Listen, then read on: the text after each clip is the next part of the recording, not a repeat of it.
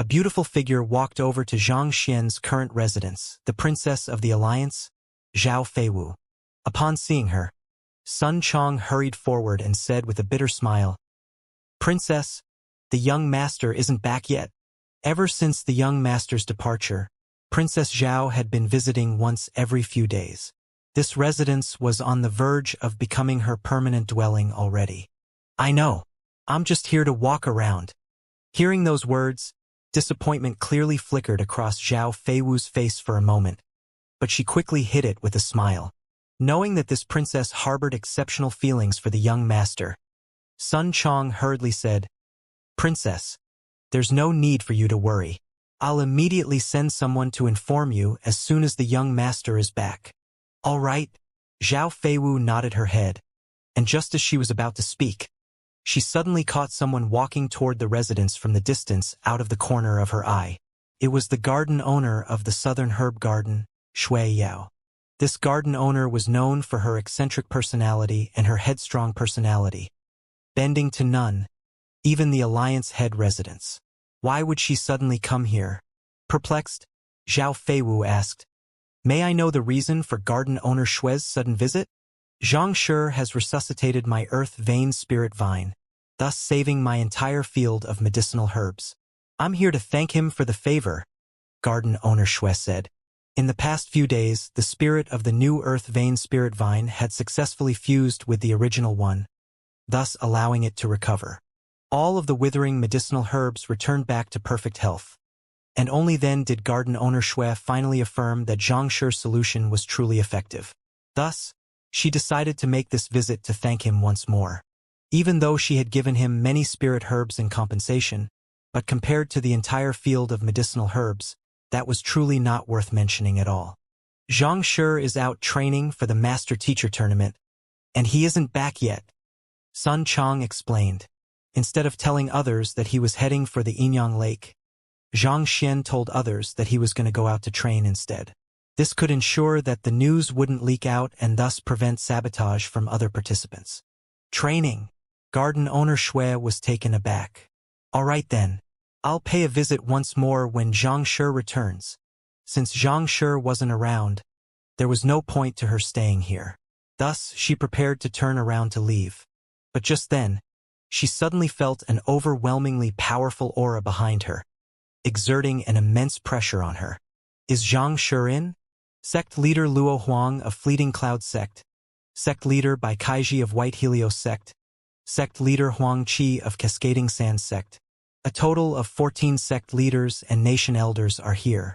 Ask him to come out to pay his respects. A clear bellow reverberated in the area, tremoring even the clouds. Very few people knew that Zhang Xian had left Myriad Kingdom City. On top of that, these powers didn't think of that rising master teacher as a potential opponent, so they didn't pay much attention to him. As such, they didn't know that the other party wasn't around. 14 sect leaders and nation elders were here to visit? What are they up to? Xianxia is a master teacher of our Myriad Kingdom Alliance. Why are they finding him for? When that voice echoed in the air, many guards and soldiers who heard those words were stunned. Xianxia was going to represent the entire Myriad Kingdom Alliance in the Master Teacher Tournament. Why was this group of people looking for him? Sun Chong, Zhao Feiwu, and garden owner Shui traded glances, and they immediately noted that something was amiss. Even if they wanted to pay Xianxia a visit, it was impossible for 14 heads of their respective powers to visit simultaneously. It was certain that they were up to something. After a moment of hesitation, Sun Chong stepped forward and greeted the group. "Guests, the young master is not around at the moment." An elder waved his hands majestically. "Not around? Ha! More like you are hiding him. You'd better bring him out, or else don't blame us for conducting a search on our own accord." Kong Shi's handwritten letter was simply too precious to them. What if that fellow were to escape after hearing of the news? "Search?" Sun Chong frowned. The young master is an esteemed 4-star master teacher who will be representing the Myriad Kingdom Alliance in the Master Teacher Tournament. For all of you to come knocking and even threaten to search the residence, May I ask if the young master has turned his back against the responsibilities of a master teacher or sullied the name of the master teacher pavilion? Besides, even if a search must occur, it should be conducted by the Myriad Kingdom Alliance Master Teacher Pavilion instead. What rights do you have to do so? Do you have a search warrant with you? As a qualified butler, Sun Chong had studied the various convention and laws governing master teachers so as to act with propriety. Given the young master's esteemed standing as a 4-star master teacher, no one had the rights to search with residence without a search warrant from the master teacher pavilion. We might not have any search warrant, but given that so many senior master teachers are before him, don't you think it is a huge breach of etiquette for him to not pay his respects? Indeed. Get him out to greet us. Does he intend to breach the master teacher moral code? 2 middle-aged men of the group threatened. They had made the journey here to ask about Kong Shi's handwritten letter. If that fellow were to remain hidden, they wouldn't be able to do anything at all. Pay respects. Hearing the other party's arrogant words, Sun Chong's face immediately flushed in anger. Audacious! What? Zhao Feiwu and garden owner Shui's body suddenly swayed weakly. The one who is acting audaciously seems to be you instead. The visiting group included sect leaders and nation elders of the 14 strongest empires in the region. They were all either powerful experts or half 5-star master teachers. And yet, an insignificant transcendent mortal one-dan cultivator like you actually dared to shout to them? Where did your guts come from? The young master is the esteemed direct disciple of great master teacher Xianxia. How dare you bunch of goons who haven't even reached 5-star yet cause a ruckus here? Sun Chong waved his hands arrogantly. What are you all waiting for? Scram! Old Master Xianxia was a master teacher with a ranking of at least 6-star. As his butler, he had to carry himself with pride and disposition which wouldn't bring shame to his name. How dare this bunch of goons demand for the young master to pay respects to them? Who gave you such guts? Sect leader Luo Huang and the others stared at one another, dumbstruck. They thought that their identity would surely scare Xianxia out of his wits, and the latter would immediately give up and rush out. But never in their dreams did they expect to be blocked at the door by his butler. Not to mention, the other party even said that they were being audacious and chased them away. The heck? Am I hearing things? What did you say? I dare you to repeat yourself. Sect leader Luo Huang's eyebrows shot up as a powerful aura burst forth from him. He was the sect leader of the Fleeting Cloud sect, a transcendent mortal 5-dan consonant spirit realm pinnacle expert. To be chased away by this insignificant fellow, how could he possibly take it lying? What did I say? Are you deaf? How can someone as dumb as you remain as a master teacher?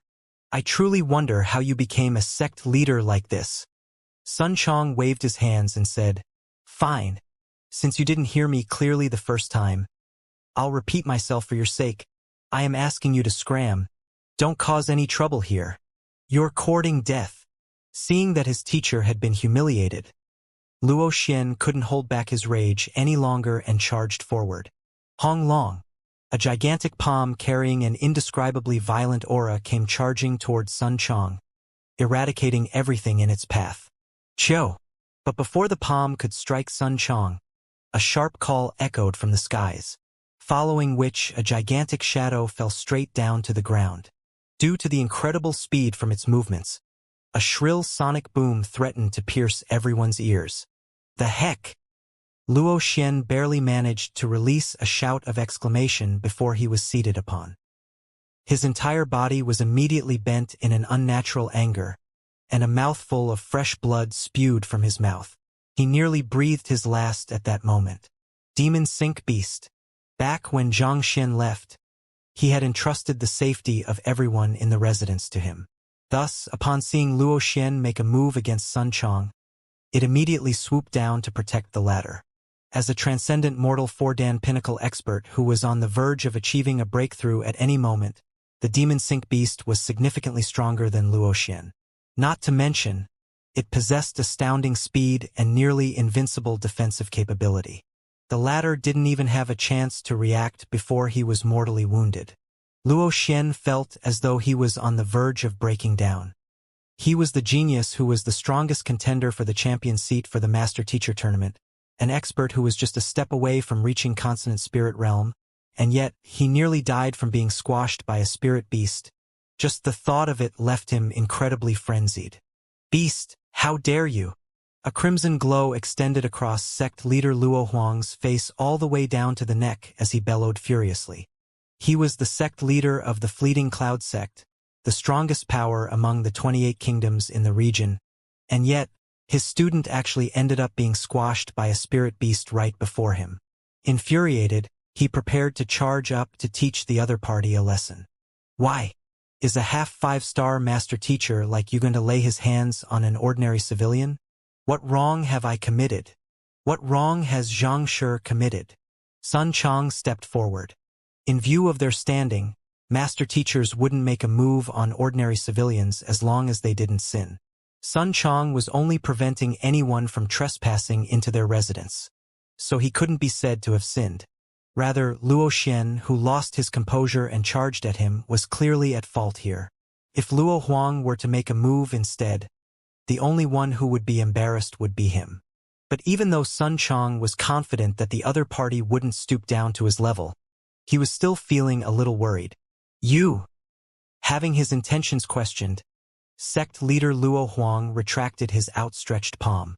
The other party was just a subordinate. To kill the other party over such a small matter would only make him seem petty. I'll repeat it once more. The young master isn't in the residence now. No matter what you're here for, be it to acknowledge him as your teacher or to seek his guidance, I'll have to ask of you to leave.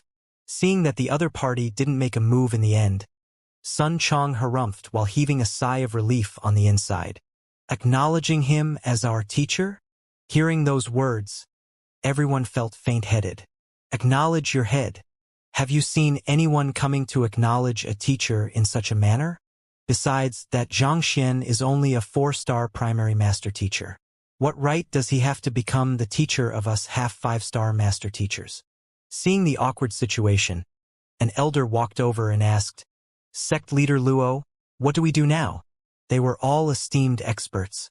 They couldn't possibly just come over to overturn everything in the other party's house, going to the extent of even laying their hands on the other party's subordinate. If they were to do so, even if the headquarters didn't pursue this matter, they would probably die of shame. But if they didn't do so, how could they ascertain whether Xianxia was around or not? Let's return for now. With a darkened face, sect leader Luo Huang waved his hands. Return. Everyone was taken aback. Are we supposed to retreat just like that? Chased away by the other party's subordinate, aren't we a little too useless? What else can we do? Sect leader Luo Huang harumphed. He was also getting a huge headache over this matter. But from the looks of it, Xianxia really didn't seem to be around. Otherwise, given the huge commotion that had occurred, it was impossible for him to still remain hidden. Quarreling with another person's subordinate while the person isn't around. He couldn't afford to lose his reputation over this. More importantly, this butler had way too much bravado. Anyone else would have surely trembled in fear before their presence. But this fellow didn't think much of them at all. I wonder if this fellow really has some kind of backing or he's simply that brave. Sect leader Luo Huang feared that if he were to continue fighting with the other party, he would die of anger first. After a moment of hesitation, sect leader Luo Huang ordered, We'll send someone to keep a lookout at this residence.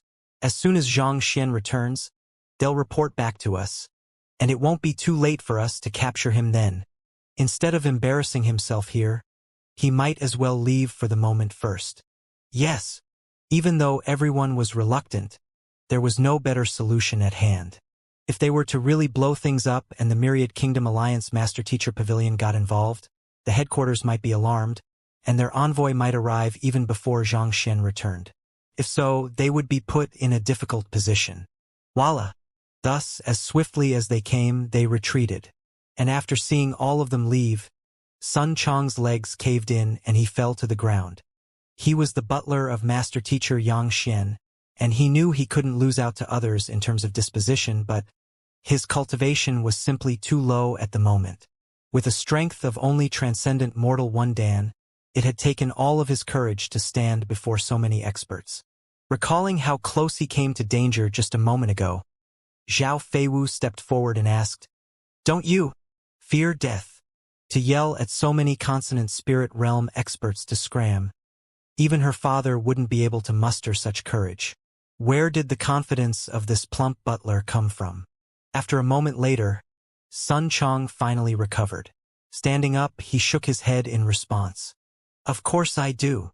But if you're scared, why would you still?"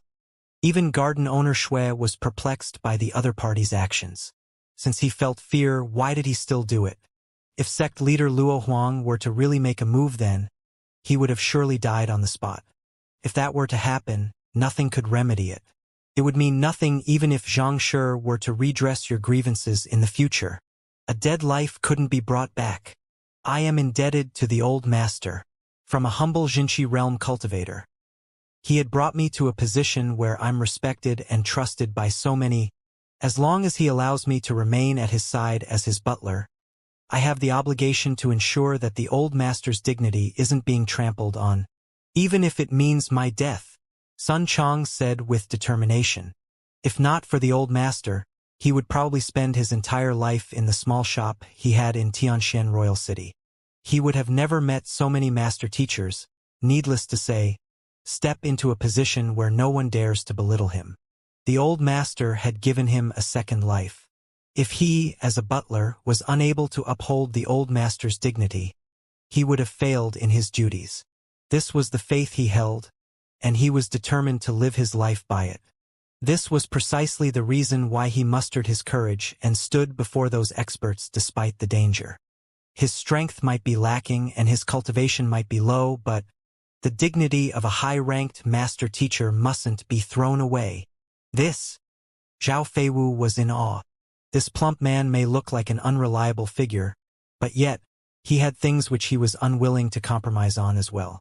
It seemed that even though the people that gathered around Xianxia were all eccentric, they seemed to be oddly and unreservedly united. Conflict and politics didn't seem to exist among them. Perhaps, this might be due to his charisma. A moment later, Zhao Feiwu suddenly thought of something and asked, "The old master that you spoke of refers to Xianxia? Where is Xianxia at the moment?" She had heard of Xianxia's teacher, but she had never met him before. The old master likes to spend his time roaming freely across the lands. I've no idea where he is either. As soon as he spoke of Xianxia, Sun Chong's face immediately lit up in admiration. You don't know where he is? Zhao Feiwu was perplexed. Then, is he not going to spectate the master-teacher tournament? His student was participating in such an important tournament for the first time. Was Xianxia, despite being the other party's teacher, not going to support Xianxia at such a crucial moment? Sun Chong contemplated for a moment before replying, "This, I'm not too sure as well. However, I think he should be coming soon." It was clear that those who had come together harbored malicious intentions toward Xianxia. If the old master didn't appear soon, something bad might really happen. But, old master, where are you? Achoo! Xianxia rubbed his nose. Naturally, he wasn't aware that Ding Hong was already at Myriad Kingdom City and had already convinced the 14 strongest powers currently in the city to move against him. He was still on the back of the aerial spirit beast, glancing down at the winding mountain range below as his eyes slowly lit up in excitement. After half a month's journey, he was finally returning to Myriad Kingdom City. I'm finally back. Judging by the timing, the Soul Rouse grass should have matured already. I should be able to craft the Soul Rouse incense and wake Lu Chong now. As the Soul Rouse grass could not be kept in his storage ring, Xianxia chose not to bring it with him. It had been 50 days since his departure, and it should have already matured under Wang Ying's care and be ready to be crafted into the Soul Rouse incense. With this, Lu Chong would be able to come back to life, and he would have resolved a boulder weighing down on his heart. Hong Long. A distance away, a disturbance in the surrounding spiritual energy could be felt, and a powerful aura suddenly burst out. I've achieved a breakthrough? Ruhuan Gongzi slowly opened his eyes. At this moment, his eyes were clear, and his body was seemingly filled with endlessly vitality and might. Transcendent Mortal 4 Dan Clarifying Turbidity Realm Pinnacle. Under Xianxia's pointers and the nourishment of a middle-tier spirit stone, he had really managed to reach Transcendent Mortal 4 Dan Pinnacle within half a month. Xianxia, thank you for your guidance. Sensing overwhelming energy far superior to before flowing through his body, Ruohuan Gongzi clasped his fist in gratitude. If not for the other party, who knew how long it would have taken him to reach Transcendent Mortal 4 Dan Pinnacle. There's no need to stand on ceremony. Xianxia waved his hands. The surge of heaven's path Xianxia he infused into the other party previously had made the other party's originally turbid Xianxia purer. Building on such a foundation, it wasn't too hard for the other party to advance several small realms consecutively within a short period of time. If the other party couldn't do as much under such conditions, the other party would truly be unworthy of his title as a genius. Xianxia, your cultivation. Pavilion Master Kong raised his doubts. Seeing Ruohuan Gongzi's swift improvement in the past few days had delighted him, but at the same time, doubts started sprouting in his mind. If Xianxia could induce such massive improvements in others, why couldn't he do the same for himself? Given that the other party hadn't even reached Transcendent Mortal 3 Dan yet, he would surely in a huge disadvantage competing in the Master-Teacher tournament. Don't worry, I'll try my best to advance to the Inyang Realm Pinnacle before the tournament, and if possible, perhaps even clarifying Turbidity Realm. Knowing what the other party was worried about, Xianxia waved his hands nonchalantly. To advance his cultivation, he needed middle-tier spirit stones. To do so through absorbing spiritual energy in the air was simply too inefficient. However, this just happened to be the resource he was sorely lacking at the moment. Since any advancement otherwise would be insignificant in comparison, he decided to find some way to procure more middle-tier spirit stones in the capital first before raising his cultivation. Hearing Xianxia's guarantee, Pavilion Master Kong nodded his head. We're about to arrive at your residence. Walking up to the entrance of the room on top of the spirit beast, Xianxia suddenly turned around and said, I'll be bidding you farewell here then. I'll be busy during this period of time, so don't look for me. Rest assured, I'll surely appear at the Master-Teacher tournament when the time comes. To procure more middle-tier spirit stones, it was likely that he would have to appear in public as Xianxia. If Pavilion Master Kong were to visit during this period of time, given the abrupt disappearance of Xianxia and the latter's familiarity with him, there was a chance that the latter might tie the two together and realize that Xianxia was actually Xianxia. Thus, Xianxia decided to take precautions against that. All right. Thinking that Xianxia might be intending on going into seclusion, Pavilion Master Kong nodded his head. After saying all that had to be said, Xianxia leaped off the back of the spirit beast, and not too long later, Pavilion Master Kong departed along with the spirit beast. As soon as Xianxia returned to the residence, Sun Chong suddenly rushed up to him. Young Master! Noticing that something was amiss from Sun Chong's anxious expression, Xianxia asked, Did something happen while I was away? The fleeting Cloud sect and 13 other powers came to find you while you were away. Sun Chong swiftly recounted the entire matter. Why are they looking for me? Xianxia frowned. He had never seen those people before. Why would they suddenly pay him a visit? Inform me the next time they come over. Xianxia had been in a dilemma as to who he should procure spirit stones from when these people came knocking at his door. This worked out fine as well. At the very least, he didn't have to go out there to search for customers. Yes. Seeing the composure on the young master's face, Sun Chong suddenly felt the burden on his shoulder being lifted, and he heaved a sigh of relief. Young master, may I know where the old master is at the moment? And will he be coming over? Teacher. Xianxia was stunned for a moment. However, he quickly recovered and replied, Teacher told me that he will be coming over in the next few days. All right, I have to speak with Wang Ying. Where is she?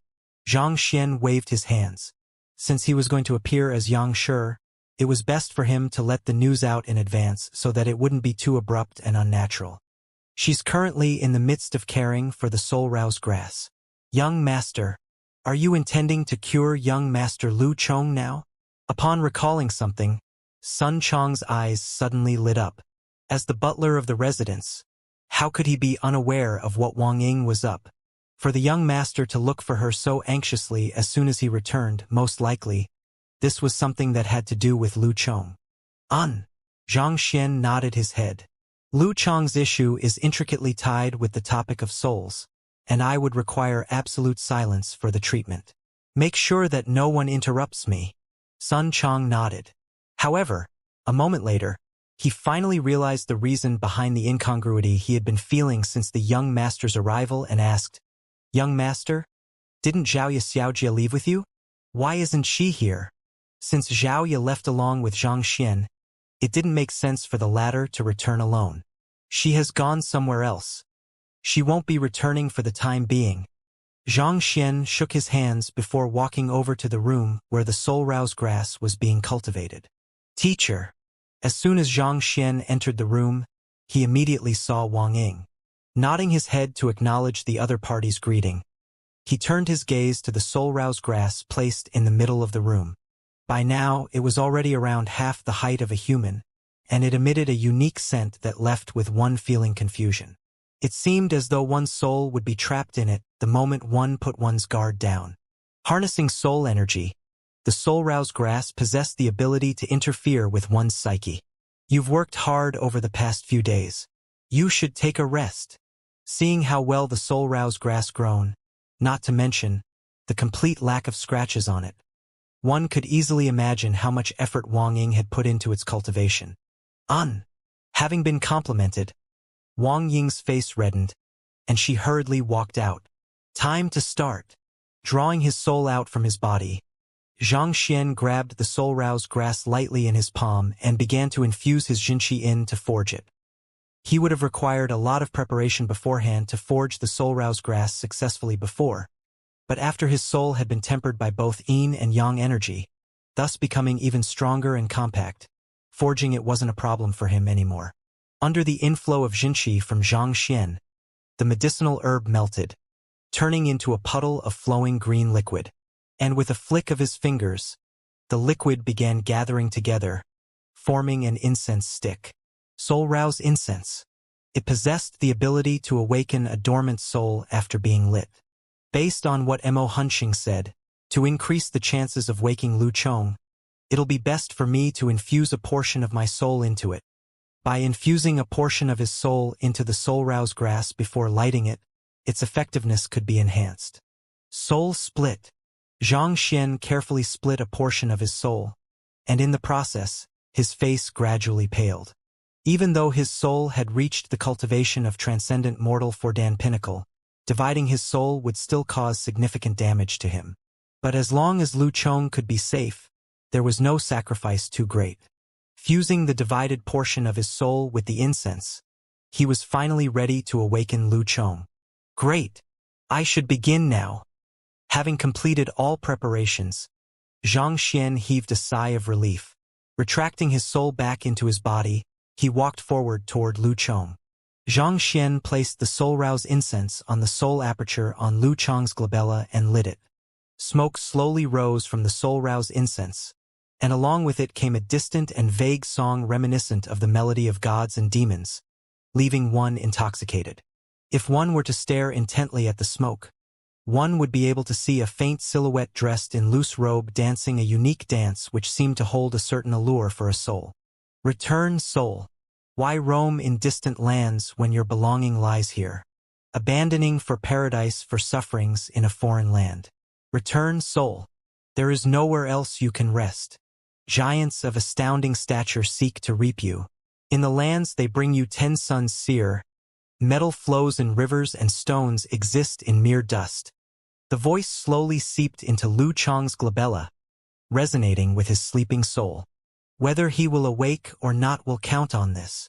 As the distant voice grew louder and louder, Zhang Xian took in a deep breath and drew his soul out as well, after which, his soul dashed straight into Lu Chong's consciousness. And the next moment, an ocean stretching to the horizons appeared before his eyes. How can his inner world be so large? Standing in the midst of the other party's consciousness, Zhang Xian was stunned. Even with his soul cultivation of transcendent mortal Fordan pinnacle, Xianxia found himself unable to perceive the ends to the other party's inner world. The inner world of an ordinary cultivator was usually only the size of a pond. Lu Chang's case was indeed extraordinary. Where is Lu Chang's soul? Quickly recovering from his astonishment, Xianxia remembered his purpose here and hurriedly scanned the surroundings. A dormant soul would usually be lying asleep in a corner of one's inner world. With the assistance from the soul-rouse incense, it shouldn't be difficult to wake the soul up. Flying around the vast inner world, Xianxia soon found a gigantic figure lying amidst dense mist. Despite lying horizontally in the ocean, it was still as tall as a mountain. The eyes of the figure were tightly shut. Isn't this a little, way too big? Xianxia widened his eyes in disbelief. Not only was Lu Chang's inner world huge, even his soul was humongous as well. In fact, it seemed to wield even greater strength than Xianxia's transcendent mortal four-dan soul. But how could that be possible? One must know that Lu Chang was only at Xianxia realm when he went into a coma. How could a Xianxia realm cultivator possess such a powerful soul? Could this be acquired soul physique? Suddenly, a thought flashed across Xianxia's mind. There were physical constitutions in the world which, when awoken, could induce a rapid rise in one's cultivation. Similarly, there were also physical constitutions that could enhance one's soul as well, and one of them was the acquired soul physique. Just as stated in the name, this constitution didn't come with one at birth. Thus, even master teachers would be unable to perceiving one's plausible aptitude in this aspect before its appearance. Usually, such unique constitutions usually appeared after the host underwent a major event in his life. It was similar to how some people gained the ability to see ghosts after falling off the stairs, or how some recalled their past lives after suffering an injury to the head and began to chant ancient Sanskrit sutras. If Xianxia wasn't mistaken, Lu Chang belonged to this category as well. He was originally just an ordinary person, but the massacre of his clan had diverted the course of his life. After which, he met Xianxia, and to save the latter, he sacrificed himself and fell into a coma. These experiences had caused a qualitative evolvement of his soul. If my conjecture is true, given the size of his soul, when he finally wakes up, his cultivation will probably be stronger than mine. Xianxia's eyes lit up.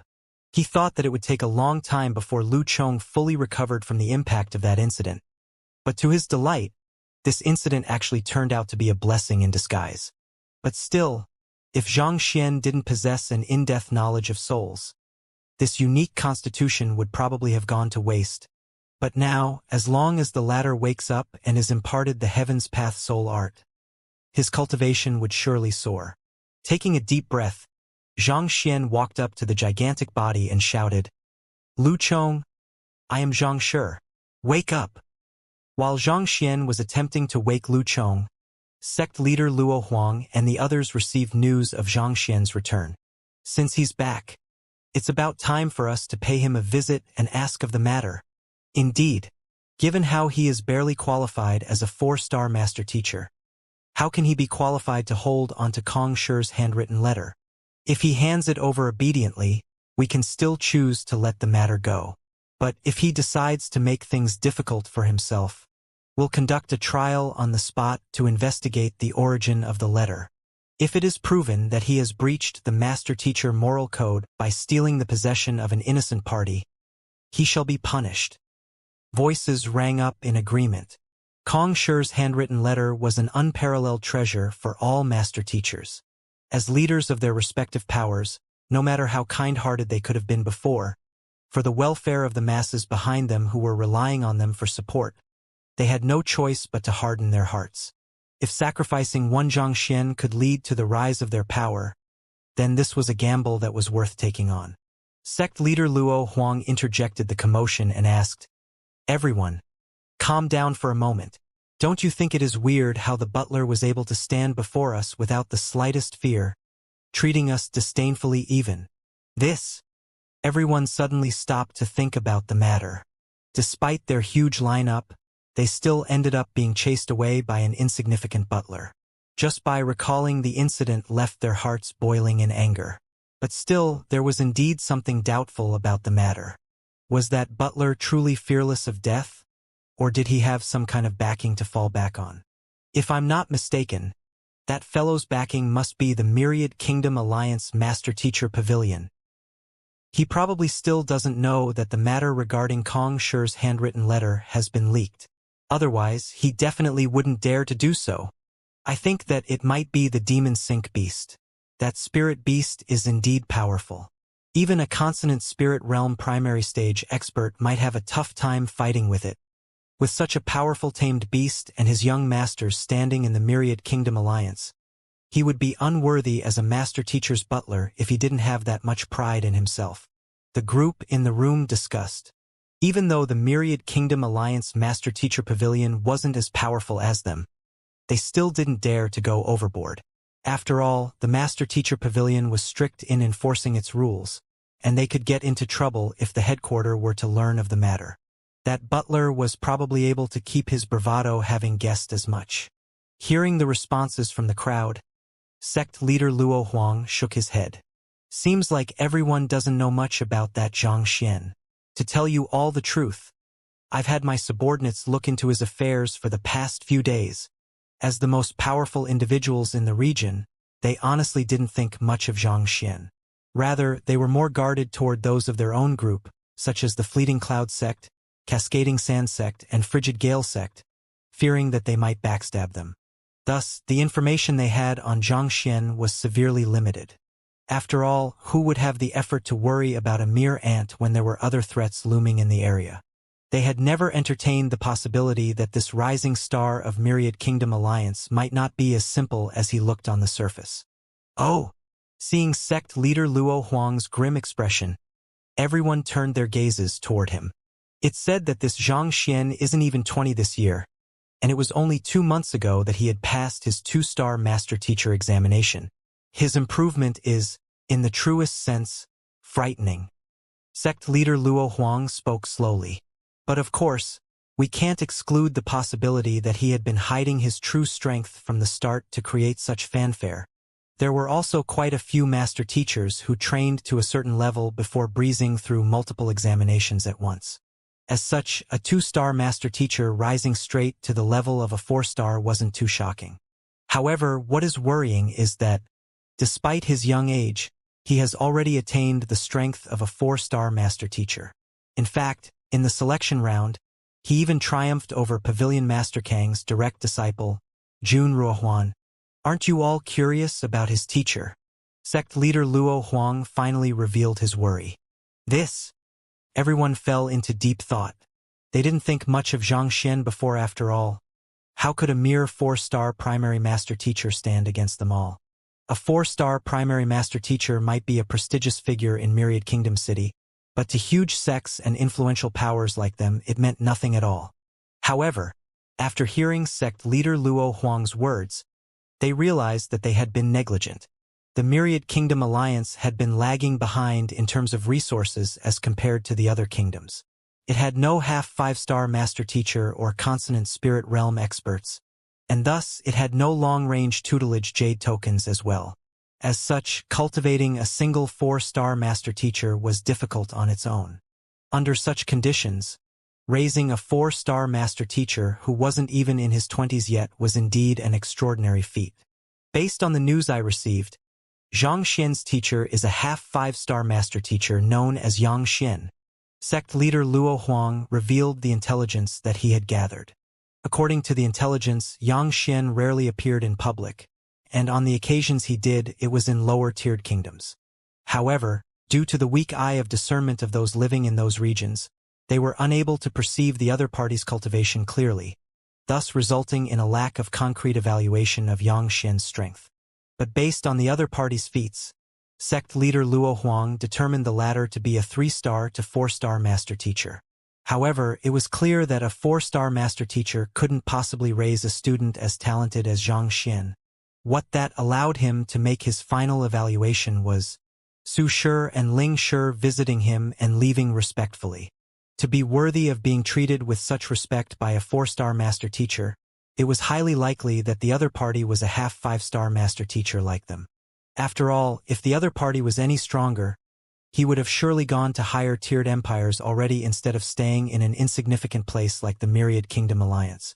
Besides, if a master teacher of that caliber were to visit a lower-tiered kingdom, the regional master teacher pavilion would surely be informed to make preparations to welcome him. It was impossible for there to be no news on the matter at all. More importantly, those who had come into contact with Xianxia didn't seem to note that the latter was capable of spirit-gathering diction. This was a fundamental ability to a 5-star master teacher.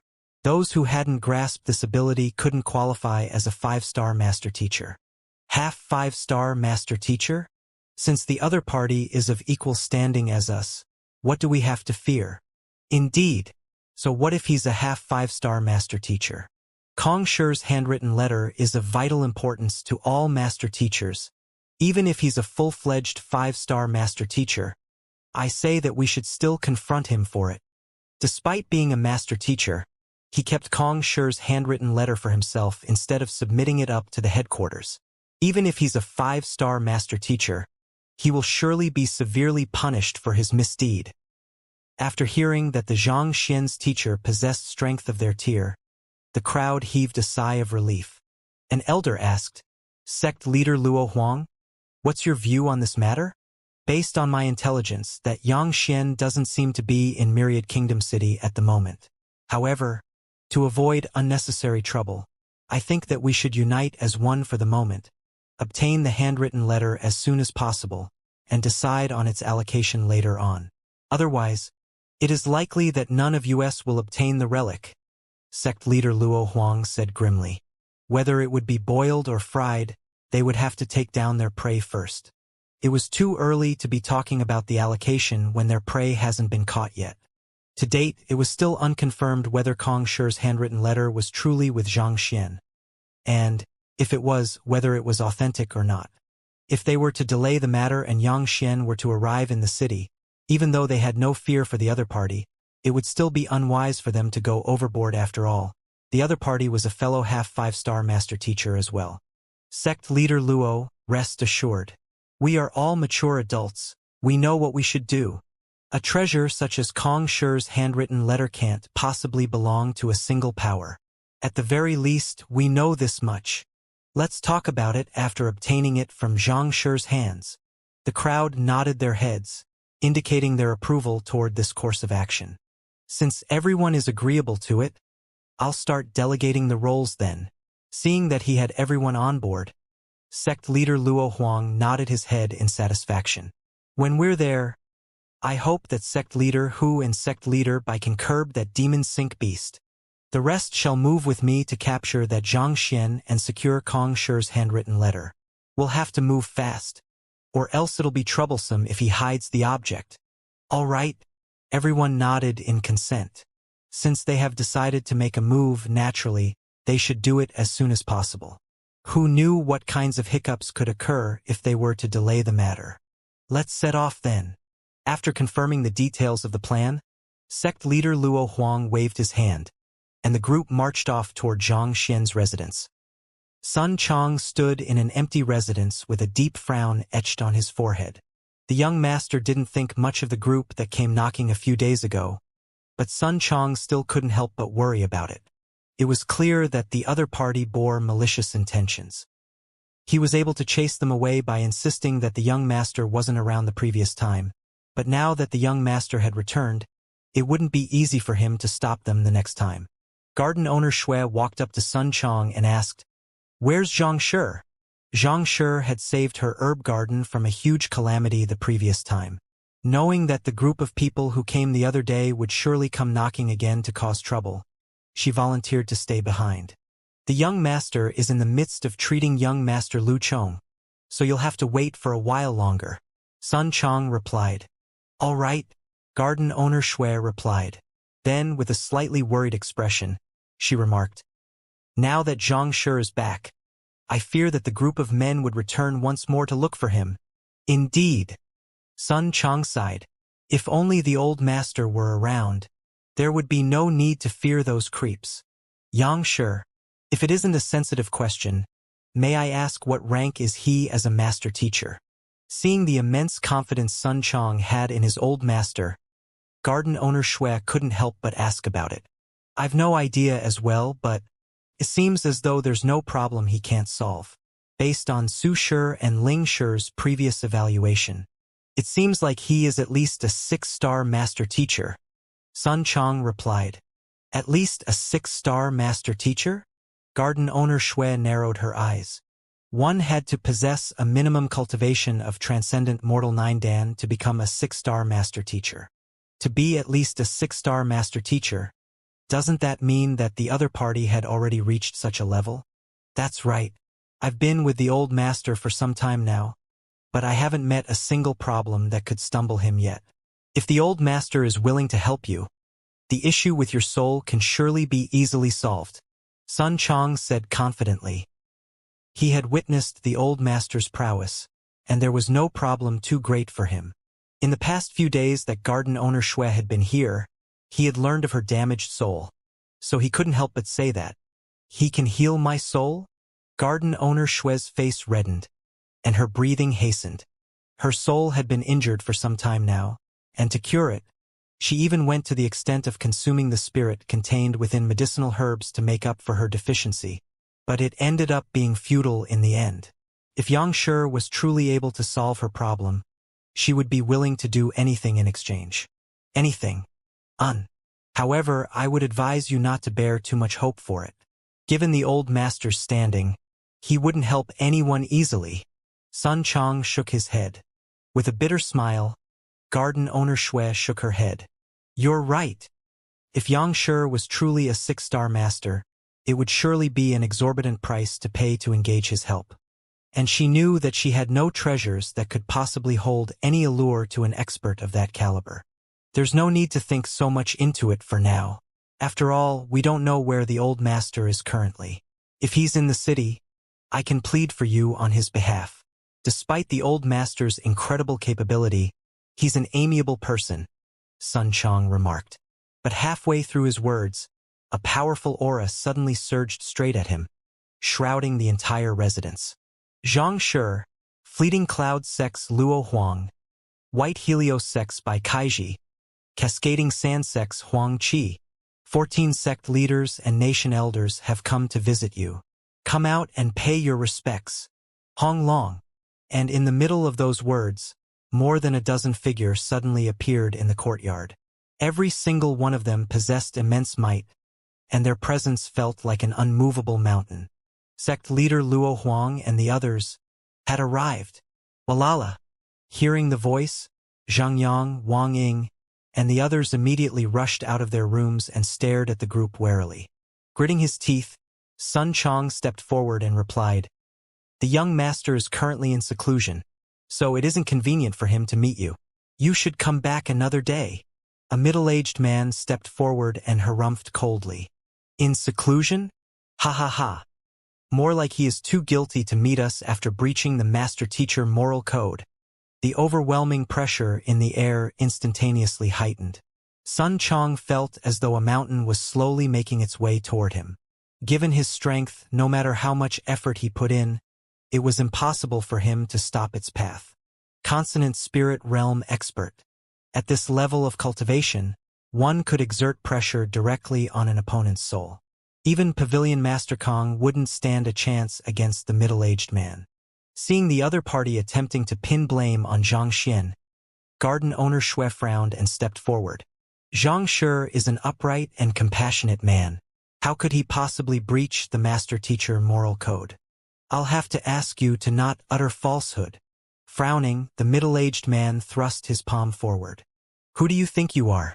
Do you think that you are qualified to be speaking here? This is bad.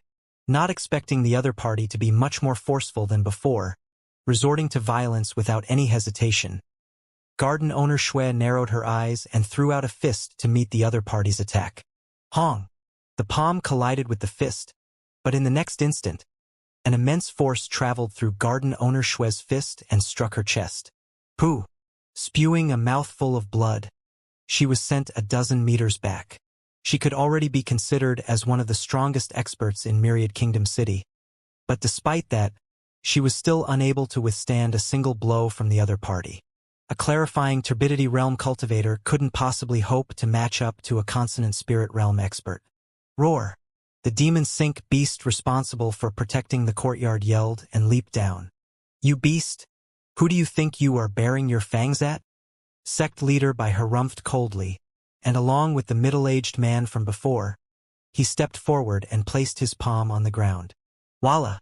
A Xianxia net fell from the sky, locking the demon sync beast in place. Roar! Trapped in the net, the demon sync beast struggled vigorously, only to find its efforts futile. It was as if this Xianxia net was made of the hardest material in the world. Despite its violent thrashing, the net didn't even budge the slightest bit. The demon sync beast was an invincible existence in the Myriad Kingdom Alliance, but its strength was still lacking compared to these sect leaders, not to mention, both of them had moved in unison to subdue it. What are you doing? Seeing the group injuring garden owner Shui and sealing the demon sync beast in place in just a few seconds, Sun Chang's face warped in astonishment. In that instant, he felt as though his heart was falling through an abyss. His worst premonition had come to be. The other party was at least slightly fearful of him the previous time, retreating at his bellowing. But from the looks of it, the other party seemed intent to accomplish whatever they intended to do this time around. What in the world had happened for this group to even disregard the young master's identity as a 4-star master teacher? What are we doing? Stop playing the fool. Sect leader Luo Huang sneered coldly. Where's Xianxia? Get him to come out at this very instant, or else don't blame us for getting nasty. Sect leader Bai's eyebrows shot up in disdain. The master teacher pavilion does indeed have its rules. We might be unable to lay our hands on a person of Xianxia's standing.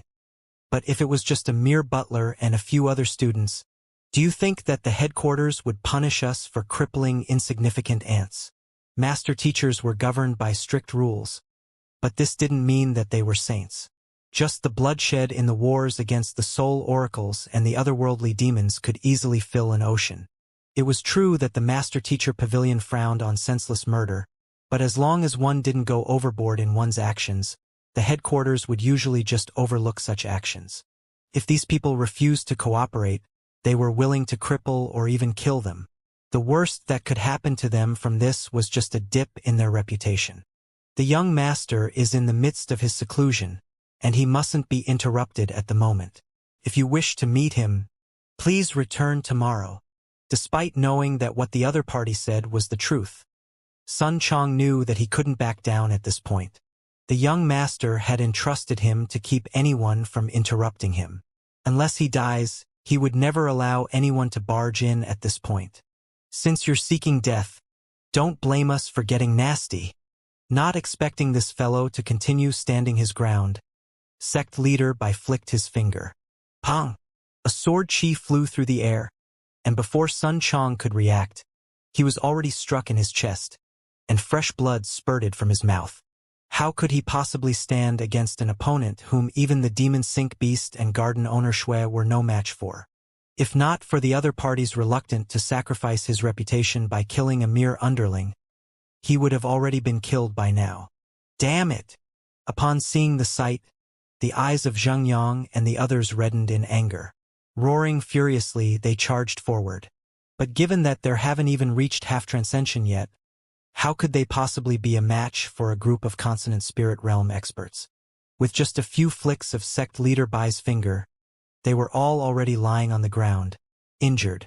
They had devoted all of their strength, and yet, they couldn't inflict the slightest injury to their enemies. They couldn't help but feel frustrated at their helplessness. All along, under the protection of their teacher, they had been able to cultivate peacefully without any worries. But at this moment, they finally realized that they were nothing without their teacher. In the face of danger, other than dragging him down, they were unable to do anything at all. With his hands behind his back, sect leader Luo Huang spoke impassively. There is a limit to my tolerance. If he were to come out now, I might still consider sparing your lives. I've already said that the young master is in seclusion. No one is to interrupt him now. Sun Chang struggled to his feet and stood before sect leader Luo Huang. Zheng Yang and the others also followed suit. They knew that they weren't a match, but even the slightest time they could stall now would be invaluable for Xianxia. No matter how weak they were, they couldn't back down now. Xianxia was an important person to them. If the other party wished to cause him any trouble, they would have to step over their corpses to do so. Since you are so intent on dying, I'll fulfill your wish. Let's see whether he can continue hiding after his butler and students are dead. Seeing how even a group of ants dared to disregard his authority, sect leader Luo Huang's face darkened, and killing intent appeared on his face. You wish to hide behind your butler and students? Fine, continue doing so then. Let's see how long you can hold out for. Placing his middle finger on his thumb, just as sect leader Luo was about to flick a surge of sword chi toward the group who dared to defy him, he suddenly saw two figures rushing over. The one in front was an elder who exuded a powerful aura. A hint of worry was etched on his glabella. Sect leader Luo, what are you doing? Even before arriving at the residence, the elder roared, and his voice reverberated across the entire residence. Xianxia is a master teacher of our Myriad Kingdom Alliance. For you all to charge into his residence and injure his butler and students, is this a declaration of war against the Myriad Kingdom Alliance? His voice was seething with fury. Myriad Kingdom Alliance Master Teacher Pavilion's Pavilion Master Kong gone. Following behind was a middle-aged man who bore a mark of authority between his brows. With a glance, it was clear that he was a person of great standing. Myriad Kingdom Alliance's alliance head Zhao Feiwu's father. Given how huge of a ruckus this matter had caused, it was impossible for them to be unaware of it. Just that, they never expected for sect leader Luo and so many experts to actually seek trouble with a master teacher who had just passed the 4-star master teacher examination. Even though Xianxia had shown outstanding results in the selection round, this was only in terms of the Myriad Kingdom Alliance's standard. It didn't make any sense for so many experts to confront him together. Declaration of war? Seeing that Pavilion Master Kong had arrived on the scene, sect leader Luo Huang chuckled lightly and dissipated the sword chi he had gathered on his fingertip. Placing his hands behind his back, he said, Pavilion Master Kong, you're exaggerating the matter. The only reason why we're here is because we've received a complaint regarding Xianxia, and we would like to weed out a black sheep sullying the reputation of all master teachers. This has nothing to do with your Myriad Kingdom Alliance Master Teacher Pavilion.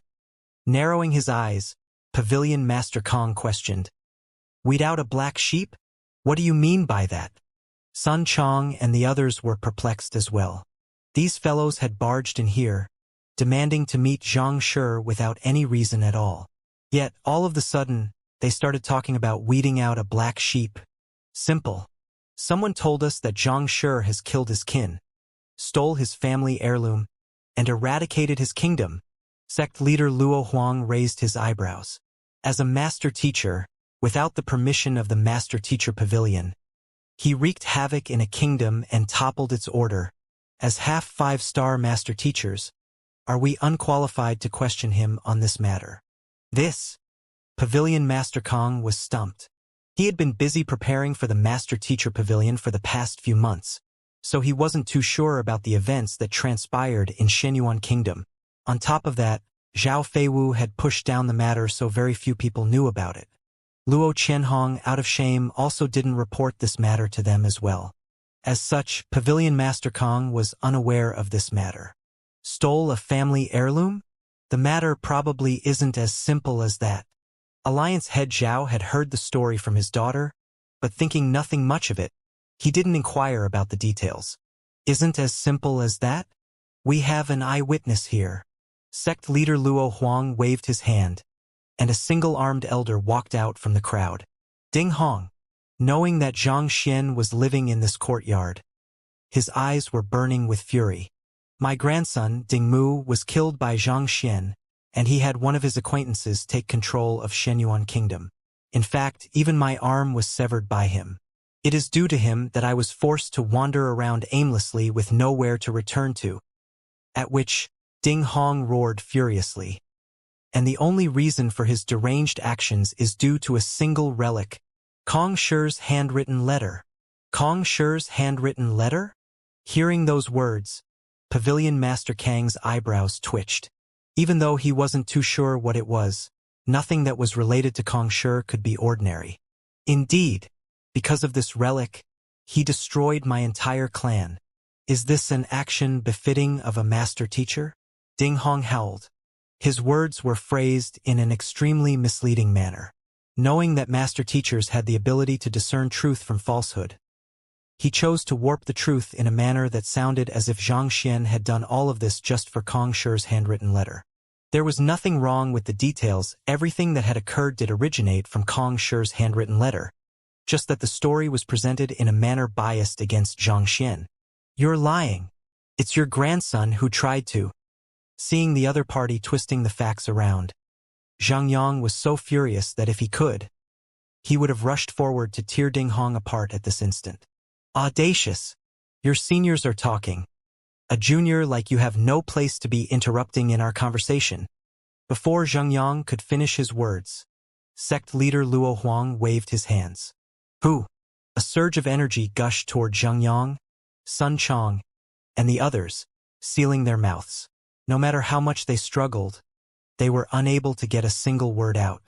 What are you trying to do? Pavilion Master Kang's face darkened. Nothing much. I just don't want others to be interrupting our conversation. Sect leader Luo Huang gazed at Pavilion Master Kang impassively and asked, You've heard what the other party had said. As a 4-star pinnacle master teacher, you should be able to easily discern whether this Emperor Ding Hong has lied or not. As long as one's cultivation didn't exceed that of a master teacher by too much, it would be impossible for one to get away with lying blatantly to a master teacher. Given the huge disparity between Pavilion Master Kang and Ding Hong cultivation, it was impossible for Pavilion Master Kang to be unable to discern it if the latter was lying. It was precisely for this reason that the others believed Ding Hong's words regarding Kong Shi's handwritten letter and were willing to go to such extent for it. This Pavilion Master Kang was stumped. While this single-armed Emperor Ding Hong's words were emotionally charged, he could sense that the other party's resentment toward Zhang Shi was true. Zhang Shi had killed his grandson and eradicated his kingdom, all because he wanted to obtain Kong Shi's handwritten letter? If it was anything else, Pavilion Master Kang would surely defend Zhang Shi. After all, in the time that he had been with the latter, he had gained some understanding of the latter's personality. If he was a greedy person, he wouldn't have given a middle-tier spirit stone to Ruohuan Gongzi.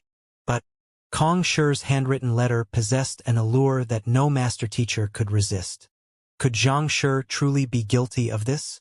Seeing the hesitation in Pavilion Master Kang's eyes, sect leader Luo Huang immediately stepped forward and announced, Xianxia has disregarded the master teacher moral code and willfully stole, killed, and usurped the authority from a kingdom. On top of that, as half 5-star master teachers, he failed to observe decorum to greet us, and instead even allowed his subordinate to insult us. Just by this charge of insubordination in itself, we can report to the headquarters to have him stripped of his license and indicted by the Hall of Commandment. His words were infused with a quality that befuddled one's sole unique ability of consonant spirit realm experts that made one inclined to believe his words. This matter surely isn't as simple as it sounds. We should first investigate the matter thoroughly before coming to a conclusion. Even so, Pavilion Master Kang still felt that it was unlikely for Zhang Shi to commit such atrocities. Investigate the matter? Do we even need to investigate it? The truth will become clear once we verify whether Kong Shi's handwritten letter is on him or not. Sect leader Luo Huang flung his sleeves. This Pavilion Master Kang was stumped. If Kong Shi's handwritten letter was truly with Xianxia, then no amount of explanation could cleanse him of this charge. All right, hurry up and get Zhang Shi out. Are we going to wait all day for him? Frowning, sect leader Luo Huang was in the middle of his words when he suddenly felt an indescribably powerful aura from the heaven. After which, an extremely cold voice that was devoid of the slightest emotion boomed in the area. To justify your plundering so brazenly with blatant lies, the master teachers of Huanyu Empire sure are shameless. At which a figure suddenly appeared in mid-air. His robes fluttered like an immortal descending from the heavens. Flight? SSSS Saint. Sect leader Luo Huang and the others narrowed their eyes in astonishment. Only upon reaching transcendent mortal 8 Dan ethereal treading realm would one be able to step on thin air and ascend. But even so, this flight would be limited to vertical displacement and was temporary. As such, it couldn't be considered as flight. True flight would require one's cultivation to be at half-saint at minimum. Beyond the 9 dawn of a fighter was transcendent mortal. And beyond the 9 dawn of a transcendent mortal was saint. But even a half-saint would only be capable of basic flight. The maneuvers would still be severely restricted. Yet, the person before them was able to walk on air as though there were transparent steps beneath his feet. As though a haughty deity, he stood in the air, inducing immense fear in those that set their eyes on him. More importantly, that person's aura was so powerful that they couldn't even begin to gauge the limits to his strength. A powerful pressure pressed down on their soul, forcing them to lower their heads in submission. The pressure the other party exerted wasn't just limited to their physical body.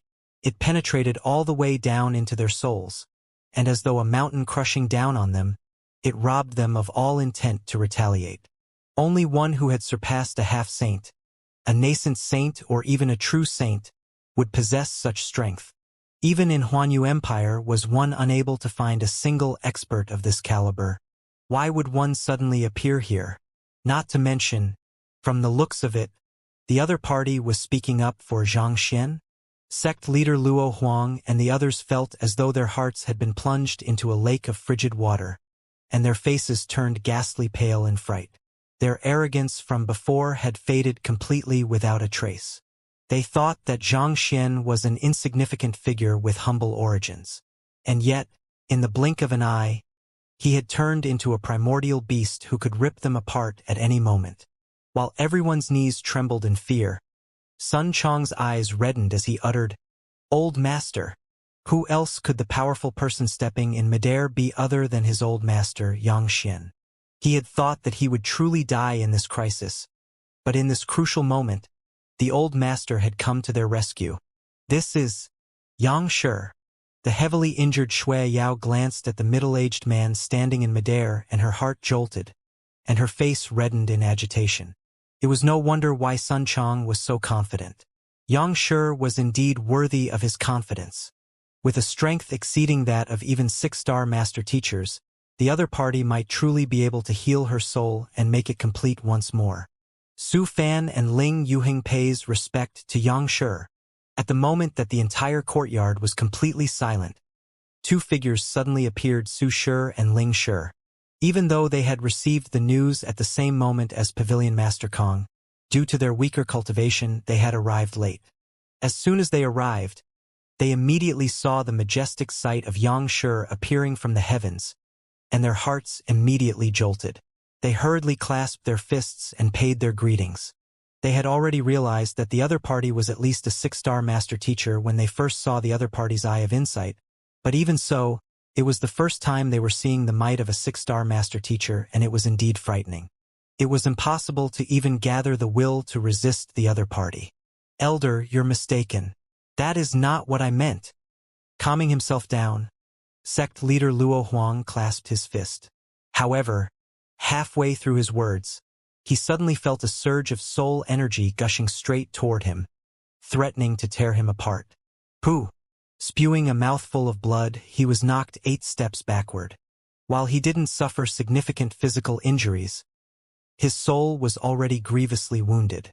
The soul was different from the body. A wound on the body could be healed by consuming pills and nourishing with one's xinqi. However, a soul could only recuperate slowly with time. This injury would require him at least a century to recover completely, and he knew that he didn't have a century ahead of him. With just his soul, the other party was already able to inflict such severe injuries on him, terminating any chance of future progress in his cultivation. Was this the might of a saint? With a pale face, sect leader Luo Huang trembled in fear. After wounding sect leader Luo Huang, the middle-aged man in the sky scanned the area with his cold gaze. "I, Xianxia, prefer to lead a carefree life, so I rarely involve myself in the matters of the world. I have no interest in the affairs of my juniors, and I can't be bothered with what you do either, but you seem to be taking my nonchalance as a sign of weakness and seek to climb over my head. To attempt to challenge me. Who gave you the guts to do so? The voice was devoid of any emotions, but it carried irrefutable authority that threatened to crush one if one were to show the slightest defiance. We dare not to. Sect leader Luo Huang and the others immediately clasped their trembling fists and bowed their heads. Their eyebrows twitched vigorously, and tears were threatening to spill from their eyes. Was this Xianxia's teacher? Who was the one said that he was only a half five-star master teacher? Even a six-star master teacher wouldn't be as powerful as he was. Dare not to? Then why am I seeing a different picture here? Xianxia flung his sleeves. You have already barged into my residence. If I were to remain hidden, were you going to have my butler and my grand students killed? This? Everyone shuddered. Truthfully, they did harbor such thoughts. But if they had known that Xianxia's teacher was such a fearsome figure, they would have never made the trip here. We didn't know that they are related to Elder. We beg of you to pardon us for our blindness. Sect leader Luo Huang said through gritted teeth. Didn't know?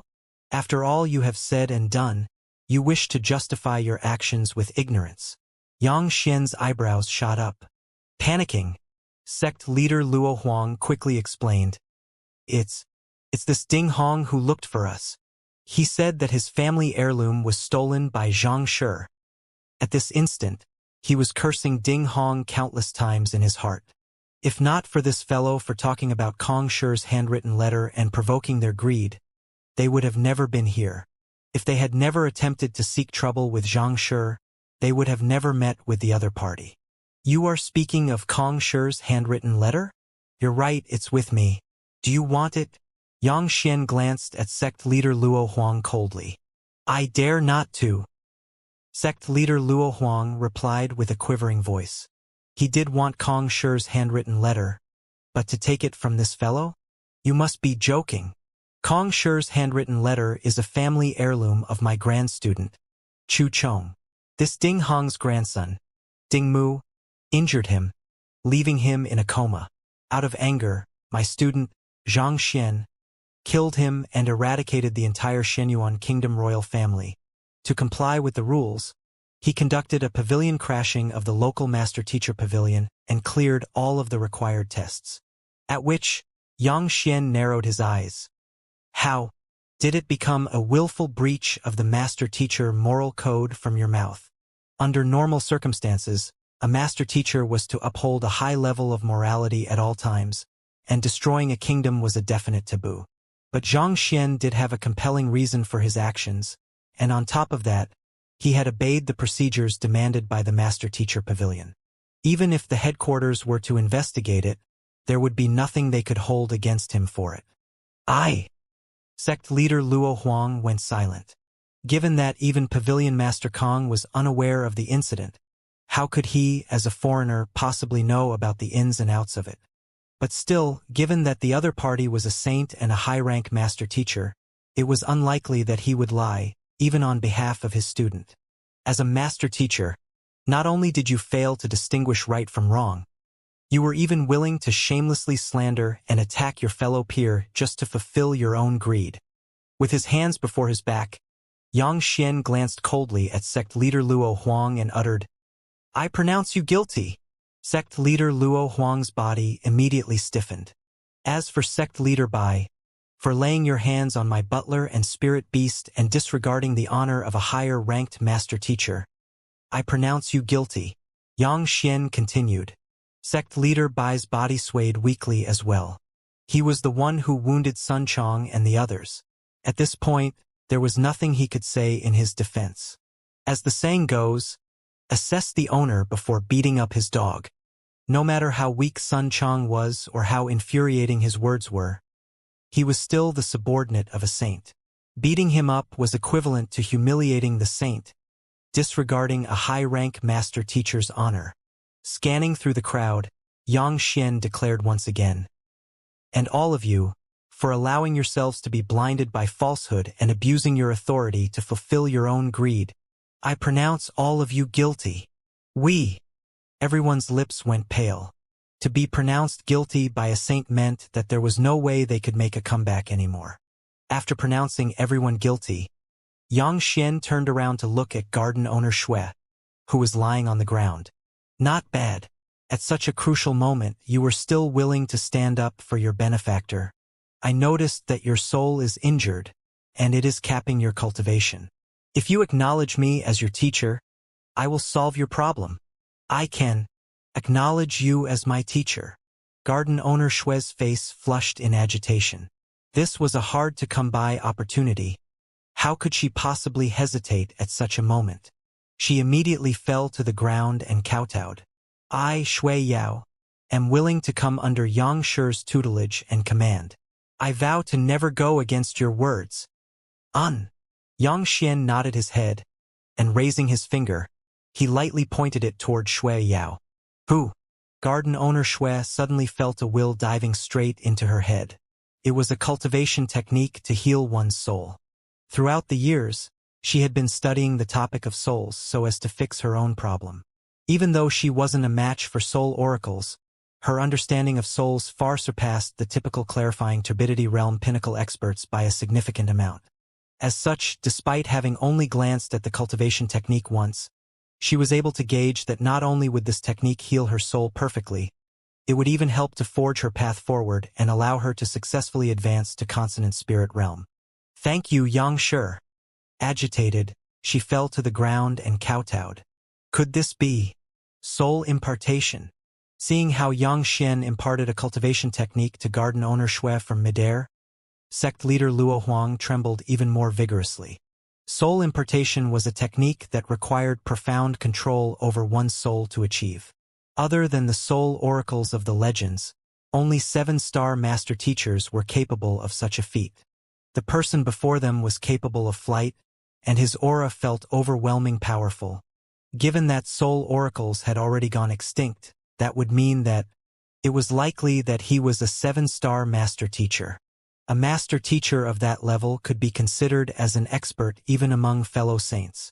If the other party was just a 6-star master teacher, they could still try to talk their way out of it.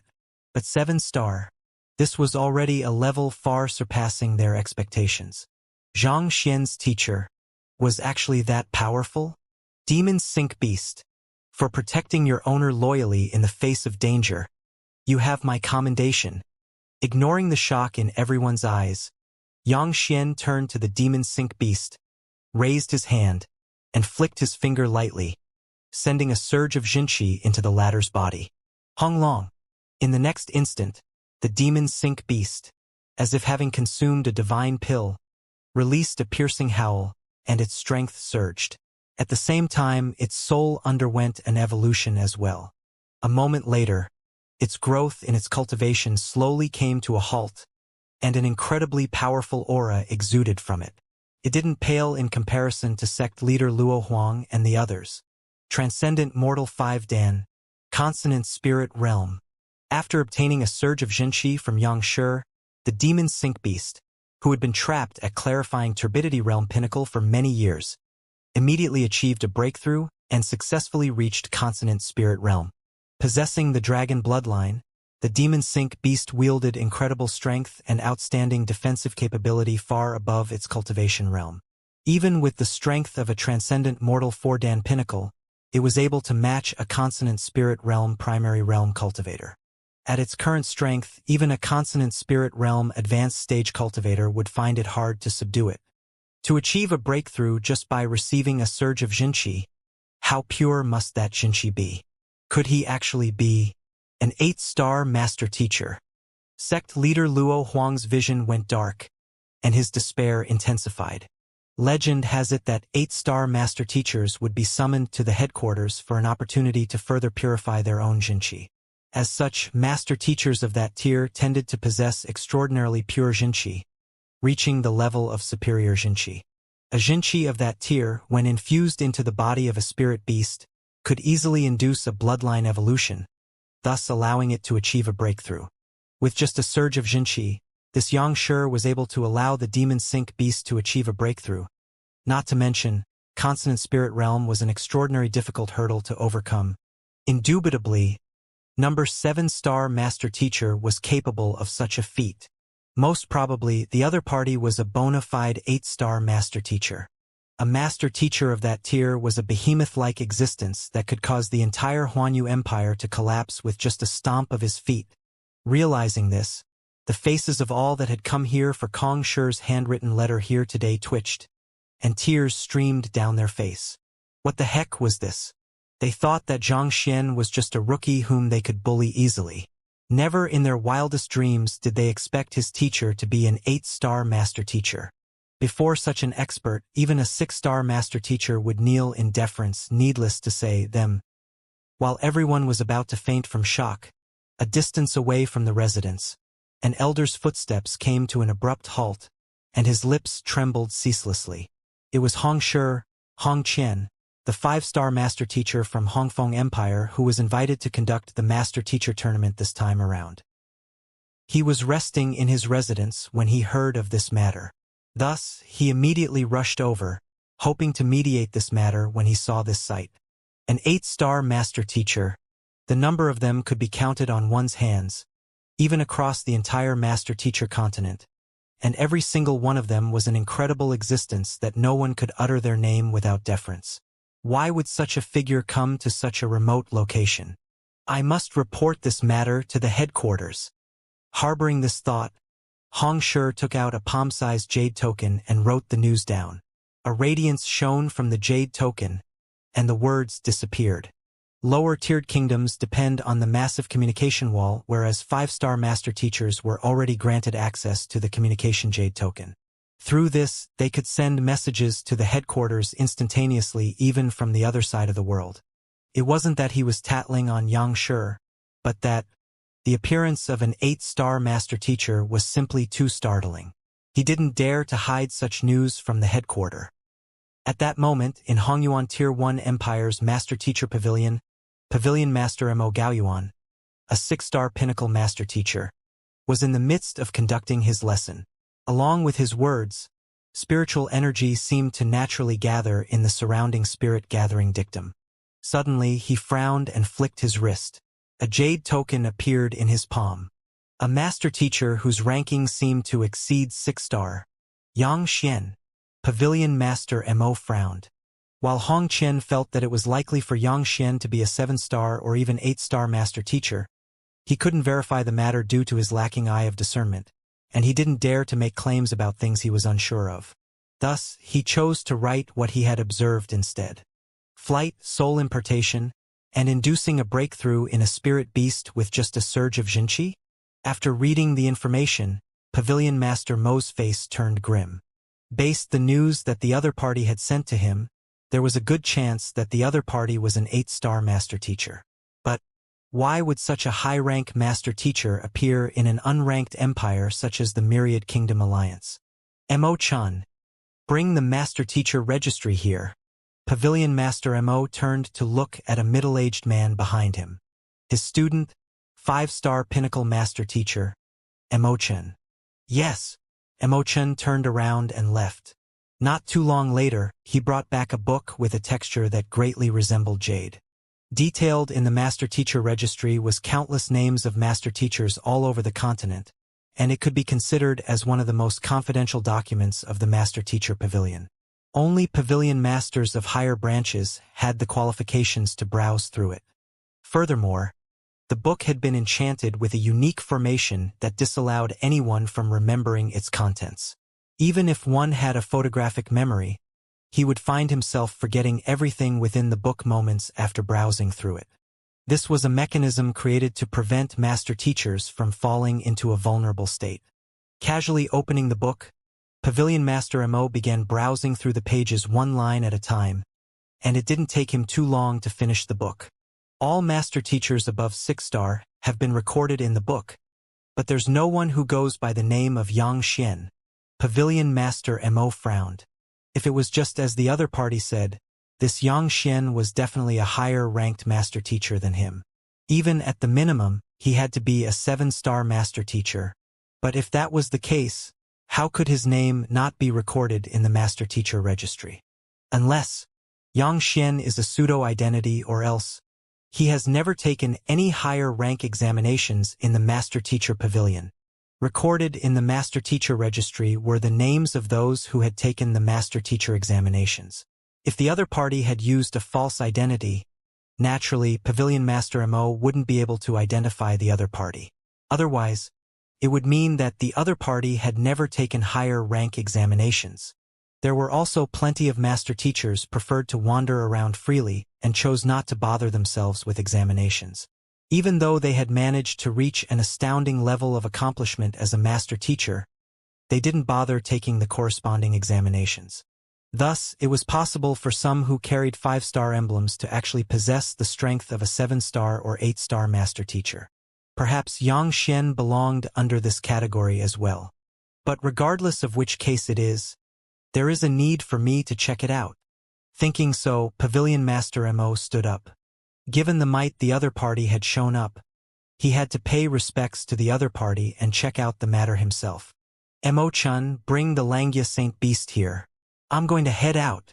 Flinging his sleeves, Pavilion Master Mo kept the Master Teacher Registry properly before turning around to instruct. Xianxia Saint Beast was his tamed beast, and its speed was as swift as lightning. In just a single day, it could travel more than 1,000,000 kilometers.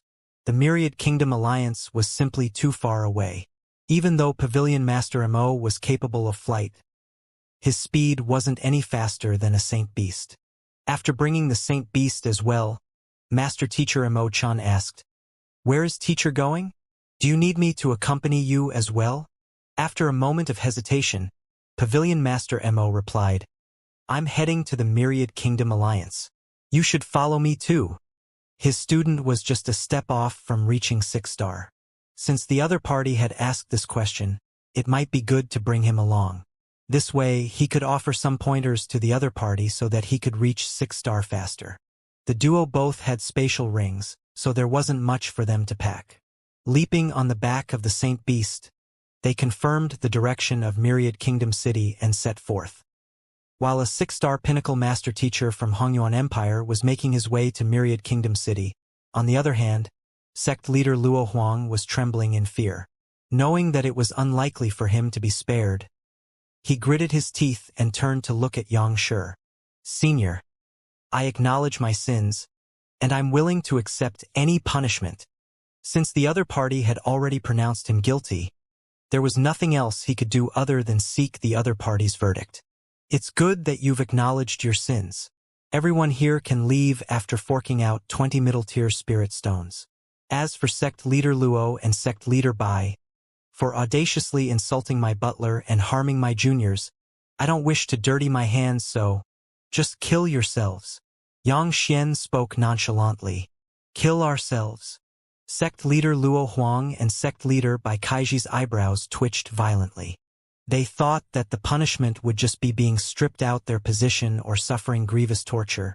They would have accepted as they did deserve it for daring to offend such a high-rank master teacher.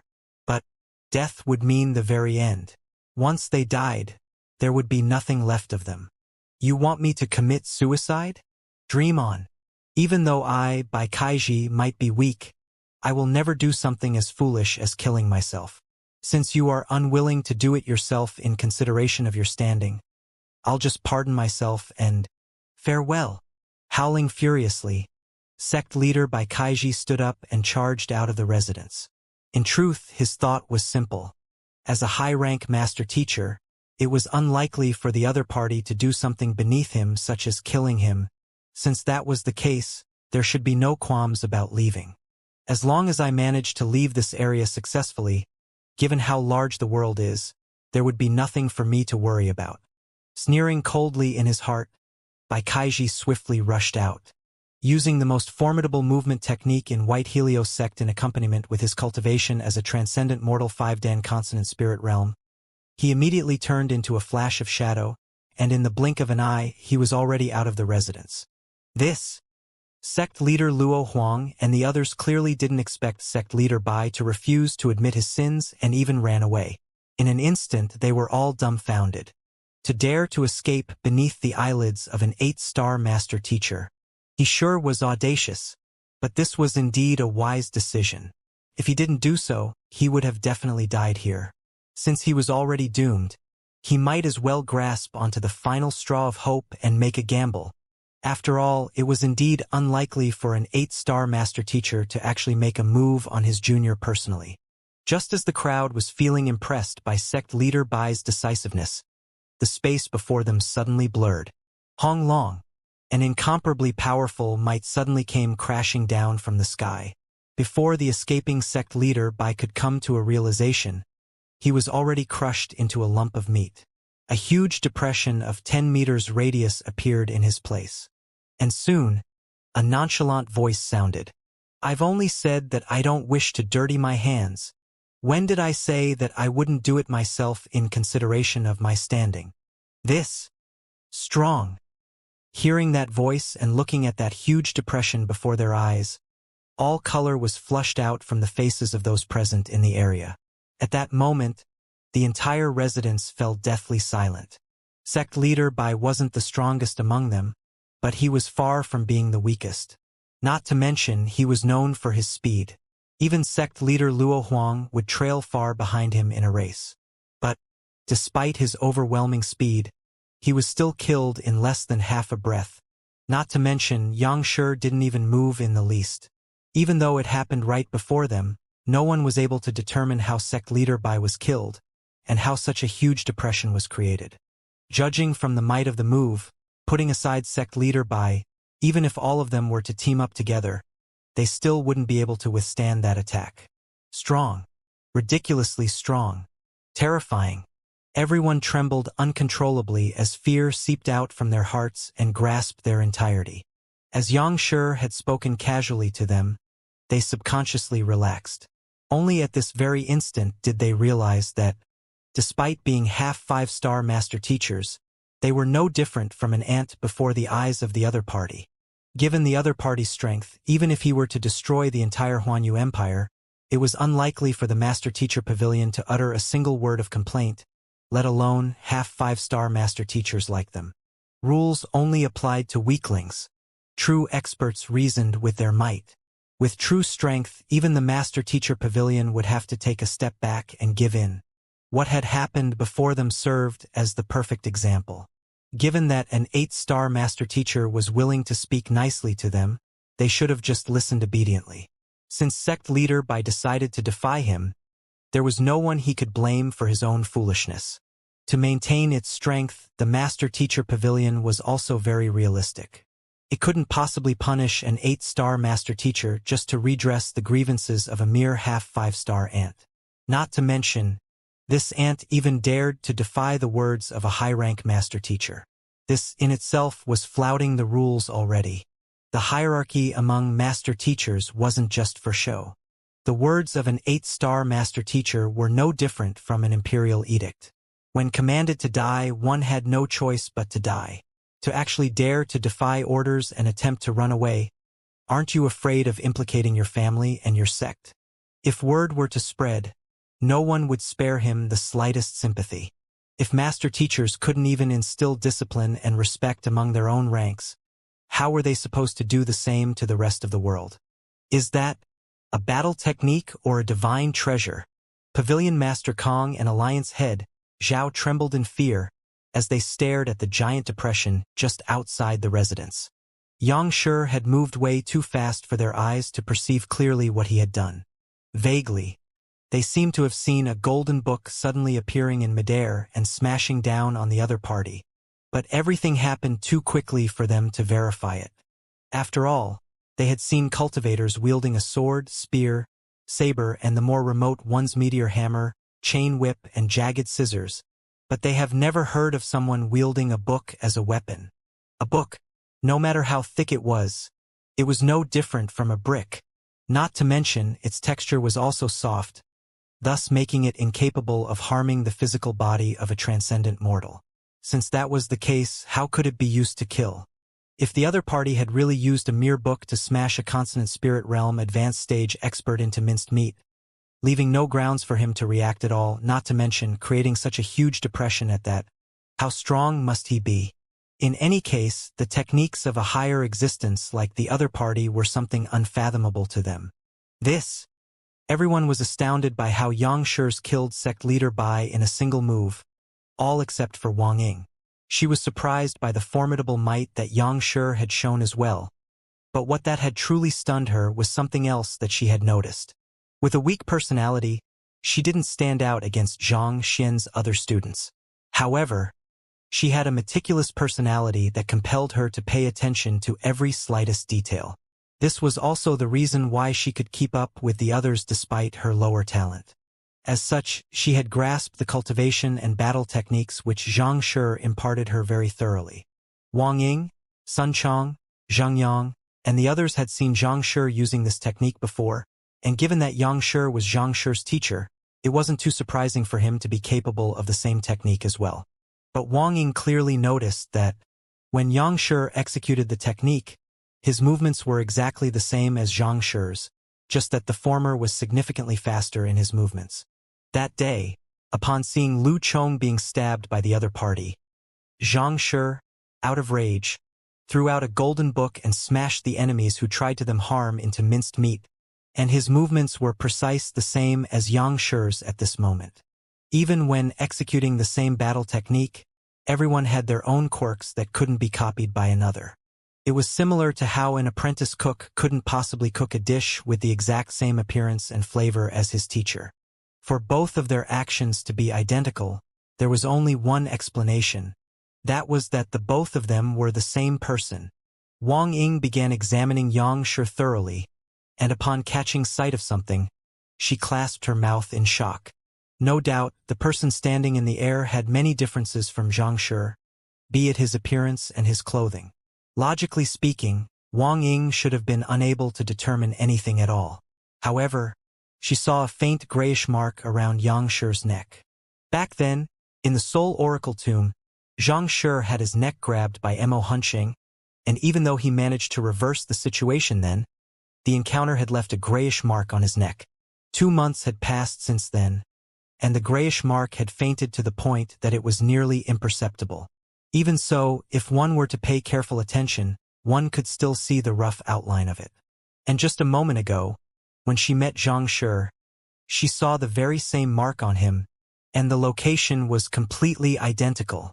For Xianxia to share Xianxia's mark, and for the both of them to share the exact same techniques. Furthermore, it seemed like Xianxia and Xianxia had never appeared together before.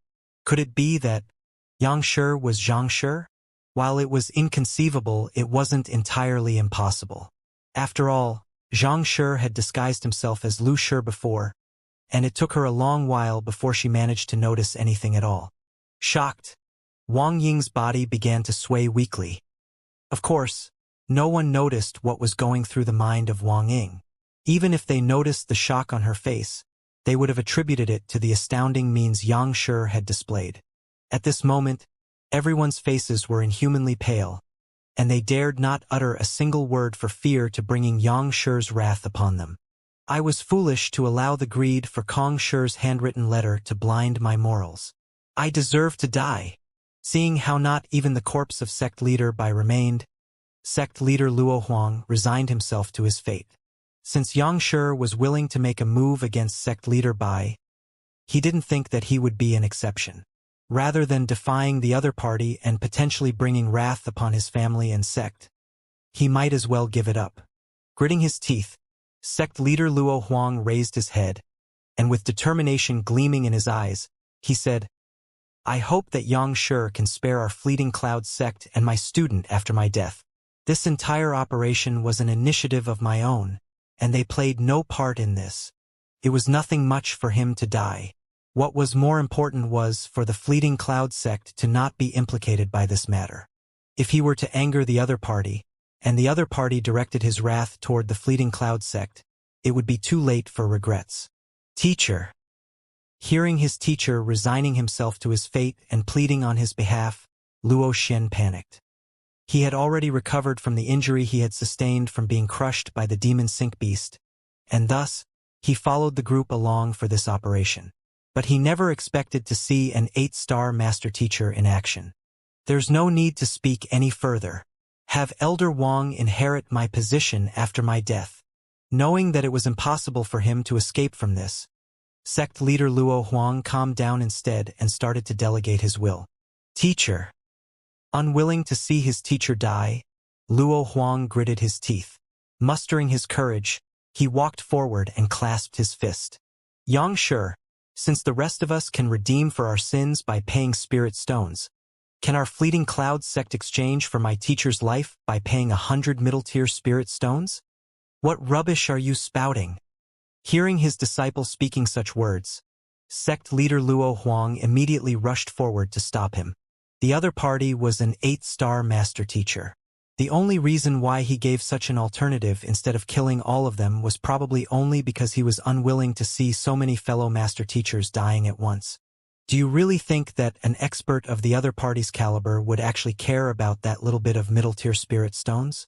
Putting aside middle-tier spirit stones, even high-tier spirit stones and top-tier spirit stones might not even move him. To buy my life with just mere spirit stones. How could the other party possibly compromise with such an offering? The words of an 8-star master teacher were as good as law. Not even a 7-star master teacher could possibly hope to sway the decisions an 8-star master teacher made. To expect to do so with mere middle-tier spirit stones. If it could be resolved that easily, sect leader Bai wouldn't have taken such a huge gamble, only to end up as meat paste. Just as he thought that his student was being immature at such a crucial timing and was about to knock the idea off his head, the figure in the air suddenly spoke nonchalantly. Make it 150 middle-tier spirit stones and I can spare his life. What? For an instant, sect leader Luo Huang thought that he was hearing things. My life is only worth 150 middle-tier spirit stones. Middle-tier spirit stones were indeed precious. But given the huge wealth the fleeting cloud sect had accumulated over the years, it wasn't too difficult for them to fork out such a sum.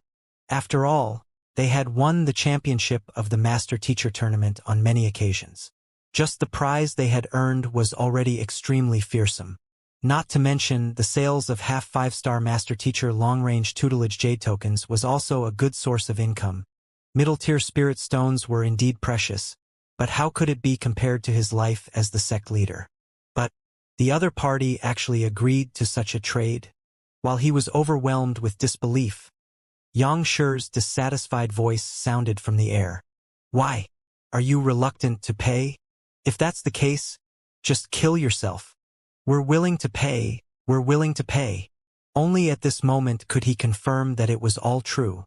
How could he possibly hesitate at such a crucial juncture? Flinging his wrist, he took out a pile of middle-tier spirit stones, and in an instant, the spiritual energy in the air intensified. 150 middle-tier spirit stones. Not one more, not one less. In the air, Xianxia nodded his head in satisfied. Closing his palm, the middle-tier spirit stones flew into his storage ring. All right, you're spared. As for the others, pay the spirit stones and scram. Yes. After paying 20 middle-tier spirit stones each, everyone rushed out of the residence as though frightened animals in a stampede. Only when they were out of the residence did they heave a sigh of relief. They subconsciously glanced at the huge depression at the entrance, and a bizarre expression crept onto their faces. Cough cough. Sect leader Bai sure died a wrongful death. If he had known earlier that he could buy his life with spirit stones, he would have surely never done something as foolish as that. To be reduced to meat paste over mere spirit stones. If his soul was looking at this sight, rivers would surely be spilling from his eyes at this very instant. But still, who could have thought that a life of a sect leader would only be worth 150 middle-tier spirit stones? That was a value even lower than a consonant spirit realm spirit beast. What in the world was this? Even so, from this, they could tell that Xianxia truly didn't care about their lives. Indeed, how could the life and death of a bunch of ants possibly interest him? Similarly, they wouldn't have been particularly concerned about the life and death of a mere 1-star master teacher as well. After walking a safe distance away, sect leader Luo Huang heaved a sigh of relief and instructed his disciple, Luo Xian.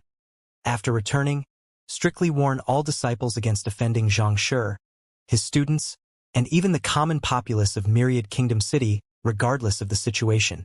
Xianxia isn't a person we can offend. Not even Huanyu Empire and Hongyuan Empire can afford to get on his bad side as well. Putting aside his rank as a master teacher, just his cultivation itself would make him, even in the territory of a conferred empire, invincible. In the territory of a conferred empire, invincible. Luo Xian's body stiffened, and his face went pale in fright. Similar to the Myriad Kingdom Alliance, the Fleeting Cloud sect as a whole was an unranked empire as well. Above them was Huanyu Tier 2 Empire, followed by Hongyuan Tier 1 Empire, and finally Conferred Empire. In other words, this Xianxia was an invincible existence even in an empire 3 levels higher than theirs. It was no wonder why he didn't care for their lives at all. An expert of that level did possess the qualification to look down on them. After recovering from the shock, Luo Xian asked, "Teacher, what about Kong Shi's handwritten letter?" Their main purpose here was to secure Kong Shi's handwritten letter. But given the other party's immense might, it would surely be impossible for them to steal it from him, so what else could they do next? You'd better forget about the matter regarding Kong Shi's handwritten letter. It is best not to get involved in matters concerning high-tier master teachers, or else it could bring a huge catastrophe to our sect. Sect leader Luo Huang instructed gravely. To live in this world, one had to know their place.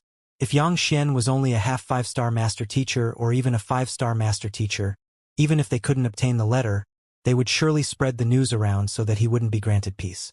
But given that the other party was an 8-star master teacher, if they were to get on his bad side, that would really spell a disaster.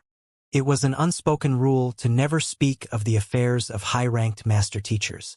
Even the Master Teacher Pavilion would step forward to silence them if they dared to say anything unseemly about Xianxia. A Master Teacher of that level was a precious asset to the Master Teacher Pavilion.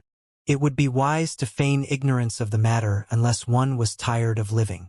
Yes, Luo Xian hurriedly nodded his head. Just as the saying goes, a retainer should never gossip about their emperor. To gossip about one's superior was insubordination in itself, and in the strict hierarchy of master teachers, that could possibly warrant death. Also, from today onward, try to avoid contact with those from White Helios sect. They are already done for, sect leader Luo Huang said. White Helios sect was another gigantic sect of a similar scale to their Fleeting Cloud sect. In fact, there was a chance that the other party might overtake them in the near future to become the strongest power among the 28 regional powers. But it was a pity that they offended Xianxia, and their sect leader was killed. Even if Xianxia was magnanimous enough to spare the White Helios sect, the other sects would still try to avoid them for fear of getting on Xianxia's bad side. In fact, there might even be some, especially their enemies, who would make use of this opportunity to get even with them. It probably wouldn't take long for them to be split among the other powers and disappear in the annals of history. This was the influence that a high-tier master teacher possessed. Every single action of theirs could easily cause a chain effect. In fact, even if Xianxia didn't make a move, just a word of his could make the other sects charge forward and tear him and sect leader by apart. It was precisely the reason why he was willing to sacrifice himself just to have Xianxia's word to spare his sect. As long as Xianxia expressed his agreement to the matter, the other sects, in deference to Xianxia, wouldn't dare go that far. After all, if Xianxia had agreed to sparing the Fleeting Cloud sect, an attack on them would mean defying Xianxia, and that was no different from courting death. The same scene was also occurring in the other sects. The pressure from Xianxia's appearance was simply too great. Even if they wanted to spread rumors about Kong Shi's handwritten letter, Huanyu Empire Master Teacher Pavilion would surely stop and silence them. In the courtyard, everything regained calmness once more. The 14 powers who had come haughtily all ended up leaving with their heads lowered after paying 20 middle-tier spirit stones each. Xianxia. Looking at the expert in the air, Pavilion Master Kong, Su Shi, and the others bowed respectfully. You've done well. I'll go to your branch to conduct a lesson when I'm free. Xianxia nodded his head in satisfaction. Thank you, Xianxia. Hearing the promise, Pavilion Master Kong and the others were delighted. That was possibly an 8-star master teacher. A single lesson of his could possibly save years of needless effort from their part. All right, you all should leave for now. After making the promise, Xianxia casually waved them away. Yes. Hurriedly nodding their heads, Pavilion Master Kong, Alliance Head Zhao, and the others were about to leave when Xianxia suddenly instructed, "Wait a moment. Free their bindings first before leaving." Zhang Yang, Sun Chong, and the others' mouths had been bound by sect leader Luo Huang's Zhenqi for trying to explain Xiangshi's actions. Not expecting the formidable Xianxia to ask them to solve something so simple, Pavilion Master Kong and the others were stunned for a moment. Even so, they stepped forward and freed the few people of their restraints and fed them pills to heal their injuries. After all was done, they clasped their fists and bowed. "We'll be taking our leave then." Xianxia nodded with his head tilted upward, seemingly thinking of something deep and profound. Then, with an unfathomable expression, he placed his hands behind his back and started walking toward the distance. Expert. This is a true expert. Seeing the other party's disposition and means, Pavilion Master Kong and Alliance Head Zhao found themselves filled with awe for him. If this didn't constitute as an expert, nothing in the world could. Despite being a high-rank master teacher, Xianxia didn't abuse his authority and strength and, instead, remained humble and magnanimous. Even though the other party had already barged into his residence, he allowed them to leave after paying some middle-tier spirit stones. And after all was done, he flung his sleeves and left freely, caring not for the matters of the secular world. At this moment, all they felt for the other party was endless respect and awe. They bowed to see the other party off when they suddenly heard the sound of something falling from the sky.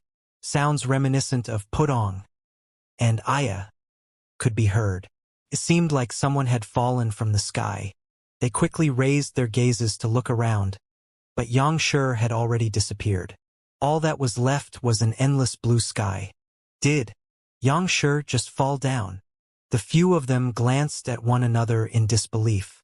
The person who had just fallen from the sky couldn't possibly be Xianxia, right? But as soon as this idea popped into their mind, they immediately shook their heads. You must be joking. Xianxia was very possibly an 8-star master teacher. At that level of cultivation, even an entire day of flight wouldn't result in his exhaustion. How could he possibly suddenly fall from the sky? He must have moved too fast such that he had disappeared from their eyes. After reasoning it out within themselves, they hurriedly left the area. To think that the old master would be so formidable. Grand Teacher is indeed incredible. After the departure of the few people, the courtyard fell silent. Sun Chong, Zhang Yang, and the others were still relishing in the excitement from watching Xianxia's incredible show of strength. Only Wang Ying rushed straight into the courtyard anxiously. While everyone had been busy recuperating from their injuries, her eyes were fixated on Xianxia, and she saw how his face paled and fell from the sky. If the other party was truly an 8-star master teacher, how could he possibly get exhausted by that short moment of flight and fall from the sky? Xianxia must have used some sort of unique method to push himself so as to resolve the crisis. Upon rushing into the inner courtyard, she glanced at the area where Xianxia fell toward and saw a slight depression on the ground around the size of a head. Most likely, the other party must have crashed into the ground head first. But why wasn't there anyone around? Where is he? After overexerting himself and falling from a high altitude, the other party must be injured. But why wasn't he around? Wang Ying was worried. Wang Ying, what are you doing here instead of channeling the medicinal energy from the pill to heal your wounds? Just as Wang Ying was about to continue searching, a nonchalant voice sounded. Turning around, she saw Xianxia standing not too far away with a frown on his face. With a flushed face, Wang Ying hurriedly explained, "Teacher, I seem to have seen Xianxia falling from the sky, and in fear that he might be injured, I came over to take a look." "Injured? You must be jesting. How could a person of my teacher's caliber get injured?" Frowning, Xianxia waved his hands casually. "All right, you should leave and focus on your recuperation.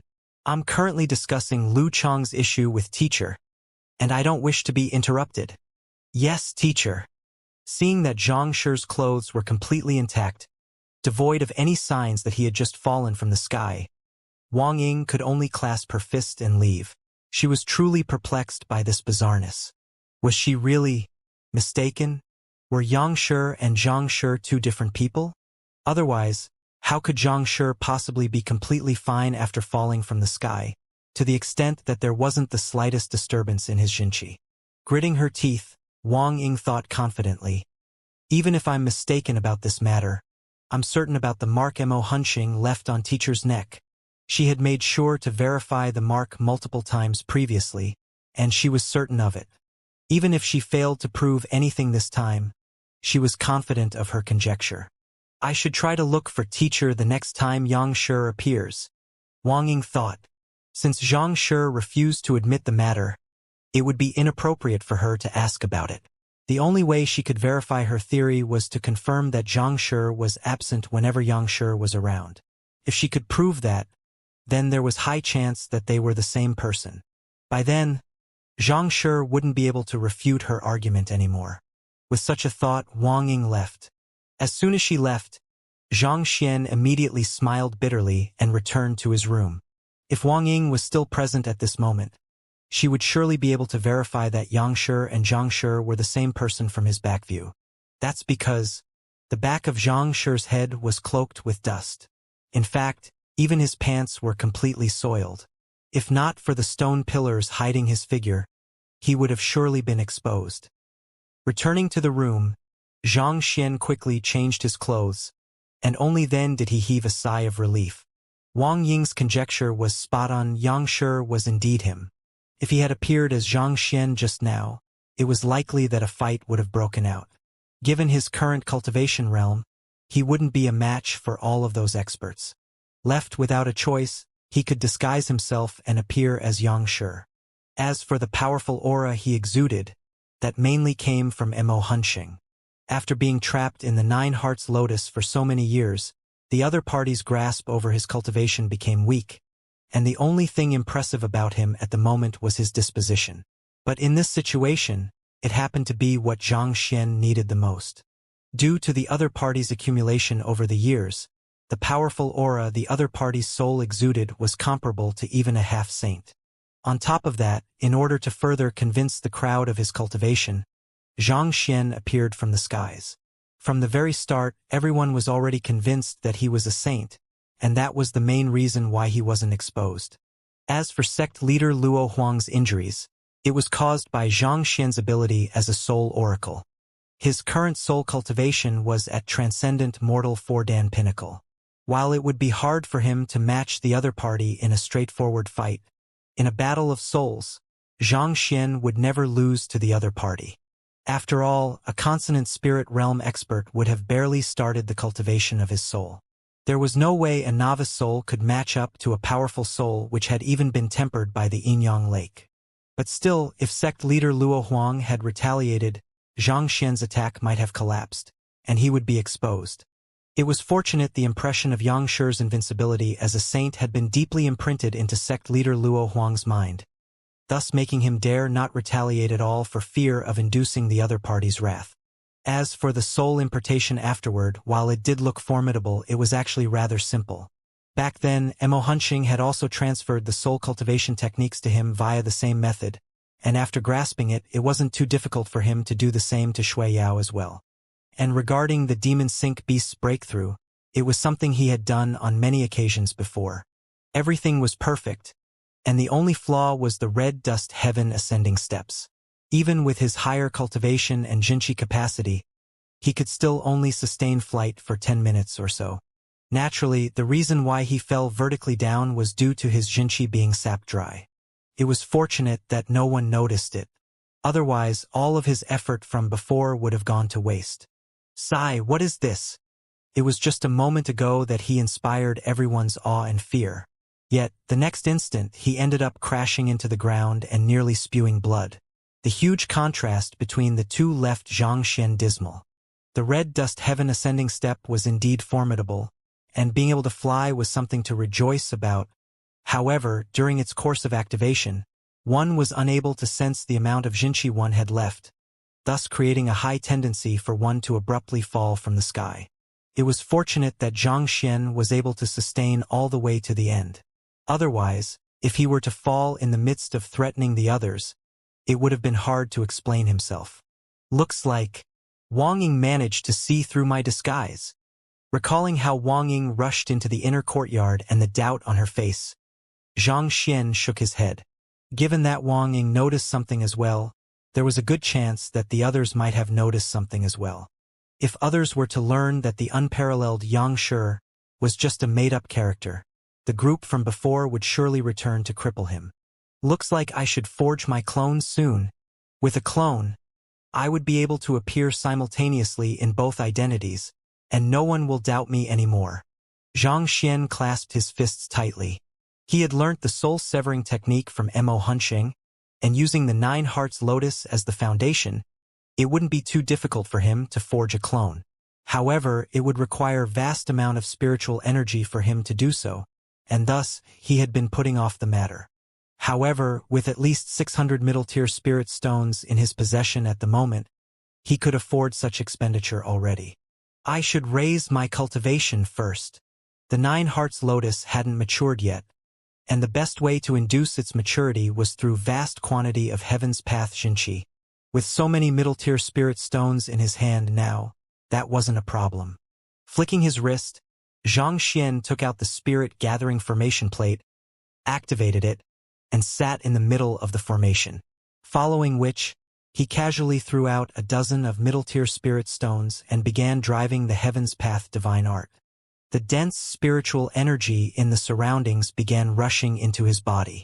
The overwhelming spiritual energy flowing through his body left Xianxia with an indescribably soothing sensation, and warm tears gathered in his eyes. In the past 2 months, he had been suffering from a huge shortage of spirit stones, resulting in a huge need for him to be thrifty. This was the first time he could afford to cultivate so extravagantly. It seemed like there was a need for him to extort from those fellows a few more times in the future. After all, he would surely need even more spirit stones in the future. Hong Long Long. Under the surge of spiritual energy, his consumed Xinqi was swiftly replenished, and soon, with a slight buzzing sound, he reached Transcendent Mortal 2 Dan Pinnacle. But Xianxia didn't just stop there. Origin Energy Realm Pinnacle. Yinyang Realm Primary Stage. Yinyang Realm Pinnacle. 2 hours later, Xianxia successfully reached Transcendent Mortal 3 Dan Pinnacle. His Xinqi strength totaled up to 1 million ding, which was 200,000 ding greater than other Yinyang Realm Pinnacle cultivators. That was already comparable to a Clarifying Turbidity Realm Primary Stage cultivator. Ordinary Yinyang Realm Primary Stage cultivators possess a strength of 500,000 ding, Intermediate Stage 600,000 ding, Advanced Stage 700,000 ding, and Pinnacle 800,000 ding. Clarifying Turbidity Realm Primary Stage cultivator start with 1 million ding, Intermediate Stage 1,200,000 ding, Advanced Stage 1,400,000 ding, and Pinnacle 1,600,000 ding. Adding the strength of 1,600,000 ding derived from his soul cultivation, the maximum strength he could wield at the moment was a hulking 2,600,000 ding. With this strength, he could even match a Consonant Spirit Realm Intermediate Stage expert. Consonant Spirit Realm Primary Stage 2 million ding, Intermediate Stage 2,400,000 ding, Advanced Stage 2,800,000 ding, and Pinnacle 3,200,000 ding. That was something completely unheard of. Now, I should nurture the 9 Hearts Lotus. As Xianxia didn't have sufficient Transcendent Mortal 4 Dan cultivation techniques to form the corresponding complete Heaven's Path divine art, he could only stop here. Thus, flicking his wrist, he took out the 9 Hearts Lotus, grabbed it, and began infusing huge amount of Xinqi in. Don't kill me. But as soon as Xinqi seeped into the lotus, a sound reminiscent of a pig being butchered echoed in the Mo Hunsheng. Ah, pardon me. I forgot your existence. Too anxious to nurture the lotus to maturity, Xianxia forgot that the fellow hiding in the lotus was particularly fearful of Heaven's Path Xinqi. Mo Hunsheng was in tears. I had just expended myself to save you and you actually forgot about me so quickly? How heartless can you be? Don't worry. I'll pull you out now, Xianxia said sheepishly. As long as Mo Hunching remained in the lotus, he wouldn't be able to drive the lotus's maturity with his Jinchi. As a 6-star soul oracle, Mo Hunching would be able to survive for a very long time out of the lotus. Otherwise, Xianxia could also loan him the soulless metal humanoid to house his soul. As for how he should get Mo Hunching out, Xianxia had already thought of an idea. Since the other party needed a soul to take his place so that he could escape, he would just have to make one for him. Soul severing technique. Seated cross-legged, Xianxia drew his soul out. Then, following the method which Mo Hunching taught him beforehand, he began splitting his soul in two. Since there was no other soul he could use, he would just have to use his own. Furthermore, it just so happened that Xianxia wanted to use the 9 Hearts Lotus to forge a clone. A portion of his soul would have to enter the 9 Hearts Lotus eventually, so this wasn't a problem at all. Absorbing the dense spiritual energy from the surroundings, Xianxia slowly tore his soul into two. The severing of a soul was, in essence, no different from tearing one's body into two.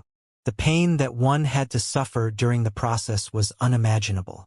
Furthermore, it was an extremely risky technique.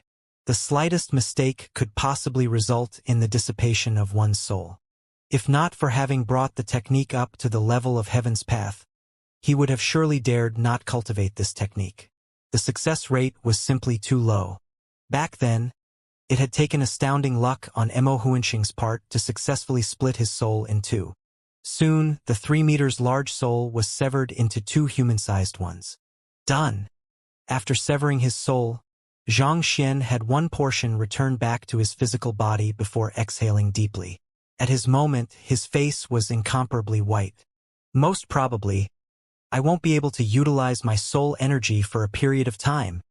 This was unlike what he did in the case of Lu Chong, where he only needed to sever a small portion of it. This time, his soul was divided in two. It would take at least 2 months for him to recover to his original condition. He had to avoid using his soul energy during this period of time, or else he would risk aggravating his injuries. But still, it was all worth it.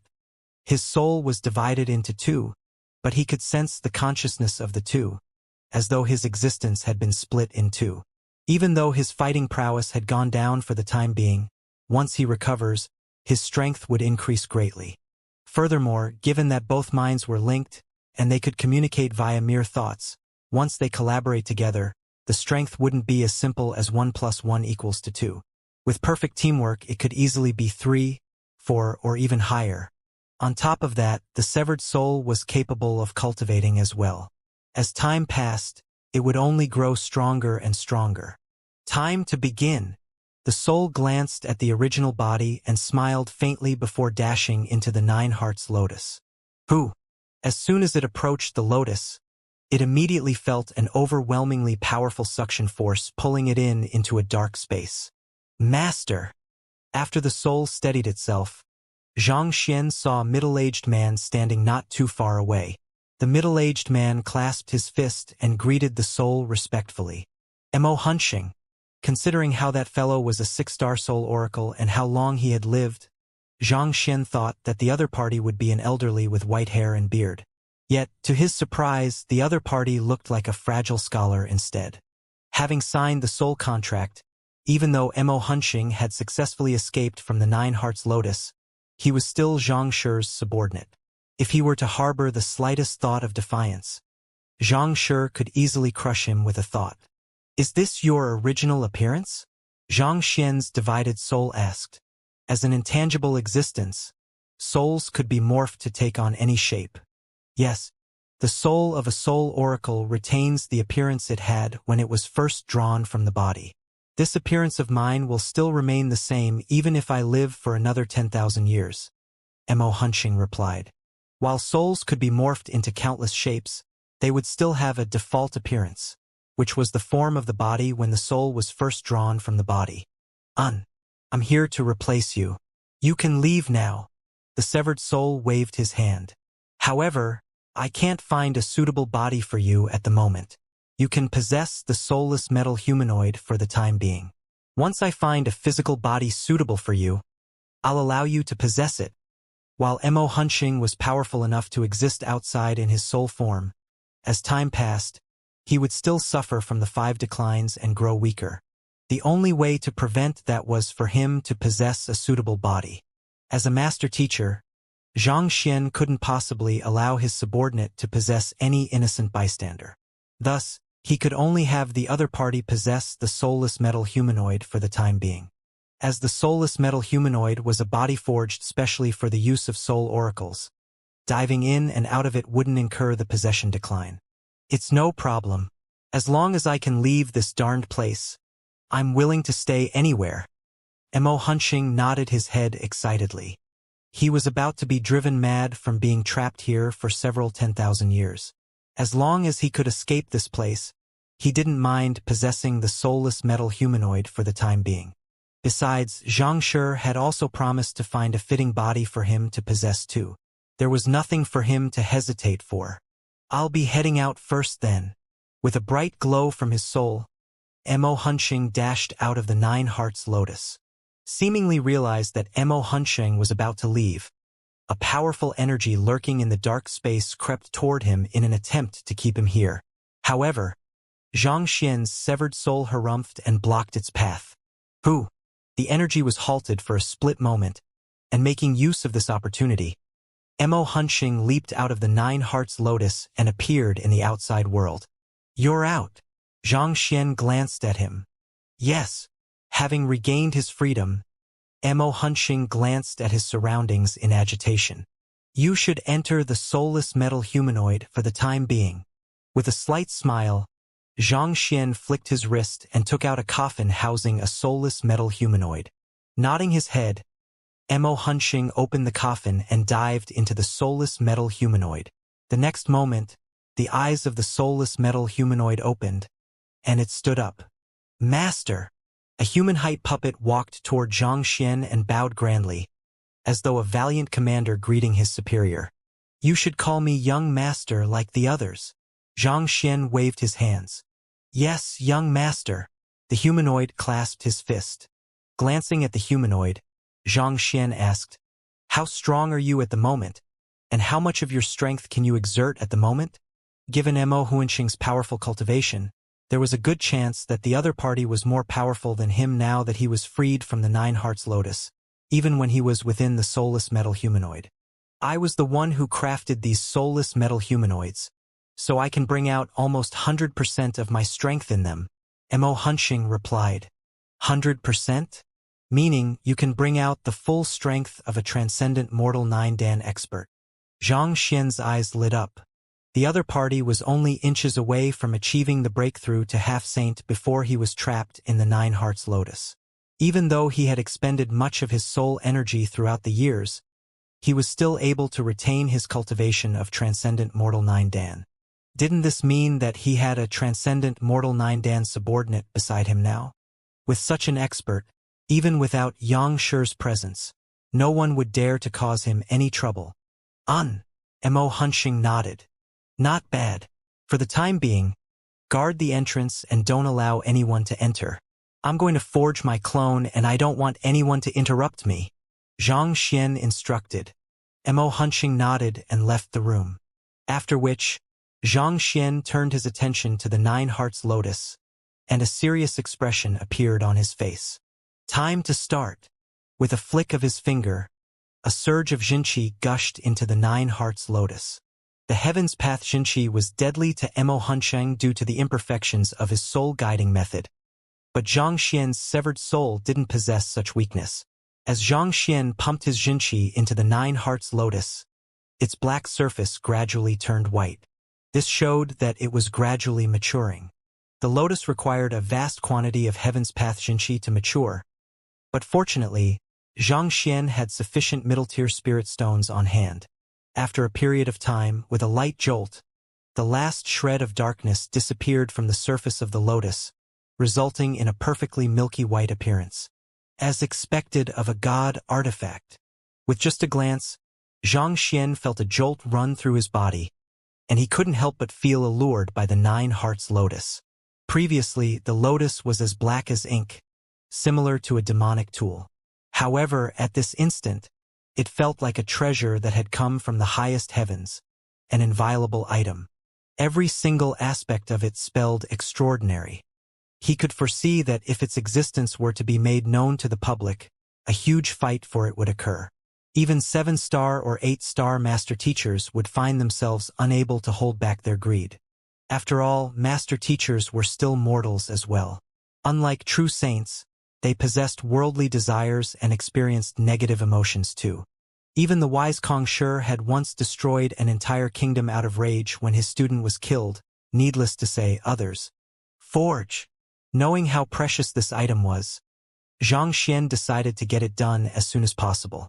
Thus, without any hesitation, he grabbed the lotus and infused a surge of jinqi into it. Mo Hunxing had imparted the way of forging a physical body to him, and it wasn't a very complicated process. He enveloped the entire lotus with his jinqi to facilitate the fusing of his severed soul along with the lotus. At the same time, the jinqi also tempered the lotus, and slowly, a flawless body was being formed. After some time, the severed soul had fused perfectly with the body, and the formation of the body was complete. Slowly, the pair of eyes on the body opened. Done! Seeing his clone getting to his feet, Xianxia smiled in delight. 2 pair of eyes in the room stared at one another, and Xianxia suddenly felt a very peculiar sensation. It was as if he was looking into a mirror. At a moment, it felt as though he was the other party, and in the next, it felt as though the other party was him. As the clone was forged from his soul, it shared the same consciousness as the original body. In fact, even the knowledge and battle techniques they cultivated were shared as well. In other words, if the clone were to read through a book, the original body would learn the same knowledge as well. But of course, this was all there was to it. The cultivation of the two of them was still separate. Currently, the clone is still in its nascent form. The bulk of its cultivation consists from my severed soul. I should first raise its cultivation first. The newborn clone possessed no strength whatsoever even if it did. It mainly originated from the soul fused into the body. It had to start its cultivating its jinqi from scratch. After wearing clothes, the clone sat at the center of the spirit-gathering formation formed by the formation plate. Jai. The clone began cultivating according to the Heaven's Path divine art. A moment later, Xianxia frowned. He had cultivated the Heaven's Path divine art before, and he was very familiar with it. Yet, why was his clone unable to do the same?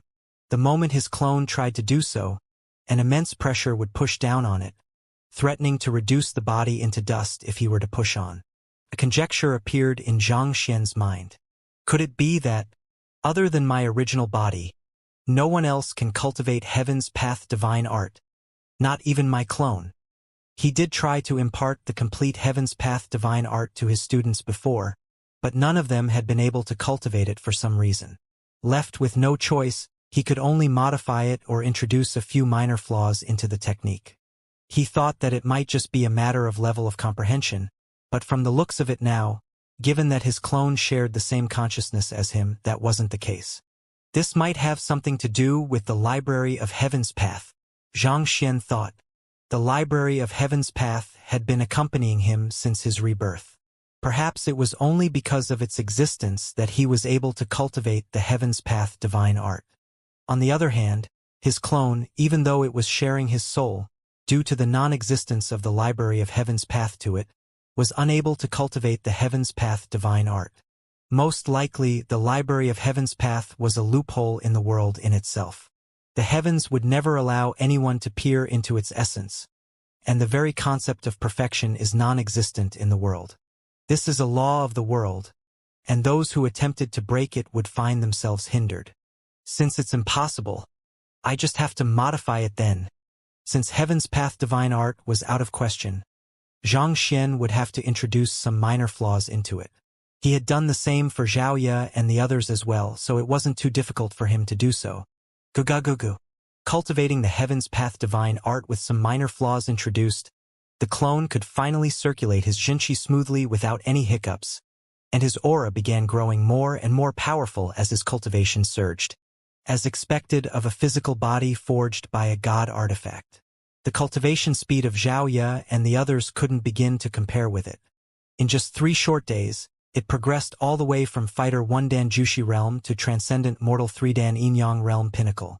In other words, the clone possessed strength equivalent to him now.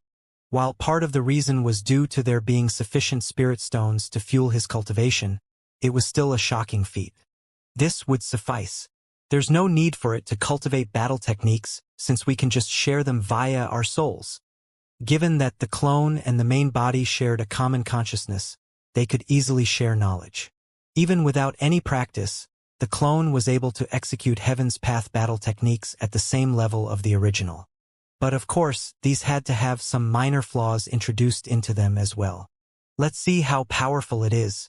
Come, give me a punch. Xianxia looked at his clone with a smile. Since there was no strength measuring rock pillar in the room, there was no way to ascertain the current strength of the clone precisely. However, Xianxia could still fathom a rough gauge through trying it out with his own body. Who? The clone sent a punch over, and with a casual smile, Xianxia faced it with one of his own too. The two punches collided. Pong! Before Xianxia could react, he felt a sharp pain on his arm, as though he had been struck by a humongous mountain. He was immediately sent flying, and his head crashed through several layers of walls before being planted in the rock-filled courtyard. The heck? What is this? Xianxia cried. Sorry, but our young master is currently in seclusion. He isn't meeting any guests.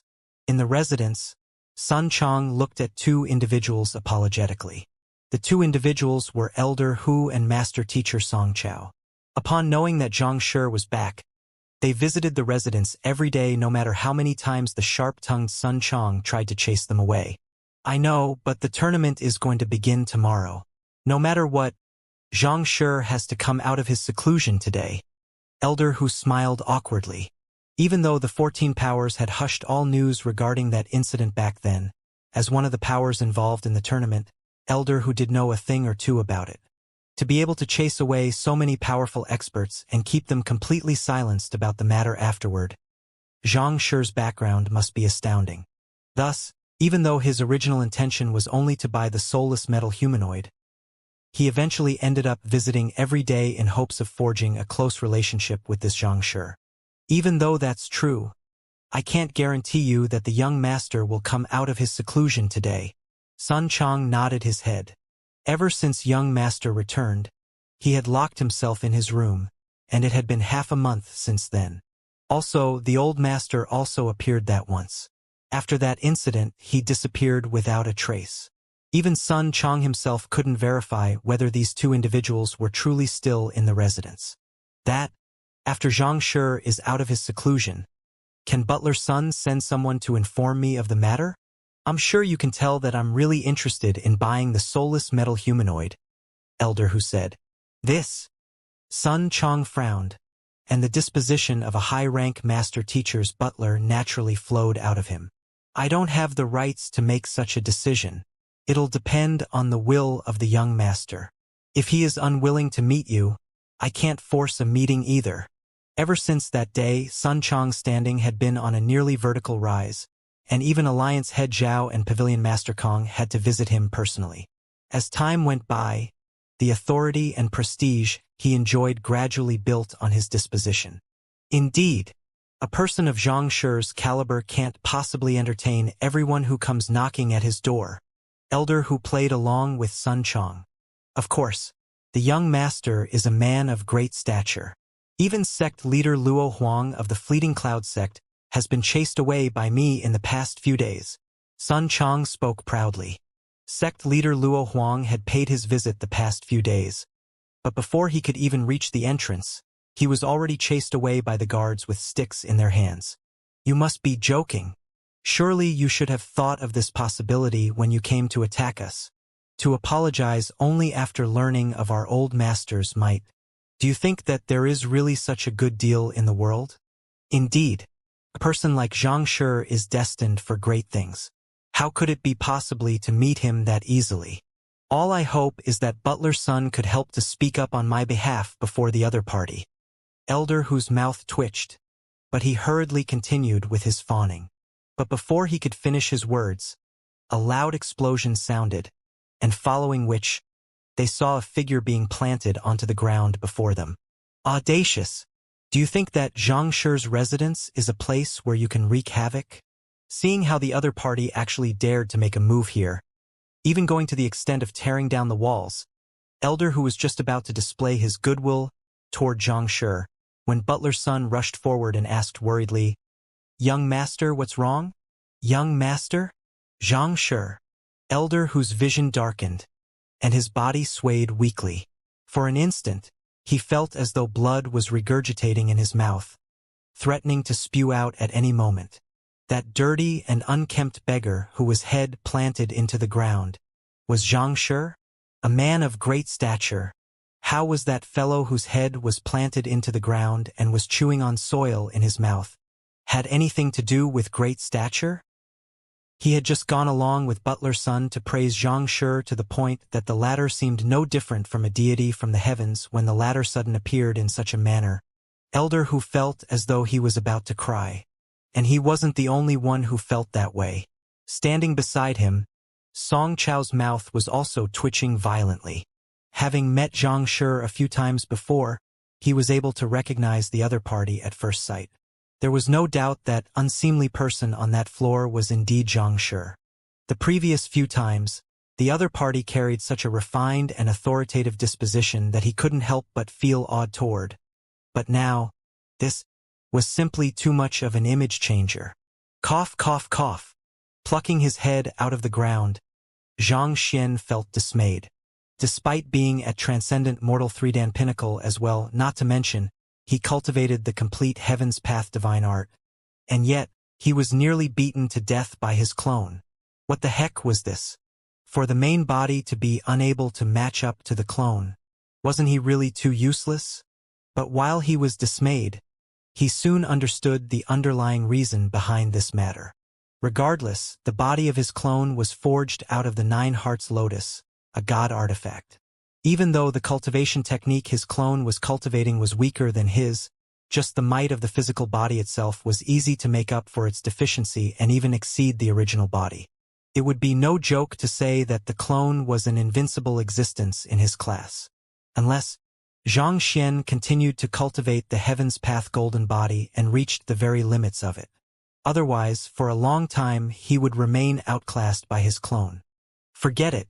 Since the one stronger than myself is myself, there's no need for me to feel so frustrated over it. Xianxia consoled himself.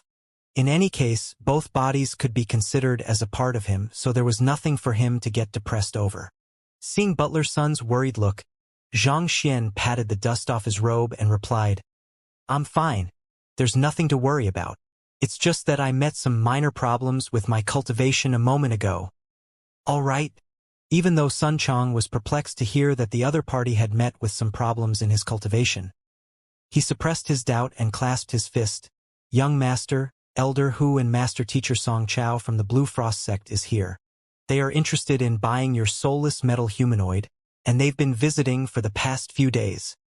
After a moment of contemplation, Xianxia suddenly recalled the matter. Song Chao? Soulless metal humanoid.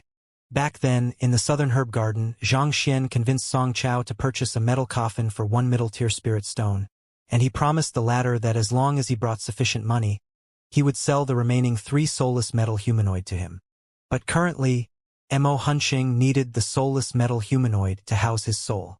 On top of that, there was a need to keep spare in case one of them wore out in the midst of battle. If Xianxia were to sell all of them, it would be impossible for him to find a second one in the world. After all, the occupation of soul oracles had already gone extinct in the world, and the number of soulless metal humanoid was extremely limited in the world. It would be no exaggeration to say that the odds were that he would never find a 5th one in the world. Besides, Xianxia didn't lack middle-tier spirit stones at the moment, so he wasn't as keen to sell them at the moment. "Xianxia, I am Elder Hu from Blue Frost Sect. I believe you have met Master Teacher Song Chao before." After a moment of hesitation, Elder Hu and Song Chao stepped forward. "Pleased to meet you, Elder Hu." Xianxia clasped his fist and greeted the other party. After which, he scratched his head sheepishly and replied, "Pardon me. I did have 3 soulless metal humanoid in my hands before, but you came too late. I've already sold them already. I'm afraid that you have made a wasted trip. It wasn't convenient for him to talk about Emohunshang, so he decided to just claim that he had already sold the soulless metal humanoids. You've sold all of them? Not expecting for such a hiccup to occur, Elder who was taken aback. Indeed. You should also know that hidden in the soulless metal humanoids are the secrets of the soul oracles. There are simply too many people interested in buying them, and I only had a few of them in my hands. Xianxia waved his hands apologetically when the ground suddenly rumbled, and a towering figure rushed into the hall. Young master, what happened? Are you all right? Emohunshang asked worriedly. He had been standing guard outside the room so as to ensure the young master's safety. Yet, somehow, the young master still ended up being sent flying. Alarmed, he hurriedly rushed over to check on the young master's condition. This is a living soulless metal humanoid. Elder whose vision went dark. Big brother, didn't you just say that you've already sold all of the soulless metal humanoid? For a living one to walk out the next moment. What the heck was this? Cough, cough. Xianxia also didn't expect to be exposed right after he uttered the lie, so his face went red in embarrassment. This is not a metal humanoid. It is a guard of mine which cultivated a unique battle technique that resulted in his current appearance. A unique battle technique? Elder Hu and Song Chao's bodies swayed weakly. Do you really think we are blind? This is obviously a soulless metal humanoid, right? We are all fellow master teachers.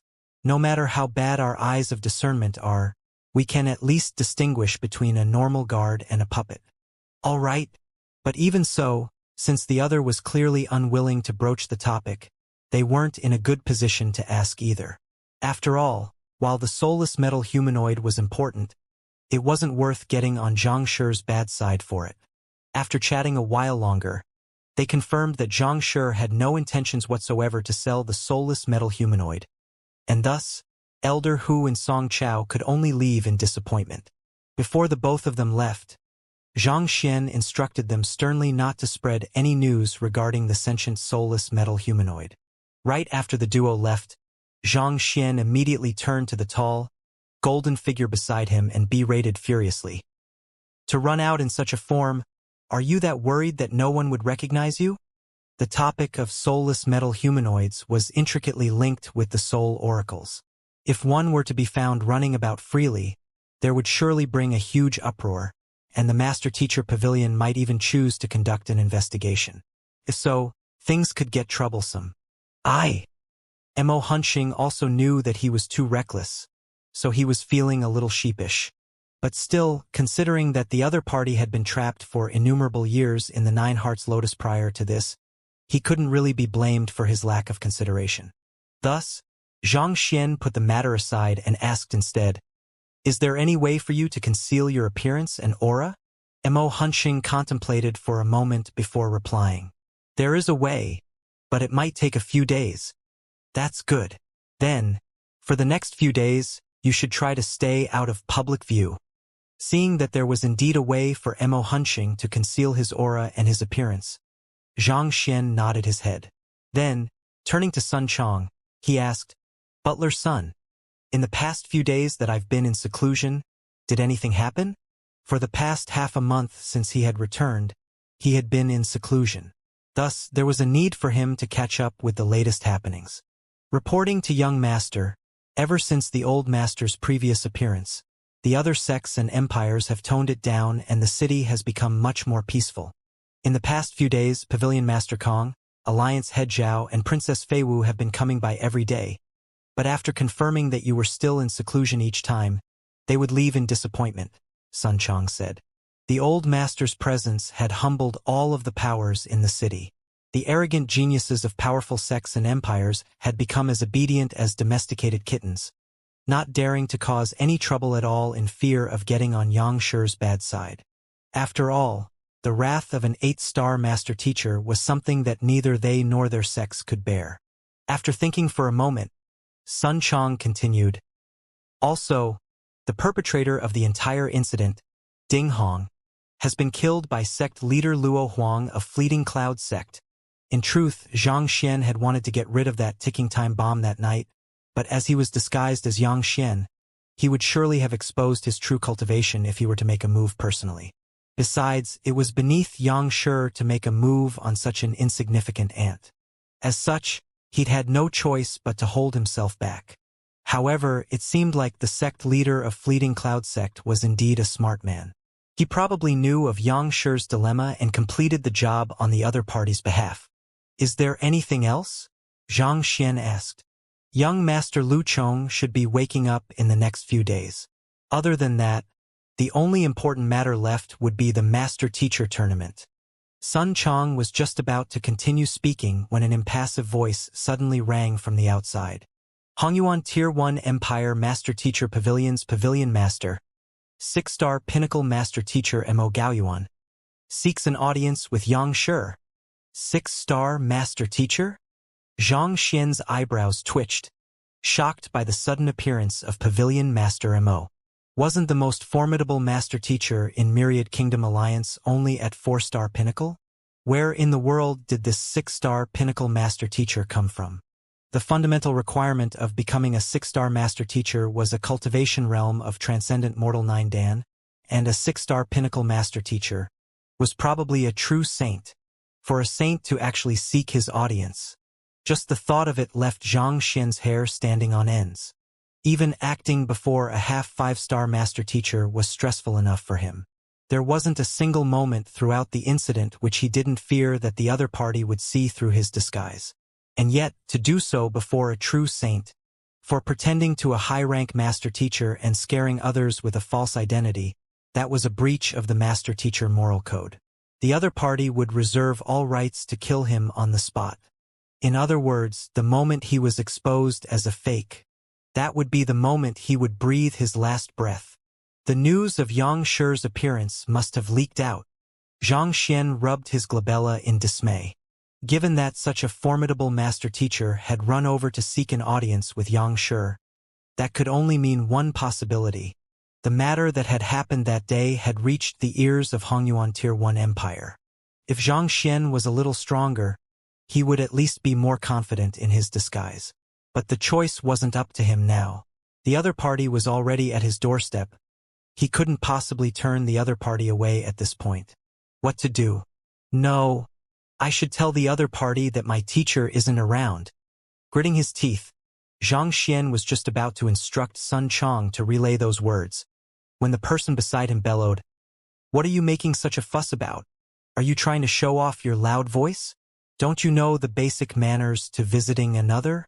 Wait at the doorstep first. I'll report this matter to the old master."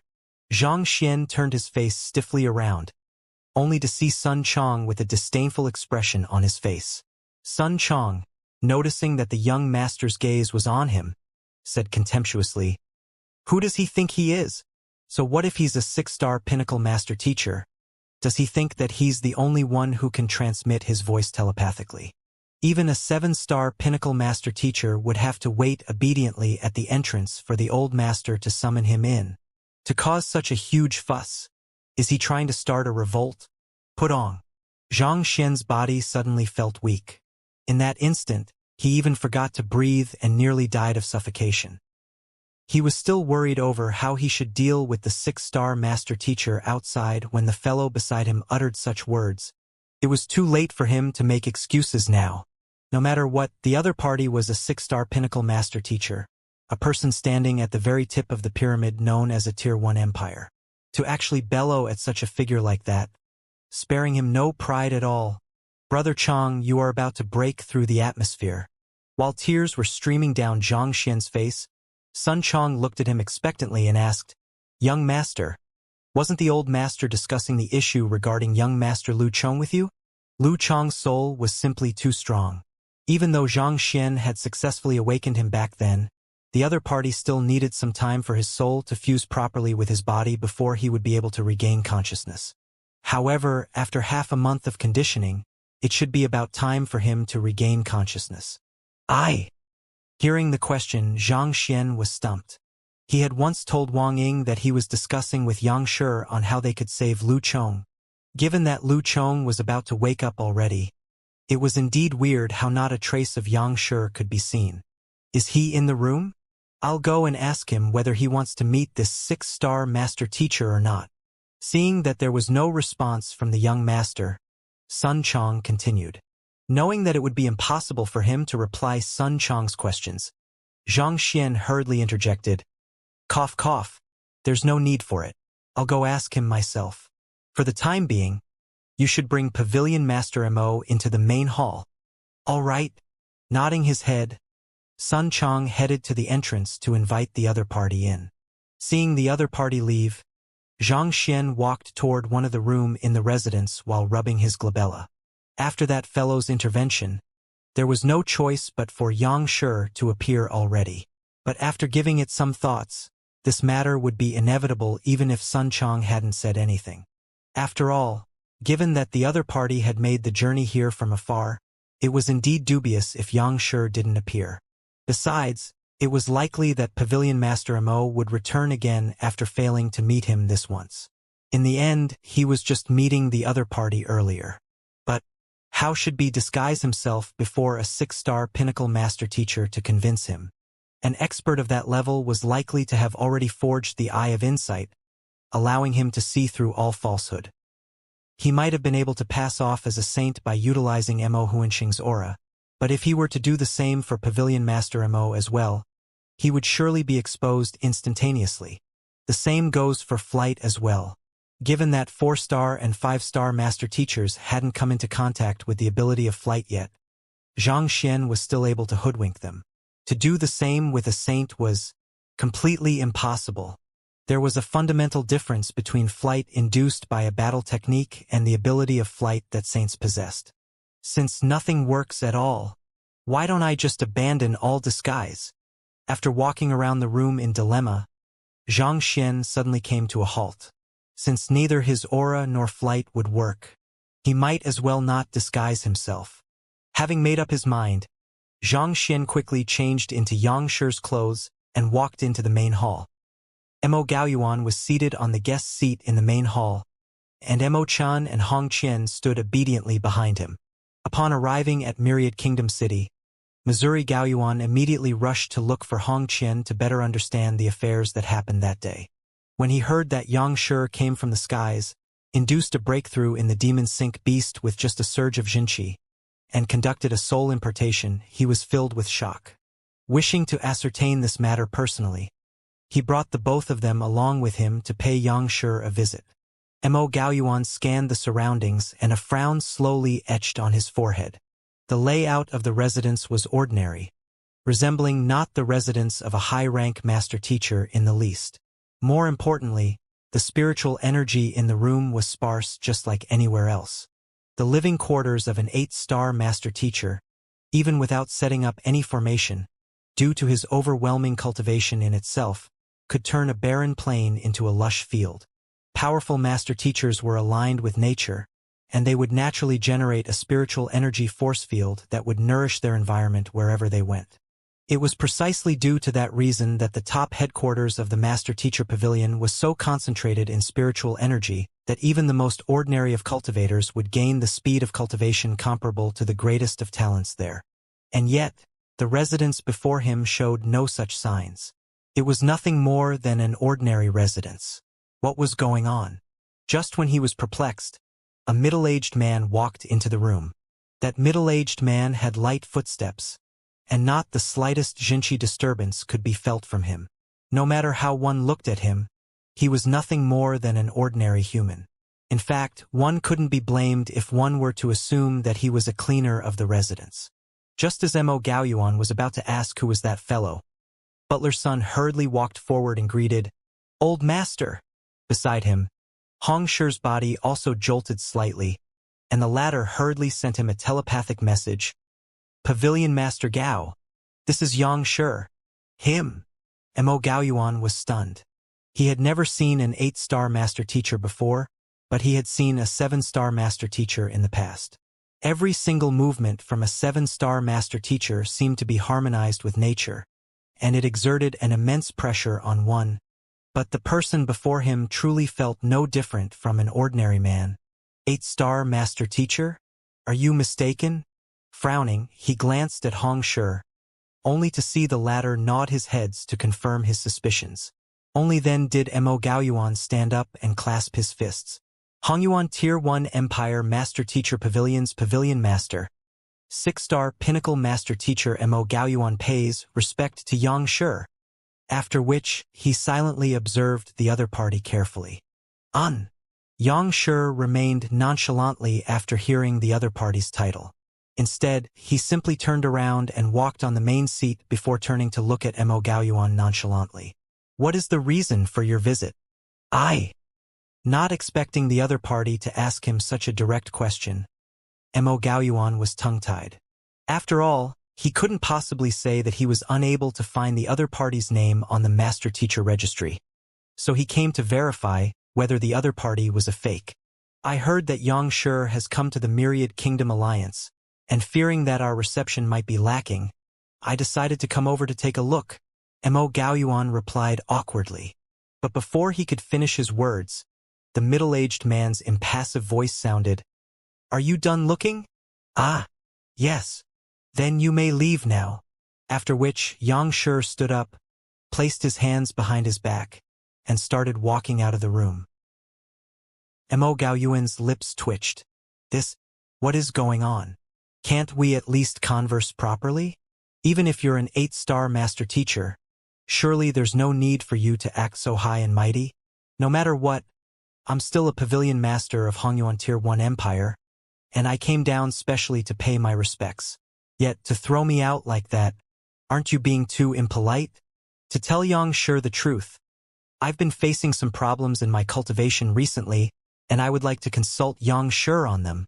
Gritting his teeth, Mo Gaoyuan stood up. He came all the way here from afar, and he couldn't possibly leave just like that. Since that was the case, he might as well pose a question to the other party. If the other party could easily solve a question that was even beyond him, then there was no doubt about the other party's rank. On the other hand, if the other party was unable to answer the question, then his position as an 8-star master teacher would indeed be doubtful. Without turning his head, Xianxia spoke impassively. Speak! Yes, it's a problem regarding the cultivation of Saint One Dan. Mo Gaoyuan hurriedly said. Saint One Dan. Zhang Xian, disguised a Xianxia, nearly keeled over. I can explain the cultivation of transcendent mortal 1 Dan, 2 Dan, and 3 Dan to you perfectly, but Saint? He had only heard of the name of this cultivation realm just recently, so how could he possibly know the slightest thing about the cultivation of an expert of this level? Putting aside offering pointer, he hadn't even read books of such a level. He would surely expose his ignorance the moment he starts to speak on the matter. Not knowing of the dilemma in Xianxia's mind, Mo Gaoyuan revealed his dilemma. How can one open the Zhukong acupoint without causing one's Jinqi to leak out, while maintaining a consistent rise in one's cultivation? This question had confused him for a very long time. He'd had to browse through innumerable books before he was able to find the answer. If the other party was able to provide the same answer as him, that would prove that the other party was a high-rank master teacher. Or else, the other party's background would be worth looking into. May I know if Xianxia has any solution to the matter? After posing his question, Mo Gaoyuan looked at Xianxia expectantly. Zhukong acupoint? Jinqi leaking out? Maintaining a consistent rise in one's cultivation. A mini explosion occurred into Zhang Xian's head, and he nearly spurted blood. He had never even heard of this acupoint before, so how could he possibly know anything about Jinqi leaking out and what consistent rise in cultivation? Offering a solution to the problem was even beyond his means. He was doomed. Xianxia. A moment had passed, but Xianxia still remained silent. Perplexed, Mo Gaoyuan called him questioningly when a cold harumph suddenly sounded in the room. Are you really a 6-star pinnacle master teacher? Xianxia turned to look at Mo Gaoyuan with a cold gaze filled with displeasure. That's right. Mo Gaoyuan was taken aback. He was the #1 expert in Hongyuan Tier 1 Empire, and everyone knew of his name. How could he possibly be a fake? That's right. Then why can't you even solve such a simple problem by yourself? With his hands behind his back, Xianxia shook his head in disappointment. Seems like the standards for qualifying as a 6-star master teacher have dropped by a lot in the time that I've been away. Standards for qualifying as 6-star master teacher have dropped? You're saying that Mo Shi isn't qualified as a 6-star master teacher? Hong Qian and Mo Chen's body trembled violently. That was the strongest master teacher of Hongyuan Tier 1 Empire. To utter such words means to question the other party's professionalism. That was a huge insult in itself. As expected, upon hearing those words, Mo Gaoyuan frowned in displeasure. I passed the 6-star master teacher examination in Tianhong Conferred Empire, and it has been 37 years since then. In the time, I've groomed 2 6-star master teachers, 12 5-star master teachers, and countless 4-star and 3-star master teachers. On top of that, the Hongyuan Empire Master Teacher Pavilion has achieved the top 10 placing in the Master Teacher Tournament 3 times under me. How am I unqualified as a 6-star master teacher? I beseech Xianxia to correct my errors. This was a matter concerning his professionalism and pride as a 6-star master teacher. Even if Xianxia was a true 8-star master teacher, he couldn't and wouldn't back down. Those who seek to enlighten must be enlightened. Those who seek to correct must be correct. Such is the way of a teacher. Challenged by the other party, Xianxia retained his usual composure and said, if a teacher wishes to guide his student down the correct road, he must first ensure that he is on the right path. If he is treading on the wrong path himself, then the higher his achievements, the greater damage he will cause. The slightest mistake in a teaching could lead to the greatest of difference. If even the teacher's understanding is wrong, then the more students he had, the further the wrong teachings would spread, and the greater the harm dealt. The question you have just raised can be considered to be one of the simpler ones already. If you can't even solve such a simple question yourself, it only goes to show that your understanding of cultivation is flawed. Under such circumstances, how can you possibly guide your students correctly? Xianxia shook his head. All right, show me your punching routine so that I can take a look. If I'm not mistaken, given how you are unable to solve such a simple question, you are already going down the wrong path already.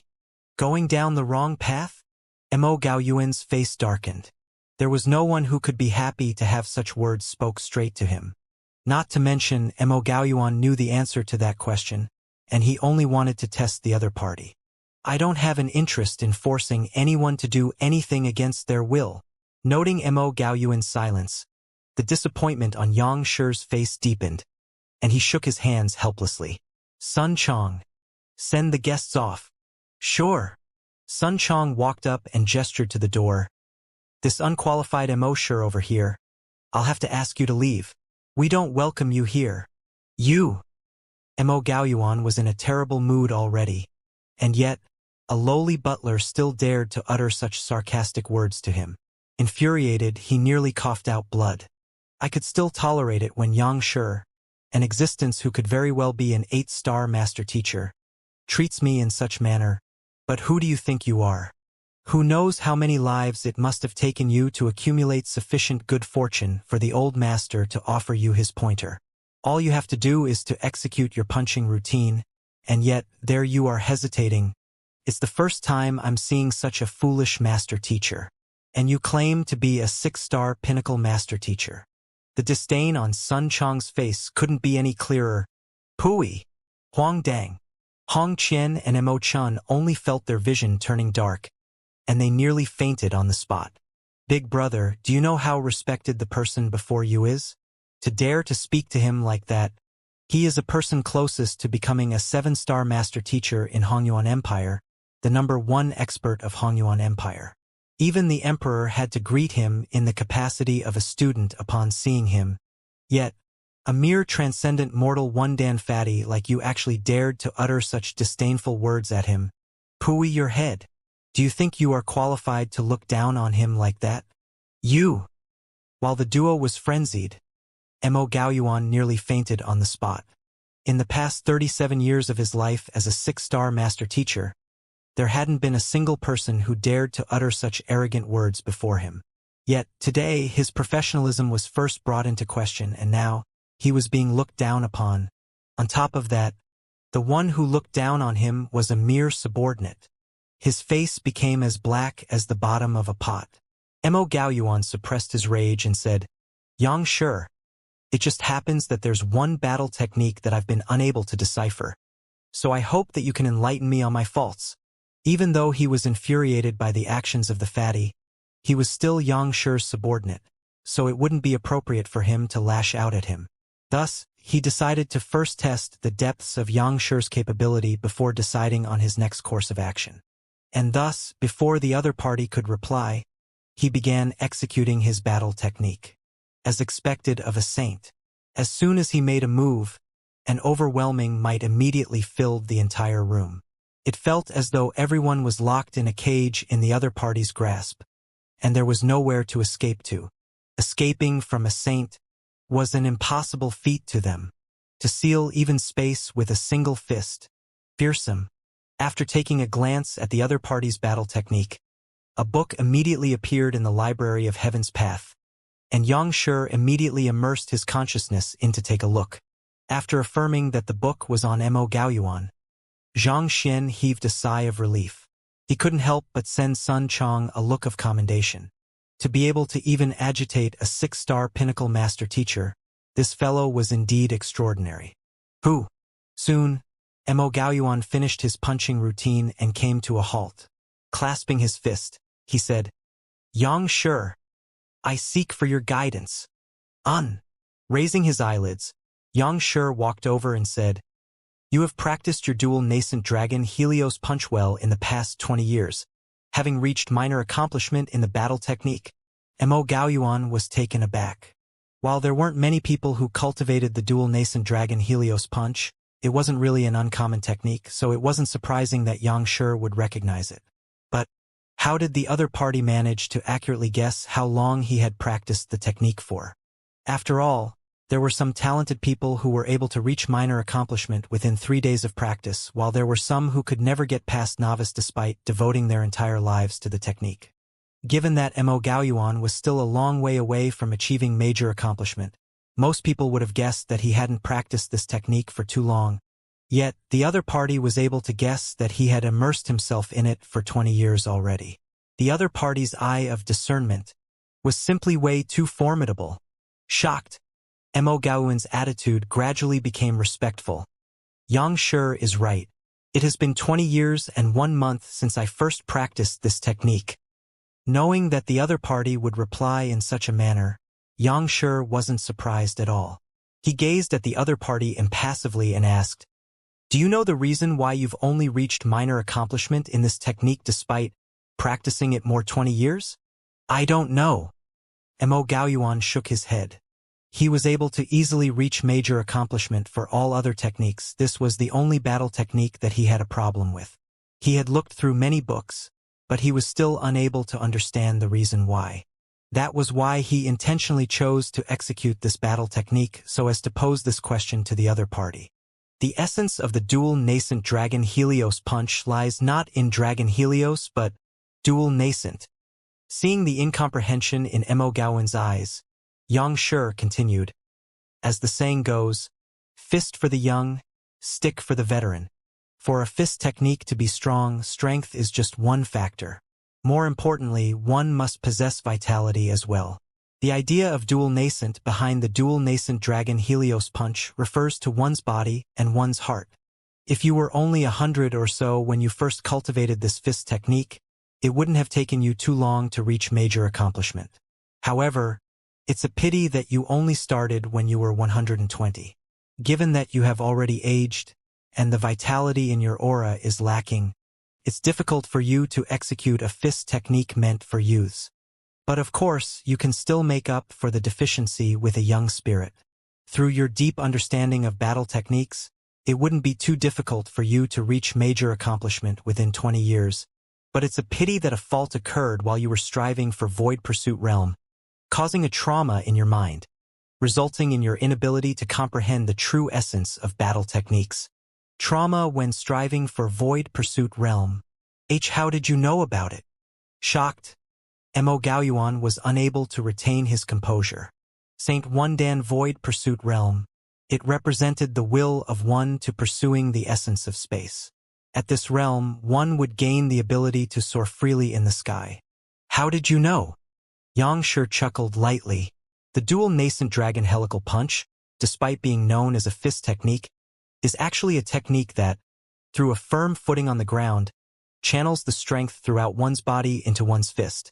Formidable fist technique tapped into the strength of one's entire body instead of just one's arms. Upon hearing this, Mo Gaoyuan, as well as Hong Qian and Mo Chun, nodded their heads in agreement. Xianxia continued, but when you launched your fist, your aura was a little unstable. Even though it looked as though you utilized the strength of your entire body, in truth, you only channeled the strength from your ankles upward, excluding your feet. The feet are where the Zhukong acupoint is located, and considering the problem you just asked, it isn't too hard to deduce that you've met with some problem in your breakthrough to Void Pursuit Realm. It was just a moment ago that Mo Gaoyuan asked, how can one open the Zhukong acupoint without causing one's Jinqi to leak out while maintaining a consistent rise in one's cultivation? For the Jinqi to bypass the feet, where the Zhukong acupoint is located, and taking into account the previous question Mo Gaoyuan asked, it wasn't too difficult to deduce the situation. The problem in your cultivation caused your Jinqi to leak from your Zhukong acupoint, thus making it difficult for you to raise your cultivation. As such, you intentionally had your Jinqi bypass your feet when practicing the dual nascent dragon Helios punch. Even though you managed to solve your problem eventually, thus allowing your cultivation to improve once more. It's a pity that the habit of avoiding your Zhukong acupoint for your battle techniques has already become deeply ingrained into you over the years, causing your progress in the dual nascent dragon Helios punch to stagnate. Xianxia said, "Take this." Mo Gaoyuan's body stiffened, and he fell silent. The other party's words were spot on. Back then, when he was attempting a breakthrough to Void Pursuit Realm, he accidentally made a mistake, resulting in a fault in his acupoint which caused his Jinqi to leak out. It was only after many years of studying that he managed to find a solution to his problem, and this dual nascent dragon Helios punch happened to be a battle technique he cultivated before then. Mo Gaoyuan was certain that this was his first time meeting Xianxia, and yet the other party was able to deduce his condition just by looking at his battle technique. How formidable must his eye of discernment be? At the very least, he knew that he wasn't capable of such a feat. In fact, even the 7-star master teacher he met back then wouldn't be able to do the same too. Could the other party really be an 8-star master teacher? He had come harboring doubts about the identity of the middle-aged man, but now he was already 70 to 80% convinced. While Mo Gaoyuan was still in shock, Xianxia's voice continued, "Also, if my eyes don't fail me, you must have met with some kind of danger or were in the midst of a fight when you were attempting a breakthrough to the Void Pursuit Realm." "Yes." Mo Gaoyuan nodded. Back then, he was chased by his enemies, and at that crucial moment, he had no choice but to attempt a breakthrough to Void Pursuit Realm to resolve the situation. Even though his breakthrough succeeded, and he managed to slay his enemies with his heightened strength, the forceful breakthrough had resulted in his Zhukong acupoint being damaged, thus resulting in a whole series of problems. As 6-star master teacher, you should have known that achieving a breakthrough to Void Pursuit Realm requires absolute tranquility, and one has to slowly nourish the Zhukong realm with one's Jinqi, and yet, you allowed yourself to be put into such a dangerous situation, leaving yourself no choice but to attempt such a dangerous breakthrough. You failed to assess your enemies accurately, and you failed to assess yourself accurately as well. Is this a mistake that a high-rank master teacher should make? Saying that you are unqualified is already downplaying the matter. Why? Do you have any objections to what I said?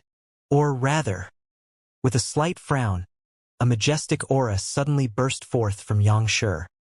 "Do you still think that I am a fake?"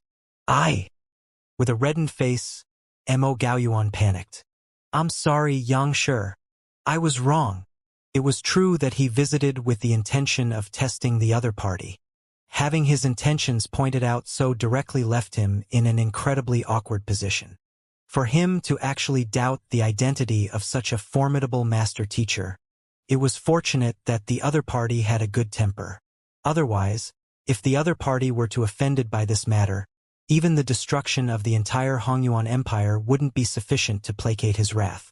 Mountains of corpses and rivers of blood would be left in his wake. Pavilion Master Mo admitted his mistake? Does this mean that what Xianxia said was true? Hong Qian and Mo Chun glanced at one another in shock.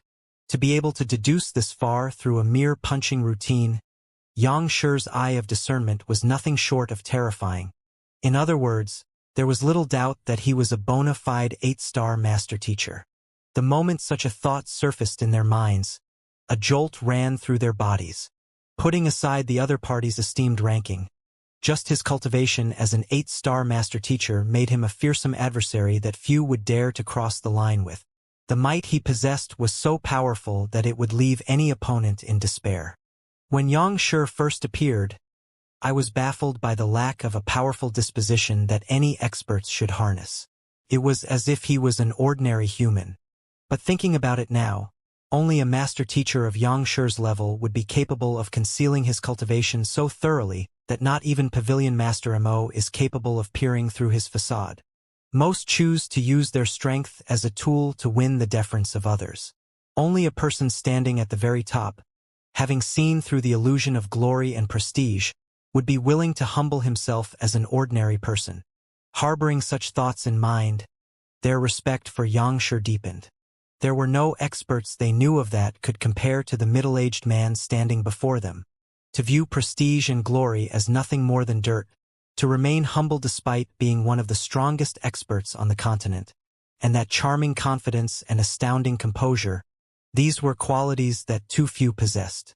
From the start to the end, the other party never tried to leverage his superior cultivation against them, a common move used to instill respect and fear. Throughout the entire encounter, he remained nothing more than an ordinary person. Thinking about how they had acted as compared to the other party, they felt deeply ashamed of themselves. It was no wonder why the butler would act so arrogantly.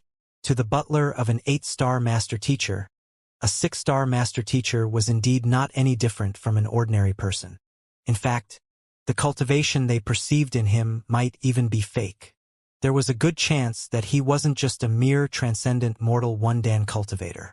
After all, how could an 8-star master teacher, a saint expert, possibly regard a weakling so highly as to allow the other party to serve by his side? As this thought came to mind, cold sweat drenched their backs. It was lucky that they had maintained their etiquette before this butler Sunday. If they had really attempted to make a move against him, who knew what would remain of them now? There's no need to apologize. It is only right for master teachers to question everything around them. There are those who pass off as high-rank master teachers to deceive others for their own profits.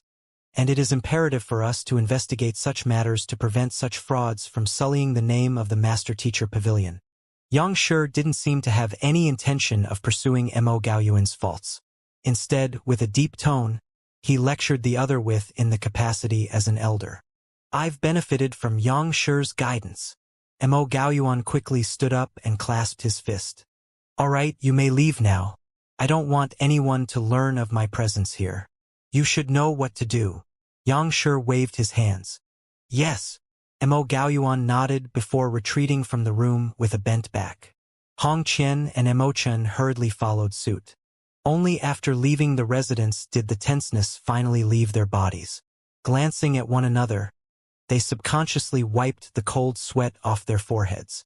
Xianxia didn't fly into a tantrum or suppress them with his cultivation in the encounter. However, his clear eyes made them feel extremely uncomfortable. Those deep eyes seemed to peer right at their souls, and it felt like no disguise or facade could possibly fool those eyes. Before the other party, they felt stark naked. It took a moment before they finally regained their composure. Mo Chun turned to Mo Gaoyuan and asked, "Teacher, what should we do now?"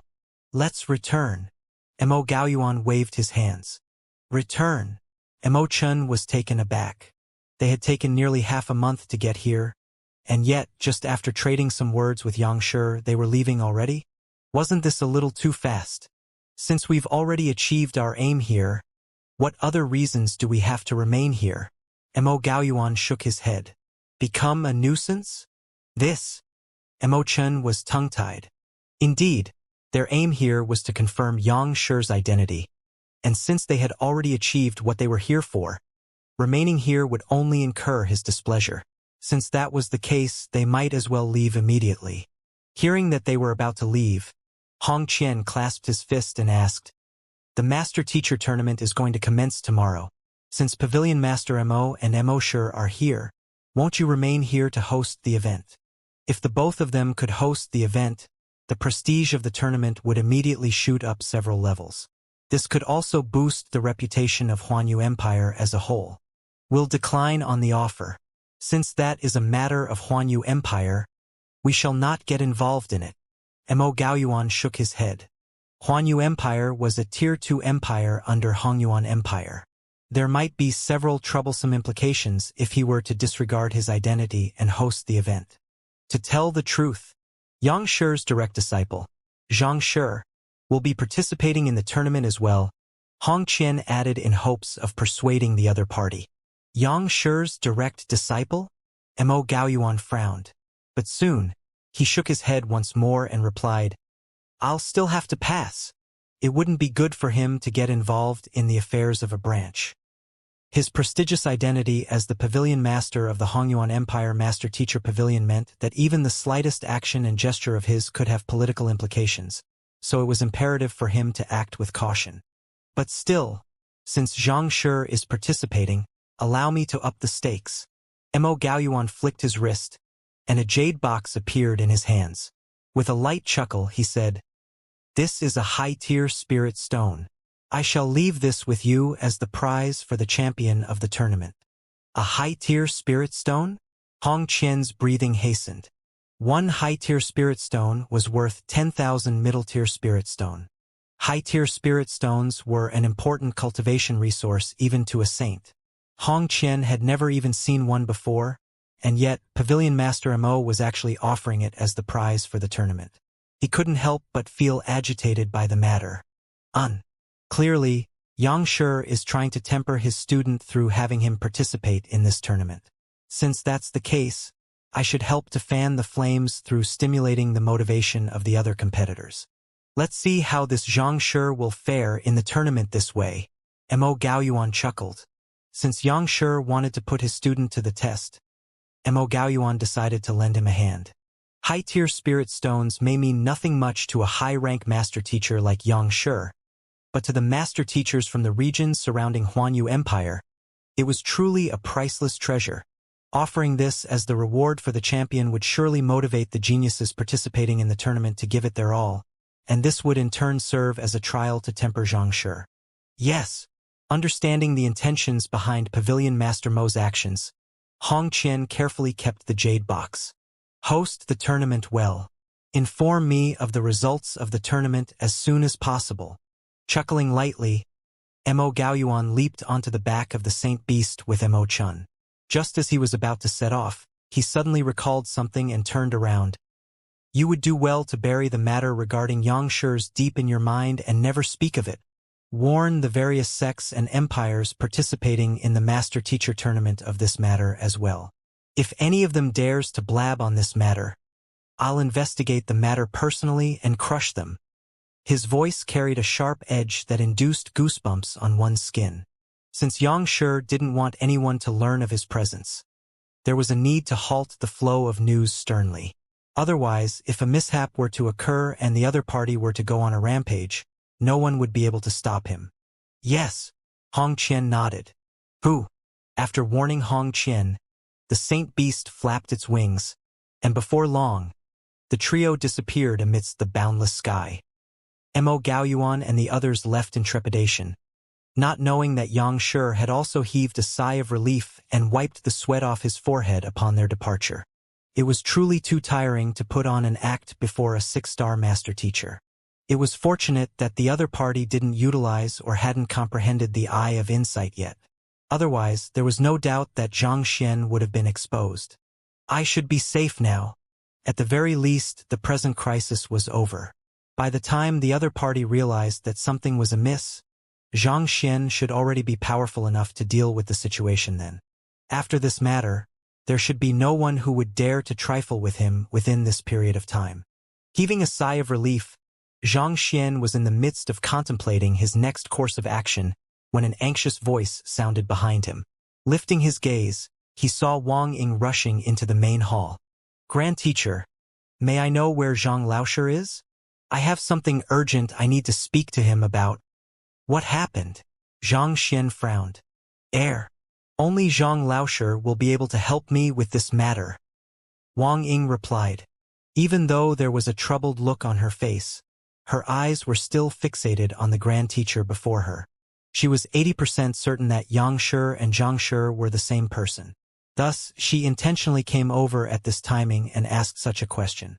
If Zhang Laoshe remained absent during this entire period of time, she would be able to affirm her conjecture. "Only I'll be able to help you with the matter? Wang Ying, what matter is it for you to act so secretively?" Just as she was staring fixatedly at Xianxia to gauge his reactions, an impassive voice suddenly sounded.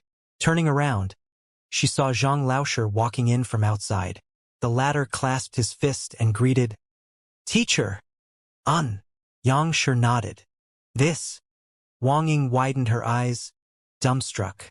What was going on? Xianxia and Zhang Laoshe actually appeared together? But aren't they the same person? Otherwise, how could they possibly have identical marks on their lower jaws? Wang Ying was completely stunned. She was extremely confident in her conjecture, and the abrupt situation caught her off guard. For a moment, she was at a complete loss. "Wang Ying," Zhang Laoshe called. "Ah!" Returning to her senses, Wang Ying's face reddened in embarrassment. It seemed like she was indeed overthinking the matter.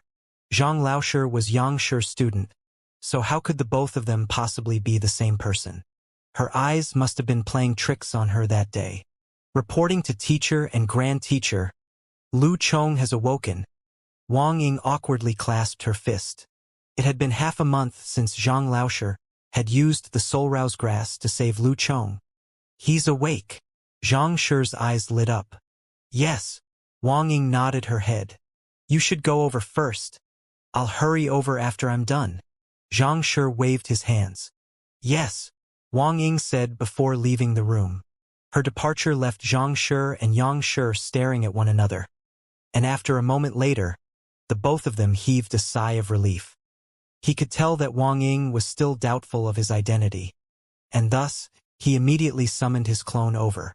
With both Xianxia and Zhangxia appearing at the same place simultaneously, no matter how confident Wang Ying was of her conjecture previously, she would have no choice but to accept it. "All right, you should return back to the room to rest first. I'll go take a look on Lu Chong." Xianxia waved his hands, gesturing for the clone returned to the room. After ensuring that he was gone, he reverted back to his original appearance before walking over to Lu Chong's room. "Teacher." As soon as he entered the room, a young man immediately rushed forward and kneeled before him. Who else could it be other than Lu Chong? "Everything is fine as long as you're awake." Xianxia nodded his head. The other party had nearly died in order to save him. It was fortunate that the other party was fine now. Otherwise, Xianxia would surely blame himself for life. All of the efforts he had put into saving Lu Chong hadn't gone to vain. Your cultivation." Xianxia was just about to speak when he suddenly noticed Lu Chong's cultivation and froze. The cultivation of the young man before him was exactly the same as before Zhongxia realm. At the same time, there wasn't the slightest soul energy to be felt within him. It was as if what Xianxia saw before in the other party's consciousness was just a dream. "Something is wrong."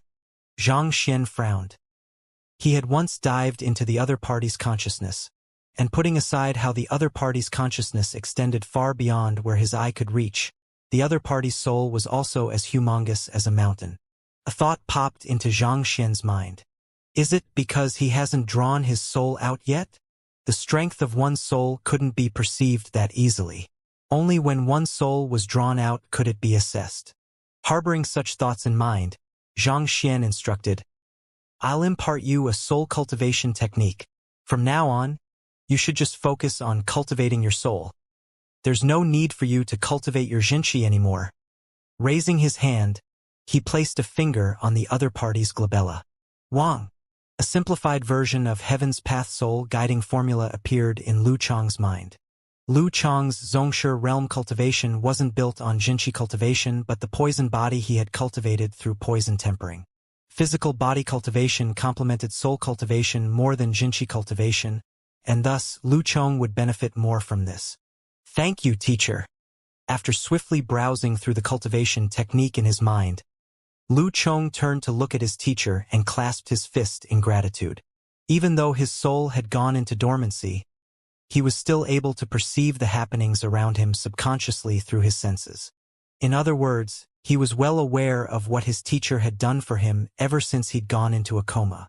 Fighting against a transcendent mortal realm expert in Shenyuan Kingdom despite being only at Jizuan realm. Buying down the soulless metal humanoid and venturing into the dangerous soul oracle tomb. Severing his soul to nurture the soul-roused grass. The favor that the other party had shown to him was so great that it would be impossible for him to repay it within this lifetime. Not only so, the other party even gave him such a valuable cultivation technique without any hesitation. Clenching his fists tightly in determination, Lu Chong thought, "Teacher, don't worry. I'll cultivate diligently so as to not disappoint you."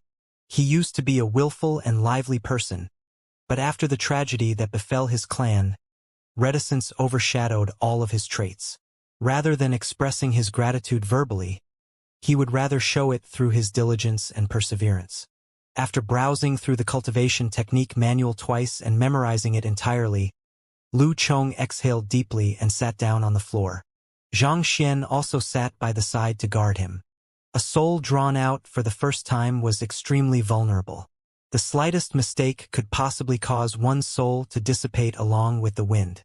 Back then, Xianxia had drawn his soul out in an underground tomb, and on top of that, he was also cultivating the complete version of the soul guiding formula. As such, he wasn't exposed to such vulnerability. However, the same couldn't be said for Lu Chong. Xianxia drew his soul and began observing Lu Chong's condition intently. Sometime later, Lu Chong's body swayed, and his eyes gleamed brightly. A silhouette sharing the same appearance as him struggled out of his body. He had succeeded in drawing his soul out. His soul seems to be weak. Xianxia frowned deeply. Despite having drawn out his soul, Lu Chong still wasn't as powerful as Xianxia thought he would be. Rather, just like any other cultivator drawing his soul out for the first time, his soul was extremely weak, and even the weakest gust of wind could easily dissipate it. What was going on? Given the size of the latter's consciousness and soul back then, how could his soul be so weak? Teacher, the world a soul perceives is very different from what one's eyes can see. Seeing a different world before him, Lu Chong was visibly excited. Your soul is still very weak, so try to suppress such intense emotions. Take this spirit stone and quickly cultivate to stabilize your soul. After throwing a middle-tier spirit stone to Lu Chong, Xianxia tapped his glabella once again, imparting him the Heaven's Path soul art. Not just wind, even intense emotions could induce instability in a nascent soul. Thus, it was best for Lu Chong to cultivate as quickly as possible to stabilize his condition. But in any case, given that Xianxia was guarding by the side, and there were sufficient cultivation techniques and middle-tier spirit stones to drive Lu Chong's condition, there shouldn't be any trouble at all. After all, these were much better than the conditions Xianxia had back then. Yes. Suppressing his emotions, Lu Chong's soul sat before the middle-tier spirit stone and began absorbing the spiritual energy contained within to cultivate. His cultivation speed isn't too fast either. Was I really mistaken? Xianxia scratched his head. The rate of Lu Chong's cultivation contradicted what Xianxia had seen in the other party's consciousness. If Lu Chong really possessed acquired soul physique, given his strong fundamentals, his cultivation would surely improve at an unimaginable speed, such that even Xianxia might be left in the dust. But contrary to Xianxia's conjecture, there was nothing extraordinary about the latter's performance. Could it be that he was mistaken? Did Lu Chong not possess acquired soul physique? But if Xianxia was mistaken, Why would Lu Chang's consciousness and soul be that huge? While thinking about these doubts, Xianxia noticed that Lu Chang's soul had already stabilized. Since the other party had already overcome the vulnerable period, there was no need for him to stand guard anymore. Thus, Xianxia left the room, looked for Mo Hunsheng, and raised his doubts with him. Even though Mo Hunsheng had already imparted his techniques to him, the other party's knowledge of souls still far surpassed his. After all, the latter was a 6-star soul oracle who had lived several 10,000 years. That, I'm not too sure as well. Why don't I take a look after young Master Lu Chong is done with his cultivation? Mo Hunsheng wasn't too clear what was going on as well, so he could only shake his head uncertainly. It would be better if he could take a look personally so as to better understand the situation. Xianxia nodded his head before returning to his room. He had spent the entire night guarding Lu Chong for his cultivation, and the master-teacher tournament would commence that day. No matter what, Xianxia should make some preparations for it. While the prize of middle-tier spirit stones was no longer as attractive to him as before, it was still a good opportunity for him to strike out his reputation. Otherwise, it would be hard for him to advance further as a master-teacher. Walking into the room, Xianxia saw the clone cultivating by the side and said, "From today onward you're called clone, and you shall address me as the main." The clone nodded his head. "I'll be participating in the master-teacher tournament soon, so you can't stay here anymore. Otherwise, if someone were to see you while cleaning up the room, it would be difficult for me to explain the matter." The residence they were currently staying at was offered by Zhao Feiwu, and there were attendants from the Alliance head residence here to tidy up the place. It was one thing if Xianxia was still at the residence, but if he was off participating in the master-teacher tournament and one of the attendants were to see another Xianxia here, wouldn't that person be scared to death? As for disguising himself as Xianxia, while the clone was capable of executing Heaven's Path disguise art, he didn't possess the library of Heaven's Path. That made it likely for him to give himself away if he were to meet high-rank master teachers. The clone had also considered this problem, and he replied, "I'll go into your storage ring then." "You can go into my storage ring?" Xianxia was stunned for a moment before a bitter smile appeared on his face. The space in the storage ring was a vacuum. If any being were to enter the premises, they would die swiftly. Putting aside transcendent mortals, even saints would be unable to survive under such conditions. However, his clone was different. The physical body of the clone was crafted from a god artifact, the 9 Hearts Lotus. Breathing wasn't required for its existence. Flame and water couldn't impair it. Swords and sabers couldn't wound it. It wasn't a problem for it to be placed in the storage ring. However, as Xianxia was too used to the concept of lifeforms cannot exist in the storage ring, he instinctively asked the question. "Store." Knowing that the clone could enter his storage ring, Xianxia stretched out his hand and drew the clone into his storage ring. "Who?" The clone immediately entered the storage ring, disappearing from sight. Bringing his clone along with him would help him avoid many unnecessary problems. As for Xianxia being absent from the residence, it would only be weird if a high-rank master teacher of the other party's caliber appeared frequently around the residence. Leaving his room, Xianxia headed for the main hall, where he saw Pavilion Master Kong, Ruohuan Gongzi, and a few other people waiting. At this moment, Ruohuan Gongzi had already reinforced his cultivation as a transcendent mortal 4-dan pinnacle sturdily. His eyes were filled with a brilliant, energetic glow. On top of his cultivation, it seemed like his comprehension of master teachers as an occupation had deepened significantly. Upon seeing Xianxia, Pavilion Master Kong chuckled and gestured. "The master teacher tournament is a public event, and it will be conducted on the field outside the Alliance head residence. Xianxia, let's proceed over." "All right." Nodding, Xianxia was just about to leave when a figure suddenly stood in front of him. "Senior, I'll accompany you." "Say senior." Xianxia was taken aback. Turning around, he saw that garden owner Shui was in the room as well. At this very moment, garden owner Shui exuded a steady aura which reflected perfect harmony between her soul and her physical body. Clearly, she had broken through her bottleneck and reached transcendent mortal 5-dan, consonant spirit realm. It was only due to the impairment of her soul previously that she had been unable to progress any further from clarifying turbidity realm pinnacle. But half a month ago, Xianxia imparted her a technique that could heal her impaired soul. Along with the strong foundation she had built up through the years, she successfully advanced to become a consonant spirit realm expert.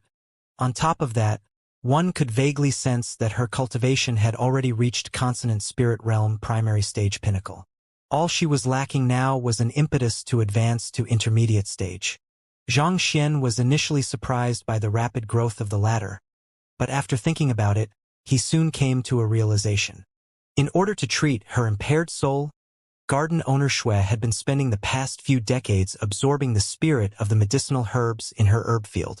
Even though it wasn't able to heal her impaired soul, it didn't go to waste either. If Xianxia's conjecture wasn't off, there was a good chance that her cultivation would surge all the way to consonant spirit realm pinnacle within a short period of time. Indeed, Xianxia has accepted me as his student, and given that you're his direct disciple, isn't it only right for me to address you as senior? Garden owner Shui clasped her fist. Ah, that's true. Only then did it hit Xianxia. That day, due to the urgent circumstances, he knew that there was a chance that his scare might not work. Thus, he accepted Shui Yao as his student and imparted her with a technique to resolve the issue of her impaired soul. Through doing so, he would be able to earn her gratitude. And fortunately, everything went according to plan. A golden page was formed out of her gratitude, and it was through this that Xianxia was able to smash sect leader Bai, thus successfully instilling fear into the others. It was on a whim that he decided to do so. After all, there was no better solution then, so he forgot about the matter after that. He didn't expect the other party to take it seriously. Given that garden owner Shui was Yangxi's student and Xianxia was the direct disciple, given the higher ranking of direct disciples in the lineage, it was indeed right for her to address him as such. There won't be any danger in the master-teacher tournament, so you need not worry about it. It would be better if you stood guard here. Even though he knew that the other party was doing this out of goodwill, Xianxia waved his hands to turn her down. Given that the Master-Teacher Tournament was an activity organized by the Master-Teacher Pavilion, anyone who dares to cause trouble in it would be deemed as an enemy of the Master-Teacher Tournament. There was no one who would dare to take such a risk. Thus, it was unlikely there would be any threat to Xianxia's safety. This, garden owner Shui hesitated. Don't worry. I'll be fine. Waving his hands, Xianxia followed behind Pavilion Master Kong and walked out of the main hall. Master-Teacher Tournament. Here I come. The reason why Xianxia had traveled all the way to the Myriad Kingdom Alliance was for this tournament. While the final prize was only 100 middle-tier spirit stones, it no longer possessed as much of an allure to him anymore with his newfound wealth. As long as he emerged as the champion, he would become highly regarded by the Master-Teacher Pavilion. With such, it would be easier for him to gain access to transcendent mortal Fordan cultivation techniques. Besides, his cultivation and capability had already reached a bottleneck in the Myriad Kingdom Alliance. If he wanted to progress any further, he would need to venture into higher-tiered empires. The top 10 of this tournament will gain the chance to study at Hongyuan Master-Teacher Academy, and this was a good opportunity as well. Thus, Xianxia still bore some expectations for the Master-Teacher Tournament. Xianxia, I've spent the last few days compiling a list of potential contenders for the top 10 places. You should take a look. Pavilion Master Kong handed a book over. He hadn't been idling about the past half a month either. He'd had his men investigate the other powers, and eventually he managed to compile this list. With this list, the participants of the Myriad Kingdom Alliance would be able to prepare themselves. After all, like the saying goes, if you know your enemies and know yourself, you will not be imperiled in 100 battles. Thank you. Knowing that the other party had put in a lot of effort into the list, Xianxia nodded his head and casually flipped it open. The number 1 contender to look out for is Luo Xin, the direct disciple of sect leader Luo Huang of Fleeting Cloud Sect. 4-star Pinnacle Master Teacher. Transcendent Mortal 4-Dan Pinnacle. Supporting occupations: 4-star Physician, 4-star Formation Master. This fellow is actually the number 1 contender to look out for? A bizarre expression appeared on Zhang Xian's face. Zhang Xian remembered this fellow. Half a month ago, he used 150 middle-tier spirit stones to bargain with Yang Shi for sect leader Luo Huang's life. Based on what Sun Chang had said regarding the other party, it seemed like the other party had also nearly died from being crushed under the demon sink beast. This kind of fool was actually the #1 contender for the champion seat of the Master Teacher Tournament. Cough, cough. Seeing Zhang Xian's bizarre gaze, Pavilion Master Kong immediately deduced what he was thinking about and coughed. Actually, Luo Xian isn't as bad as you think. He's extremely strong, and even if I were to go against him, it would be hard to tell who would emerge triumphant. After a moment of contemplation, Zhang Xian nodded his head in agreement. The demon sink beast possessed the dragon bloodline. It was normal for cultivators of the same cultivation level to be unable to match up to it. By no means should one judge Luo Xian's strength through that encounter. And of course, when Zhang Xian met the latter in the capacity as Yang Shi, given how even half 5-star master teachers dared not utter a single word of dissonance, naturally, a 4-star pinnacle master teacher like him wouldn't dare to get ahead of himself. So, in truth, Luo Xian was still quite a fearsome adversary to face. At the very least, there were very few cultivators at Transcendent Mortal 4-Dan Pinnacle who would be a match for him.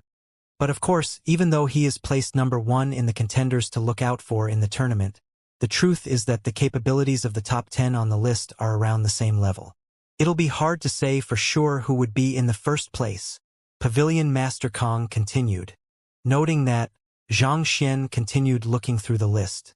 And just as Pavilion Master Kong said, there really wasn't much disparity in the capabilities of the top 10. They were all 4-star Master Teacher, clarifying Turbidity Realm Pinnacle experts. Given that they possessed similar cultivation realms and Master Teacher ranking, it would be impossible to tell who was above whom. It didn't take long for Zhang Xian to finish browsing through the book. Of the 28 powers, a total of 56 participants had been elected, and even the weakest of them was a 4-star primary Master Teacher. In other words, Zhang Xian was the weakest of the lot. And considering how Ruohuan Gongzi was the only 4-star Master Teacher back in the selection rounds, it was no wonder why the Myriad Kingdom Alliance was always placed in the lower rankings each tournament. Furthermore, only powers with talents who placed amongst the top in the tournament would be granted better resources, and it was through such resources that they would be able to groom even more formidable Master Teachers, and vice versa. Thus, this formed both a virtuous cycle and a vicious cycle.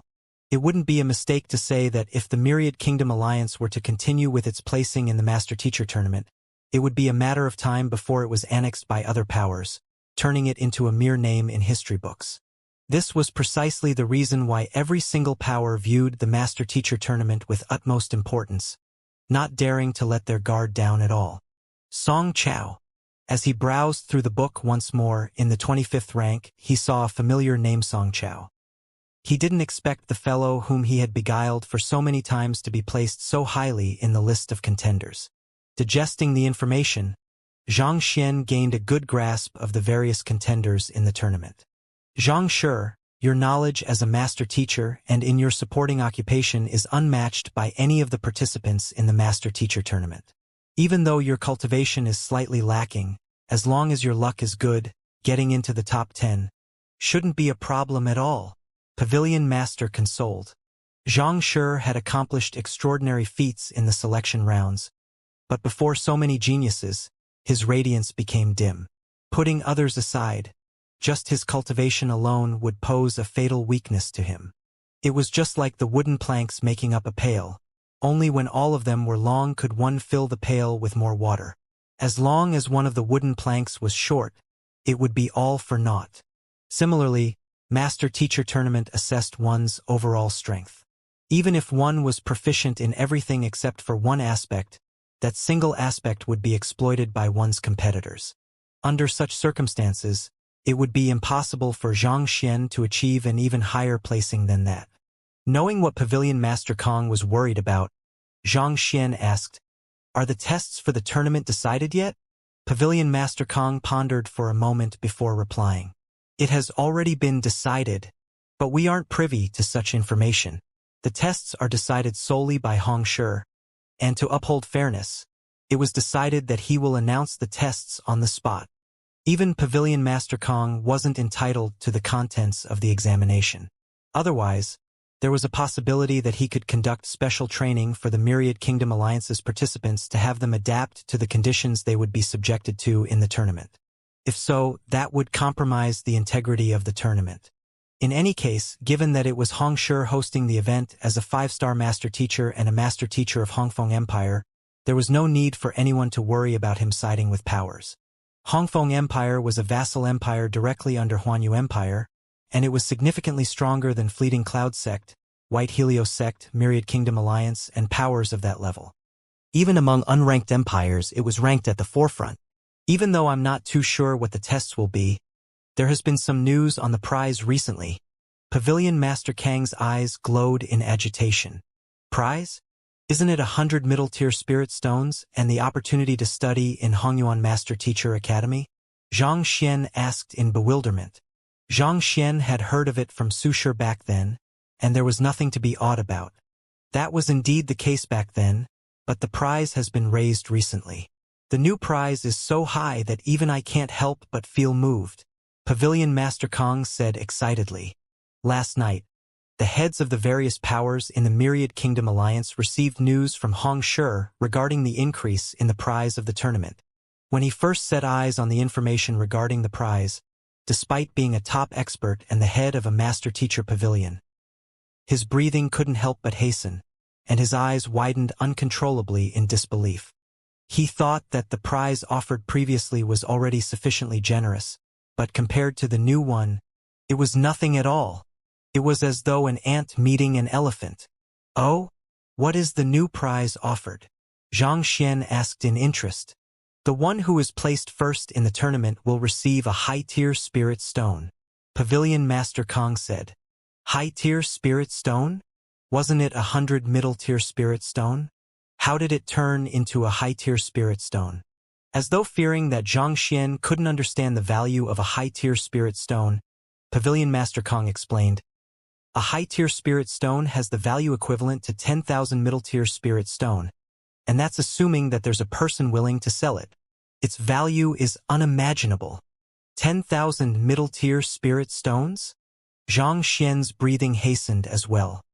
He had worked so hard, putting himself at grievous risk, only to extort 600 middle-tier spirit stones from the Fleeting Cloud Sect and 13 other powers. Yet, to think that being placed first in the tournament would earn him a high-tier spirit stone straight. This was way too exaggerated. Indeed, and on top of the opportunity to study at Hongyuan Master Teacher Academy, he will also be allowed to cultivate in Cleansing Lake for 3 days. Pavilion Master Kong continued. Cleansing Lake? What's that? Xianxia asked curiously. It's one of the greatest treasures of Huanyu Empire's royalty, as well as the greatest foundation behind its establishment. Unconcealable envy shone in Pavilion Master Kang's eyes as he said, cultivators who have managed to reach clarifying turbidity realm understand that turbid and clear also refers to one's physical body and soul, respectively. The Cleansing Lake is a blessed land that nourishes one's soul. Cultivating there, one's soul would undergo a metamorphosis, thus increasing one's chance of achieving a breakthrough to consonant spirit realm significantly. If I were to get a chance to cultivate there for 3 days, the chances of me being able to reach consonant spirit realm would surely be more than 50%. However, the Cleansing Lake is one of the most precious resources of Huanyu Empire, and there are limited slots to its use. Only for the Master Teacher Tournament, which happens once every decade, are they willing to spare a few slots. Xianxia nodded his head calmly in response, but on the inside, he was astonished. To increase the chances of Pavilion Master Kong advancing to Consonant Spirit Realm to more than 50%, that Cleansing Lake was indeed formidable. A high-tier Sprit Stone, the opportunity to study at Hongyuan Master Teacher Academy, and 3 days of cultivation in the Cleansing Lake. Honestly, just any single one of them was enough to send countless experts into frenzy. And yet, for the 3 of them to be the prize of the champion of the Master Teacher Pavilion, fearsome. What about the second place? Since the reward for the first place was so generous, what about the second place? The second pales a lot in comparison. its 300 middle-tier spirit stones, the opportunity to study at Hongyuan Master Teacher Academy, and 2 days in the Cleansing Lake. Pavilion Master Kong replied. Even though it was just a single placing, the rewards had decreased by manifolds. Putting aside the reduction of a single day in Cleansing Lake, there was a difference of 30 times in value between a high-tier spirit stone and 300 middle-tier spirit stones. And the third place is 100 middle-tier spirit stone and 1 day in the Cleansing Lake. As for the 4th to 10th place, they won't be allowed to enter the Cleansing Lake, and they will only be given 10 middle-tier spirit stones each. But fortunately, all of them will be given the opportunity to study at Hongyuan Master Teacher Academy. Pavilion Master Kong recounted the rewards of the top 10 of the Master Teacher Tournament. Seems like I really must take the first place. Xianxia clenched his fists tightly. He was still thinking that it would suffice as long as he got into the top 10 in the tournament, but with the increased rewards, his determination to obtain the first position was sparked. Putting aside everything else, just the high-tier spirit stone in itself was invaluable to him. With this, he could probably cultivate all the way to the pinnacle of the transcendent mortal without worrying about spirit stones. Hearing Zhang Xian's words, Pavilion Master Kong smiled bitterly. Indeed, it would be good to take the first place. However, how could it be so easy? There wasn't anyone who wasn't interested in the first place, especially with the increased reward. But considering the talented geniuses who would be participating in the tournament, it would be no easy feat. Xianxia was a formidable master teacher. There were probably none who would dare to cross his path. However, Xianxia's existence was only known amongst the top echelons of the 14 powers. The participants of the tournament were unaware of it. Thus, there would be no one who would go easy on Xianxia just because he was Xianxia's student. Xianxia might be formidable in other aspects, but when it comes to a battle of cultivation, he stood little hope. Even though Pavilion Master Kong had entrusted his hopes to Xianxia, he didn't bear much expectation for the latter to take down the champion position. We're here. Upon hearing Pavilion Master Kang's sigh, Xianxia was just about to speak, but Rohuan Gongzi's voice sounded. Lifting his gaze, he realized that they had already arrived in the square in front of the Alliance head residence. At the current moment, the square was bustling with huge crowds. After so many days, the Master Teacher Tournament was finally going to begin. Walking along the packed crowd, Xianxia saw a huge round stage placed at the center of the square. The top of the stage was veiled beneath a layer of fog, making it impossible to perceive what was hidden inside. Most likely, this should be a formation preventing anyone from peering into the contents inside. Countless master teachers, dressed in robes, were seated around the stage. Xianxia briefly scanned the surroundings with his gaze. As expected of the Master Teacher Tournament, there was a total of several thousand people from all 28 powers, including the Myriad Kingdom Alliance. Every single one had an emblem reflecting their respective ranks pinned on their chests, and reflected light glared from them. How many times in one's life could one see such a grand festival where several thousand master teachers were gathered together? It was no wonder why the citizens of Myriad Kingdom Alliance were so excited, camping at the square from such early hours. In order to prevent any accidents from occurring, the Alliance head residents had been making preparations from half a month ago. All of their elites were stationed around the area, ready to take any countermeasures should any unexpected situation occur. So, this is the Master Teacher Tournament. So many master teachers are gathered here. It's so difficult to meet even a single one of those lofty master teachers under normal circumstances. And yet, a few thousand of them were gathered here today. To be able to see so many formidable master teachers competing against one another, I would have no regrets even if I were to drop dead now. Such discussions were occurring throughout the crowd. Their excitement over the Master Teacher Tournament was apparent through their words and expressions. The Master Teacher Tournament only happened once every decade, and on top of that, the location where it would be hosted was randomly selected each time. Given that it was conducted in the Myriad Kingdom Alliance this time, there was no way they could miss the festival. In truth, the Master Teacher Tournament also had the intention of utilizing the fanfare behind the tournament to display the might of the Master Teachers, as well as boost the popularity of this occupation and bring new blood into the organization. Look, it's Ruohuan Gongzi. He's so handsome. The person beside him must be Xianxia, right? I think so. I became his loyal fan after hearing of his affairs. Me too. Despite forfeiting the final test in the selection round, he was still able to take the top position. There is no one else in Myriad Kingdom Alliance who is capable of such a feat. Upon the arrival of the trio, someone exclaimed and a wave of cheering sounded from the crowd.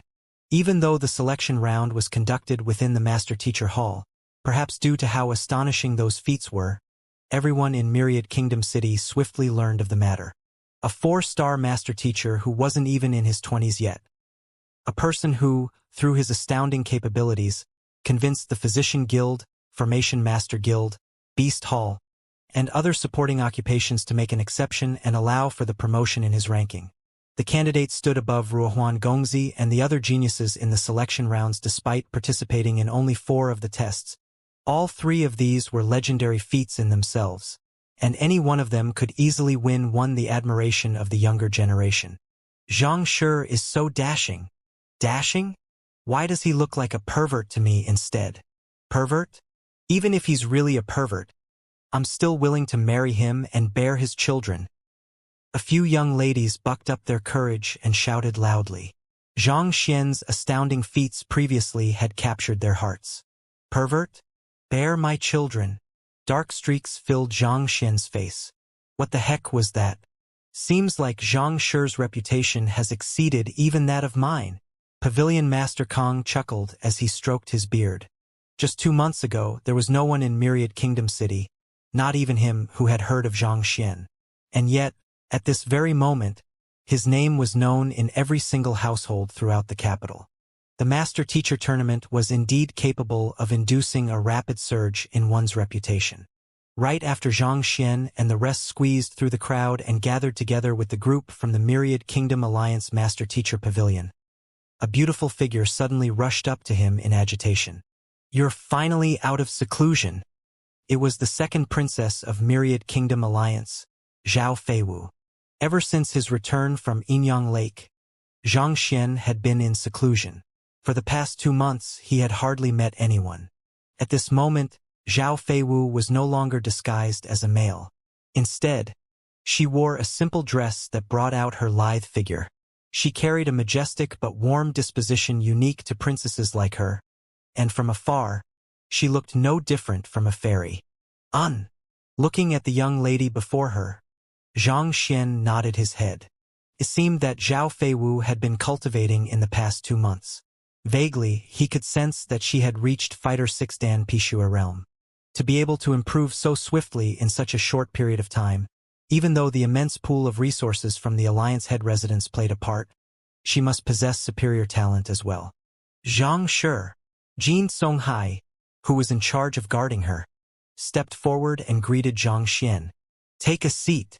After trading some pleasantries, the few of them sat down and soon, from the top of the round stage in the center, an elder could be seen walking over. This is 5-star Master Teacher Hong Shi. He's in charge of hosting this Master Teacher tournament. Pavilion Master Kong whispered to Zhang Xian telepathically. Zhang Xian shot a glance over to the elder on the stage. Hong Shi had a tall stature, and his hands and legs were extremely long. The aura he exuded seemed to be perfectly aligned with the surroundings, as though there was a giant bridge within his body connecting him to the environment, nourishing his body and soul with spiritual energy. Transcendent Mortal 6 Dan, Cosmos Bridge Realm.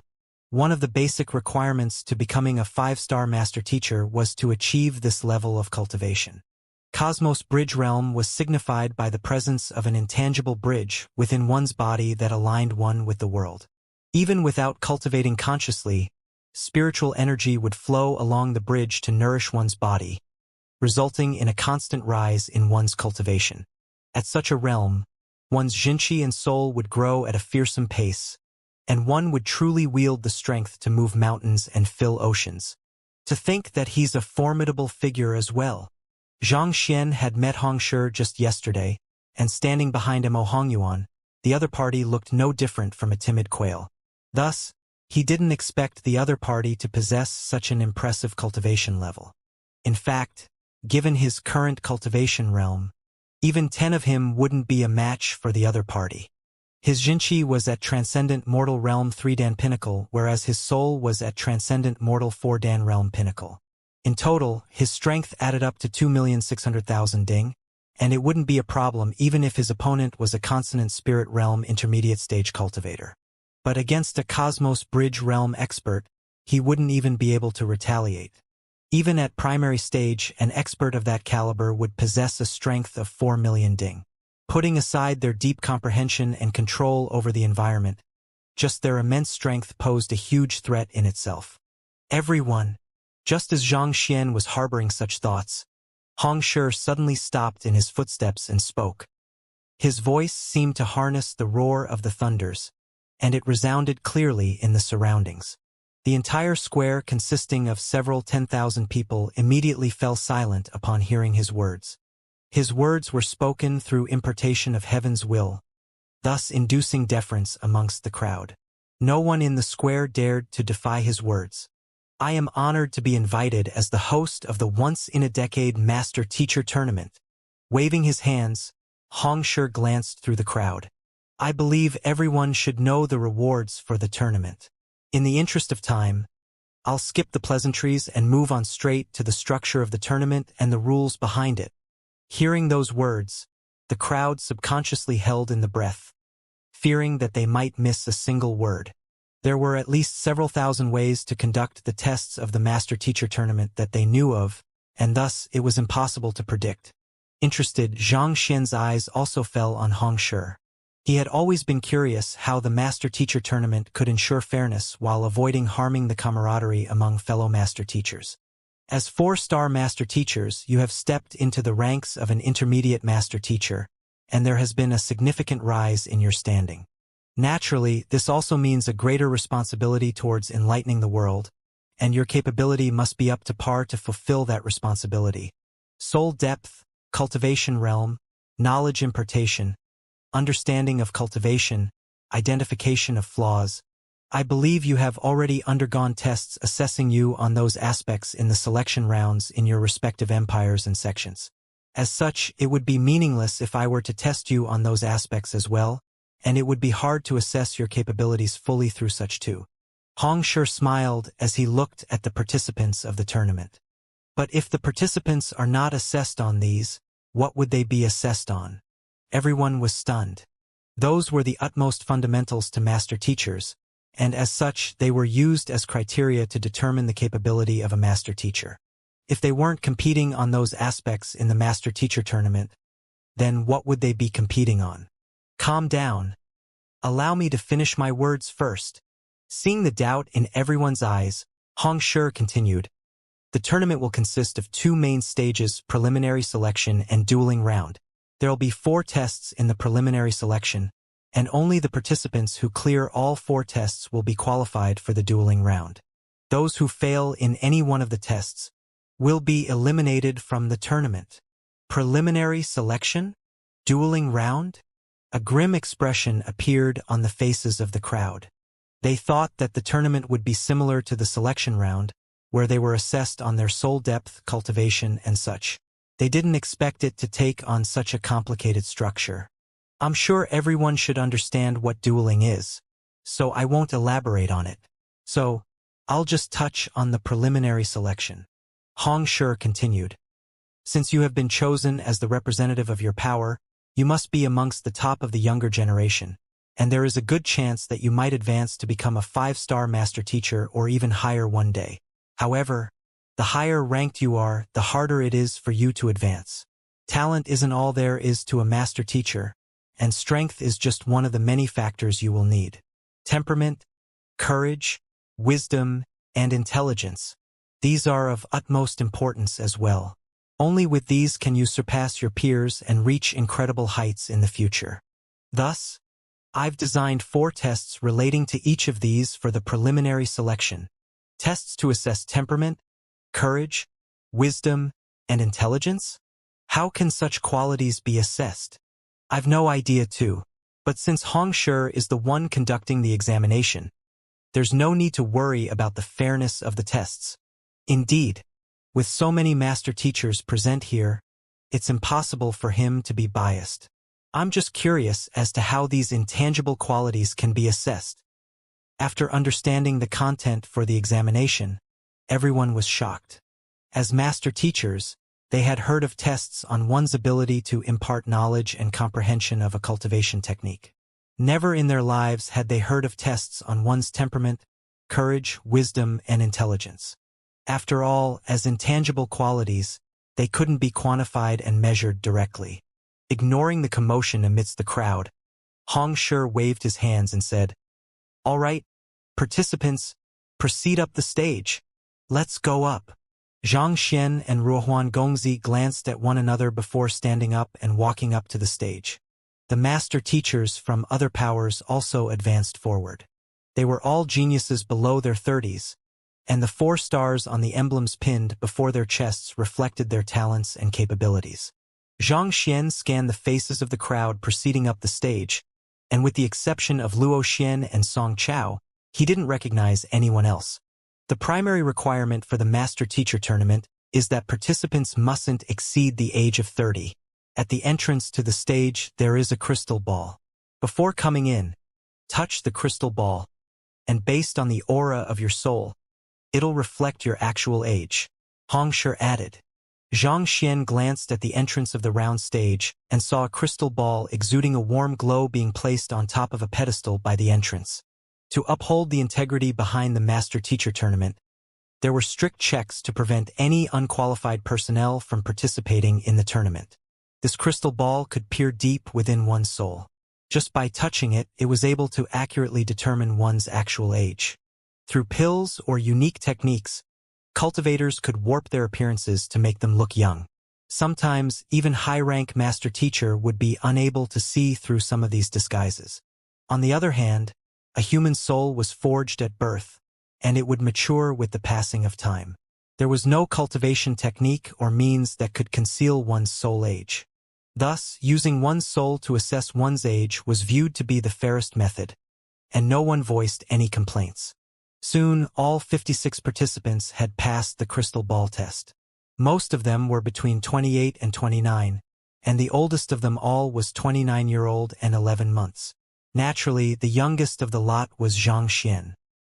He was still 2 months away from reaching 20, and everyone couldn't help but be shocked upon seeing such a young participant. After all, the others were around a decade older than him.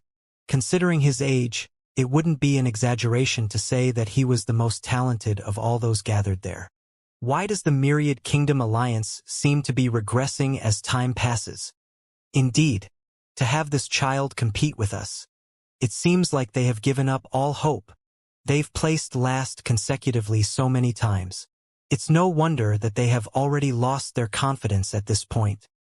Many people expressed their disdain for the Myriad Kingdom Alliance. Despite Xianxia driving away 14 of the strongest powers in the region single-handedly that day, the entire incident had been hushed, and all news regarding it had been suppressed. As such, most of the spectators and even the participating master teachers were unaware of the matter. The Myriad Kingdom Alliance had never achieved good results in the past, and upon seeing that they had sent in a lad who was a decade younger than the other participants, naturally, they thought that they had given up on the tournament. Since everyone fulfills the requirements, allow me to delve deeper into the details regarding the preliminary selection. Seeing that everyone had cleared the verification, Xianxia chuckled. The first round, temperament. At this point, Xianxia waved his hands. This is the ghost domain illusory city that was left behind by 5-star master teacher Fei Yuzi. This artifact harnesses the concepts of Qi Men Dun Jia, and it is an extremely valuable treasure. Who? The vision before everyone blurred for an instant as the fog cleared for a corner of the stage, revealing a towering fortress. Red bricks, emerald roof, white walls, and green corridors. From afar, it exuded a sinister aura, sending a cold chill down one's spine. Ghost Domain Illusory City? What is that? I seem to remember seeing this in some book before. If I recall correctly, it is a unique treasure harnessing the concepts of Qi Men Dun Jia. As for what exactly it is or how the test will be carried out, I've no idea as well. Qi Men Dun Jia? What's that? It's an extremely rare, unique occupation. I heard that there isn't a single branch even in Huanyu Empire. Seeing a fortress appear amidst the fog, a huge commotion broke out. Even Pavilion Master Kong and the others couldn't help but frown in doubt. Despite their vast knowledge, they had never heard of it before. There is only one entrance and exit to the Ghost Domain Illusory City. In the temperament test, you will pass the test as long as you leave via the exit within an incensus time of passing through the entrance. Hong Shi chuckled as he revealed the rules. So simple, but we can only see the entrance.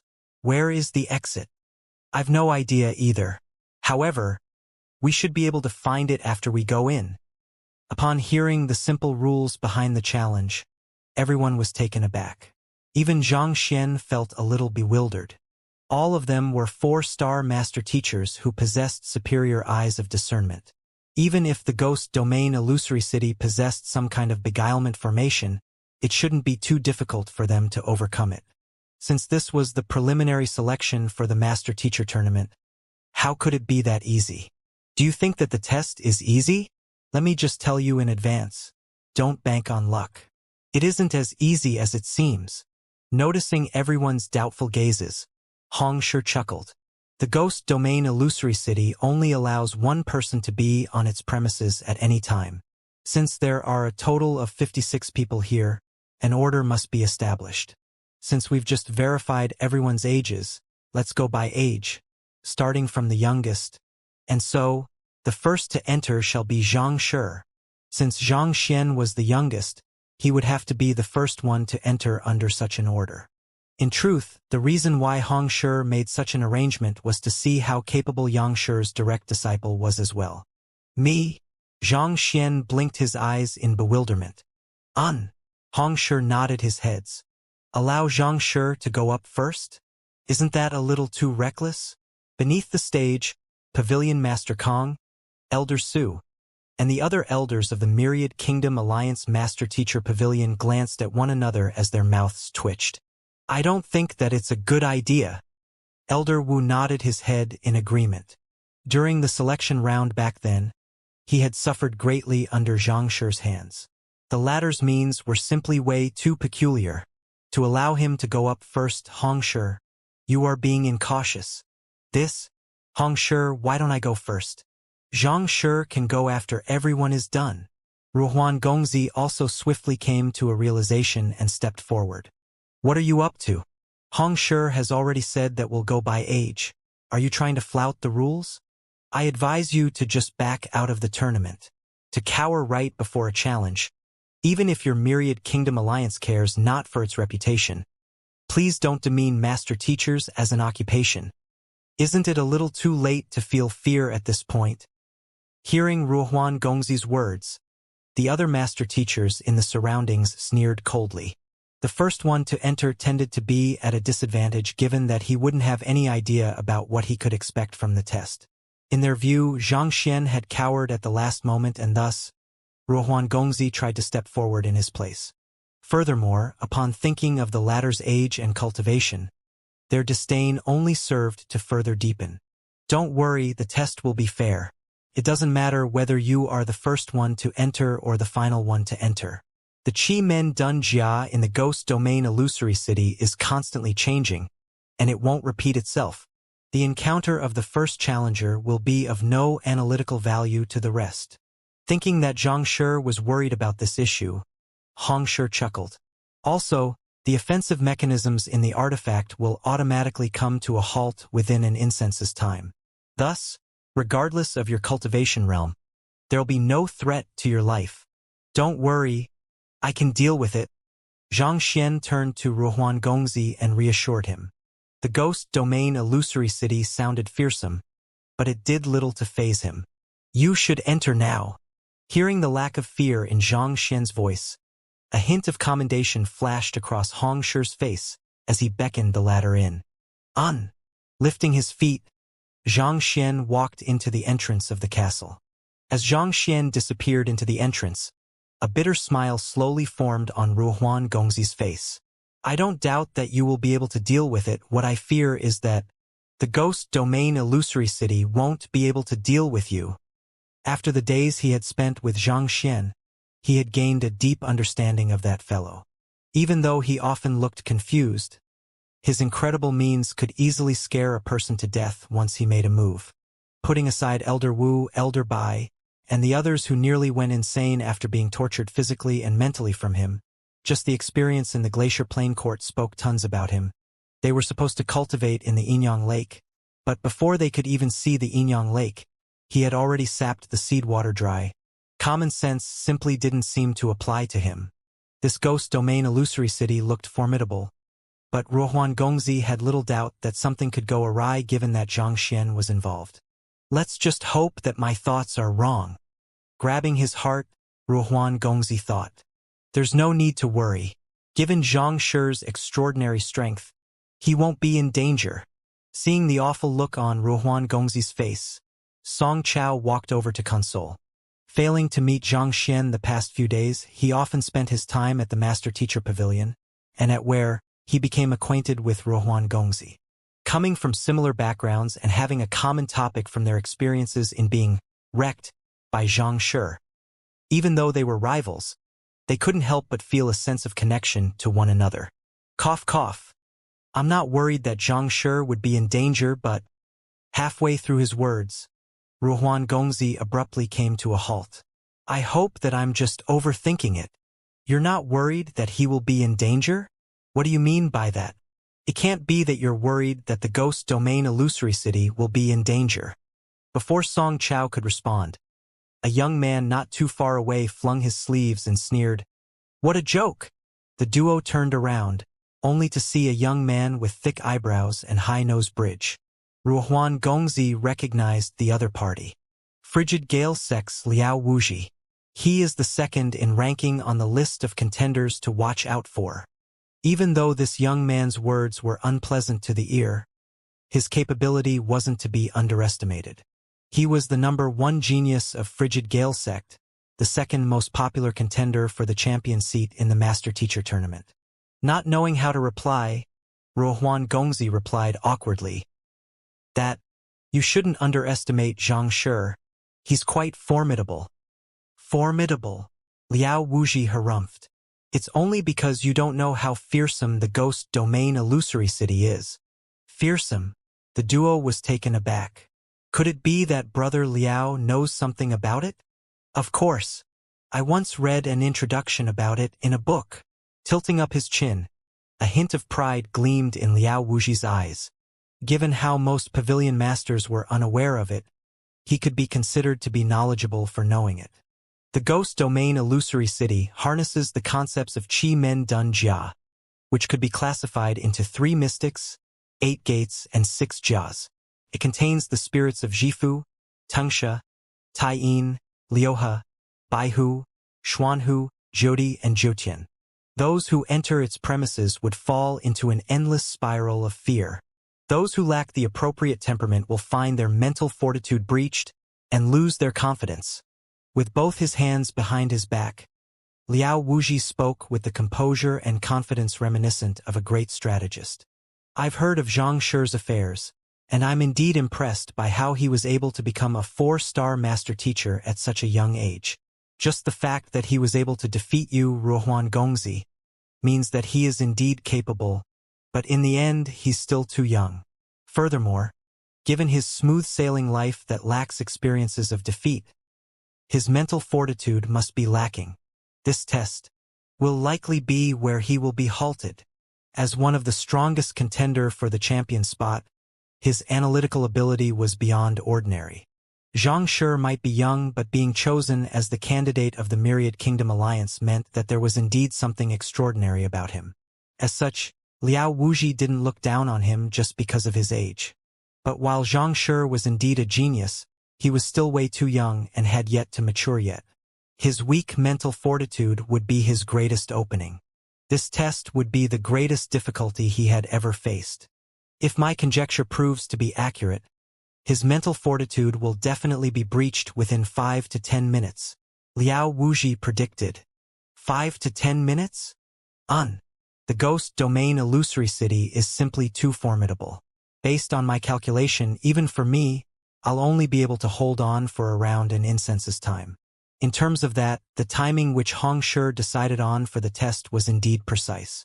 It is unlikely that there'll be any participants who can persevere any longer than that. Given Xianxia's young age, it would already be incredible if he could hold on for 5 minutes. Liao Wuxi waved his hands proudly, and just as he was about to continue, he suddenly froze. As though he had seen a ghost, his body stiffened, eyes widened, and lips trembled uncontrollably. What is going on? Xianxia pushed open the doors to enter the illusory city. Its interior was pitch black, such that he couldn't even see his outstretched hand. Taking 2 steps along the corridor, a sinister wind blew past, bringing an eerie voice to his ear. Whoa. The voice was drenched with resentment and adoration, sorrow and happiness.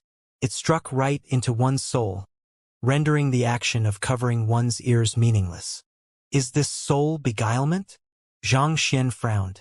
Mo Hunqing had once used a similar technique against him back in the Soul Oracle Tomb. Such techniques allowed the voice to resound within one's soul. It would be useless even if one were to inhibit all 6 senses. Lifting his gaze, Xianxia saw countless savage eyes staring at him, threatening to leap out at him at any moment to tear him into shreds. To face hair-standing sorrowful cries and the threat of impending attacks under such a dark environment, this was indeed a test on one's temperament. If one's mental fortitude wasn't strong enough, one might just faint on the spot. Boom! Just as Xianxia was scanning the surroundings curiously, he suddenly felt a powerful surge of energy gushing out from a corner of the room. It flowed along with the whistling of the wind, heading straight for him. His eyes immediately narrowed, and he leaped forward. But right after he dodged the attack, he felt another powerful surge of energy heading right for him. Dodging it with a leap, before Xianxia could land on the floor, he felt yet another attack coming from a different direction. After dodging 7 to 8 of such attacks, a droplet of cold sweat dripped from Xianxia's chin. He was starting to panic. The attacks were becoming more and more frequent. If this went on, it would reach a point where Xianxia would be unable to cope at all, and this might potentially end in severe injuries for him. Could this test really be that difficult? No, something's wrong. I could feel the energy and disturbance in the air from the previous attacks, but I didn't hear any sound of collision between the wall and the surge of energy. After avoiding a few more attacks, a thought suddenly struck Xianxia, leaving him stunned for a moment. He could hear the sharp whistling of the wind due to the barrage of attacks raining down on him. But somehow, the sound of collision when the force struck the wall or ground was absent. Even if Xianxia dodged the attack, the force should have struck the wall or the ground, leaving behind a deep imprint or at least a mark of some kind. But there wasn't anything like that at all. Could the attacks be an illusion too? Eye of Insight. Thinking such, Xianxia activated the Eye of Insight. In an instant, the darkness veiling his vision lightened, allowing him to see the rough outline of the entire room. The Eye of Insight allows one to peer into the essence of everything. While it was impossible for Xianxia's Eye of Insight to peer through the entire ghost domain illusory city given the powerful might of the artifact, it wasn't too much of a problem for him to just see through the facades contained within the interior of a single room. And in an instant, he saw that the origin of the piercing wind sound that he heard previously was actually countless spirit beings lingering in the surroundings. It was impossible to tell whether these spirit beings were originally human spirit beasts or simply artificial beings. While they were able to stir up an intense wind through their motion, it was completely harmless to one's physical body. That was also the reason why the wall and floor remained undamaged. But still, if Xianxia didn't have the Eye of Insight, he would have never dared to face that powerful, frenzied surge of energy even if someone were to inflate his guts. Other competitors might have been helpless before these spirit beings, and it would just be a matter of time before they crumbled before the immense pressure on them. But this won't work on me. Upon understanding the origin behind the attacks, Xianxia's lips curled up into a smile. Unable to see or perceive these spirit beings, the other competitors would indeed be unable to deal with these spirit beings. It would just be a matter of time before the mounting pressure crushed their mental fortitude, snapping their thread of sanity. But, as a soul oracle, if he were to allow mere spirit beings to get the better of him, it would indeed be embarrassing. Draw soul. Xianxia's glabella glowed, and a soul-bearing semblance to his physical appearance emerged from his body. Wang. Xianxian clasped his hands together, and a glow of light flashed across the room. The spirit beings, as though having met their nemesis, quickly fled in fear. The soul of soul oracles possessed extraordinary soul energy, and not to mention, the cultivation technique which Xianxian practiced was the Heaven's Path soul art, granting his soul a mighty aura that ghosts dared not stand up against. It was already a huge benevolence, as well as a gesture of respect to Hong Shi, that he didn't consume these spirit beings to nourish his soul. After chasing away those troublemaking spirit beings, the room fell silent. Returning back to his body, Xianxian stood up to start looking for the exit when a thought suddenly struck him, and a smile slowly surfaced on his face. Why do I even need to search around? As long as I determine the flaws behind this artifact, wouldn't I be able to find the exit easily? Given that Xianxian was attacked by so many soul beings right after he entered the ghost domain illusory city, who knew what else he might face later on? It would be too much trouble to go through everything. Since he had the Library of Heaven's Path, he could simply find the flaws behind the ghost domain illusory city and, just like with formations, pause its functioning. In any case, pausing a formation wouldn't damage it. Its functions could be easily restored after he left, and it wouldn't affect the challengers after him. With such a thought in mind, Xianxian placed his hand on the floor, and a book materialized in the Library of Heaven's Path. Ghost Domain Illusory City, forged by 5-star master teacher Fei Yuzi. It harnesses the concepts of Qi Men Dun Jia and contains innumerable spirit beings. Can be used as a test to train one's temperament. Flaws. Number 1. The stone pedestal at the center serving as the control center is easily noticeable. A detailed explanation on the ghost domain illusory city could be seen on the book. The stone pedestal at the center is the control center? With the eye of insight active, Xianxian proceeded forward and saw a stone pedestal with a height similar to his. Isn't this way too conspicuous? Seeing that something this important was actually placed so openly in the artifact, Xianxian shook his head. But soon he came to a realization. Often, the most dangerous of location tended to be the safest, and sometimes, placing it at the most conspicuous spot may make one overlook it due to their subconscious mind instinctively acknowledging the impossibility of it. Besides, the cultivators that enter the illusory city would have their hands full with dealing with the spirit beings. Even if they were to see the stone pedestal, they wouldn't have the spare energy to think of such things. Since this is the control center, will the ghost domain illusory city come to a halt if I were to knock this pedestal aside? Having found the core of the illusory city, Xianxian shut the book. With his eye of insight still active, he began assessing the stone pedestal. He couldn't tell what the stone pedestal was made of, but it was exceptionally hard. Xianxian examined the pedestal carefully from several angles, but he wasn't able to find any mechanism embedded into it. He tried pushing the pedestal with his hands, but as though connected with the fortress, it didn't budge in the least. I don't believe that I can't move it. Heaven's Path fist art. Frowning, Xianxian gathered all of his strength in his fists, and as though a released arrow, his fists shot toward the stone pedestal. Pong! His fist struck the stone pedestal, but there was nothing except for a slight tremor.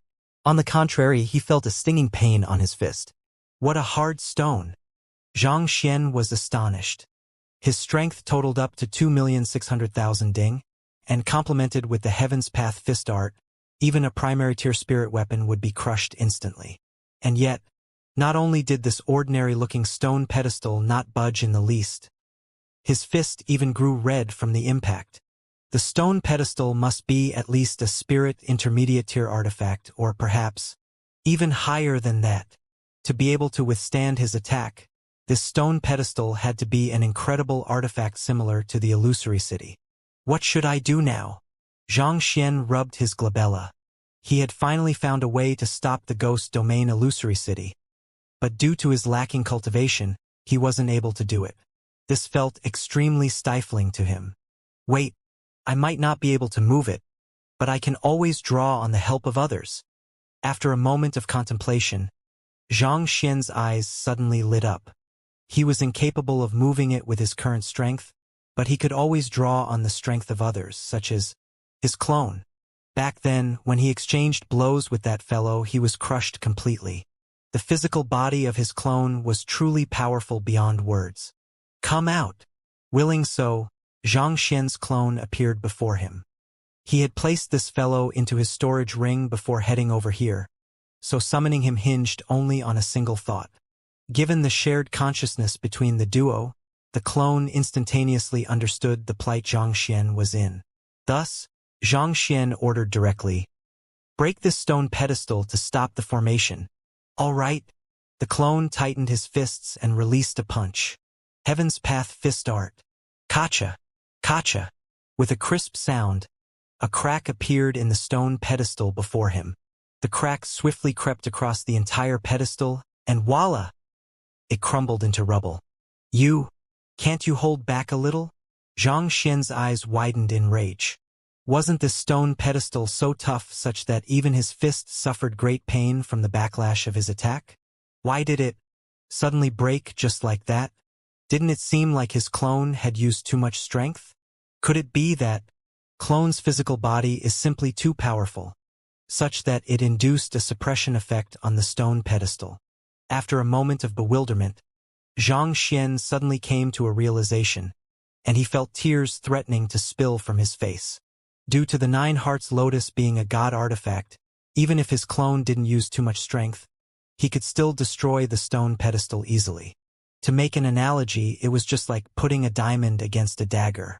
While the dagger might be more efficient in a battle in terms of ability to scratch glass, the diamond would be much more effective. He was just like the dagger, whereas his clone was the diamond. While the latter didn't use too much strength behind his attack, the stone pedestal still crumbled easily. Xianxia only intended to move the stone pedestal, but in the end, he ended up destroying it instead. Hong Long. Conflicted, Xianxia was just considering what he should do next when the entire ghost domain illusory city rumbled and started shaking violently. With its core destroyed, the formation supporting the illusory city was completely crippled. Thus, the gigantic infrastructure immediately started crumbling. Returning his clone to his storage ring, he glanced upward, only to see huge lumps of rock raining down on him. Knowing that it was too late for him to escape, he could only raise his arms to protect his head from the falling rocks. Given how formidable Xianxia is, his student should have no trouble clearing the ghost domain illusory city. Outside, on the round stage, Xianxia had been pacing back and forth worriedly ever since Xianxia walked in. Xianxia had sent his student here to temper him, not to have him eliminated in the first round. But thinking deeper into the matter, given how powerful Xianxia was, how could his student be anything simple? The ghost domain illusory city might be powerful, but I've already adjusted the difficulty such that at least 85% of the 56 challengers would be able to clear it.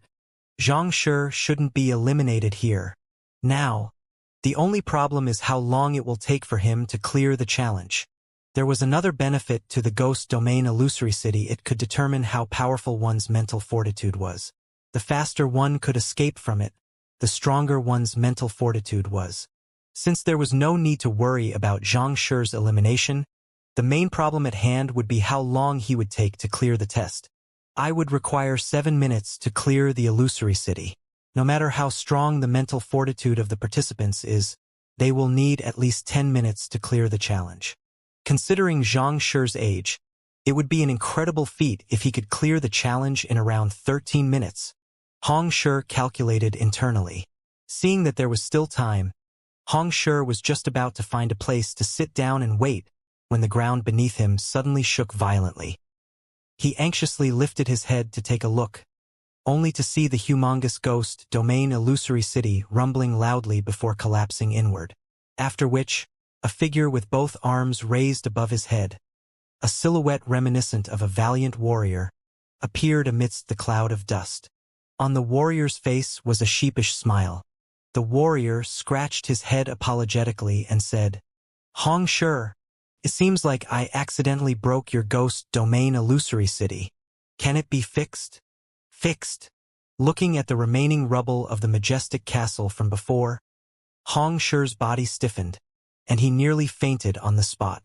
If you only broke a face of a wall or a corridor, I might still be able to fix it. But this, how in the world do you expect me to fix this? Fix your head. It's just a test. If you can clear it, so be it. If you can't, it's nothing much as well.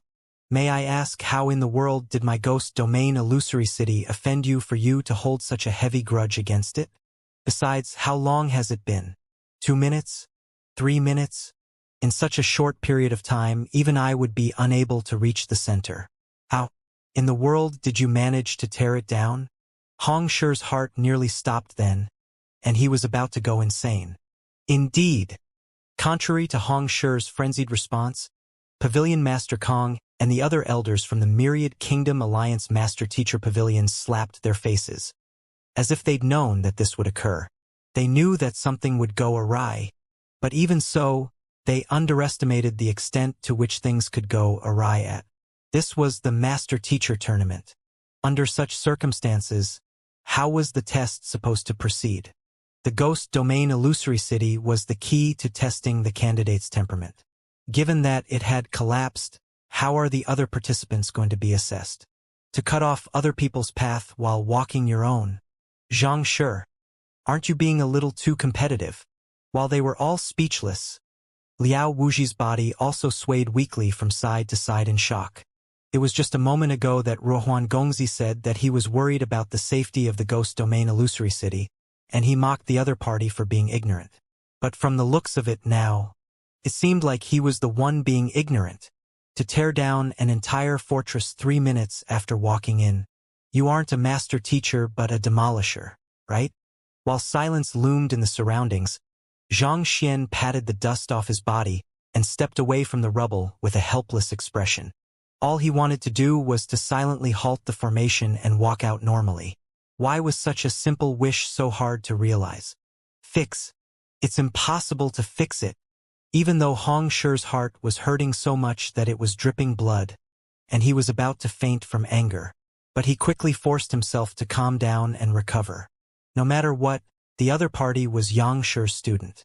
Furthermore, it wasn't an intentional action on the other party's part, so it was best for him to just overlook this matter. While he still felt it was a huge loss to lose a treasure of the Ghost Domain Illusory City's caliber, given that it was already destroyed, there was no use pondering over it. Thus, he could only swallow his pain and accept his loss. Just that, given that the illusory city was completely wrecked, how were the others supposed to take the test? The other master teachers also shot glances over. After a moment of hesitation, Hong Shi gritted his teeth and said, Since the Ghost Domain Illusory City has been damaged, we'll put aside the temperament test for the time being and move on to the courage test. Even though having a single test voided in the preliminary round would affect the results, it was still at a level where he could overlook. Courage test. How is it going to be carried out? Upon hearing the next test, everyone swiftly recovered from their shock, and discussions sounded amidst the crowd. I believe everyone should know the reason behind why Hong Shi established the Master Teacher Pavilion, Hong Shi said. A Master Teacher replied, to strengthen the human race so as to better fend off the otherworldly demonic tribe and other calamities. The primary reason as to why Hong Shi established the Master Teacher Pavilion was to raise the might of the human race as a whole so as to further its prosperity. Indeed, several 10,000 years ago, the powerful otherworldly demonic tribe committed innumerable atrocities, resulting in grievous sufferings to all life forms. In order to save the world, Hong Shi established the system of master teachers, and after several 10,000 years of development, we've achieved an unprecedented level of prosperity. Hong Shi nodded his head as his gaze fell on the crowd. The courage test is actually very simple. You just have to fulfill the responsibility of a master teacher and face an otherworldly demon. Otherworldly demon? Hasn't that race gone extinct already? Could it be that there are still survivors? Everyone was taken aback. The otherworldly demonic tribe had been expelled by Kong Shi several 10,000 years ago, and not a single trace of them remained on the continent. To face an otherworldly demon, what did Hong Shi mean? The otherworldly demonic tribe was indeed expelled several 10,000 years ago. However, there are still a few remnants living on the continent. They disguise themselves as humans and hide amongst our communities. Hong Shi's eyebrows shot up as he waved his hand. Hula!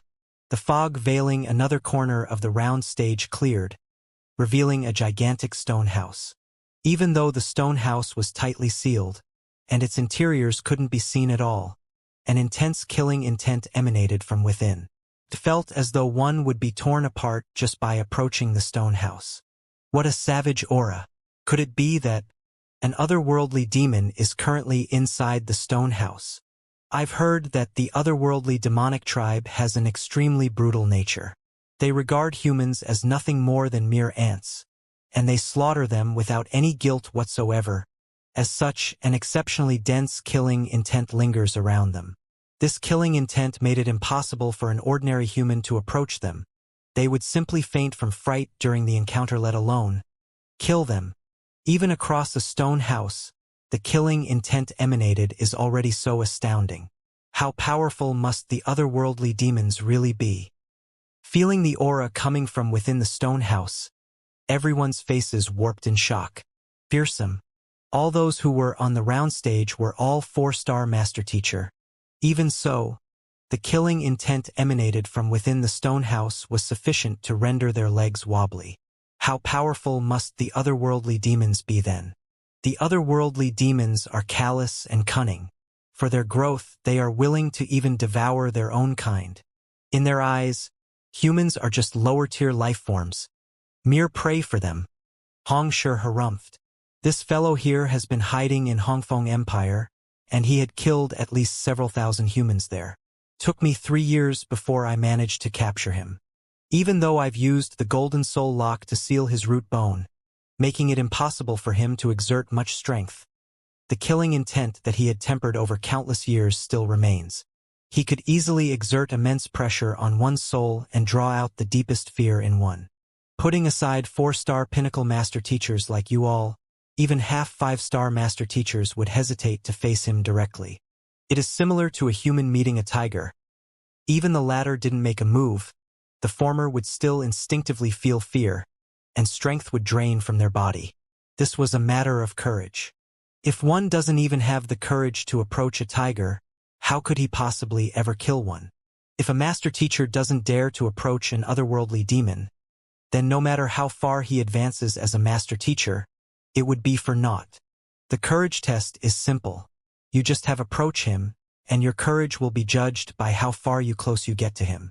The requirement for clearing this test is 5 meters. Those who fail to meet this requirement will be eliminated. Waving his hands, Hong Shi flicked his finger. Voila! The walls of the stone house immediately burst apart, and a 3-meter-tall savage-looking beast appeared before everyone. Hong Long. As soon as the beast came into view, a violent aura abruptly diffused into the surroundings. Some of the audience seated closer to the round stage suddenly felt an intense vertigo striking their mind, and their vision went dark. They had instinctively fainted out of fright. The master teachers on the stage weren't doing much better either. Song Chao and the other master teachers' faces turned pale, and their lips took on a shade of purple.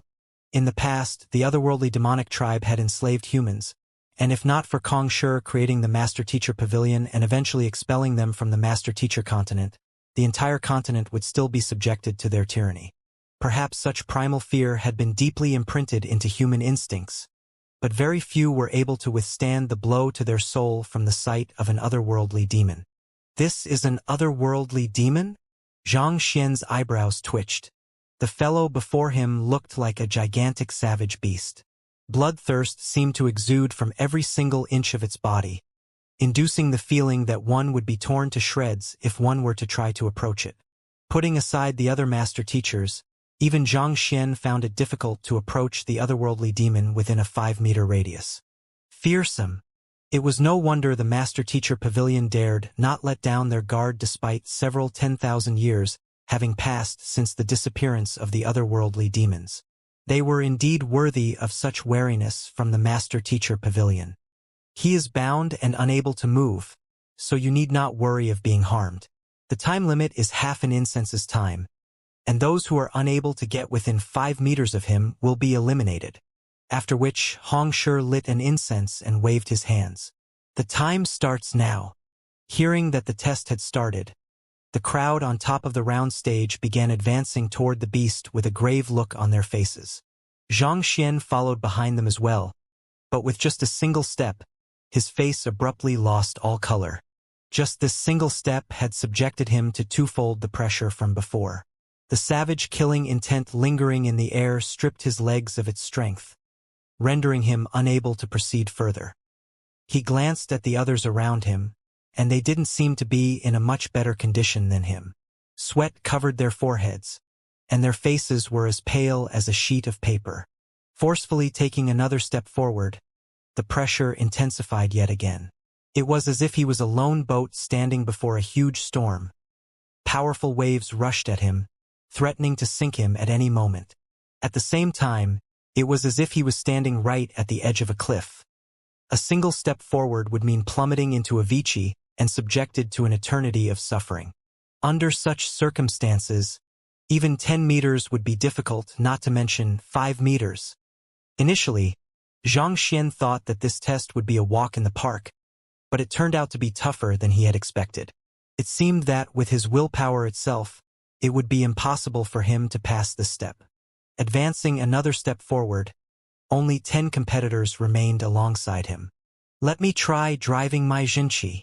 Taking yet another step forward, Xianxia felt as though he was coming to the limit of his endurance. Thus, he decided to drive his Xianxia. He didn't use his Xianxia to ward off the killing intent beforehand so as to test his own limits.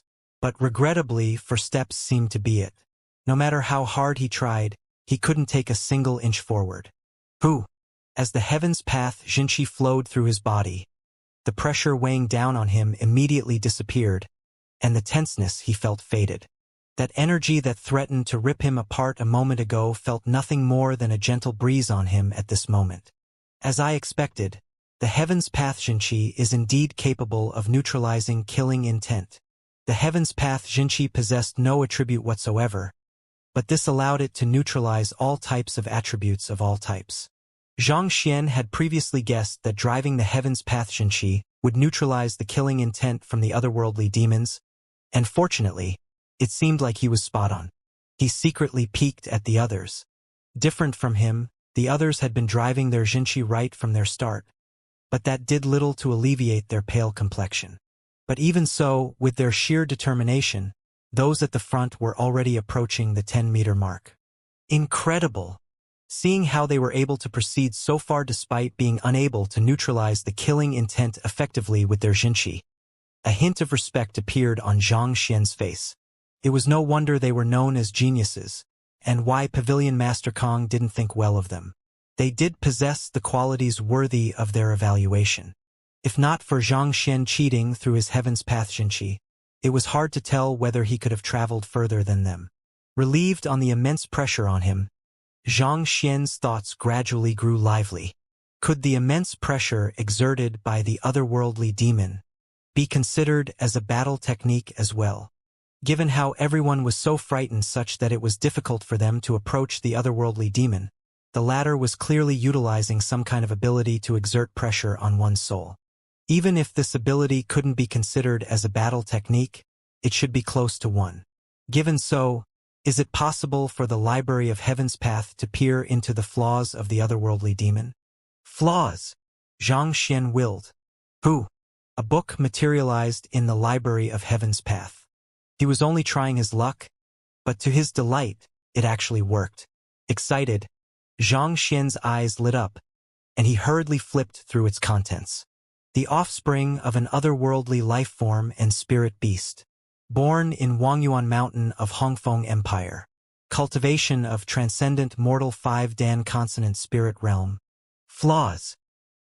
He isn't a purebred otherworldly demon but a progeny with a spirit beast. Xianxia blinked his eyes. To think that this fellow, who was powerful enough to halt the advancement of a 4-star master teacher with its disposition in itself, was just a hybrid. If that was the case, how powerful must a purebred be? Not to mention to actually breed with a spirit beast. The tastes of the otherworldly demonic tribe sure was heavy. The thought of satisfying one's physical needs with that gigantic and swollen body of a spirit beast. Xianxia couldn't help but shiver in disgust. But even so, this fellow is indeed strong. Based on the information in the book, the other party's physical body and soul were extremely powerful, such that it would be able to easily rival master teachers of the similar cultivation realm, or rather, master teachers who hadn't been through special training to cope with its overwhelming killing intent wouldn't be able to even get close to it. It was no wonder the master teacher pavilion was so fearful of the otherworldly demon tribe. There was a clear and huge difference in the innate talent between humans and the otherworldly demon tribe. My heaven's path Xianxia doesn't fear the pressure he exerts. I'll just approach a 5-meter radius around him and remain there for a moment. Xianxia had just destroyed Hongshi's ghost domain illusory city, thus putting him at the tip of others' tongues. Even though he could clear this test easily, he felt that he shouldn't cause too much of a fuss this time round. In any case, it was just the preliminary selections and there was no ranking for this.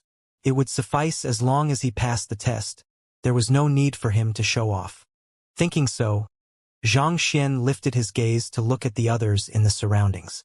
In the time that he spent browsing through the book, the others had already gotten ahead of him. There were quite a few who were in proximity to the huge beast already, just a few steps away to reaching the 5-meter mark. Even though their movements looked very strained, their ability to get to such proximity reflected their courage and determination. It was no wonder why they were the representatives of their respective powers. They did possess extraordinary mental fortitude and talent. That Luo Xian is leading the group. Walking at the forefront was Luo Xian from Fleeting Cloud Sect. He was listed to be the #1 contender for the champion placing in the book Pavilion Master Kong showed him, and it did seem to be very plausible at this moment. As long as one were to get into a 5-meter radius of the otherworldly demon, one would be considered to have passed the test. As for Song Chao, he was in the middle of the entire group. On the other hand, Ruohuan Gongzi exceeded Zhang Xian's expectations. Surprisingly, he was amongst the group at the front. Should I go over now? Or should I wait a little longer? Forget it, I'm in no hurry anyway. I should first look through that fellow's flaws first.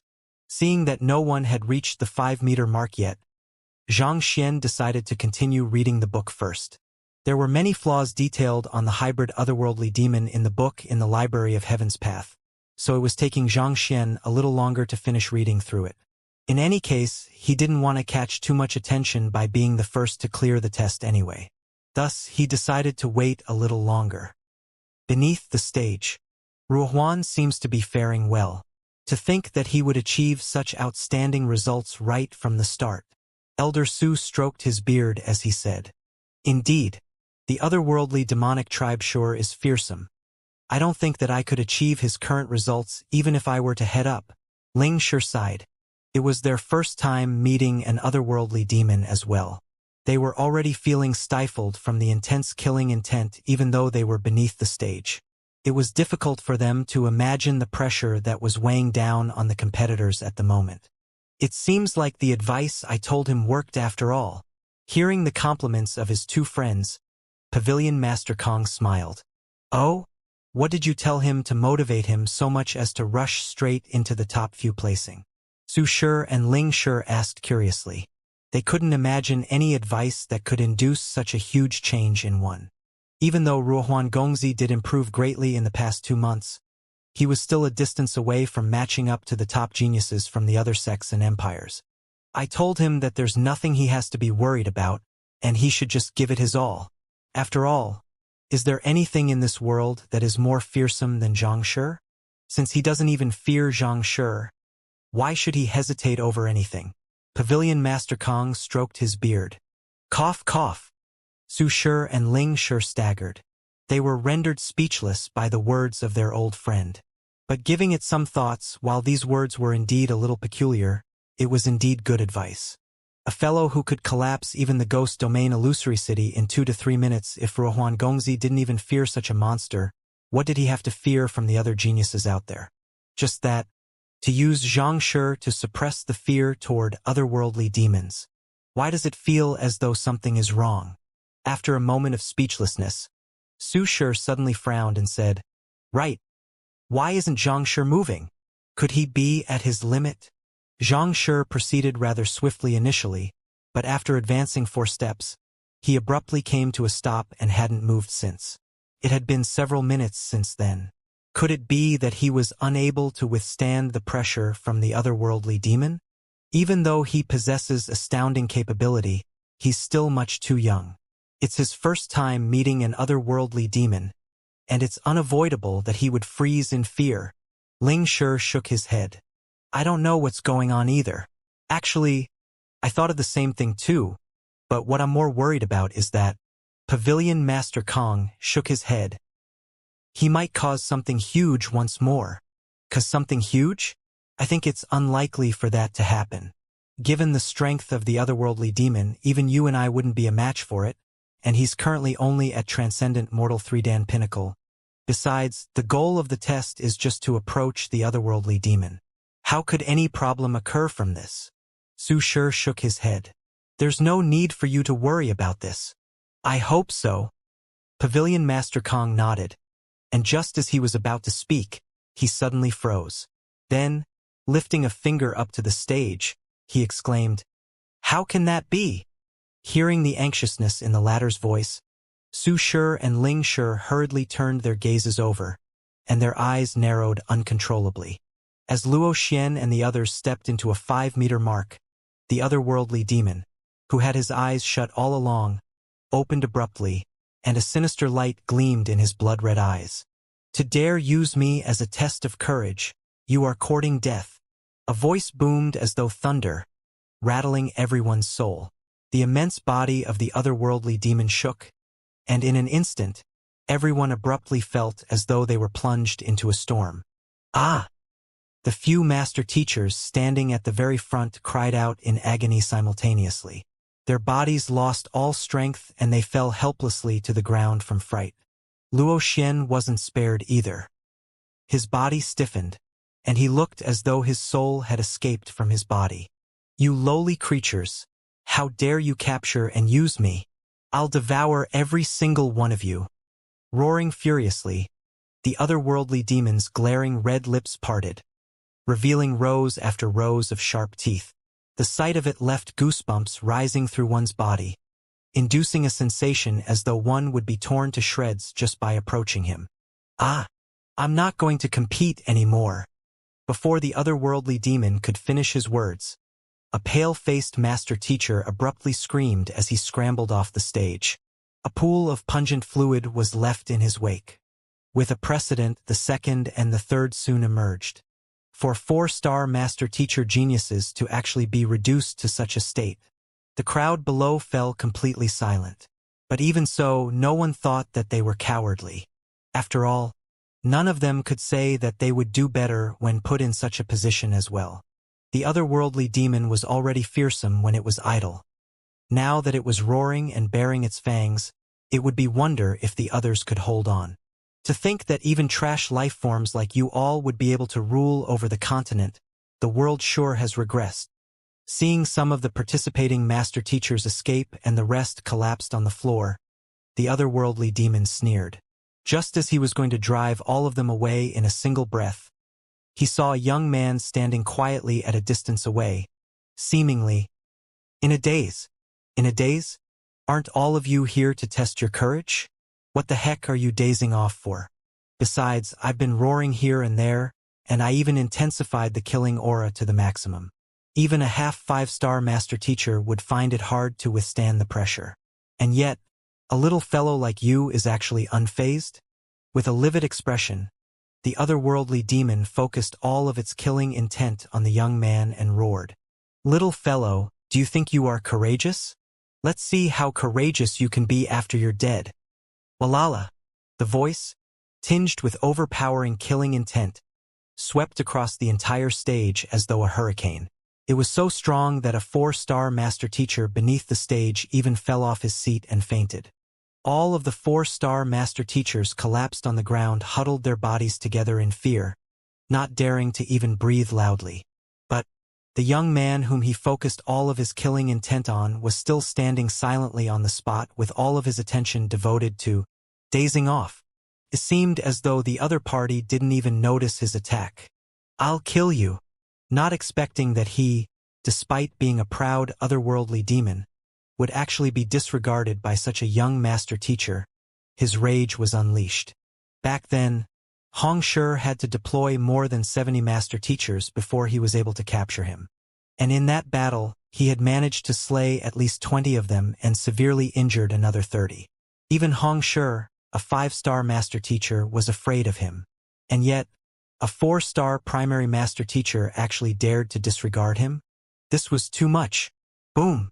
An even more powerful aura gushed into the surroundings, and upon feeling the killing intent infused into the aura, even Xia's face paled. Yet, the young man before him continued on in his daze. It was as if nothing mattered before him. Neither the pressure nor the killing intent he exerted was able to faze the young man at all. I knew that Xianxia would surely stir something up, but still, to think that it really happened. The faces of Pavilion Master Kong, Su Shi, and the other elders paled as they trembled uncontrollably. Naturally, the young man was Xianxia. Despite the odds, they thought that something would happen since Xianxia was involved. And as though not to let down their expectations, something did indeed happen. The other party was an otherworldly demon. Even they themselves found it hard to cope with that overpowering killing intent. Yet, even though the bulk of the other party's killing intent was focused on you, you are actually dazing off. Could you at least give a reaction, even if it's only out of respect for your opponent? To be dazing away on a battlefield like this, what in the world are you up to? It can't be that Xianxia has fainted from fear. Fainted? If he has fainted, how can he still be standing? Furthermore, he was still looking around a moment ago. But if he is still conscious, what can he be doing? The otherworldly demon is exerting so much pressure that he is about to spew blood. How can there be no reaction on Xiangshi's part at all? I have no idea as well. They weren't the only ones who noticed that something was amiss. The other master teachers and the crowd beneath also noticed the peculiarity, and they were staring at one another in bewilderment, confused over the situation unfolding before them. The otherworldly demon, with its innate ability to instill fear into a soul, left all of the competitors paralyzed on the floor, not daring to even utter a word. And yet, despite focusing its attention on Xianxia, roaring relentlessly and baring its fangs, the latter remained completely impassive. "Big brother, do you really not fear the otherworldly demon? Or are you dead already?" Just as everyone had seen, the otherworldly demon was truly on the verge of falling into a frenzy. Even if you don't fear, you need not make it so obvious, do you? I'm already putting in all my effort into it. Even if just to acknowledge my effort, you should at least give a reaction. Look at how everyone above and beneath the stage has collapsed on the ground. You are the only one standing there, unfazed at this point. Aren't you being a little too disrespectful to me, your opponent? I'll kill you. The more he thought about it, the angrier he became. Roaring once more, the tall otherworldly demon gritted his teeth and a mouthful of blood spewed from his mouth. His eyes grew even redder, and the callous aura shrouding him intensified. This is bad. The otherworldly demon is activating Blood Berserk. Blood Berserk. Indeed, on top of their powerful physical bodies and souls, the otherworldly demon are also capable of burning their blood essence in exchange for raising their fighting prowess temporarily. I've read the History of the War Against the Otherworldly Demons written by Master Teacher Xianxia, and it states that many Master Teachers have died under such attacks. Then what should we do? I don't know either. However, since Xianxia has sealed his root bone with the Golden Soul Lock, he shouldn't be able to exert any strength. Seeing the huge fellow going into a rampage, a look of worry appeared on the faces of the knowing Master Teachers below the stage. An otherworldly demon in his normal state was already sufficiently frightening. How fearsome would he be once he went into a berserk state? Hong Shi grasped a weapon tightly in his hands. As soon as that fellow made a move, he would slaughter the other party without any hesitation. But even so, at the current moment, he was still confident in the ability of the Golden Soul Lock in sealing the otherworldly demon's movements. As long as the otherworldly demon was unable to break out of his restraints, it shouldn't be a problem at all. After all, the main point of this test was to assess the courage of the participants. As such, there was no need for him to make a move as long as there was no threat to the participant's life. Besides, it took him a lot of effort to capture this otherworldly demon alive. He was hoping to take him to the headquarters to claim his reward. If he were to kill him, he wouldn't be able to claim any reward at all. Hong Long.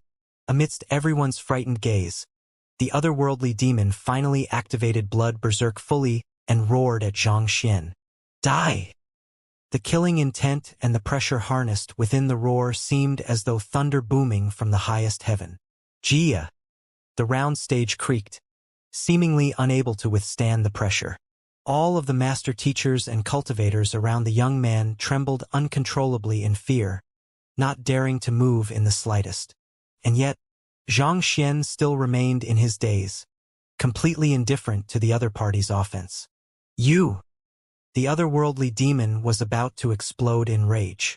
After struggling for a moment, fresh blood spurted from his mouth once more. Stepping forcefully against the ground, he advanced forward. Even though he was incapable of fighting due to his root bone being sealed by the Golden Soul Lock, he was still able to move around. The only reason why he'd remained stationary previously was in fear that Hong Shi would kill him.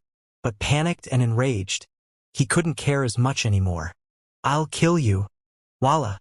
With his gigantic head at a distance less than 50 meters before Xianxia, it roared furiously. Even at such a far distance away, the immense pressure the otherworldly demon exerted could leave countless trembling helplessly in fear. At such a close proximity, it would surely feel as though one was already in death's embrace, leaving one completely terror-stricken and hysterical. And yet, Xianxia remained completely motionless, still in his daze. Zhang Shi. Hong Shi couldn't stand looking at it anymore. What the heck are you doing? Even if you are dazing off, isn't this going a bit too far? Ah! Hearing someone shout his name, Xianxia finally returned to his senses. The introduction and the flaws concerning the otherworldly demon was simply too long and too shocking. Despite the vast knowledge Xianxia had gathered through the books he had read before, he still found himself astonished by its contents, thus resulting in his attention being completely absorbed in the book. As for the other party's roaring, Xianxia thought that the fellow was simply trying to scare some other participant, and as such, he didn't pay it much heed. As soon as he drew his consciousness out from the book, he suddenly saw a hideous face right before him. Alarmed, he sent a slap right at the other party. Pa! A crisp sound echoed across the round stage. Everyone was dumbfounded. The otherworldly demon's eyes also widened in frenzy. In order to exert further pressure on the other party's soul, he burned his blood essence to intensify his killing intent.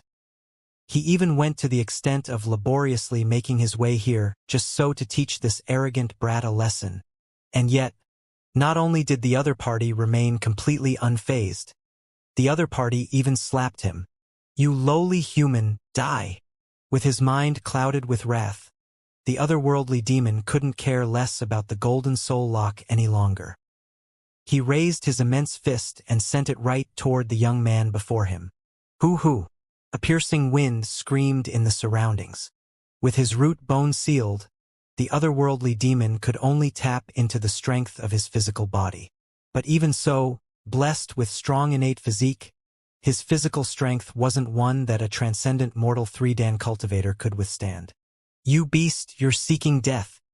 Seeing how the otherworldly demon actually dared to make a move, Hong Shi's eyebrows shot up.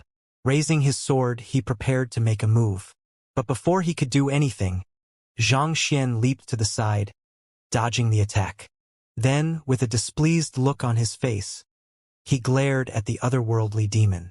Audacious! Who are you calling lowly? Flinging his sleeves, Xianxia stood upright. His master-teacher robe danced along with the slight tug of the wind, creating an impression of an incredible expert. As an offspring of an otherworldly demon and a dust-shell beast, your blood is impure and your energy is adulterated. Not to mention, the technique you use to exert pressure on others' soul is filled with flaws. Given how you can't even deal with an ordinary human like me, what rights do you have to say that humans are lowly? You! Not expecting the person before him to identify his origins, the otherworldly demon was stunned. For a moment, he forgot his rage against the other party. What? Is there anything wrong about what I said? With his hands behind his back, Xianxia slowly walked up to the otherworldly demon. It's one thing for your blood to be adulterated, but you didn't even receive the heritage that an otherworldly demon should possess at birth. To grow stronger, you had to study the human language and practice human cultivation techniques. And yet, you dare to say that humans are lowly? What gave you the confidence to utter such words? I! The otherworldly demon subconsciously took a step back in fear. What is going on? Seeing how Xianxia, who was still dazing off a moment ago, lecturing the otherworldly demon as soon as he came to again, the crowd stared at one another as though they had seen a ghost. Even Xianxia was bewildered by the situation as well. This fellow actually wasn't a pure-blooded otherworldly demon? Given how he, despite being the one who captured the otherworldly demon, didn't notice it, how did Xianxia know about it? And how could he have known that the other half of the other party's blood came from the dust-shell beast? More importantly, despite being a 5-star master teacher, he was unaware of the heritage of otherworldly demons. And yet, this fellow actually knew about it. Could Xianxia have taught him that? It wouldn't be surprising for an 8-star master teacher like Xianxia to know of such deep secrets of the otherworldly demons. Despite reaching 5-star, Xianxia had yet to advance to even higher master teacher pavilions, and as such, he didn't know much about such matters. You were born in a village on Wangyuan Mountain of Hongfeng Empire, and you were adopted and raised by humans. Before 20, other than your large head, you were no different from a human, and you didn't know about your unique heritage either. Yet, in a minor dispute with a villager, you killed the latter. And when the parents who raised you questioned you about the matter, out of rage, you awakened your bloodline as an otherworldly demon and killed them as well. Xianxia glanced at the otherworldly demon. Am I right? The otherworldly demon trembled in fear. He was indeed raised by humans. It was a poor village, and the villagers there led a simple life. Perhaps it was due to this that they possessed an innocence contrary to the depravity existent in cities. Even though he had a huge appetite from young due to his larger stature, his parents treated him kindly. No matter how poor they were, they never allowed him to starve. There was once when it snowed 5 days consecutively, and the house ran out of food. Bearing the risk of a snowstorm, his parents went out to hunt, only to come back grievously injured with an ordinary hare in hand and several wild vegetables. The rabbit wasn't large, and it wasn't sufficient to go around the family. In order to not let him starve, the entire rabbit went to him while his parents ate only the plucked wild vegetable. Just the thought of it evoked sympathy for his parents. Even though they were your foster parents, they still doted on you as though you were their real child. But how did you repay them? After awakening your bloodline, you slew the entire village, including your buddies, parents, and kin, and you devoured them all. With a livid expression and sharp eyes, Xianxia pushed on. Not only so, you even torched the entire village into ashes. Let me ask you, have you ever felt the slightest regret for your actions? The otherworldly demon trembled once more. Even though he had inherited the brutal nature of the otherworldly demonic tribe, he still grew up amongst humans, and he was taught etiquette and shame. These past memories poked at him as though a thorn in his heart, agitating him constantly, leaving him ashamed. Regret? I did regret my actions, but so what? They were the ones who humiliated me. They said that I looked inhumane and that I was a beast. That's why I killed them all. Was I wrong in exacting my vengeance? The otherworldly demon roared through gritted teeth. You don't think you have done wrong? All right then. After killing your foster parents and torching the village to fill your stomach, you headed to the closest Yang city. Due to your tall stature and sturdy build, you were recruited to become a bodyguard for a wealthy family. Your employers provided you with decent food, lodging, and even imparted a cultivation technique to you. And yet, how did you repay them? With an icy cold voice, Xianxia continued, out of lust for the young mistress of the family, you raped and killed her. And out of fear that your employer would exact vengeance on you upon learning of the matter, you killed his entire clan of 78 people. It's a pity that that old man still believed in you even when your sword was placed right on his throat. Regarding this, there's no mistake in my words, right? There were many flaws in the soul attacks from the otherworldly demon, and it originated from these doubts he harbored in his mind. It was due to the conflict and regret he felt that his temperament slowly declined, resulting in his inability to unleash his full strength. Otherwise, given how fearsome the otherworldly demonic tribe was, it wouldn't be possible for Hong Shi and the other master teachers to capture a mature otherworldly demon so easily. The otherworldly demon trembled yet again. When the master teacher pavilion sent men after you, you slew more than 20 master teacher, and even when you were captured by Hong Shi, you still refused to repent. You attempted to escape and recuperate by killing others to absorb their strength. A bastard like you who is neither a human, a beast, nor an otherworldly demon actually dares to claim that humans are lowly. Let me direct the same question to you once more. What right do you have to say that humans are lowly? Before the other party could speak, Xianxia pushed further on. His voice carried immense authority that weighed down the otherworldly demon's soul. Despite being an otherworldly demon, you failed to be acknowledged by your tribe. Living in the human world, you ended up killing your kin and friends, thus becoming a scorn of humanity. What right do you have to continue existing on the face of this world? Flinging his sleeves, Xianxia spoke with a compelling strength in his voice. Kill yourself. The otherworldly demon's body trembled, and his eyes turned into blank voids. Indeed, what right do I have to continue existing on the face of this world? Pa! Lifting his palm, he struck his forehead. His gigantic body swayed and collapsed lifelessly to the floor. He committed suicide?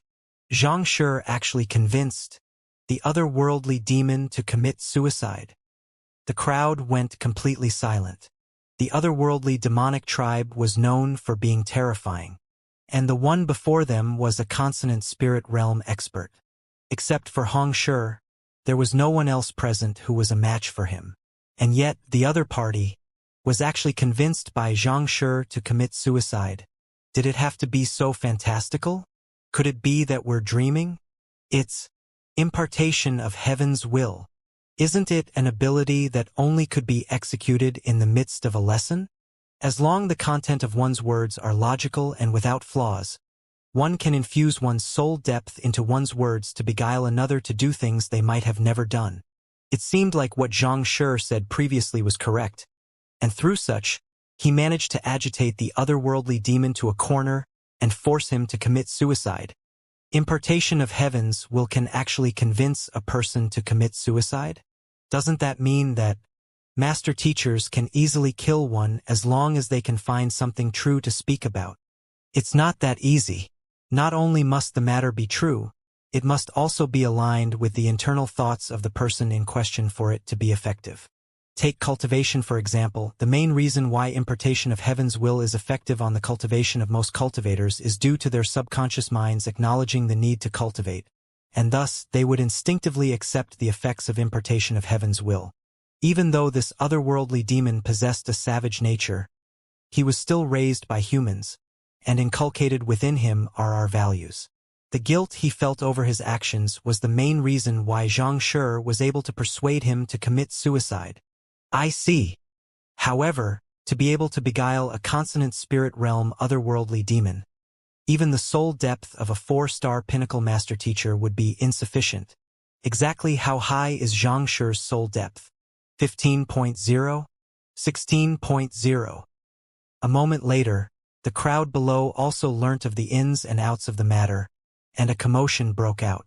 It was clear that the reason why the otherworldly demon committed suicide was due to the effects of impartation of heaven's will. But the soul depth of a 4-star master teacher would only allow one to beguile a transcendent mortal 4-dan expert. A 5-dan expert would require an even higher soul depth. Not to mention, the otherworldly demon before them possessed an extraordinarily powerful soul. Even so, he was still beguiled. Since that was the case, exactly how high was Xianxia's soul depth then? This was way too fearsome. He was actually killed by words. The sight before them sent tears flowing down Pavilion Master Kong and the other master teachers' faces. They thought that Xianxia's days was stirring up trouble in itself, but it seemed like they were underestimating the latter. Of the 2 tests that had been conducted, he wrecked the both of them entirely. If they didn't know better, they would have thought his primary motive here was to stir trouble. Beneath the stage, Ruohuan Gongzi, Luo Xian, and the others were rendered speechless. They had witnessed how fearsome that huge fellow was for themselves, and they knew that they would have never been able to stand their ground against such frightening killing intent. And yet, not only was Xianxia fine, he even convinced the latter to commit suicide. Are you sure that this fellow is truly 10 years younger than us? Could he be a 6-star or 7-star master teacher in disguise? The mouth of Liao Wuji, who was looking down on Zhang Xian just a moment ago, twitched in fright, and he didn't dare to utter a single more word. Disregarding the thoughts of the crowd, Zhang Xian glanced at the massive carcass on the ground and heaved a sigh of relief. The reason why he had been dazing off previously was due to the immense shock he felt from reading the vile deeds this fellow had committed. He was already enraged from reading those events, and upon seeing how that fellow knew no repent, even going to the extent of insulting humanity as a whole, he couldn't hold back his rage any longer and utilized the impartation of heaven's will to kill the other party. His current soul depth had reached 16.1, which was at the level of most 5-star master teacher. Even so, it still wasn't easy for him to beguile an otherworldly demon to commit suicide, and it had exhausted him greatly. If not for a strong will driving him on, he might have collapsed then. Zhang Xian possessed 0.1 soul depth at the very start. The usage of 2 golden pages increased by soul depth by 10.0, the soul tempering of a mentor's calligraphy 1.0, 2 occasions of acknowledgement of celestial master teacher 3.0, soul enlightenment 2.0, thus adding up to a total of 16.1. But it was fortunate that he succeeded. Taking a deep breath, he conditioned the internal state of his body. After which, he turned around to look at Xianxia, only to see the latter's mouth twitching uncontrollably. The current Xianxia was indeed on the verge of a mental breakdown. That ghost domain illusory city was already his entire fortune. After it was destroyed, he was banking on bringing this otherworldly demon to the headquarters and submit it to recoup his losses. And yet, in the blink of an eye, the otherworldly demon was convinced to commit suicide. Big brother, are you trying to drive me into a corner as well? Are you here to participate in the master-teacher tournament, or are you here to cause trouble? Besides, we're only halfway through the courage test. How am I supposed to continue on with the test under such circumstances? It was one thing for the first test to end like this, but for the second test to be like that as well. Are you actually trying to annul the master-teacher tournament? Just as Xianxia was considering whether he should kick that fellow out of the master-teacher tournament, the latter's voice sounded. Xianxia, what do I do with the carcass? Otherworldly demons are callous in nature. Killing one of them can be considered to be a meritorious contribution to society. You don't have to worry about the carcass. Someone will clear it later on. Even though Xiangshi's heart was bleeding, he could only force a smile on and reply in such a manner. Anyway, there was nothing he could do anymore. The otherworldly demon was already dead, and there was no point pursuing the matter. On the contrary, it would only make the master teachers think that he was siding with the otherworldly demons. With the death of the otherworldly demon, the courage test is unable to proceed on as planned. So, with the exception of the trio who escaped earlier, all remaining 53 master teachers on the stage shall proceed on to the next test. Knowing that there was no point feeling conflicted over this, Xianxia forced a smile on his face and proceeded on with the tournament. Yes. Hearing those words, The unkempt master teachers who were lying on the floor stood up and heaved a sigh of relief. They shot a glance of gratitude toward Xianxia. If not for this Xianxia, most of them would have been unable to clear the test. It was fortunate for them that Xianxia had caused such a huge uproar. Ignoring everyone's reactions, Xianxia announced, "Moving on to the third test. This shall be a test of wisdom. Wisdom forms the basis for a cultivator to learning new knowledge.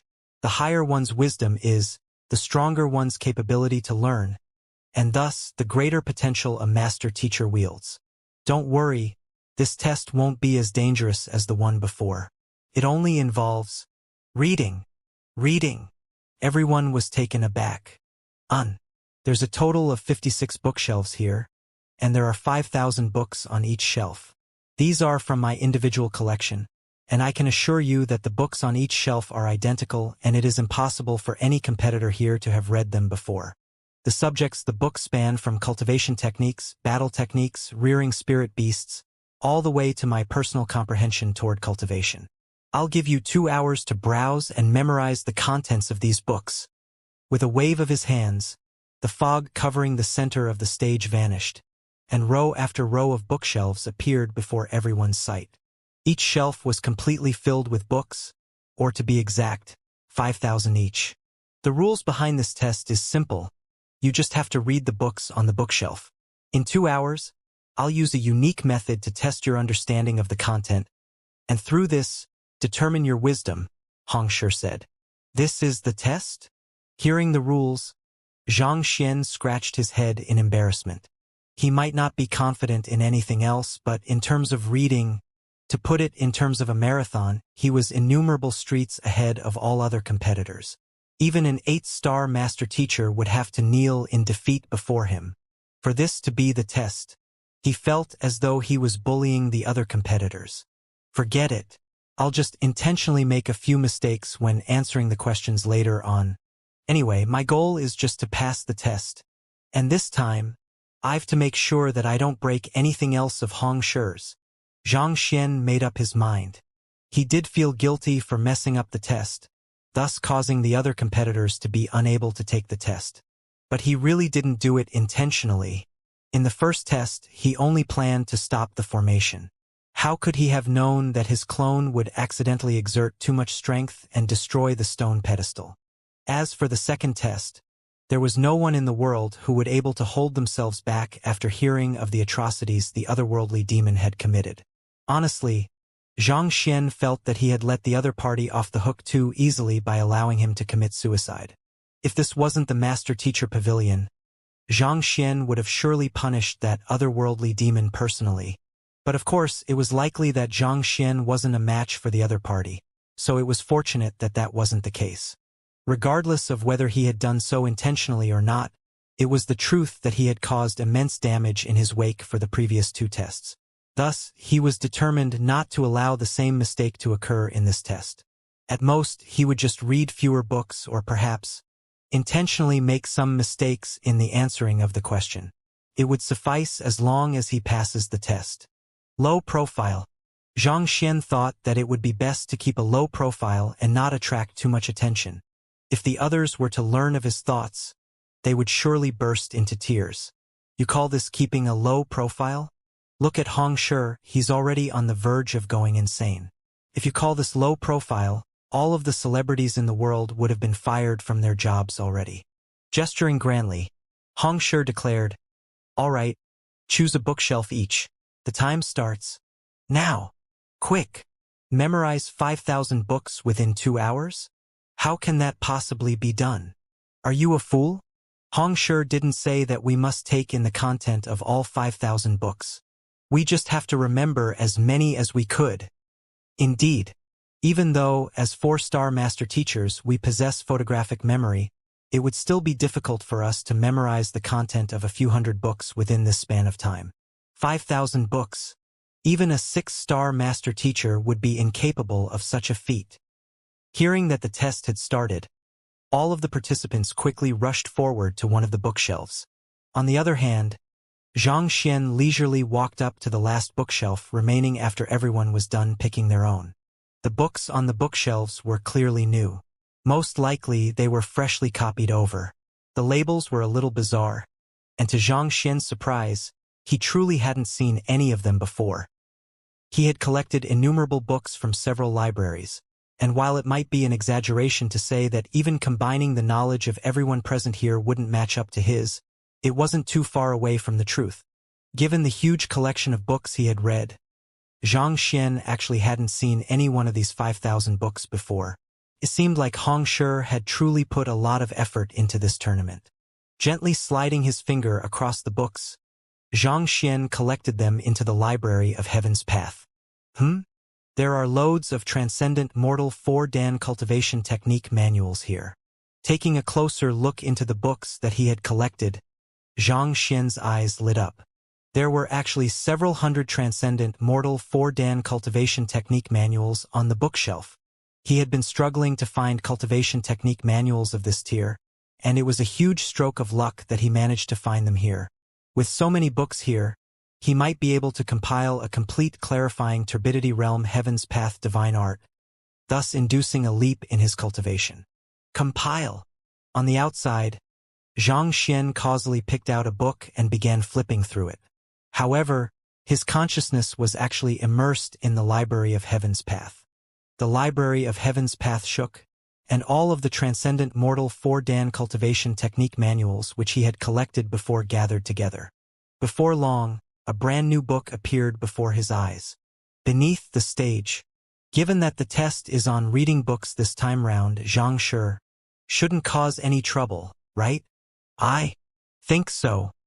Pavilion Master Kong, Su Shi, and the others wiped the cold sweat off their forehead.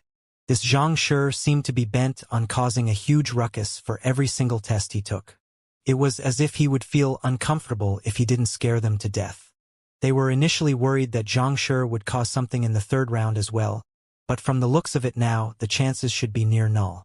After all, unlike the first two tests, this test consisted of simply reading. There didn't seem to be any room for Xianxia to cause any trouble. What is Xianxia doing? Just as they heaved a sigh of relief, Ling Shi's voice cried out. Alarmed, Pavilion Master Kong and Su Shi leaped from their seats. What's wrong? Did he destroy the bookshelves? Or did he burn the books? The duo quickly turned their sights to Xianxia, only to see the latter reading peacefully. The shocks that Xianxia had caused them had left a deep trauma in their hearts. As such, whenever they hear of anything relating to him, they would immediately think that the latter had done something catastrophic. Seeing the tense looks on the duo, Ling Shi was speechless. Pointing forward, he said, "That's not it. Rather, everyone seems to be in a rush to cram as many books in as possible.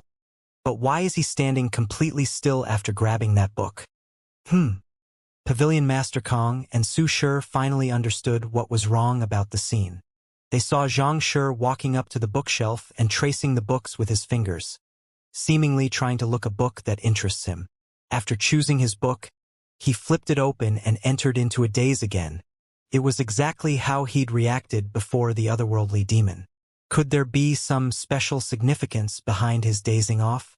Zhao Feiwu's eyebrows shot up as she exclaimed, "Could this be the daze book reading technique? Daze book reading technique?"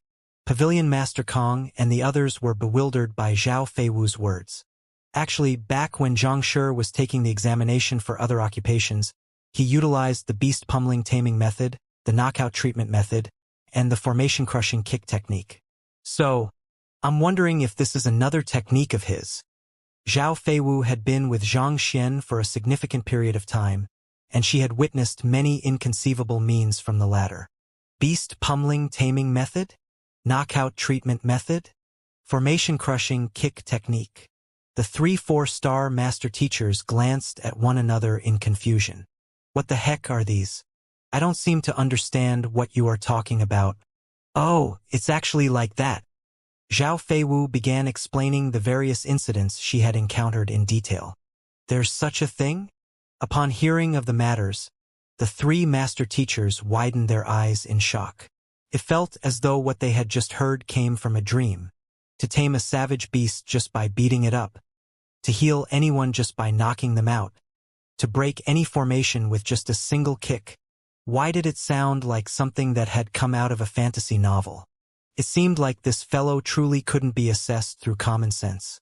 Anyone who tried to do so would probably go mad. Since there were so many precedents, perhaps he might truly have such a unique way of reading books. But even so, if all he's going to stare at is a single page, surely there would be nothing for him to read and learn? After recovering from the primary shock, more doubts emerged in their minds. No matter how formidable your day's book reading technique is, even if it allows you to comprehend the content within in an instant, if all you are just going to stare at one page the whole time, how are you supposed to read anything else? At the very least, shouldn't you flip the pages of the book? Is Xianxia giving up on this stage? They weren't the only bewildered ones. There were some among the crowd that noticed this peculiarity, and they were confused by Xianxia's actions too. In the previous 2 rounds, he had caused so much trouble that even Hongshi was left on the verge of a frenzy. The crowd below must be blind if they couldn't notice his uniqueness. Naturally, such a unique person would have the spotlight on him. The crowd thought that he, just like the other participants, would quickly flip through the books to memorize as many of them as he could. And yet, after picking up a single one, he stopped moving altogether. Wasn't his efficiency a little way too low? There was no way he could match up to the others with this kind of speed. Did he use up all of his talent in the past 2 rounds? Oblivious to the reactions of the crowd, at this very moment, Xianxia was staring at the nearly compiled clarifying turbidity realm Heaven's Path divine art with gleaming eyes. He thought that he would only be able to compile it after reaching Huanyu Empire. Never in his dreams did he expect to be able to perfect it through this preliminary selection test. With the cultivation technique perfected and sufficient number of spirit stones in his storage ring, it wasn't a problem for him to reach Transcendent Mortal 4-Dan Pinnacle right now. It was a pity that he was in the midst of the preliminary selection test. If he were to cultivate the Heaven's Path divine art right here, who knows how many eyeballs would pop out from their sockets.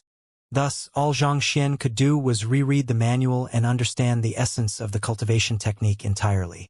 After he was done, he turned his attention to the other books. To think that there would be books on souls here as well. Sweeping through the rest of the 5,000 books, he found quite a few books about soul as well. Most of them were Hongshi's notes on his comprehension of the topic. As a transcendent mortal 6-Dan Cosmos Bridge Realm expert, Hongshi possessed a unique interpretation of the topic of souls. Compile. Xianxia compiled the notes on soul with the techniques Mo Hunxing gave him. Soon, a book was formed. Transcendent Mortal 5-Dan Heaven's Path Soul Art. To think that I would get 2 complete Heaven's Path cultivation technique through this preliminary selection, Xianxia thought in agitation. He had come with the thought of just getting the Master Teacher Tournament over and done with. He didn't expect to be given enough valuable books to perfect a cultivation realm of Heaven's Path Divine Art and Heaven's Path Soul Art. This meant that his fighting prowess could be raised significantly once he found some free time to cultivate. The rest of the books weren't of much use to Xianxia. He swept across them with his mind, but he couldn't find anything that interested him. Thus, he drew his consciousness out of the library of Heaven's Path. Only 10 minutes have passed? When his consciousness returned, he realized that only 10 minutes had passed. In total, they were given 2 hours. In less than a tenth of the time, Xianxia had already finished browsing through all of the books. If he were to say that he was done with the test, Hongshi could very possibly faint from shock. But still, he couldn't possibly stand idly here and wait for others to be done. Forget it. Since I still have some time, why don't I try memorizing the content in those books as well? Since Xianxia had nothing better to do now, he decided to try memorizing and deciphering the content of the books as well. But of course, he would be doing so through the library of Heaven's Path. After all, it was much more efficient that way. Upon making this decision, Xianxia immediately dived straight into action. Immersing his consciousness back to the library of Heaven's Path, he picked up a book and began reading through it. Walalala. Back then, when he was only at Tongxian Realm, he was already able to read at a speed dozens of times faster in the library of Heaven's Path. With his strengthened soul, this ability of his had been further enhanced. In the time when the master teachers outside read through a handful of books, he was already done memorizing the content of all 5,000 books. As such, Xianxia turned to the other books in the Library of Heaven's Path. In the past few months, Xianxia had gathered more than 10 million books in the Library of Heaven's Path, and he hadn't had the time to browse through them yet. Since he was free now, he decided to take a look at them.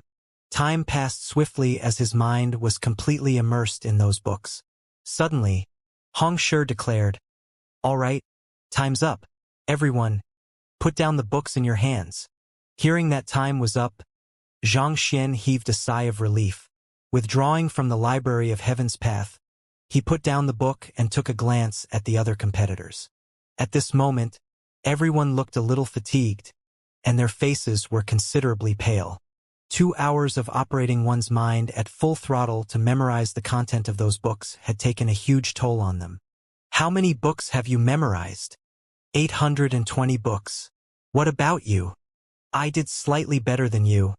I managed to memorize 917 books." Putting down the books in their hands, everyone walked to Xianxia. There were some hushed conversations between some of the participants. Given that their soul depths were all beyond 10.0, they possessed photographic memory. Still, it was no easy feat to browse through and memorize all those books. Honestly, 800 to 900 books in 2 hours was the limit for most 4-star master teachers. Ruhuan Gongzi walked over and asked, "Xianxia, how many books did you memorize?" "Me?" Fearing that he would scare the other party to death if he were to utter the truth, Xianxia scratched his head and replied, "It should the same as yours." "Same as mine? I read 1240 books. Did you reach around 1200 books too?" Ruhuan Gongzi asked doubtfully. Given how formidable Xianxia's performance was all along, how could the other party have the same result as him? Ruhuan Gongzi found the other party's words hard to believe. I think it should be around that amount, right? How will Xianxia assess the number of books we have read?" Xianxia asked curiously. Since this was a test on wisdom, clearly, they couldn't be assessed just by the number of books they managed to read.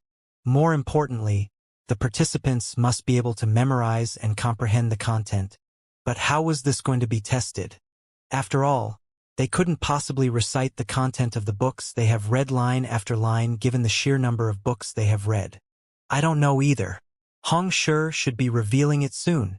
Ruhuan Gongzi was perplexed too. To be fair, reciting or writing down the content would be the best way. But this is just the preliminary selection. They couldn't possibly drag it out over several days just for this single test. It would be too inefficient. Besides, how many books do they have to memorize to pass the test? Furthermore, the word count in each book was different. If they were to count purely by books, that might introduce biasness in the results.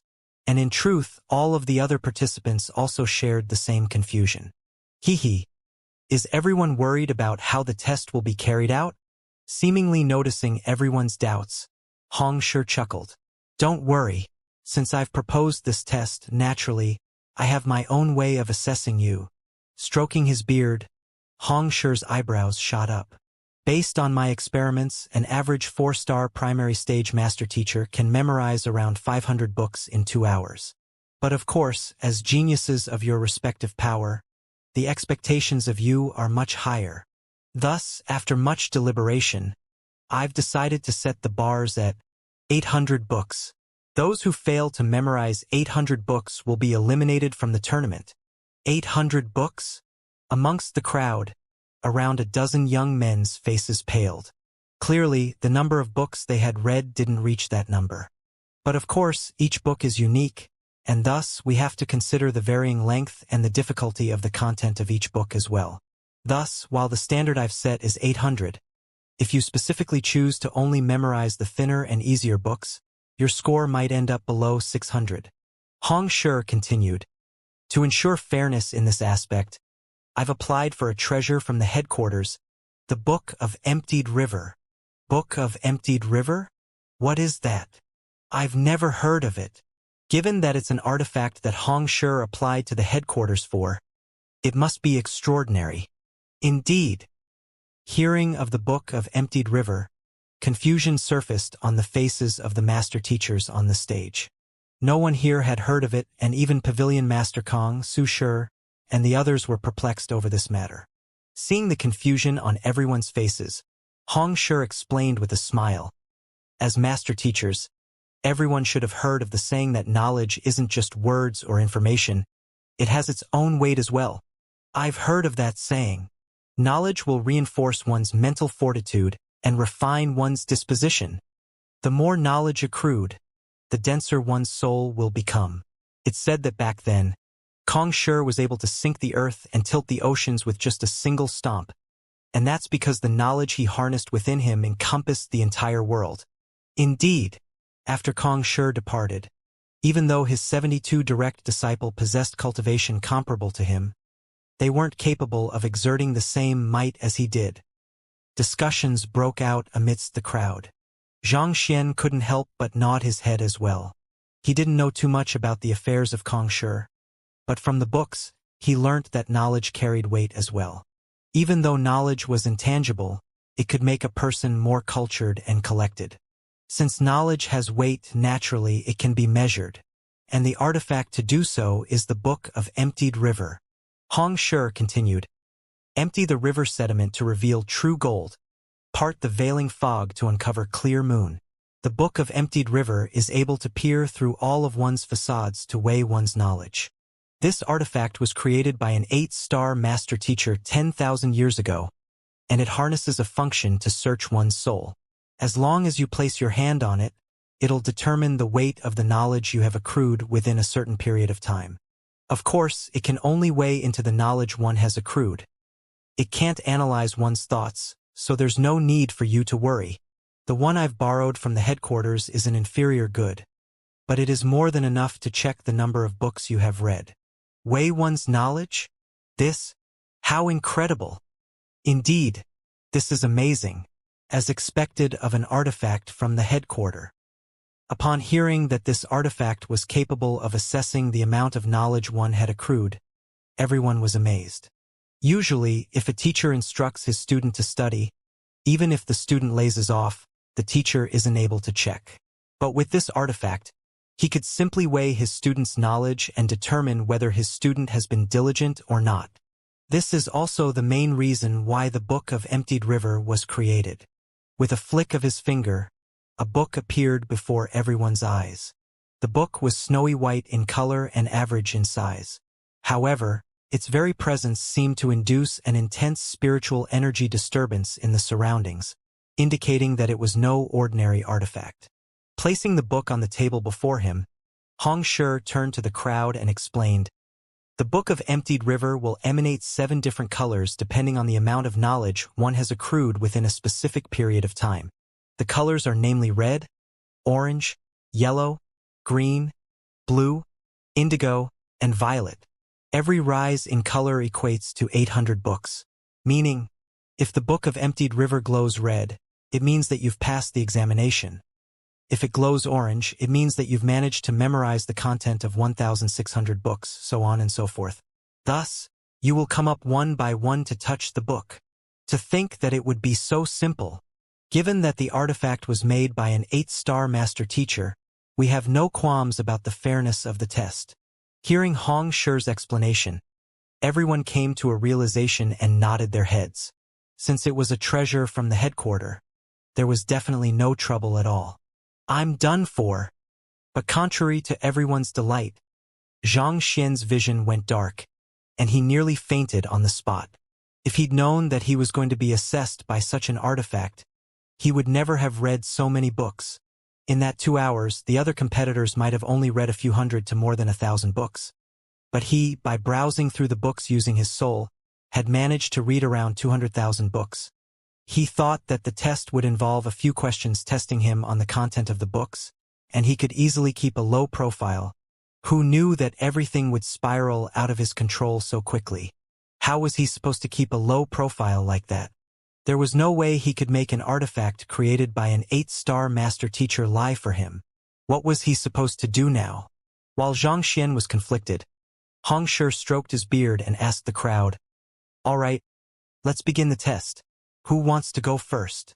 This Everyone glanced at one another, and after a moment of hesitation, everyone's eyes suddenly turned to look at Xianxia in unison. Why don't we allow Xianxia to go first again? Indeed, Xianxia, feel free to go first. We're in no hurry at all. A few of them urged Xianxia forward. But before Xianxia could reply, Hongxia, upon seeing the sight, staggered and nearly spewed blood. Of course none of you will be in a hurry. All of you are just hoping that Xianxia will cause some kind of trouble once more so that you can pass the test easily. This might be good news to you, but how am I to account this matter to the Master Teacher Pavilion if such a farce were to occur once more? With a reddened face, Hongxia immediately raised his hands and instructed. All right, since no one has stepped forward, let's go by age once more. But this time, we'll start from the oldest. It wasn't that Hongxia wanted to discriminate against Xianxia, but this fellow was simply too fearsome. If he were to allow him to go up first, who knew what would happen to this book of emptied river? At the very least, the ghost domain illusory city and otherworldly demon belonged to him, so he could still bear the burden of them breaking. However, the book of emptied river was borrowed from the headquarter, and it had to be returned after the test. I'm going last? Not expecting even a 5-star master teacher to be so scared of him. Xianxia shook his head, not knowing whether he should laugh or cry. In any case, going first or last made no difference to him. All that mattered at the moment was for him to pass the test, so he didn't pay too much heed to the matter. Besides, he didn't have the effort to be thinking about it either. The most urgent matter at hand was to figure out how he could hide the knowledge which he had just learned. Hearing the decision made by Hongxia, Pavilion Master Kong, and the others were also dumbstruck. Xianxia, to be able to instill such fear into the host of the Master Teacher Tournament, sure is talented. Now that the rules had been established, the rest was simple. The first participant to head up was the oldest Master Teacher of the Group A Master Teacher from Mingxia Empire. This Master Teacher was also among the top 10 of the list of contenders to look out for, and his cultivation had reached clarifying turbidity realm pinnacle. Upon hearing that he was to be up first, he started walking toward the book of emptied river. Everyone's eyes gathered on him. Taking a deep breath, the Master Teacher placed his hand on the book momentarily before withdrawing it. The snowy white book shook for an instant before a clear crisp sounded, and a red light shone. Red light. He has passed the test. Wonderful. To be able to weigh one's knowledge, this artifact really is amazing. Seeing the book of emptied river in operation left everyone excited. In their view, artifacts were mainly used in battle or to raise one cultivation. This was their first time seeing an artifact capable of testing one's knowledge. Hongxia nodded his head in commendation as he asked, "How many books did you read?" Reporting to Hongxia, "I've read a total of 1,238 books," the Master Teacher replied. Not bad," Hongxia complimented before announcing the result. Mingxia Empire's Lu Quan has passed the test. Next, Hongxia Empire's Zhang Mingji. Hearing his name being called, a young man stepped forward. Zhang Mingji. Even though he was the second oldest among all of the Master Teachers gathered here, his cultivation was only at Transcendent Mortal 4 Dan primary stage, and he was ranked at the lower end of the group. Walking to the book of emptied river, he placed his river on it. But different from before, the book of emptied river didn't react at all. It was as if his hands had never touched it. It seems like he failed to read 800 books. After waiting a moment later and confirming that there was no reaction from the book of emptied river, everyone shook their heads. "I have only read 771 books," Zhang Mingji explained with a bitter smile. He thought that since he was just a little off from reaching 800, he might be able to smoke his way through. But from the looks of it now, it was impossible to fool the book of emptied river. Hongxia nodded. Zhang Mingji has failed the test and he'll be eliminated from the tournament. Next, after the first two participants, everyone got a better understanding of the mystical effects of the book of emptied river. Following which, based on their age, the Master Teachers tested the number of books they have read one by one. 2 hours later, all 53 participants, with the exception of Xianxia, had been tested. This wisdom test wasn't as simple as it seemed. In total, 17 people were eliminated, and after some questioning, all of them had failed to memorize 800 books. In fact, there was one who memorized 799 books. But the Book of Emptied River still deemed him to have failed, and he could only leave in disappointment. The results of the Book of Emptied River sure are accurate. Seeing how the Book of Emptied River could gauge the difference of even a single book, the crowd couldn't help but be impressed by its accuracy. As expected of a treasure from the headquarters, it was indeed fearsome. Of the 35 people who had passed the test, the one with the best result at the moment wasn't Luo Xian nor Liao Wuji. Surprisingly, it was one of Zhang Xian's acquaintance, Song Chao. During his test, the Book of Emptied River actually emanated an orange glow. This meant that he had memorized a total of 1,600 books. To be able to memorize so many books in just 2 hours, his memorization ability was nothing short of monstrous. Even Zhang Xian was surprised by his results. Even though that fellow looked a little slow on the surface, he didn't expect him to have such a good memory. Ruohuan Gongzi's result of 1,200 or so books was also amongst the forefront. Last but not least, Zhang Shi. Following Hong Shi's declaration, everyone turned their eyes to the troublemaking young man. Zhang Shi is about to be assessed. I'm really curious to see what his results will be. I don't think he'll fare too well in this test. I took a look at him during the test just now, and all he did over the course of the test was take out a book and go into a daze. Under such circumstances, it will be difficult for him to achieve good results. I think so too, but no matter what, this is Zhang Shi. Given his astounding results in the previous 2 tests, I find it hard to believe that he will be eliminated in this round. Let's wait and see then. After the previous 2 tests, Zhang Xian had already become the center of attention.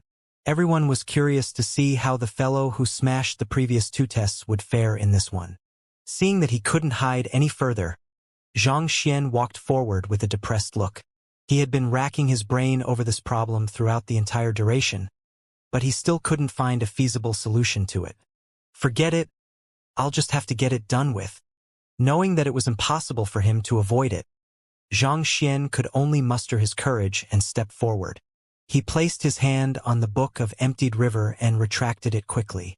Then he stared at the book, curious to see what color it would glow. Under Zhang Xian's stare, the Book of Emptied River remained motionless, as though nothing had been done at all. Why isn't it moving at all? Could it be that he failed the test? It can't be. That would truly be disastrous. But given how formidable Zhang Shi is, how could he possibly be unable to memorize 800 books? After waiting a moment longer, seeing the Book of Emptied River remaining motionless, everyone was taken aback. There was no reaction on the part of the Book of Emptied River. It could only mean that the number of books Zhang Xian read was less than 800. And if he didn't meet this mark, it means that he would be eliminated. No matter how astounding his results were for the previous rounds, he would be disqualified from this tournament. How could this be? This is such a huge pity.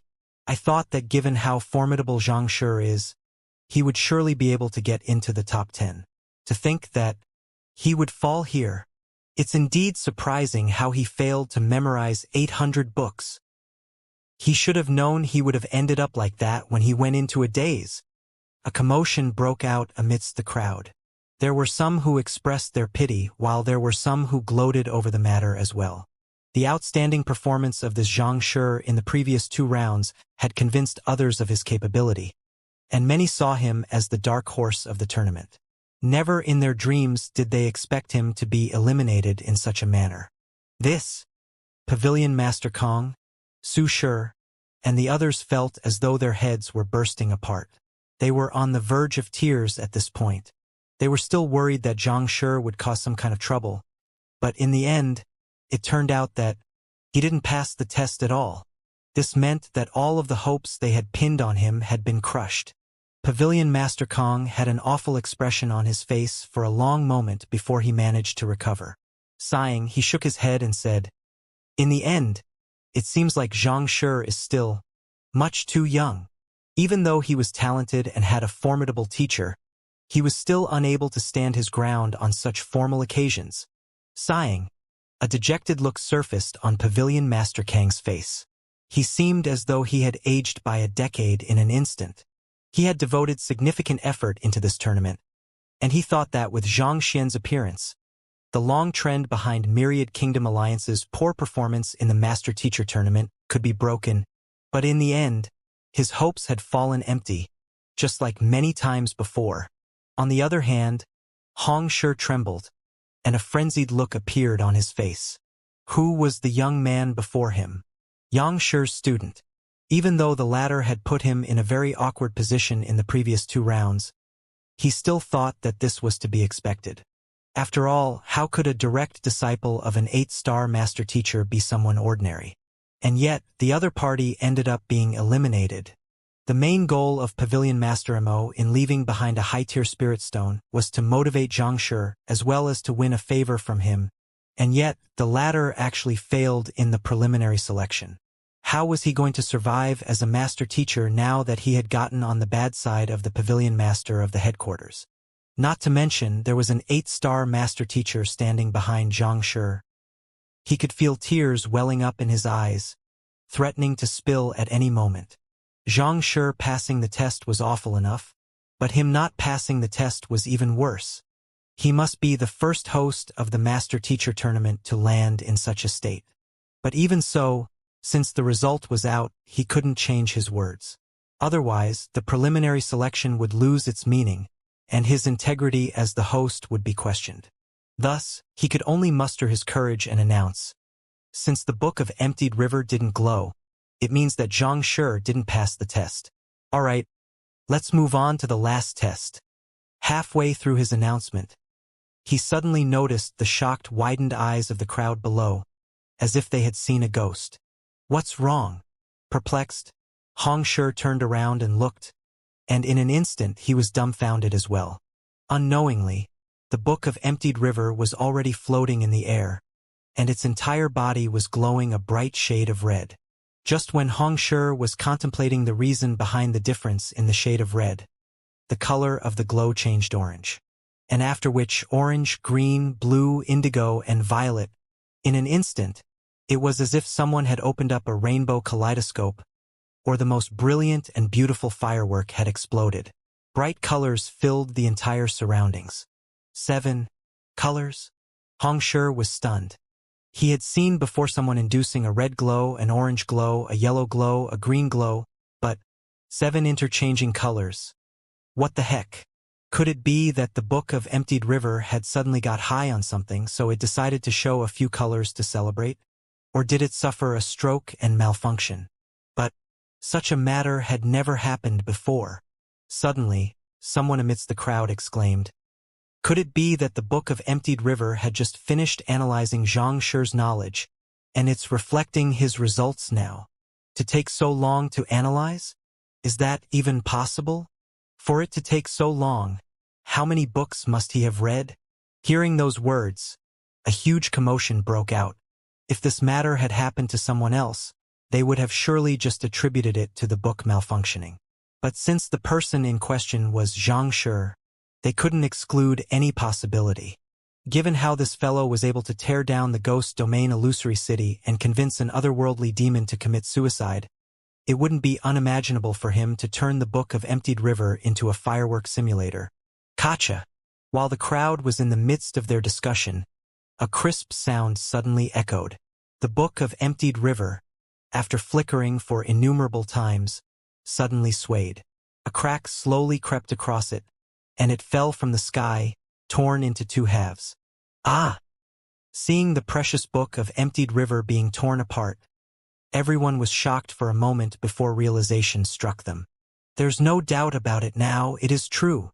Yes, Xianxia must be the culprit behind it. Otherwise, how could it possibly have broken all of the sudden?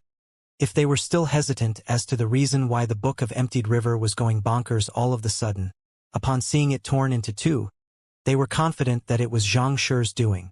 Given the many precedents that fellow had set, who else could it be? Hong Shi was pitiful. Breaking an object borrowed from the headquarters, he would surely be punished severely. Thinking so, everyone turned to look at the elder on the stage with a sympathetic look. They were just about to utter words of consolation when what they saw made their eyes widen further. Upon seeing the torn book of emptied river, not only did Hong Shi seem in the least panicked or sorrowful, excitement was even gleaming in his eyes. His face flushed a deep shade of red out of excitement, and if not for the etiquette he had cultivated over the years, he might have leaped up in exhilaration. What was going on? Didn't you borrow this artifact from the headquarters? Since it has been destroyed, shouldn't you be distressed? Then why are you trembling uncontrollably in agitation as though you have eaten an aphrodisiac? What happened to Hong Shi? In the previous 2 stages, when Zhang Shi destroyed his possessions, he had a clear look of displeasure on his face. Why would he look so excited this time round? Zhao Feiwu was perplexed. Most probably, Pavilion Master Kong contemplated for a long period of time before continuing. He has just gotten used to it. Gotten used to it? The excited Hong Shi staggered upon hearing those words. How open of a heart must he have to get used to having his prized possessions being shattered? Naturally, the reason why he was happy wasn't because he had gotten used to having his items being destroyed, but that Zhang Shi wasn't eliminated. The Book of Emptied River might be precious, but compared to getting on the bad side of Pavilion Master Mo and Yang Shi, it was nothing at all. It was clear which was the lesser of the 2 evils. Given that Zhang Shi had passed the test, naturally, this was something for him to celebrate. But still, he was probably the only host in the history of master-teacher tournaments to be delighted over having his own possession destroyed. Red light means one has memorized 800 books. Orange light means one has memorized 1600 books, so on and so forth. Given that all of the lights have flickered continuously, Zhang Shi, exactly how many books have you memorized in the past 2 hours? Recovering from his negative emotions, Hong Shi turned to look at the youngster with doubt in his eyes. Given that memorizing 5,600 books would induce a violet light, and that fellow had induced the violet light to appear as though a firework, even causing the inferior tier Book of Emptied River to break into 2 from being overloaded, how many books must he have read for such a situation to occur? Thinking of the same thing, curious, the others also turned their gazes to him. How many books? Zhang Xian rubbed his glabella. The matter which he had been troubled over really came to be. He had been worried about this matter for the entire period of time, but what had to happen would eventually still have to happen. If he were to tell the truth and say that he had memorized more than 200,000 books while the others were struggling to memorize 1,000, would Hong Shi die of fright on the spot? Cough cough, I wasn't counting. I think it should be around 10 to 20,000 books. Awkward. Zhang Xian decided to divide the figure by 10. 10 to 20,000 books? But still, the astonishing amount was still sufficient to shock everyone present here. While others were still reading 700 to 800 books, you had read more than 10 times of what they did. Are you sure you are still a human? A master teacher among the crowd exclaimed. That can't be. There is only a total of 5,000 books on the shelves, and I've been looking at you throughout the examination. You have been dazing off and you didn't flip through those books either. How could you have memorized the contents of so many books? This fellow had been dazing off like a fool right from the start. He had been holding the same book from the start to the end, so how could he possibly memorize the contents of all of the books on the shelf? Not to mention, there was only a total of 5,000 books up there. How in the world did you read 10 to 20,000 books? This? Scratching his head, Zhang Xian was at a loss. But still, this was not the first time he had stumbled by such a situation, so he was able to recover quickly. Coughing lightly, he explained, This concerns a unique book reading technique that my teacher imparted me. Even without flipping through the books, I can still read through them. As for the additional books, after I was done with the books on the shelf, I realized that I still had some additional time, so I went on to read the books I keep in my storage ring as well. Knowing that it was impossible for him to explain this matter, he decided to push this matter to the mysterious teacher of his. In any case, given that he had such a huge backing, there was no need for him to worry at all. To read through books without flipping through it? Everyone was confused. The words were contained within the book. How could one read a book without flipping through it? Does he have the ability to peer through material objects? Does such a technique really exist in the world? But why haven't I heard of it then? While everyone was skeptical of Xianxia's words, Hongshi's body suddenly trembled, his face paled, and he muttered with a slightly hoarse voice, Could it be?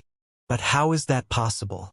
Hongshi, could it be that you've heard of such a technique before? A master teacher couldn't help but ask upon seeing the other party's reaction. Everyone also turned their gazes over. As a 5-star master teacher and a transcendent mortal 6-dan expert, Hongshi was indubitably the most knowledgeable of them here, be it cultivation or worldly experience. Indeed, I happen to have heard of such a matter before. Hearing the question, Hongshi recovered from his shock. He glanced at Xianxia and thought of a certain person, and a look of respect gradually surfaced. I had the privilege of listening to Hongyuan Empire's Pavilion Master Mo's lesson once, and he mentioned such a matter before. If my conjecture is right, it should be a technique that only a Saint 2-dan expert is capable of. Spiritual Perception Book Reading Technique. Spiritual Perception Book Reading Technique? Saint 2-dan. All of the master teachers below stared at one another in confusion. They had never heard of such a term before. Instead of answering the question straight away, Hongshi said, Beyond Fighter is Transcendent Mortal, followed by Half-Saint, Nascent Saint, and finally Saint. I believe you all should be aware of these cultivation realms. The crowd nodded their heads. Most of those present were all master teachers. Even though Saint was still very far off from them, perhaps even out of reach, they had at least heard of it. Half-Saint and Nascent Saint are just intermediary stages, while Saint, just like Transcendent Mortal and Fighter, consists of 9 dawn. Hongshi continued. Half-Saint and Nascent Saint are just 2 normal realms, just like Origin Energy Realm and Yin-Yang Realm. On the other hand, Saint was the name for the entire set of cultivation realms. Just like Fighter and Transcendent Mortal, it could be divided to 9 tiers. The first dan is known as Void Pursuit Realm. At this realm, one will be capable of flight. As for the second dan, it is known as Spiritual Perception Realm. With a grave look on his face, Hongshi said, Only at this level can one open their incipient eye and awaken their spiritual perception. Someone couldn't help but ask, Spiritual perception, what's that? He had heard of the concept of souls, but he had never heard of spiritual perception before. Hongshi explained, Spiritual perception is a unique capability that only saints possess. As we know, upon reaching consonant spirit realm, one's soul becomes aligned with one's body, thus allowing one to temper one's soul and strengthen it. Everyone nodded their heads in agreement. Transcendent Mortal 5-dan consonant spirit realm opened up a whole new world to cultivators. At this level, not only would a cultivator be able to train their physical body and jinqi, they would be able to train their souls too. A strong soul can achieve unimaginable feats. You will understand this upon reaching that realm.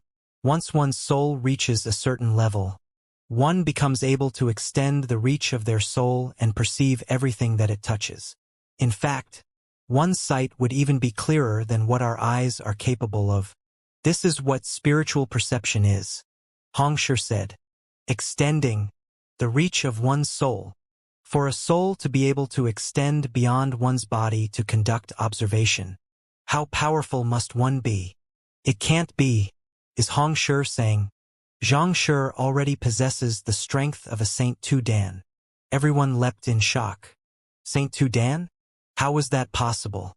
Xianxia was also perplexed by the situation unfolding around him. All he had spouted was nonsense. How did Hongshi draw the line to the Saint realm? Hongshi shook his head. Naturally, Xianxia can't possibly be a saint.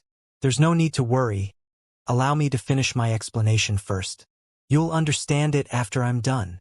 Reading via spiritual perception is much more convenient and efficient than reading manually. This is also the reason why saints accrue knowledge swiftly, and they grow at an astounding pace. While Xianxia isn't a saint, he seems to possess an ability equivalent to this as well. If I'm not mistaken, an expert must have dug out the incipient eye of a Saint 2-dan and transplanted it to him using some unique method, thus allowing him to read and memorize content swiftly. Even though Hongshi was the one raising the conjecture, he still couldn't help but feel shocked by the matter. Only a saint who had opened his incipient eye could awaken his spiritual perception. Theoretically speaking, if an incipient eye was dug out and transplanted onto another person, as long as it was done properly, that person should be able to awaken his spiritual perception as well. But of course, due to the lacking cultivation, that person wouldn't be able to utilize the spiritual perception properly. At most, he would only be able to use it on reading books. But even so, for a low-tier master teacher, its significance was immense. To be able to read 10 books in the time it took for others to finish reading one, it was just a matter of time before one surpassed all of one's peers. It was no wonder Xianxia was able to be adept in so many occupations despite his young age. It had to be the working of this ability of his. Most probably, Xianxia had prepared this specially for him just for this. To dig out a Saint Tudan's incipient eye and transplant it on another perfectly, how powerful must Xianxia be? Just the thought of it sent shivers down his spine. It was no wonder Pavilion Master Mo feared the other party so much, going to the extent of even using a high-tier spirit stone to please the other party. An expert of such caliber was indeed qualified to be fawned upon by him. To transplant the incipient eye of a Saint Tudan on someone else? To be able to read swiftly even without flipping pages? Not to mention, to be able to read books in the storage ring as well? It is no wonder you could read so many books within 2 hours. But still, to be able to memorize all of these, isn't your memory a little way too good? Indeed, just browsing through a book doesn't mean that one has necessarily memorized it. What is truly fearsome is for one to read swiftly while assimilating its contents. Hearing Hongshi's explanation, everyone came to a realization. They turned to look at the young man before them with a look of fright. To be able to dig out the incipient eye of a Saint Tudan, what kind of terrifying background does this fellow have? Amidst everyone's shock, Ruohuan Gongzi's eyelids were twitching violently. Depression loomed over his head. It was just a moment ago that he asked Xianxia how many books he had read, and the latter replied that he had read the same number of books as him. This had left Ruohuan Gongzi happy for quite a while. He thought that he had finally found something that he was on par on with that monster. But in the end, how in the world can your 20,000 books be around the same as my 1,000 books? Even if you wish to console me, please do it with some sincerity. Interrupting into the noise, Hongshi said, "All right, regardless of how it is, given that Xianxia has memorized the contents of more than 20,000 books, as can be proven by the shattering of the Book of Emptied River, I hereby announce that he has cleared the test. Is there anyone with any objections?" None at all. The crowd hurriedly shook their heads. You must be jesting. The other party read 20,000 books and even crippled the Book of Emptied River. Even if we were to have objections, would you listen to them? Since that's the case, let's move on to the last test of our preliminary selection intelligence. Hongshi turned to look at the remaining participants. Even with the support of a teacher, the path of cultivation is ultimately individual. Other than hard work and talent, more importantly, one has to possess superior intelligence. Even when studying the same cultivation technique or battle technique, different students will interpret it differently, and thus, the extent of benefit they could derive from it would differ as well. One can easily become a master teacher with talent, but to wish to become a capable master teacher relying solely on that, I can tell you it's nigh impossible. As such, intelligence is crucial to walking further as a master teacher. Intelligence is indeed important to a master teacher, but how can one test their intelligence? Will they be given a cultivation technique to analyze? But analyzing a cultivation technique would make the test biased towards some. Everyone would have differing levels of compatibility with a specific cultivation technique, and besides, talent and wisdom also counts in it as well. It doesn't seem possible to isolate intelligence and test it as itself. The crowd was puzzled. Intelligence is of utmost importance to a master teacher. Everyone present here could make the association. However, such a quality couldn't be quantified easily, and given such, how could comparisons be made? Even if you can measure wisdom through weighing knowledge, how can you measure intelligence? Even when attempting to comprehend a cultivation technique, a person with lower intelligence would surely find it easier to comprehend a technique aligned with his constitution as compared to a person whose constitution is incompatible with the technique. Hee, I understand your concerns, and I've thought a lot about this issue as well. Noticing everyone's worry, Xianxia chuckled, and with a wave of his hand, the fog veiling another corner of the round stage scattered, revealing a seemingly ordinary gazebo. Seated in the gazebo was a white-robed old man, and a gray chessboard was placed on a stone table in front of him. Black and white stones intersected one another atop the chessboard, as though yin and yang assailing one another a chess formation. The old man had an impassive face, and there wasn't the slightest vitality that could be felt from him. With a look, it was clear that he was a puppet. This is celestial chess. Its rules are completely different from all other chess games existent in the world, thus forming its own school. Back then, when I was touring around the world, I chanced upon it in some ruins. I don't know who created it, and there weren't any explanations regarding the rules either. Intrigued, I spent many years attempting to decipher it, but even so, I only managed to comprehend around 40 to 50% of it. Waving his hand once more, a wall not too far away from the gazebo shimmered, and an image of the layout of the chess in the gazebo was projected on it. It was entirely foreign to everyone present here. Even those who had immersed themselves in chess in the past were unable to draw on their experiences to decipher this. A chess formation? It seems so, but given that no one knows the rules, how will the participants be assessed? I've no idea as well. There were many among the crowd who were learned in the way of chess, but seeing the profound formation projected on the wall, they realized it was entirely different from what they had learned before, and this left them dumbfounded. In celestial chess, the heavens and earth are the chessboard, and the stars are the stones. It is intricately aligned with the essence of the world.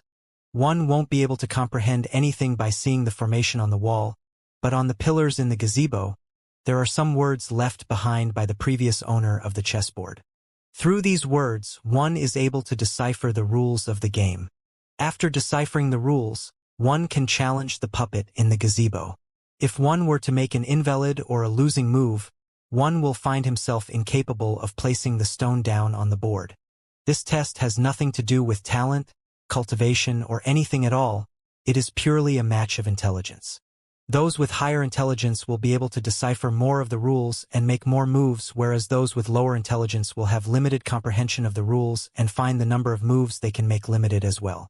To pass this test, you'll have to make at least 6 valid moves, Xianxia explained. To actually use chess to gauge one's intelligence, amazing.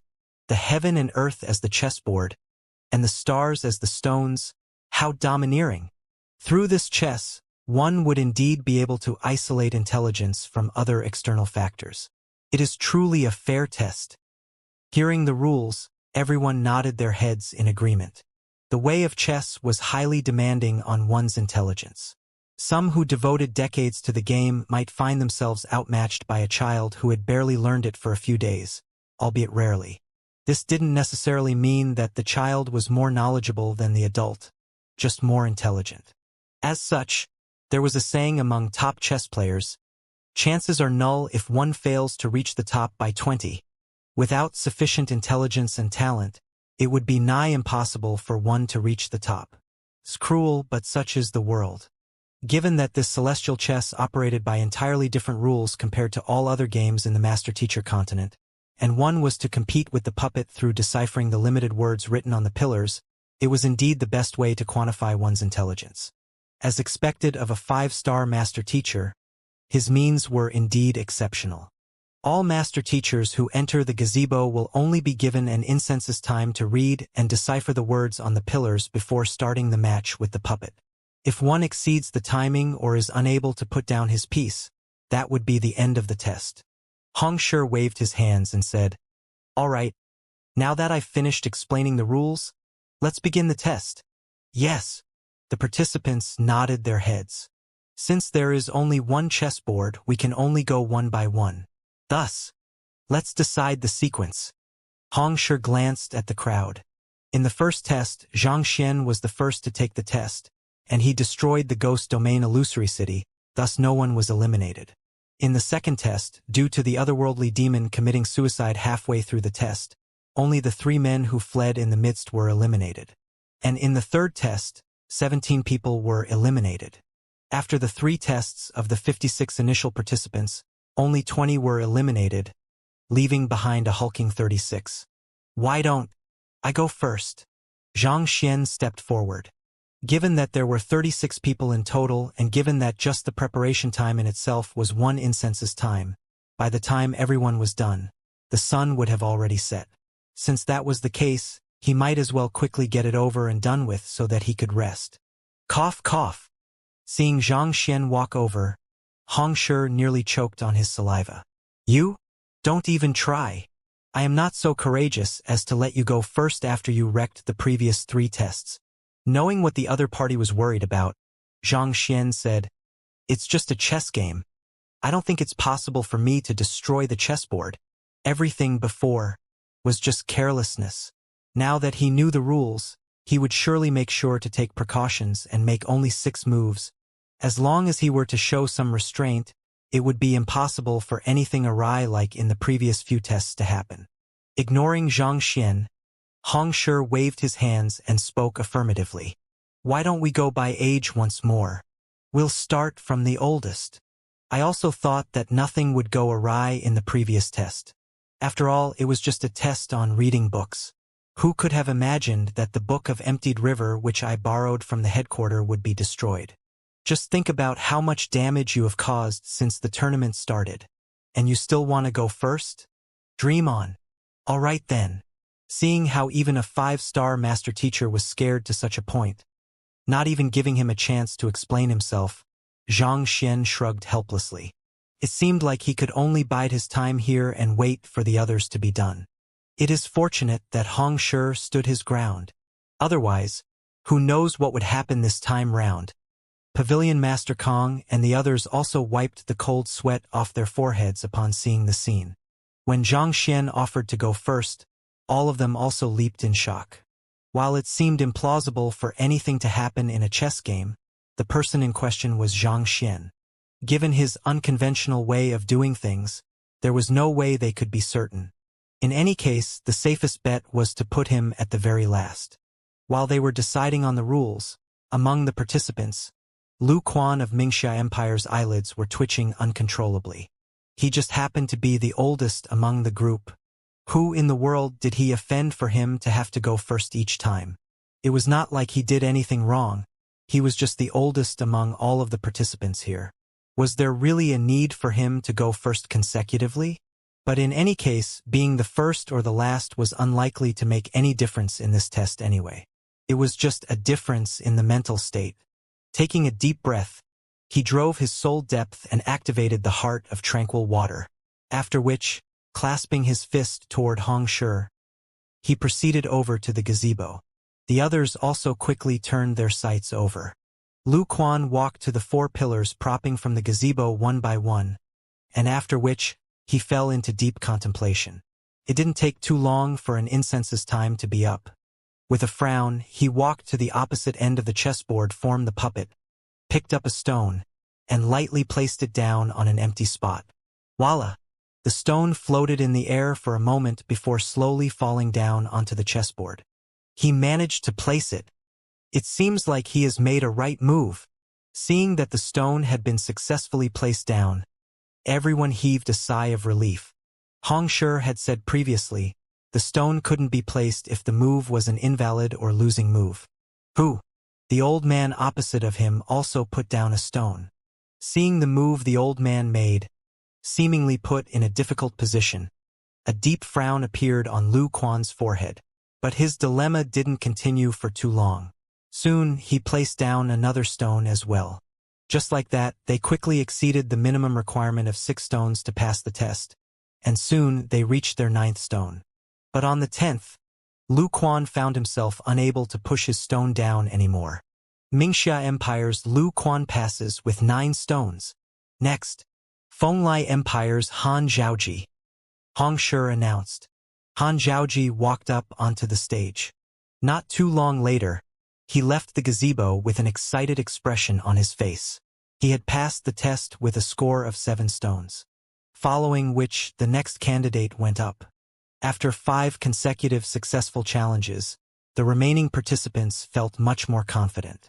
But at this point, the streak was broken. The 6th challenger found himself unable to put down the 4th stone, and the next 4 challengers that went after him failed the test as well. Eventually, it was Luo Xian who broke that losing streak. At this point, everyone realized that the formation on the chessboard would change for each participant, and thus everyone would be unable to emulate the moves of those who had gone before them. This ensured the equality of the test. Time passed, and the sky soon darkened, just like what Xianxia guessed. By the time the 35 master teachers were done, a full moon was already hanging in the sky. Even though those who came for the tournament were all geniuses, many still fell in this test. While the number of eliminated participants wasn't as exaggerated as in the previous test, a total of 9 people still failed. However, most of Zhang Xian's acquaintances, such as Ruohuan Gongzi and Song Chao, still managed to pass the test. Surprisingly, the one holding the current record wasn't a participant from the strongest fleeting cloud sect or the second strongest white Helios sect. Rather, he came from an empire that was of similar standing to the Myriad Kingdom Alliance. The cultivation of this master teacher could be considered to be near the lowest among the participants, but his intelligence seemed to be exceptional. Against the puppet, he managed to hold on for 16 steps, and the impressed old man puppet even said, "Good, Zhang Shi, it's your turn." After everyone was done, Hong Shi turned his gaze to the bored Zhang Xian with a slightly apologetic look. The latter wished to go first, but due to his own fear, he forced the latter to the back instead. Zhang Xian stretched his back before walking over to the gazebo. The gazebo wasn't too big, around an average person's height. The first thing he saw upon entering was that the closest pillar to him had the 4 words East, South, West, and North on them. These 4 words didn't possess any artistic conception belonging to a painter behind it. They were just ordinary words. Turning his sight to the second pillar, there were words on them as well: spring, summer, autumn, and winter. As for the next pillar, there were only 2 words: to and fro. And for the 4th pillar, there was only a single word: reason.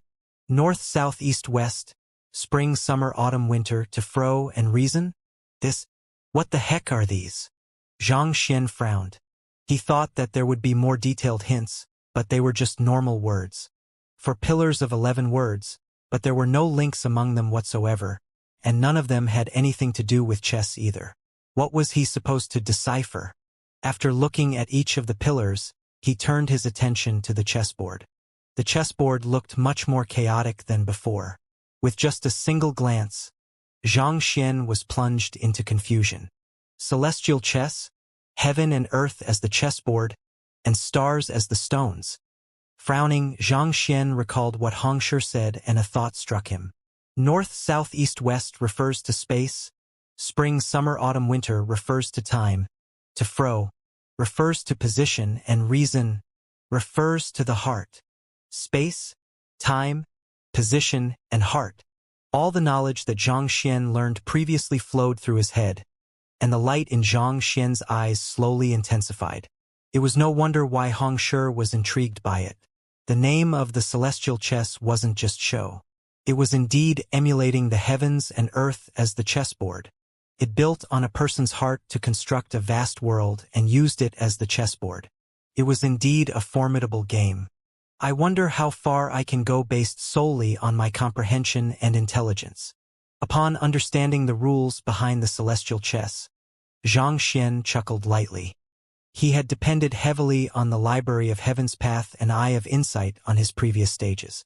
Given how simple the current stage was, he was curious to see how far he could go on his capabilities. Turning around, Zhang Xian walked over to the opposite of the stone table and sat down. Studying it for a moment, he decided on a position, grabbed a stone, and decisively placed it down. Do you think that Zhang Shi will break the celestial chess? That should be impossible. It's just a chess game. Besides, one will be unable to put his stone down if one makes a wrong move. It is indeed unlikely for anything to happen to the celestial chess, but I still think that it won't end that simply. Why don't we bet on it then? What do you want to bet on? I bet that Xianxia will destroy the celestial chess. If I win, you will hand over your silk fan to me. Otherwise, I'll give you the emerald pearl which you have been eyeing. Deal. As soon as Xianxia walked into the gazebo, discussions immediately broke out among the crowd. There were even a few who bet on it. Cough, cough. Hearing the excited bets in the surrounding, Zhao Feiwu, Pavilion Master Kong, and the others slapped their foreheads in embarrassment, fearing that others would know that they were acquainted with Xianxia. To think that a participant of the Master-Teacher tournament would actually be regarded as the god of destruction. It will be the dueling round right after this test. Even though we still don't know the rules behind it, if Xianxia and Rohuan Gongzi were to both proceed on to the next round, this would be the best results that our Myriad Kingdom Alliance has ever achieved over the years. Ling Shi analyzed and said, "Indeed." Pavilion Master Kong nodded his head. There were only 27 people left in the tournament. There were 7 powers whose 2 participants were already eliminated. In other words, even if Xianxia and Rohuan Gongzi were to fail terribly in the dueling round, the results would still be much better than what the Myriad Kingdom Alliance had ever achieved in the previous tournaments. It was fortunate that Rohuan Gongzi had managed to reach Transcendent Mortal 4 Dan Pinnacle under Xianxia's help, and his experience with Xianxia had helped temper his soft qualities, such as courage. Otherwise, it would have been difficult for him to pass those tests. In other words, Xianxia had played a pivotal role in the current outstanding results of the Myriad Kingdom Alliance. Just as they were thinking about this matter, Su Shi suddenly exclaimed, "Look! Xianxia is making a move." Everyone quickly lifted their gazes and saw Xianxia seated right before a puppet. He placed a stone down onto the board. In that moment, everyone waited with bated breaths. Fortunately, the stone went down, after which the old man opposite to him picked up a stone as well. But at that moment, he suddenly froze, as though he had no intentions of playing the stone at all. What's going on? It can't be that Xianxia is intending to destroy the puppet instead of the celestial chess. Upon seeing the old man's frozen body, everyone stared at one another in bewilderment. They were just contemplating whether the celestial chess would be destroyed by Xianxia, and the latter, with a single step, caused the movements of the puppet to freeze. Couldn't be that it was really broken? Wasn't that a little, way too exaggerated? Everyone turned to look at Xianxia, and the latter had a deep frown on his forehead as well. After a short moment later, Xianxia couldn't stand the tension anymore. He walked over to the gazebo and looked at the puppet. And a moment later, he heaved a sigh of relief. Just like the others, he thought that the puppet might have malfunctioned. But after taking a closer look, the puppet was still operating perfectly. "Please make your move." Standing beside the puppet, Xianxia bowed. Even though the old man was a puppet, it possessed spirit and it was capable of interpreting human speech. The both of them had often played against one another, and Xianxia possessed deep respect for him. After a moment of hesitation, the puppet nodded and placed his stone down. Xianxia was stunned for an instant, but he soon picked up a second stone and placed it down. Wang! But the chest simply floated in midair, refusing to go down no matter how much force Xianxia put into pushing it down. He can't place the stone? Does this mean that his move is invalid? So, he failed. Everyone was taken aback. Even Xianxia was in disbelief.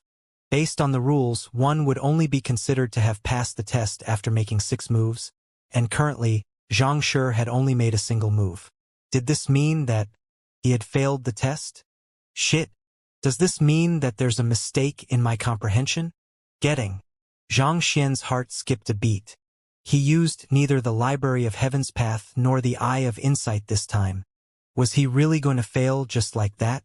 All along, regardless of what it was, he had always used the Library of Heaven's Path and Eye of Insight to interpret and understand profound topics.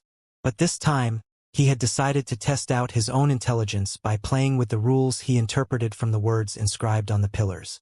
He thought that he would at least be able to get 6 pieces down, yet he found himself stuck on the second stone. Could he have really screwed up this time? Was his intelligence really that poor? Xianxia was on the verge of tears. He had proceeded smoothly in the past 3 tests. He didn't expect to fail here. Hong Shi's face was also twitching violently. To be unable to put down the second stone. How was he supposed to clear up the mess this time? He couldn't possibly say that considerably Xianxia's talent. He was an exception and could clear the test just by putting down a single stone. If only he'd known this would happen, he would have surely allowed Xianxia to go first. In the end, such a matter happened. If Xianxia were to bear a grudge against him over this matter, he would surely be screwed. What the heck was this? For a 5-star master teacher, the host of the master teacher tournament, to have his heart hanging over a mere preliminary selection.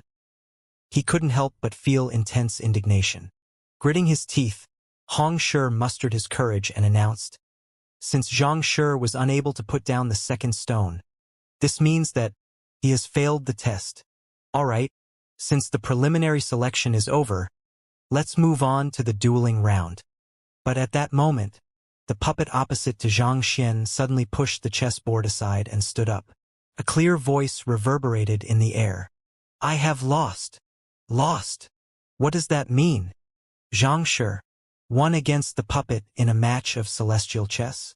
Not to mention, he even had the other party willingly admit his defeat. Aren't the rules of the celestial chess difficult to comprehend? To actually understand the rules within an instant's time to defeat the puppet?" Everyone was taken aback. The impossibility of the situation was driving them insane.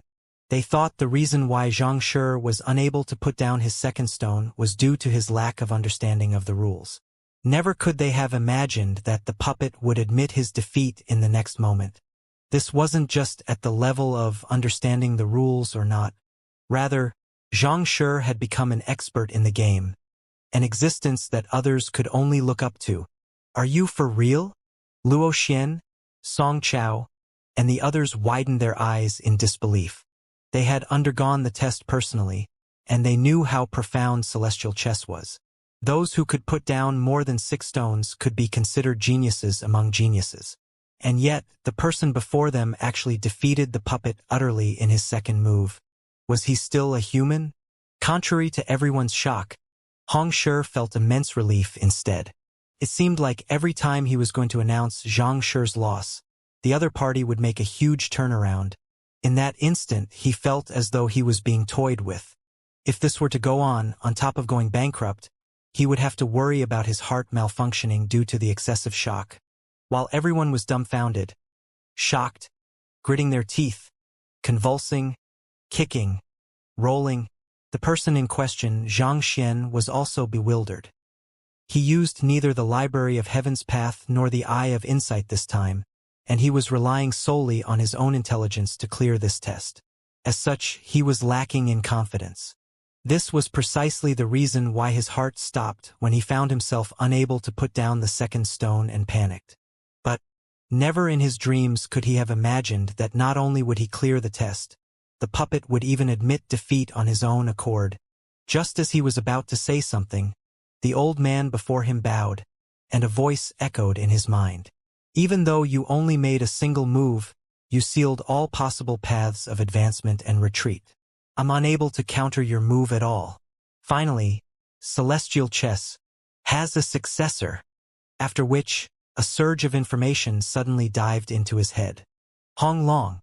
With this surge of information, countless plausible chess formations and setups became assimilated as part of his knowledge. Soul impartation? Xianxia widened his eyes in shock. To be able to allow a puppet to conduct soul impartation, how powerful must the person who created the puppet be? Xianxia thought with a grim expression. But before he could take a look at his newfound knowledge, the puppet before him suddenly fell motionless, as though it had lost all strength, following which countless cracks started creeping across its body. "This is bad." Xianxia widened his eyes in alarm. He quickly rushed forward to stop the impending destruction.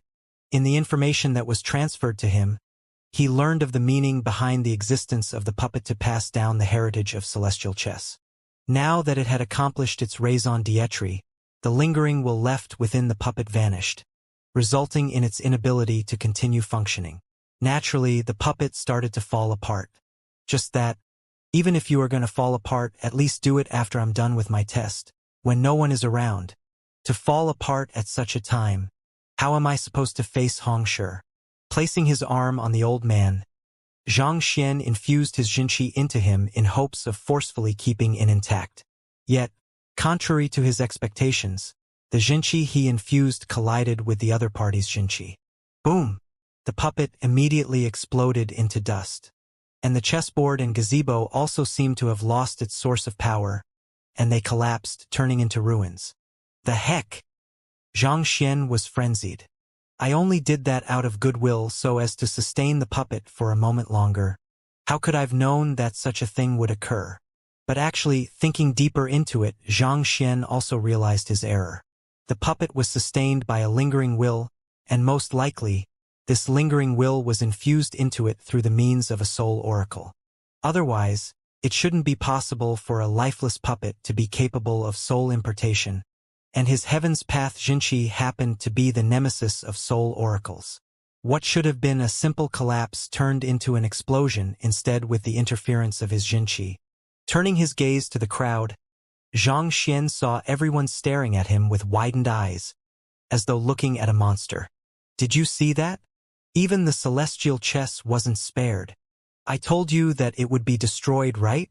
And to think that you didn't believe me. How could Xianxia explode the puppet even after it has admitted defeat? This is too much. You're right, but if he didn't do so, how could he maintain his reputation as the god of destruction? Everyone whispered with hushed voices. They thought that perhaps celestial chess would be an exception, but in the end, just like the artifacts in the previous 3 tests, it was destroyed as well. It seemed as though regardless of how valuable an artifact, it only had one fate upon meeting Xianxia: utter destruction. It doesn't matter how sturdy or resilient you are. Hearing those words, Xianxia spurted blood. I really didn't do it intentionally. I was really trying to save him. I didn't do any of these voluntarily. It was all just coincidence. He destroyed something yet again? Pavilion Master Kong and the others stared at one another. At this point, there was only one thought in their mind: relief. They couldn't help but feel relieved that they didn't use any valuable artifact in the selection round back then. Otherwise, their master-teacher pavilion would probably be bankrupt by now. My celestial chess! Xianxia's lips trembled in agitation. Only he knew how long it took for him to accrue sufficient wealth to obtain the Ghost Domain Illusory City and the celestial chess. And yet, in a single tournament, they were all destroyed by Xianxia. In just a single day, he was reduced to a poor bloke. He felt as though a knife was lodged deeply into his chest, leaving his heart bleeding profusely. Even so, he did see what happened to the puppet clearly. The puppet was crumbling even before Xianxia approached it, and Xianxia was indeed moving to secure it. It was just that his help only made things worse, and an explosion was induced. But while he knew of this, there was no doubt that the reason behind the crumbling of the puppet was still due to Xianxia. If only he'd known this would happen, he wouldn't have bothered with a preliminary round. He would have just gone ahead with duels in an elimination format instead. Took a while before Xianxia was able to calm down. Exhaling deeply, he forcefully suppressed his indignation. All he could do now was ask for some compensation from Pavilion Master Imo, and hope that the latter would offer something in exchange for the loss he had incurred. He didn't know how else he could console himself at this point. Xianxia glanced at the crowd and asked, "Given that the puppet has admitted defeat, it means that Xianxia has fully comprehended the rules behind the celestial chess. Does anyone have any objections against this ruling?" "No!" Everyone shook their heads. While the fellow standing before the ruins of the celestial chess was indeed a god of destruction, they had to admit that the other party did possess capability that an average person could hardly imagine. Since Xianxia has completed his challenge, this signifies the end of the preliminary selection. Since it's no longer early, Let's waste no time and proceed straight onto the dueling round, Xianxia announced. Since the 4 tests of the preliminary selection was over, it was time to move on to the dueling round. The rules for the dueling round are simple. The duels will be in pairs, and the sequence and matching will be decided by picking lots. The duel need not be a fight, it can also be based on the various core aspects of a master teacher, such as soul depth, knowledge impartation, understanding of cultivation, flaws identification, so on and so forth. The winner moves on to the next round, whereas the loser is eliminated. This will go on until the top 10 is out. Xianxia glanced at the participants and said, "Is there anything you wish to clarify?" "No." The participants hurriedly shook their heads. This was the usual format of the dueling round in the Master Teacher Tournament, and the rules were simple as well. Alright, we'll start with picking lots. There are 27 people currently, and 16 people will move on to the next round. In other words, there will be 5 people who will move on to the next round straight without competing, Xianxia said. There is a fixed rule to dueling rounds stating that no matter how many participants there are initially, after the first round, it should be in a power of 2, meaning 2, 4, 8, 16, 32, so on and so forth. This was to ensure greater fairness in the subsequent rounds, especially as the fights became more intense later on. Only through this sequencing could it be guaranteed that only 2 people would be competing for the champion spot eventually. Alright, let's begin picking lots. After introducing the rules, Xianxia waved his hand, and a master teacher walked up with a box prepared beforehand. The remaining 27 participants came up one by one to pick a number. Xianxia was the same as well. After a quick look, he shook his head. It seemed his luck wasn't too good. He hadn't managed to draw the 5 empty slots that allowed for automatic advancement to the next round. I managed to draw the empty slot. Just as Xianxia was lamenting his misfortune, he saw Rohuan Gongzi looking at him excitedly. Taking a look at the other party's lot, he saw 1, empty written on it. On the other hand, written on Xianxia's lot was D2. Seeing that everyone was done drawing the lots, Xianxia said, "The dueling round will be divided into 4 main sectors, namely A, B, C, and D, and each sector will be further divided into 1, 2, 3, and 4. Those who draw the same lots will be matched against one another, and those who have the word empty written on their lot will progress straight on to the top 16. Based on the ranking of the respective powers in the previous tournament, the participant with the higher ranking will have the privilege to choose the content of the duel. Of course, his opponent will have the right to object to the chosen dueling format as well, but the right to object will be limited to once per duel. After that right has been used once, he would have no choice but to accept the next proposed dueling format. This was similar to the rules employed in previous rules, so there was no need to elaborate on it. Alright, the first round will start now. Since A1 is empty, may the 2 participants who drew A2 proceed on to the stage in the A sector.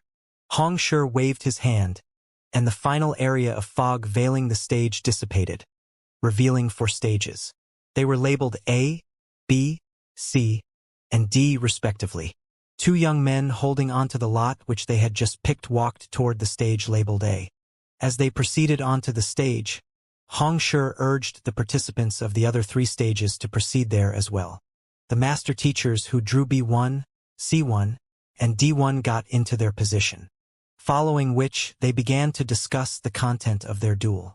Regarding this, Xianxia wouldn't interfere at all, and soon they finished making their choices. Of the 4 stages, 2 chose knowledge impartation, 1 chose soul depth, and the remaining 1 chose a physical duel. A competition among master teachers extended way further than mere brute strength. Their capability included their supporting occupations, soul depth, impartation of heaven's will, knowledge impartation, and many other aspects. If it was just a simple battle, there would be no need to make it so grand. As such, there were actually very few master teachers who chose physical duel as a means to determine the victor. So, this is the real master teacher tournament, Xianxia remarked in awe. The previous round was just to weed out the less capable participants. What that was unfolding before him at this very instant was the true competition among master teachers, as well as the true master teacher tournament. Gazing at the 4 stages, Xianxia found a familiar face.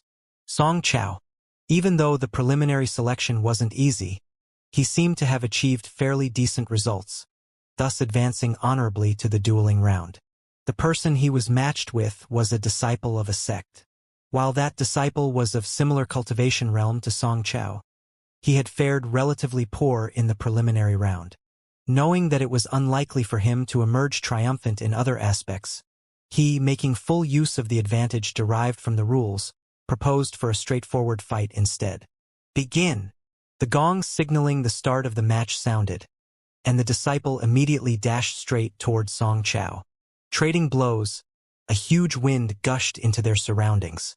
Possessing similar cultivation realms, both of them stood their ground, and it was hard to tell who had the upper hand.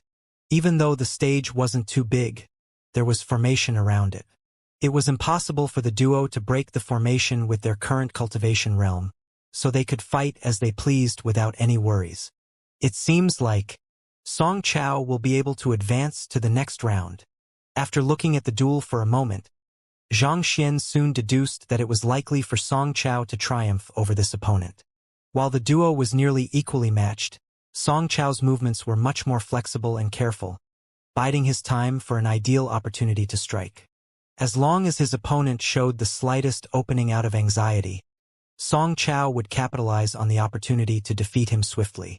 Knowing the likely conclusion, Xianxia turned his attention to one of the stages conducting the knowledge impartation duel instead. Compared to Song Chao's stage, where the competitors were driving their jinshi to hurl fists at one another, this side seemed much more refined. 20 cultivators of differing cultivation realms were randomly picked from the square, and the competitors chose 10 of them each to form a group. After dividing the cultivators among the 2 competitors, they began to conduct their lesson via jinshi telepathy so as to not interrupt one another. The time limit was an incensus time. Whoever's group experienced a greater degree of growth during this period of time would be deemed the winner. This kind of competition was much more refined, and it seemed to be more aligned with the disposition of a teacher. Seeing that it would take some time for the victor to be decided, Xianxia turned to look at the stage where the competitors were competing on soul depth. The 2 of them held onto a stone of insight each, and soon, numbers appeared on them: 14.7 and 14.9. Naturally, the latter was deemed as the victor. This was the simplest and most efficient dueling format. But still, soul depth was the foundation of a master teacher, and most people were unwilling to have it publicly known. As such, it was very rare for participants to choose such a dueling format. And soon, the first round was over. Just like what Xianxia guessed, Song Chao won. The 2 stages dueling via knowledge impartation also came to a conclusion. The one who fared the best induced a breakthrough in a cultivator among his group within the time limit and achieved victory. On the other stage, the master teacher won through a high overall evaluation score and advanced on to the next round. At the end of the first round, there were some who celebrated, and similarly, there were those who looked gloomy as well. But indifferent to the results, Hong Shi announced the lots for the next round. For the second round, will the competitors who drew A3, B3, C3, and D2 proceed on to the stage? B2 and C2 were empty slots. Upon hearing that it was his turn, Xianxia walked toward the D stage. Xianxia drew D2? Why am I so unlucky? Seeing Xianxia walk out from the crowd, a young man's face suddenly warped, and he nearly cried on the spot. He had also drawn D2, which meant that he was matched up against this god of destruction. It is indeed unfortunate that you were paired with him for the very first match. The mouth of the friend beside him also twitched. This Xianxia had been showing outstanding results since the start of the tournament, even destroying all of the artifacts through inconceivable means. If there was a list of competitors whom one didn't want to be matched with, that fellow would surely be at the top. At the current stage, his reputation was even greater than Luo Xian's. To be matched with such a person in the first round, his luck was indeed terrible. What do I do now? Should I just forfeit? If I don't forfeit, will he destroy me too? The young man asked his friend with a tearful face. Given how that fellow tore apart everything before him, The young man was seriously frightened that he might be ripped into pieces if he were to stand against that god of destruction. It was only a tournament. He had no desire to die so tragically. Cough, cough, I don't think he would go so far as to do it to a human too, consoled his friend. But I also thought the same for the celestial chess as well, the young man retorted. This? His friend was tongue-tied. That fellow was simply too frightening. If he had a choice, he would rather face the otherworldly demon once more than stand against that fellow. In other words, the pressure he felt from facing Xianxia even exceeded that from the otherworldly demon. It wasn't easy for you to come to reach this stage. It would be unwise to forfeit at this point. Don't worry. Even though that Xianxia is incredible, he can't possibly be infallible. His friend patted his shoulder and said, in any case, the Myriad Kingdom Alliance fared worse than our sect in the previous tournament. As long as you propose a dueling format that benefits you, there might still be a chance of victory. Once you succeed with this momentum, you will surely be able to strive for the top 8 at least. After a moment of contemplation, the young man nodded his head. You're right. Everyone would surely be watching his duel with Xianxia. If he could achieve victory, not only would his confidence be inflated, he might also instill fear in the other competitors as the person who defeated the god of destruction. With this advantage over his competitors, he just might be able to get into the top 10. After all, psychological warfare was an essential aspect of a duel as well. Fine, for glory. Understanding that only with risk could one achieve something great, the young man gritted his teeth and stepped forward. While he was still frightened as a 4-star master teacher, he was still able to get himself back into condition swiftly. Then let's quickly analyze Xianxia's weakness then. Seeing the young man regain his fighting spirit, his friend nodded his head in commendation. In the first test, Xianxia broke the ghost domain illusory city. This means that the mystic gate hidden Jia contained within the artifact is ineffective toward him, hinting that he has excellent mental fortitude and eye of discernment. Finding the words rational, the young man nodded his head. The pitch-black ghost domain illusory city was filled with spirit beings, and without outstanding eyesight, it would be impossible for one to even navigate within it. Under such circumstances, it would be impossible for one to destroy it so easily even if they intended to do so. You are unlikely to defeat him in that aspect, so avoid any duels that concerns one's vision or discernment ability. The young man added, right? So that means that flaws identification and cultivation guidance are out of question. His friend continued his analysis. Okay, moving on to the second test, he managed to persuade the otherworldly demon via his impartation of heaven's will. This means that his soul depth is extraordinary. Therefore, you shouldn't compete with him in soul depth or knowledge impartation. To be able to persuade an otherworldly demon to commit suicide with just mere words. This meant that the other party's soul depth and mastery of impartation of heavens will had reached an astounding level. If the young man were to compete with Xianxia over this, it was likely that the scene with the otherworldly demon might replay. His friend summarized his analysis and gave his final evaluation. As for the third test and fourth test, even though very little can be said about those tests, it shows that he possesses outstanding wisdom and intelligence. As such, it is likely that his understanding of cultivation is superior. Thus, in conclusion, I think that you should just compete with him in a physical duel. Indeed, if I were to challenge him in a physical duel, considering that he's only at Yin-Yang Realm Pinnacle, while I'm at Clarifying Turbidity Realm Intermediate Stage, it shouldn't be a problem for me to triumph over him. The young man's eyes lit up upon seeing a ray of hope. Since there was no way to win via the other dueling format, that leaves him with only one option: physical duel. Considering that his cultivation was higher than the other party, he was at an advantageous position. But he has a chance to reject the dueling format that I proposed once. What if he were to do so? After celebrating for a short moment, the young man suddenly thought of a possibility and his smile collapsed. Even though the Myriad Kingdom Alliance didn't have any say in the selection of the dueling format, especially since they were in the last place the previous Master Teacher tournament, Their participants were still entitled the right to reject a proposed dueling format once. If he were to propose a physical duel and the other party disagrees to it, wouldn't he be limited to those few other dueling formats once again? His friend smiled. Are you a fool? There are many types of physical duel.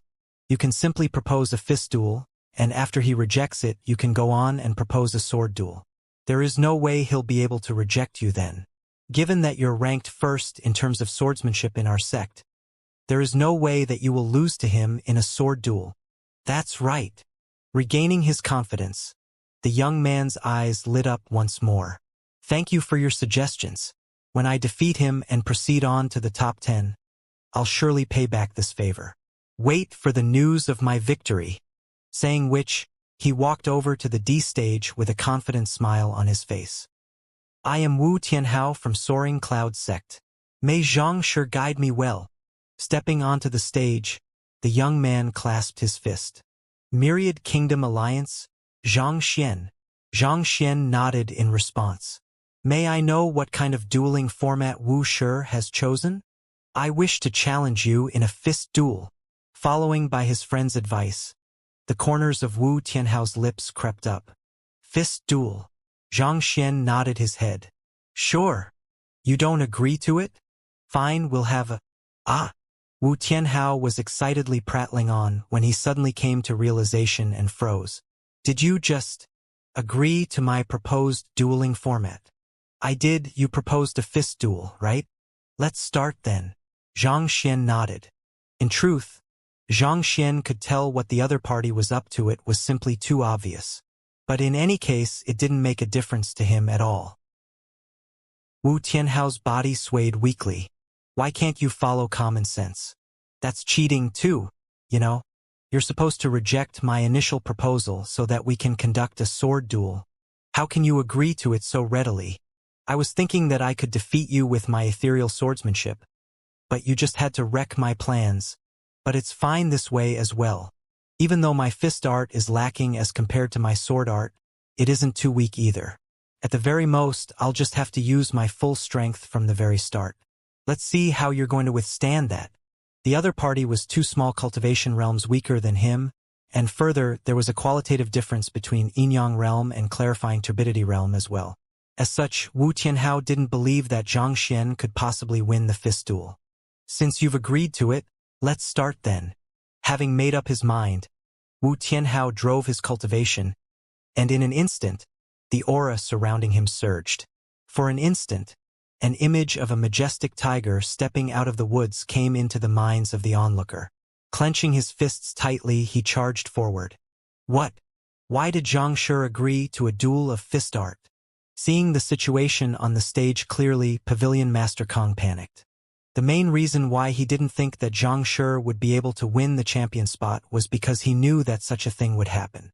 In the end, the latter's cultivation was simply too weak. This weakness of his would surely be exploited by his opponents. The foundation to fighting was one's cultivation, and no matter how formidable Xianxia's soul depth or other qualities were, it would be of minimal help to him in a straightforward duel. Indeed, he was definitely rash to have accepted the duel.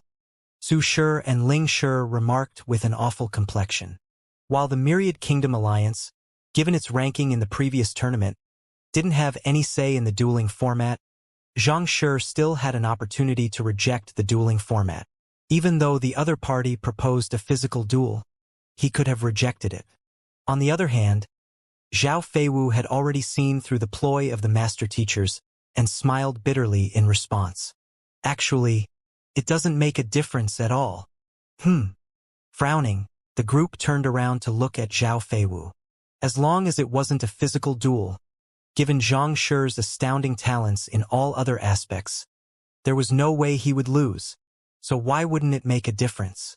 Knowing that the greatest weakness of Xianxia is his cultivation realm, how could the other party possibly give up on such an ideal opportunity? If Xianxia had rejected the duel of fist art, there's a high chance that the other party would have proposed a duel of spear, a duel of saber, or something along those lines. He might be able to avoid it once, but he wouldn't be able to do it the second time, Zhao Feiwu said. Even though she had never been to a master-teacher tournament before, she had read many books on it, and she had a good grasp on its rules. The faces of Su Shi, Pavilion Master Kong, and the others froze. They had overlooked this due to their anxiety.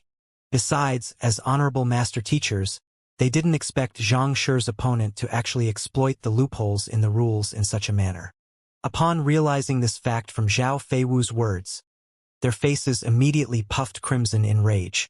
Despicable! Ling Shi bellowed. How can they be so despicable? But they are still playing within the rules. In the end, this is still a tournament after all. It is natural that they would use whatever means they could to achieve victory. Pavilion Master Kong shook his head. We can only hope for a miracle to happen now. Miracle? How can a miracle happen so easily? Putting aside how Xianxia has barely reached Yinyang Realm Pinnacle, and it is unlikely that he has fully reinforced his cultivation yet, just the fact that there is a huge gap of 2 small cultivation realms between them already makes it nigh impossible for him to achieve victory. Su Shi shook his head. There was a huge difference even in every small cultivation realm of the transcendent mortal realm, not to mention a full cultivation realm. A Yinyang Pinnacle cultivator only possesses 800,000 ding of strength, whereas a clarifying turbidity realm intermediate stage expert harnesses an immense might of 1,200,000 ding. That was a difference of 400,000 ding. This was a gap that mere luck couldn't hope to cover. Indeed, the gap between the two of them is simply too great. I don't think it is possible for Xianxia to reverse the situation as well. Ah! Pavilion Master Kong shook his head in dismay as the thought of Xianxia falling in defeat dominated his mind. However, in the next instant, his body suddenly stiffened, and his eyes slowly widened in shock. What's wrong? Su Shi was baffled by Pavilion Master Kang's sudden reaction. Look at the stage, said Pavilion Master Kong hurriedly. At the stage. Su Shi quickly raised his gaze, only to see Xianxia standing alone on the D stage. His opponent, Wu Tianhao, was nowhere to be seen. Where is the opponent he is fighting against? Su Shi asked bewilderedly. How in the world did that fellow disappear in the blink of an eye? One must know that leaving the stage after the start of the duel meant instant disqualification. With trembling lips, Pavilion Master Kong pointed in the sky and said, He's flying up there. Flying. Guangdong. Su Shi and the others nearly fell to the ground. Flying?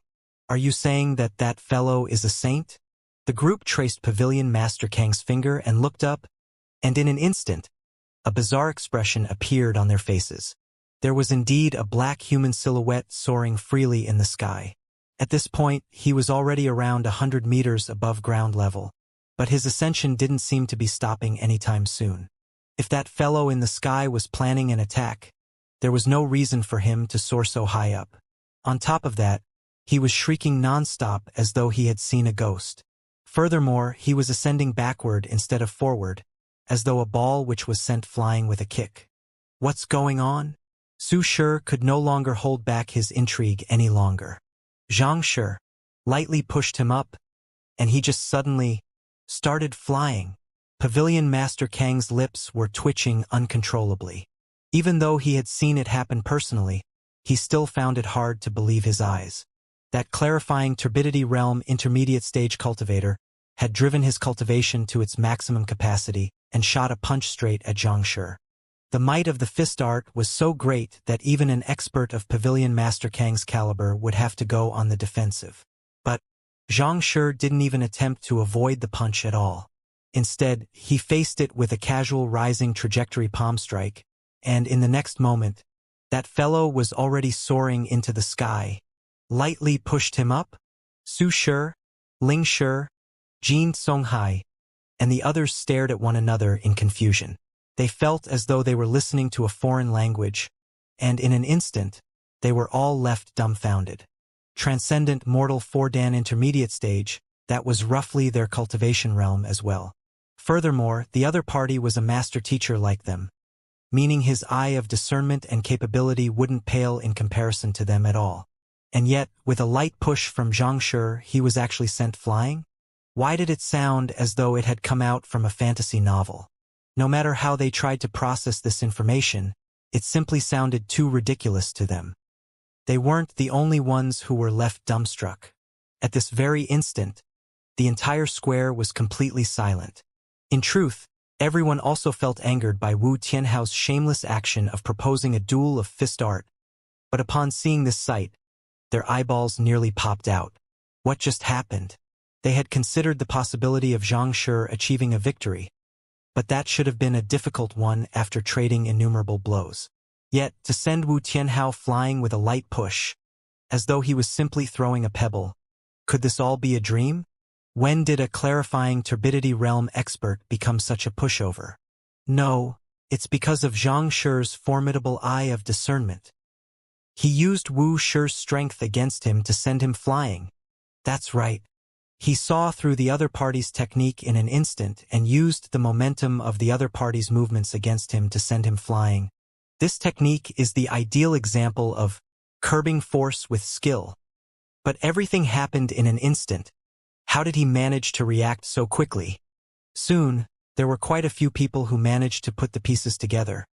But this did little to alleviate their shock. Everything was over in a flash, but there were a fair number of 4-star master teachers present in the square, and every single one of them possessed outstanding eye of discernment. Wu Tianhao had put all of his strength into that single fist, but, as the saying goes, the branch that does not bend is the first to break. While thoughtless flexibility can land one in a disadvantageous position, a lack of flexibility can leave one vulnerable. Zhang Shi had seen through the flaws of his battle technique instantaneously and exploited them. Thus, even before his fist could even connect, he was already sent flying. And so, the sight of the flying man occurred. Seeing this sight, the eyelids of Wu Tianhao's friend twitched violently, and he nearly spewed blood. If only he'd known that this fellow was so formidable, he would have never proposed a physical duel. Even if Wu Tianhao wasn't injured by that palm strike, judging from how high he was flying, even if he wasn't crushed into minced meat, he would surely be crippled. Could it be that he was the legendary pig-like teammate? Just as he was filled with self-reproach, Wu Tianhao finally came to the peak of his ascension, and began falling instead. He fell headfirst into the roof of the Alliance head residence, and amidst a cloak of dust and screams of agony reminiscent of butchered pigs, he disappeared from view. Junior Tianhao. Leaping in fright, Wu Shi's friend hurriedly dashed toward the direction where Wu Shi disappeared. But before he could get far, a voice tinged with embarrassment was suddenly heard from the D stage. Pardon me, I accidentally used too much force. Pooh, accidentally used too much force? Hearing those words, everyone nearly collapsed to the ground. You are the weaker one here, the one with the lower cultivation realm. You knocked a person with higher cultivation realm flying, and you still said that you accidentally used too much force. The more Wu Shi's friend thought about it, the more frenzied he felt. It was as if that fellow wasn't content with just smashing through every single test in the preliminary selection. At the start of the dueling round, he even had to knock a cultivator 2 small cultivation realms higher than him up into the air. What kind of monster was this fellow? Where did the fairness in the world go to? While he was feeling so stifled that he could go insane, Xianxia was plagued with frustration as well. That fellow simply charged straight at him with all of his might as soon as the duel began. If it was anyone else, they might have really been forced into a disadvantageous position instantly. But in truth, that attack posed no threat to him at all. With a might of 1 million ding from his Jinchi cultivation and 1,600,000 ding from his soul cultivation, he was able to harness an immense might of 2,600,000 ding in total. This was on par with a consonant spirit realm intermediate stage expert. It would be a miracle if that fellow could withstand it. But at the same time, he knew that if he were to send the other party flying in a frontal confrontation, it might incur some doubts. As such, he chose to utilize the eye of insight to search for an opening in the other party's technique so as to throw him off the stage. However, he still underestimated that fellow's strength. On top of that, he hadn't had many opportunities to test out his strength ever since the advancement in his cultivation, and thus, he didn't have a clear grasp of his strength yet. As such, he accidentally put in a little more force. Falling from such a high altitude, Even if the other party was a clarifying turbidity realm intermediate stage cultivator, he would still suffer grievous wounds. While it was unlikely that he would die from this ordeal, he would probably be bound to his bed for the next 2 months. Honestly speaking, Xianxia really didn't do it intentionally. His face-off with Clone, which ended in a tragic defeat for him, had given him a skewed impression of transcendent mortal 4Dan experts. How could he have known that that fellow would actually fly so far? Forget it. Hong Shi, does this count as my victory? Since what was done, there was no use being conflicted over it. Thus, Xianxia turned his attention to Hong Shi and asked, "Why yes, you've won." Hong Shi's lips twitched. It seemed the other party's destructive capability didn't differentiate between artifacts and humans. He wasn't the only one harboring such thoughts. The eyebrows of the other participating master teachers on the stage were also twitching uncontrollably. By no means should we ever fight with this fellow. You're right, but if we don't challenge him to a physical duel, what else can we challenge him in? I've no idea as well, but in any case, a physical duel is out of question. Otherwise, who knows what kind of tragic fate could befall us? While everyone was astounded by Zhang Shi's amazing feats in the preliminary selection, they didn't think that he was much of a threat. After all, the other party was a mere yin-yang realm pinnacle cultivator. As long as they unleashed their full strength, defeating him shouldn't be a problem at all. But reality couldn't be any further than that. Wu Tianhao was a clear example. Just thinking about Wu Tianhao's plight was already sufficient to send shivers down their spines. Since Xianxia finished his duel early, he turned his attention to the other stages. In this round, his pair was the only one who resorted to a physical duel. The other pairs chose to battle it out through other means. In fact, there was even a pair who chose the unconventional discourse duel. On top of a deep understanding toward cultivation, master teachers must also possess broad knowledge. The format of discourse duel is similar to pill discourse. Both parties would pose questions to one another, and the side that failed to answer correctly first would be deemed the loser. To ensure greater equity, the duel consisted of a total of 3 rounds, and the side that won 2 rounds was the overall winner. In the discourse duel, the other master teacher from Fleeting Cloud sect achieved victory. After realizing that there were actually minimal differences among the different dueling formats, Xianxia quickly lost his interest. Sometime later, Hong Shi's voice sounded. "All right, since we've decided on the top 16, we'll take an hour of rest before proceeding on to the next round to determine the top 8. The results of the top 16 are out?" Just as Xianxia was curious to see who was in the top 16, he suddenly noticed Ruohuan Gongzi walking over with a worried expression. "Zhang Shi." Walking up to Xianxia, Ruohuan Gongzi hesitated for a moment, gritted his teeth and said, "I have something to request of you. Feel free to speak." Xianxia replied with a smile. While he did have some misunderstandings with this proud genius of the Myriad Kingdom Alliance, they had resolved most of their grudges back in the Glacier Plain Court. Furthermore, as fellow participants representing Myriad Kingdom Alliance, if he could be of help, he wouldn't reject it. "Initially, I don't bear much hope in reaching the top 10. However, now that I'm already in the top 16, if I don't at least give it a try, I will regret it for life." Ruohuan Gongzi's face reddened. Having picked A1, he was able to advance to the next round unconditionally. Humans are born with desire. If he had been defeated in the previous round, he wouldn't have been so conflicted. Now that he was already in the top 16, a victory away from getting into the top 10, he couldn't help but harbor some hope. "But the one I'm fighting against in the next match is Qinlei of White Helios sect." With a distressed expression, Ruohuan Gongzi uttered gloomily, "I don't have the confidence to defeat him." Xianxia turned to look at Ruohuan Gongzi and asked, "Qinlei?" "The person who is ranked 3rd on the list." He had seen this name on the list that Pavilion Master Kong gave him previously. Qinlei was a genius of White Helios sect. As a 4-star pinnacle master teacher and a transcendent mortal 4Dan pinnacle expert, he was only below Fleeting Cloud sect's Luo Xian and the Frigid Gale sect's Liao Wuji on the list, and he was a popular contender for the champion spot as well. Yes, Ruohuan Gongzi nodded his head.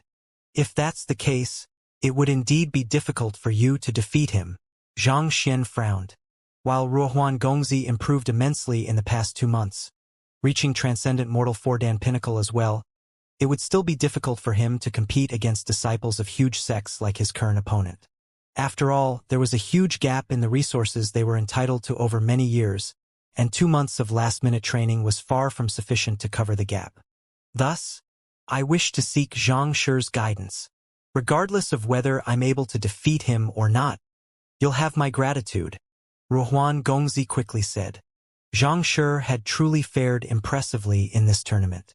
Even the most popular contenders such as Luo Xian and Liao Wuji found themselves being outshone. If there was someone who could bring him the closest to success, it wasn't his teacher Pavilion Master Kong but the young man standing before him at this instant. I can offer you pointers, just that. At this point, Xianxia shook his head before continuing. Given that we don't even know the content of the duel, how can I offer you any effective pointers? There were many different dueling formats to the Master-Teacher tournament, and given that the Myriad Kingdom Alliance was ranked in the last place in the previous tournament, Ruohuan Gongzi didn't have the right to choose.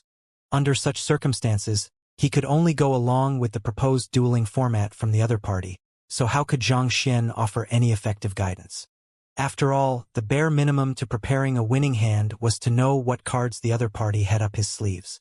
Otherwise, even if a 6-star or 7-star master teacher were to be present here, he would surely be completely helpless in the face of this situation. Even if Xianxia wished to be of help, there was nothing he could do. Ruohuan Gongzi hesitated for a moment before saying, in the previous round, the person he faced was Wu Qing from True Breath Sect. The both of them were nearly equals, so he proposed knowledge impartation and won through it. Against me, I think there's a good chance he might choose a physical duel, so as to be spared the effort. Wu Qing was also another master teacher whose name was listed in the top 10 of the list, but due to his bad luck, he met with Qin Lei in the very first round and ended up being eliminated. As the both of them were nearly equally matched, Qin Lei proposed knowledge impartation. But against Ruohuan Gongzi, it was unlikely that Qin Lei would go through that much trouble. The chances were that he would outright propose a physical duel. Even though the both of them were Transcendent Mortal 4-Dan Pinnacle, the other party had more years of experience behind him. Not to mention, the resources that White Helios sect provided the other party was far greater than Ruohuan Gongzi's. Thus, it was likely for Ruohuan Gongzi to be the weaker one in all aspects, be it battle technique or power control. As such, his guess was actually rather logical. There was indeed a high possibility that the other party would propose a physical duel against him. This? Xianxia scratched his head. If it was really a physical duel, then things could be solved easily. It was a walk in the park for him to raise the other party's fighting prowess up a notch within the next hour. However, what if it wasn't a physical duel? Wouldn't all preparation be done in vain? Just as Xianxia was just about to say something, Pavilion Master Kong called over to them. Xianxia, Ruohuan, have some food first. Turning around, they realized that most of the master teachers had already departed from the stage to rest their wearied bodies and regain their energy. Let's head down first. There was no use discussing this matter when nothing was confirmed at all. Thus, the duo walked down the stage. The Alliance head residence had prepared quite a luxurious spread. There was even spirit beast meat, an extremely effective nourishment in recovering one's expended jinqi. Upon seeing the feast, Xianxia felt his stomach grumble. What were you two talking about? Zhao Feiwu asked the duo with a light smile. Oh, Ruohuan Gongzi is facing Qin Lei from the White Helios sect in the next match, and he hopes that I can offer him some pointer for it. However, we don't know what dueling format the other party is likely to choose. Xianxia replied as he filled his mouth with the delicacies before him. What kind of dueling format? Zhao Feiwu cupped her chin, and after a moment of contemplation, she replied, I think that it is likely to be comprehension of cultivation. Comprehension of cultivation? Xianxia, Ruohuan Gongzi, and the others in the surroundings turned to look at her. In truth, most of them had agreed with Ruohuan Gongzi's view that the other party would choose physical duel. As such, they were intrigued to see that someone had a different viewpoint from theirs. Comprehension of cultivation? But that is a very troublesome duel to hold, and the evaluation is extremely tricky as well. Very few people would choose that kind of dueling format. Su Shi replied. There were many ways a comprehension of cultivation duel could be held, such as interpreting a battle technique, interpreting a cultivation technique, and so on. But regardless of which one it was extremely time-consuming and effort-consuming. More importantly, there were many differing viewpoints regarding the topic, and they could all be correct at the same time. In other words, as long as one's interpretation wasn't too off the mark, it would be hard to decide on a winner. On top of that, as 4-star pinnacle master teachers, it was impossible for their understanding of cultivation to be too far off the mark. As such, there were very few who would opt for such a troublesome dueling format. Tell us more about it. But still, while the princess before him was lacking in cultivation, Xianxia knew that she was an avid reader, and she had shown that she was particularly astute in guessing the thoughts of others on multiple occasions as well. The basis behind my deduction is simple. It depends on what he hopes to achieve in this tournament. Zhao Feiwu chuckled mysteriously. What he hopes to achieve? Ruhuan Gongzi was taken aback. Wouldn't it be winning the champion seat? The greatest glory one could derive from the master-teacher tournament would be to win the champion seat. As one of the most popular contenders for the position, it would be natural for Qin Lei to be eyeing that seat. You're right. But what do you know is his greatest obstruction to his goal at the moment? Zhao Feiwu's eyes narrowed into crescents as she turned her beautiful face toward the young man before her. You mean Zhang Shi? There was no one present in this square who would offer a different answer than that at this point. It wouldn't be an exaggeration to use the word rampage to summarize Zhang Xian's performance in the preliminary selection, and after the first dueling round, there was no one else who thought that they could exploit his low cultivation. With this, he had become the strongest contender for the champion seat, standing above even Luo Xian. Thus, the greatest obstruction Qin Lei would face in becoming the champion was indubitably him. Indeed, since his goal is Zhang Shi, naturally he doesn't view you as a threat. Thus, in the first place, he has never really thought of you as an equal before, Zhao Feiwu said. Ruhuan Gongzi's face reddened. Even though those words were indeed hurtful, he knew that it was true. Given the disparity between both of their capabilities, the other party indeed had nothing to fear of him. However, given that you came from the Myriad Kingdom Alliance, and his goal is to defeat Zhang Shi, there is a good chance he will use Zhang Shi's greatest strength to defeat you so as to taunt him. Zhao Feiwu continued. My greatest strength? Zhang Xian was taken aback by those words. Even though you have shown outstanding aptitude in multiple aspects such as your temperament and wisdom, without a doubt, your greatest strength is your intelligence and impartation of heaven's will. That's right. Pavilion Master Kong nodded his head. Zhang Shi had performed impressively throughout the tournament, but these two factors were what that left the deepest mark on the onlookers. Using impartation of heaven's will to persuade an otherworldly demon to kill himself.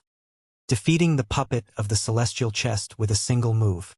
On the other hand, destroying the ghost domain illusory city didn't really reflect much about Zhang Shi's capability, especially given that the other participants hadn't had the chance to undergo it themselves, whereas memorizing 20,000 books was due to his strong background. These two feats paled in comparison to the former two. Impartation of heaven's will is highly tied to one's soul depth, so even if he thought that he could defeat you in that aspect, it would unlikely to be spectacular. But intelligence is different. A master teacher's intelligence is usually reflected through the depth of his understanding of cultivation, and if he could perform outstandingly in that aspect, he might be able to steal the spotlight from Zhang Shi. This is a good opportunity for him, so I believe that there's a good chance that he will grasp it. Zhao Feiwu chuckled as she revealed her analysis. Rather, I think that a physical duel would be one of the less likely options for him. After all, it is unseemly for a refined master teacher to be engaged in physical brawls. It wouldn't reflect well on him even if he were to win. You're right. Zhang Xian's eyes lit up. Zhao Feiwu seemed to have grasped the other party's thoughts accurately, and her words seemed to fit perfectly as though a jigsaw puzzle. Your analysis is right, but how would a duel involving comprehension of cultivation be carried out? After all, we can't possibly find a manual on the spot and decipher it, Ruhuan Gongzi asked in bafflement. The most direct way to determine whose comprehension of cultivation is deeper would be for the duo to decipher the same book. But which book would they choose? After all, wouldn't the result be biased no matter which book is chosen? There are other ways to measure one's comprehension of cultivation. If I recall correctly, there's a dueling format known as flaw identification, right? Zhao Feiwu replied with a smile. Flaw identification? You mean the dueling format where both sides each execute a battle technique, and the respective opponents point out the flaws in the executed technique, and whoever manages to point out more flaws is the winner. Ruhuan Gongzi was stunned. But that requires one to have an exceptional eye of discernment and profound comprehension of cultivation. Usually, only higher-rank master teachers would do it for lower-rank master teachers. For him to point out my flaws. He didn't finish his words, but what he wanted to express couldn't be any clearer. They were both 4-star pinnacle master teacher. For the other party to actually boast of correcting Ruhuan Gongzi's mistake, wasn't he being a little too arrogant? Indeed. Don't worry, since this Qinlei wishes to win the spotlight and outshine Xianxia, there is a very good chance he will choose this dueling format. Zhao Feiwu smiled. Since the other party was aiming for the champion seat, he had to shatter the heavy pressure Xianxia was exerting on him first. And for this, Ruhuan Gongzi, who was a fellow representative of Myriad Kingdom Alliance, served as the perfect stepping stone. Only by using the most arrogant way to step down on Ruhuan Gongzi would his own strength be emphasized. Only through this way could he finally get on equal footing with Xianxia. Ruhuan Gongzi had a bitter look on his face. What was this? He thought that he would at least be respected as a fellow competitor in the Master-Teacher tournament given the massive rise in his cultivation. But in the end, the other party only regarded as a mere stepping stone. The heck? I'll screw him over. The more he thought about it, the angrier he felt. Gritting his teeth, Ruhuan Gongzi turned to Xianxia and asked, "If this is the dueling format, does Xianxia have any ideas as to how I can achieve victory? To actually challenge a master teacher of equivalent rank to a match of flaw identification." The other party was indeed hubristic. But while Ruhuan Gongzi hated to admit it, he had no confidence to face the other party in such a match-off. Thus, he entrusted his hopes to the young man before him who had created miracles time and time again. Ideas? Xianxia frowned. After a moment of thought, his eyes lit up, and a peculiar smile appeared on his face. I do have an idea, but it won't be easy to carry out. Oh? As long as I can defeat it, I'd do anything no matter how difficult it is. Hearing that the other party had an idea in mind, Ruhuan Gongzi's eyes lit up. He quickly stood up and bowed sincerely. Xianxia, I humbly seek your guidance. All right then. Xianxia casually picked up the bowl of meat soup which he was half done with and passed it over. Take this and pour it over your opponent. Ah? Pour it over Xianxia. Ruhuan Gongzi's eyes widened in shock. I asked you to teach me how to defeat Qinlei in the duel. Why are you telling me to pour meat soup over him instead? Big brother, I'm a master teacher, not a thug, to conduct such shameless actions. Besides, if I were to do that, I would only enrage the other party. What use would it be to the duel? Ruhuan Gongzi thought that Xianxia would at least offer a decent solution given his astounding means, but never in his dreams did he expect the other party to be so unreliable. If he were to really do so, his reputation would immediately plummet to rock bottom. He wasn't the only one feeling lightheaded. Pavilion Master Kong and the others also widened their eyes in shock.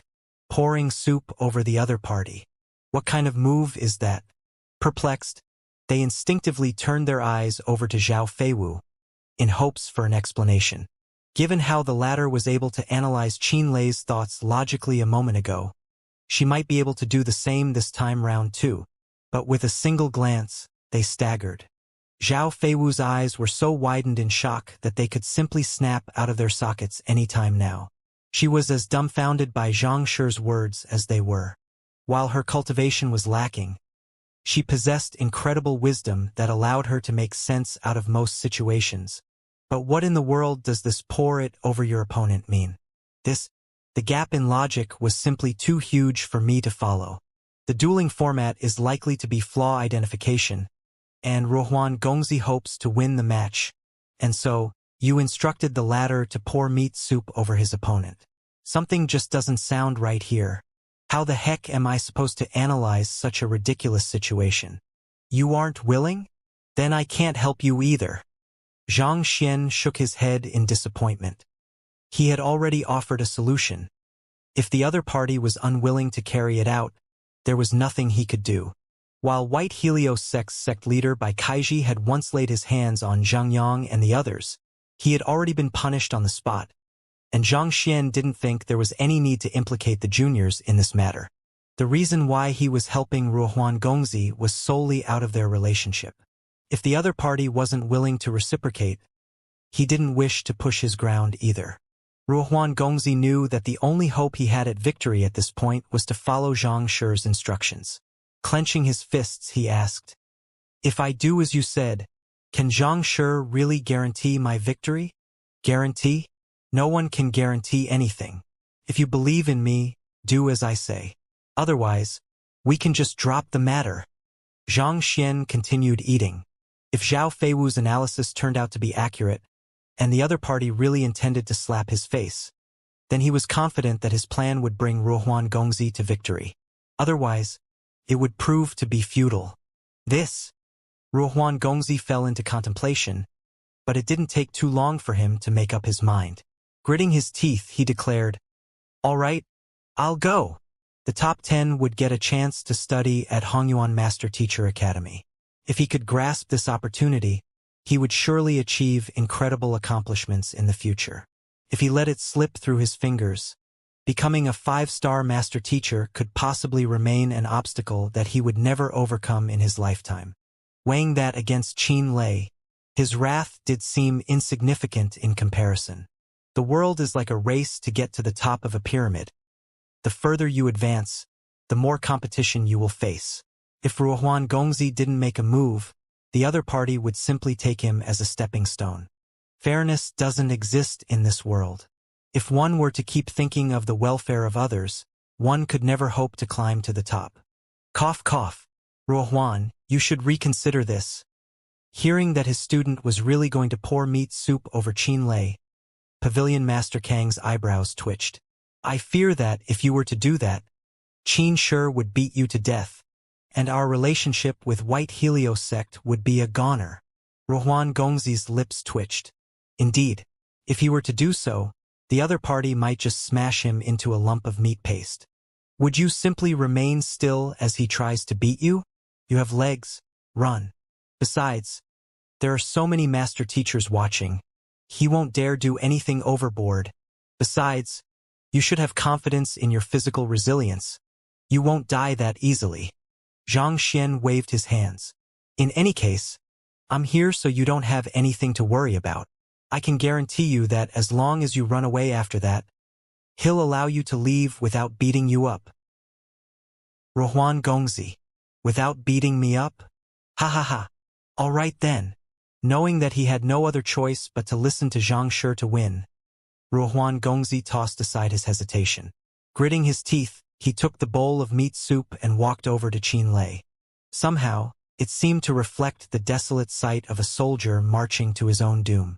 Seeing him walk toward Qin Lei, the lips of Pavilion Master Kong and the others couldn't help but twitch. While they had faith in Xianxia, this was a little too much. Xianxia, will he really be fine? Zhao Feiwu couldn't help but ask. How can he be fine? Grabbing a piece of meat and stuffing it into his mouth, Xianxia replied with a slightly muffled voice. How can he be fine? The crowd's eyelids twitched violently. If it wasn't fine, why did you instruct Ruohuan Gongzi over? Are you that intent on seeing his sorry plight? The expression on everyone's faces clearly said that they would never let him go if he didn't explain this matter clearly to them. Thus, Xianxia began speaking. Your analysis is logical. there's an 80% chance that Xianxia will choose flaw identification as the dueling format. However, there's still a 20% room of error. Zhao Feiwu nodded in agreement. No matter how logical her deduction was, she wasn't Qin and she couldn't read his thoughts precisely. It was possible for the other party to have other thoughts in mind regarding this matter. If I were to pour a bowl of meat soup on you to provoke you, what would you do? Xianxia asked. I would beat you up, Zhao Feiwu replied. Indeed, that is likely to be Qin reaction too. However, looking at it from another perspective, such an action could be considered as a direct signal from Ruohuan Gongzi that he wants a physical duel. As a 4-star master teacher, Qin will surely deduce this much. Under such circumstances, how do you think he'll react? Everyone was stunned. Pouring a bowl of meat soup on someone, that is a clear act of provocation. To be provoked before the duel, it was clear that his opponent wanted him to propose a physical duel. It would be hard to believe that Ruohuan Gongzi didn't have anything up his sleeves given such circumstances. While Qin might be confident in his fighting prowess as well, Ruohuan Gongzi's actions would surely sprout a seed of doubt in his mind. Given how much he wanted the champion seat, he would surely choose to opt for another dueling format so as to avoid any possible mishaps. At the same time, this would also reflect his magnanimity and create a positive impression of himself. At the same time, if Xianxia were to attempt to hit Ruohuan Gongzi after being poured with meat soup, we'll be able to analyze his movements. If so, we can make some preparations for the duel later on, Xianxia said. If the other party didn't execute a battle technique, he would be unable to peer into the other party's flaws. And in a normal and fair duel, it was nigh impossible for Ruohuan Gongzi to win Qin. On the other hand, if Qin were to execute his battle technique out of rage, a book on him would be formed in the Library of Heaven's Path, and Xianxia would be able to exploit his flaws. As for whether Ruohuan Gongzi would be beaten up or not, that wouldn't be any of his business. Ruohuan Gongzi would just have to treat it as the price of victory. I see. Hearing the explanation, everyone came to a realization, and they widened their eyes in admiration. They thought that Zhao Feiwu's analysis was already impressive, but Xianxia's thoughts were clearly deeper and more thorough. Within a short period of time, not only did he realize the possible errors in Zhao Feiwu's analysis, he even found a way to cover it up while executing his plan. Incredible. It was fortunate that he was on the same line as the Myriad Kingdom Alliance. The group shuddered at the thought of facing an opponent like that. Look, it's starting. At that moment, Su Shi suddenly pointed forward. Everyone turned their gazes over, and at this moment, Ruohuan Gongzi was already standing before Qin. At this moment, Qin was also in the midst of his meal. Perplexed to see his opponent carrying a bowl toward him, he was a little stunned. Xianxia, nice to meet you. Ruohuan Gongzi nodded. Why you too? Qin frowned. Before we start on our duel, I'd like to discuss something with you. Ruohuan Gongzi said politely. Discuss something with me? What is it? If you wish to admit defeat now, there's no need for it. Qin harumphed coldly. But before he could finish speaking, a steaming hot liquid came flying toward him, drenching his robe. The heck! In that instant, it was as if something within Qin had snapped, and frenzy overtook his rationality. He thought that that fellow was here to admit defeat in hopes that his pride could be spared on the stage later on. Never in his dreams did he expect a bowl of steaming meat soup to come flying toward him instead.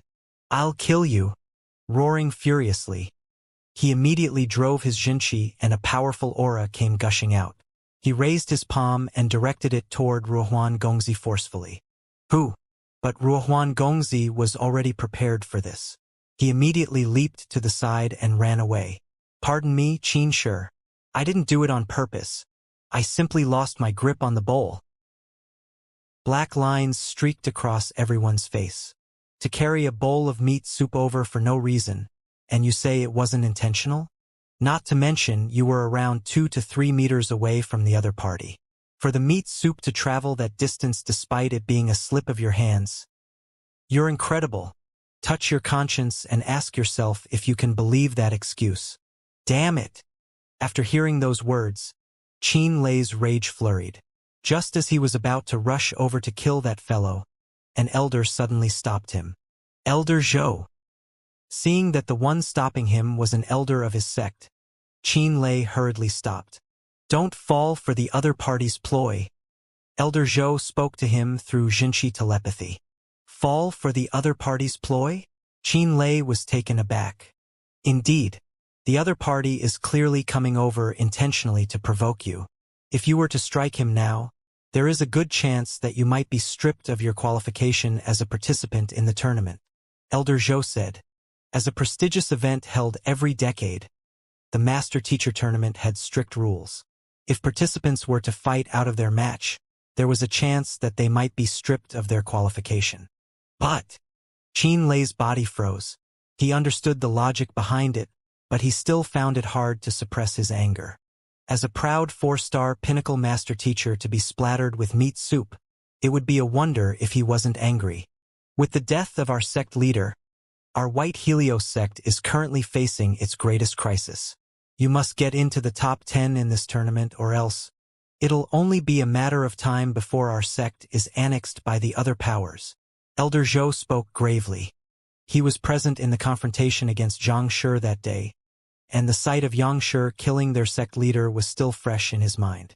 Having offended a plausible 8-star master teacher, their White Helios sect was facing the greatest calamity in its existence. Their only hope at this point was for Qin Lei to successfully get into the top 10. Once he got into Hongyuan Master Teacher Academy, the other powers would have to reconsider their options before laying their hands on them. Since that fellow is here to provoke you, he must have some kind of ace up his sleeves. Or else, he might have already given up on the tournament and he wishes to pull you down with him. Elder Zhou continued. You mustn't fall for his ploy. Then what should I do? Qin Lei's heart jolted, and he immediately forced himself to calm down. There's no need to get even with him immediately. We should first continue on with the idea we decided upon and confirm the spot in the top 10. After the tournament, you can always challenge him to a master-teacher confrontation or even a life-and-death battle. Elder Zhou harumphed. By then, he will be in your palms, and you will be able to do whatever you want with him. Even if you were to tear him into pieces, there would be no one to stop you. This. Qin Lei hesitated for a moment before gritting his teeth in savagery. All right, I'll challenge him to a life-and-death duel after the tournament. If I don't kill him, I won't be called Qin Lei. He actually didn't chase me? After a moment, Ruohuan Gongzi turned around and saw that no one was behind him. At this moment, he suddenly recalled what Xianxia said. Is this a supernatural occurrence? Even though he didn't know whether it was a supernatural occurrence or not. One thing was for sure, Xianxia's judgment was spot on. For this, he was extremely awed with the other party's foresight. In the past, he had been reveling in his position as the #1 genius of Myriad Kingdom Alliance, and he thought that there was no one in the world who could best him. But after seeing this young man, he realized that he was still far from matching up to true geniuses. Returning back to the group, Ruohuan Gongzi respectfully clasped his fist and asked, Xianxia, what do I do now? Sit down and eat. Zhang Xian gestured. Ruohuan Gongzi was dumbstruck. You got me to pour meat soup over the other party to provoke him. Going to such an extent, I thought that you would have some incredible plan in mind, and yet, you're asking me to eat now? Your match is about to start, and you'll only have the strength to fight once you're full. Without energy, how do you expect to emerge victorious against your opponent? Zhang Xian rolled his eyes. There was only an hour of resting time, and it was about to come to an end. If he didn't hurry, the tournament was going to resume. All right. With no other better idea in mind, Ruohuan Gongzi could only follow the other party's instruction. He sat down and began to eat ravenously. The dinner prepared by the Alliance head residents was indeed sumptuous. Soon they were full, and by then the tournament was already about to start. Memorize the contents on it. You just have to recite it later on. Just as Ruohuan Gongzi was still perplexed as to how he should deal with Qin Lei, Xianxia passed a piece of white paper to him. It was filled with scribblings that were written by the other party during the meal just a moment ago. Surprised, he quickly swept through the contents of the paper, and his eyes immediately widened. Xianxia, do I really have to say this? Zhang Xian nodded affirmatively. Ruohuan Gongzi's vision immediately darkened, and he nearly broke down in tears. Big brother, you are pushing me off a cliff here. Are you that unhappy that I wasn't beaten up just now? If I were to say what is on the paper, that fellow would probably forfeit his candidature just so that he could strangle me to death. Stop wasting time idling and quickly memorize it. Remember, you must recite it word for word. Otherwise, I can't guarantee your victory. Seeing Ruohuan Gongzi wallowing in his sorrow, Xianxia urged him with a frown. Tears glittered in Ruohuan Gongzi's eyes. If only he'd known earlier, he would have never asked Zhang Xian for help. At this moment, it felt as though he was on board the ship of a pirate, and there was no backing out now. All right. Gritting his teeth, Ruohuan Gongzi quickly started memorizing the contents on the paper. Soon after he was done, a gong sounded, and Hongshi's deep voice reverberated through the entire square. The tournament resumes. Would the participating master teachers come onto the stage? Everyone replied and hurried up. On the round stage, Ruohuan Gongzi took a deep breath before walking over to the dueling stage labeled A. For a moment, his silhouette looked slightly valiant. Knowing that it was too late for second thoughts, he had decided to simply follow Zhang Shi's instructions. If death was what that awaited him, so be it. Humph! Qinlei also walked toward dueling stage A as well. Recalling how the other party provoked him previously, his rage immediately surged. Seeing that all participants were on their respective stages, Hongshi announced, "The match begins. Start discussing the format of the duel." Since White Helios sect was first place in the previous tournament, the right of choice is in my hands. Harumphing coldly, Qinlei turned at the detestable young man before him and said, "I choose comprehension of cultivation." Hearing that everything had gone as predicted, Ruohuan Gongzi was momentarily stumped. "Why? You dare not accept my challenge?" A light flickered across Qinlei's eyes. "What do I have to fear? Comprehension of cultivation, is it? So be it then. What are the rules?" Ruohuan Gongzi replied. Good. He thought that the other party would reject his proposal, but the other party accepted it candidly instead.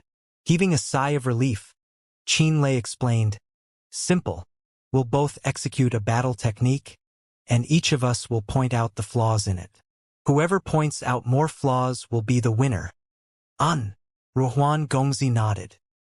"It went exactly as your analysis predicted." Seeing the sight, Pavilion Master Kong and the others turned to look at Zhao Feiwu.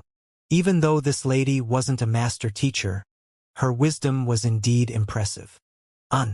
All that is left is to see whether the note Xianxia gave him is effective or not. Zhao Feiwu chuckled lightly. The most she could do was to deduce the content of the competition. Whether Ruohuan Gongzi would be able to emerge victorious or not would depend on the content of the note that Xianxia passed to him. The group nodded their heads. While they were speaking, the duo on the stage were already done executing their battle techniques. After having seen the entire set of movements from Qinlei, Ruohuan Gongzi was completely stumped. He had never heard of the other party's fist art before. Needless to say, seen it, how in the world was he supposed to point out any flaws? Going by the rules, I'll go first.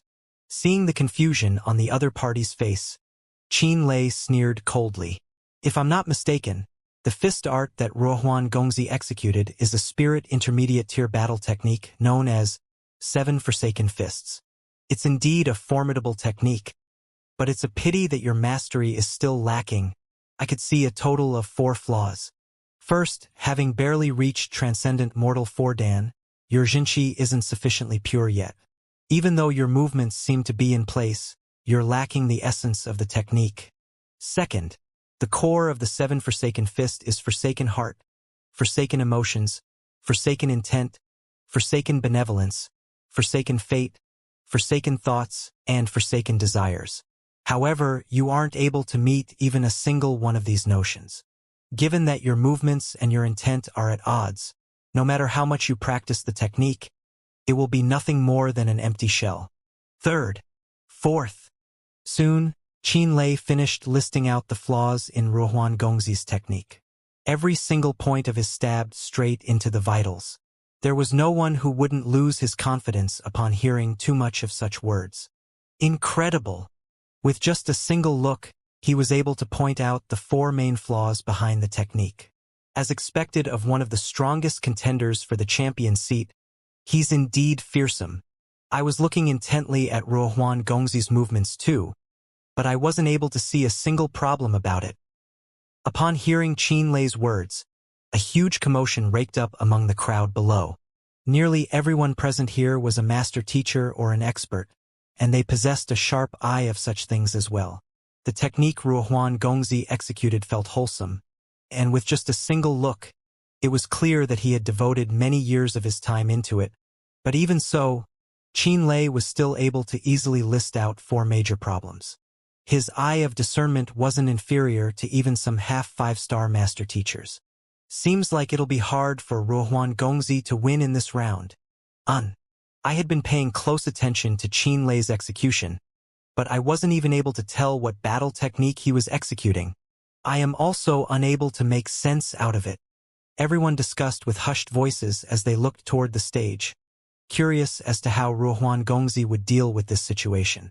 With a cold smirk on his face, Qin Lei was also staring at Ruohuan Gongzi intently. The battle technique he had just executed had come from some ancient ruins. Even Hong Shi might not be able to recognize it, needless to say this fellow. Thus, he was confident that he would win this match. It's your turn. If you can't say anything constructive, you should just admit defeat. Seeing the conflicted expression on Ruohuan Gongzi, Qin Lei harumphed. At this moment, Ruohuan Gongzi seemed to have come to a major decision and gritted his teeth. If I'm not mistaken, there's something wrong with your brain. What? The square fell deathly silent instantaneously. Wasn't it a duel in pointing out flaws in battle techniques?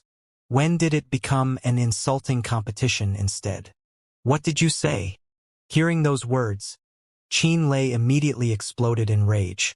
Despite not having completed nourishing your soul, you forcefully tried to achieve a breakthrough to consonant spirit realm and drove your Xianxia into your head.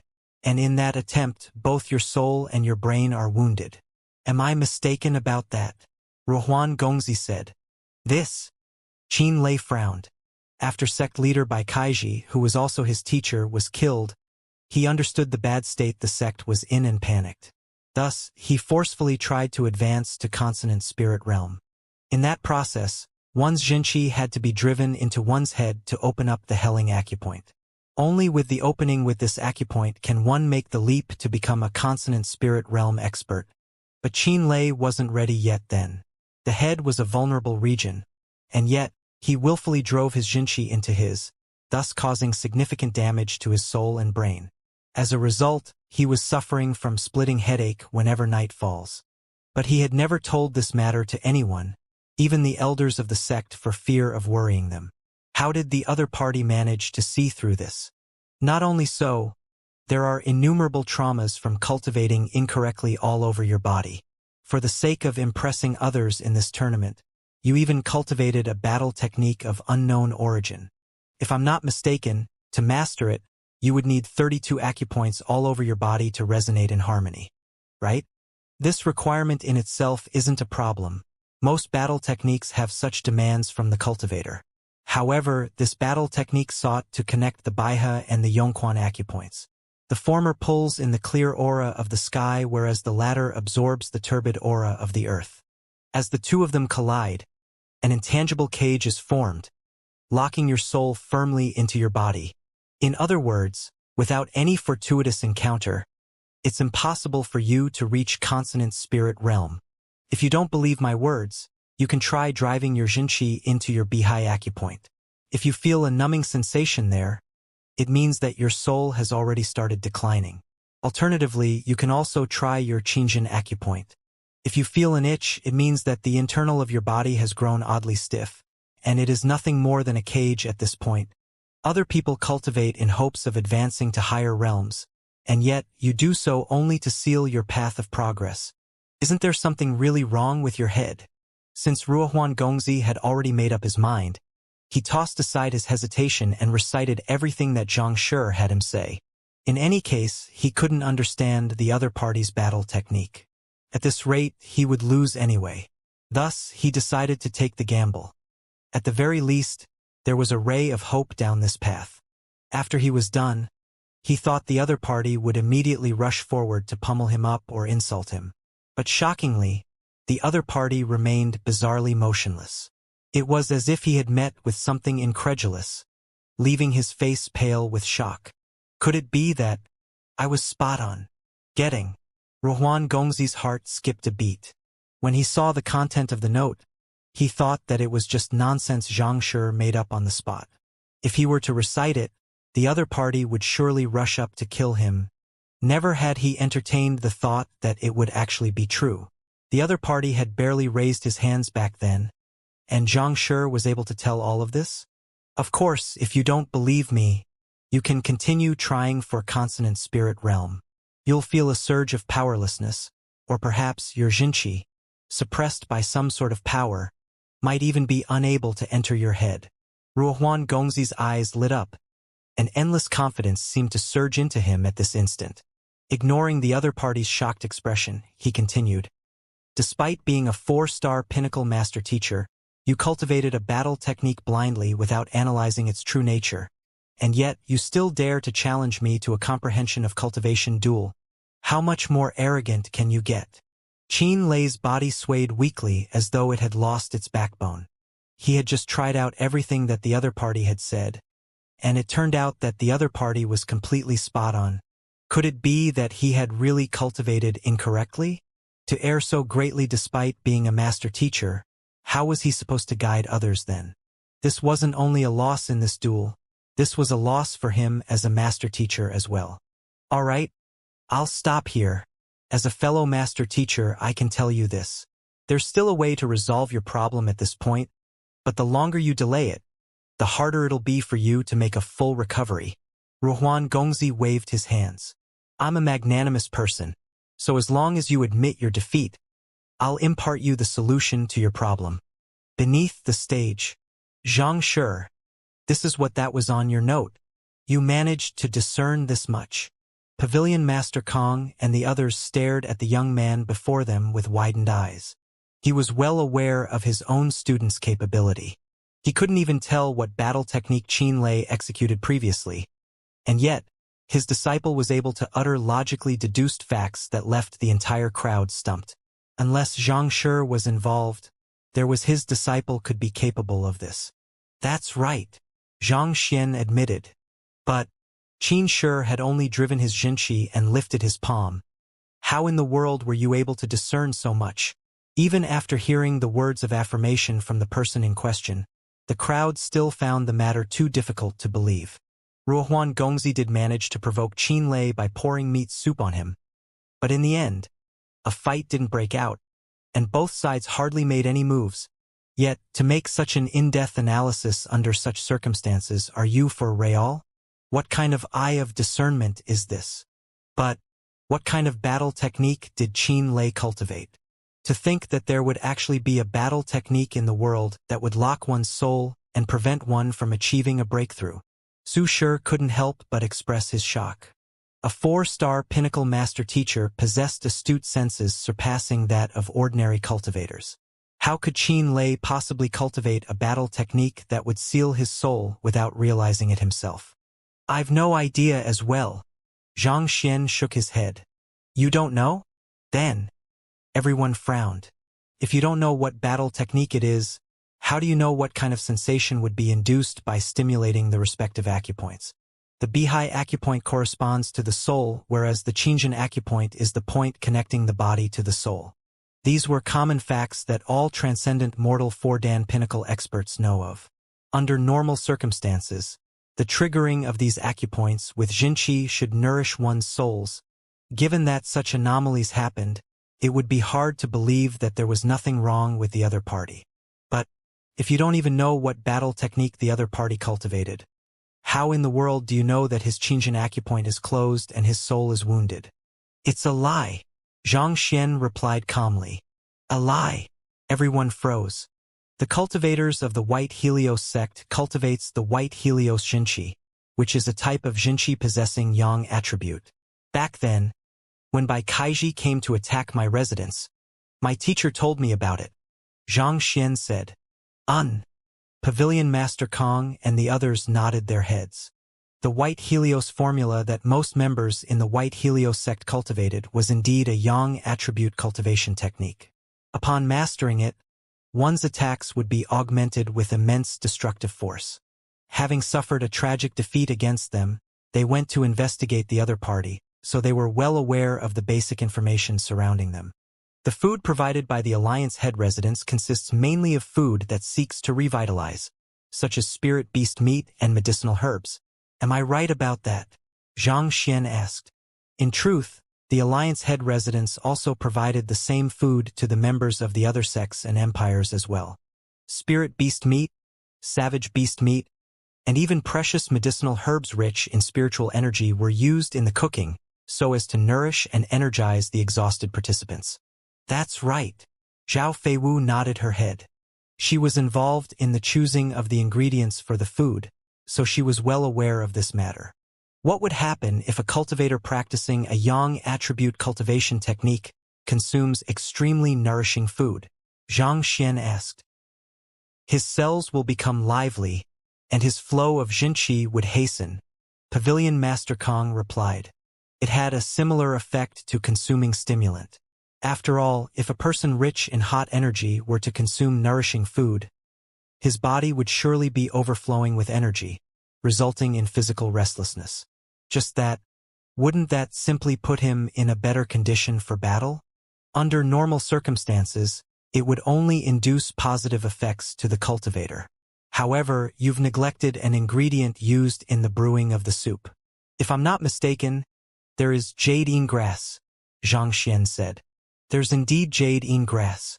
Even though that grass is known for its cold properties, it has the effect of cooling one down and boosting one's cognitive capacity. On top of that, it is a famous delicacy as well.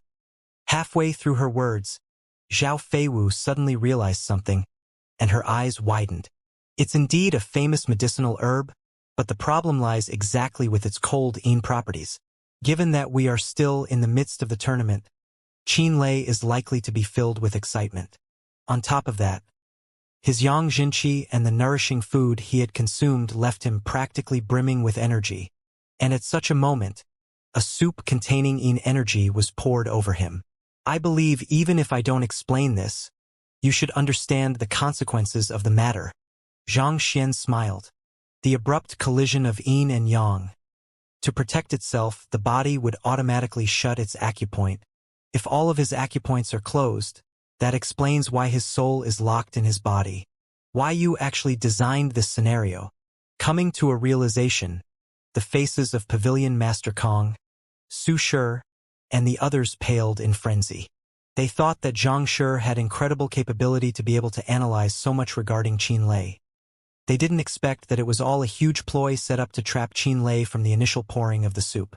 Not only was each chain of the plan linked tightly to the next, leaving little room for failure, there was also very little evidence to trace back the matter. If Zhang Shi hadn't explained the matter, they would have probably never realized it. As the person standing in the center of everything, Qinlei was unlikely to be any wiser than them. His loss was already fixed from the moment Zhang Shi's help was engaged. This was way too formidable. I just happened to think of it. Zhang Xian nodded in response.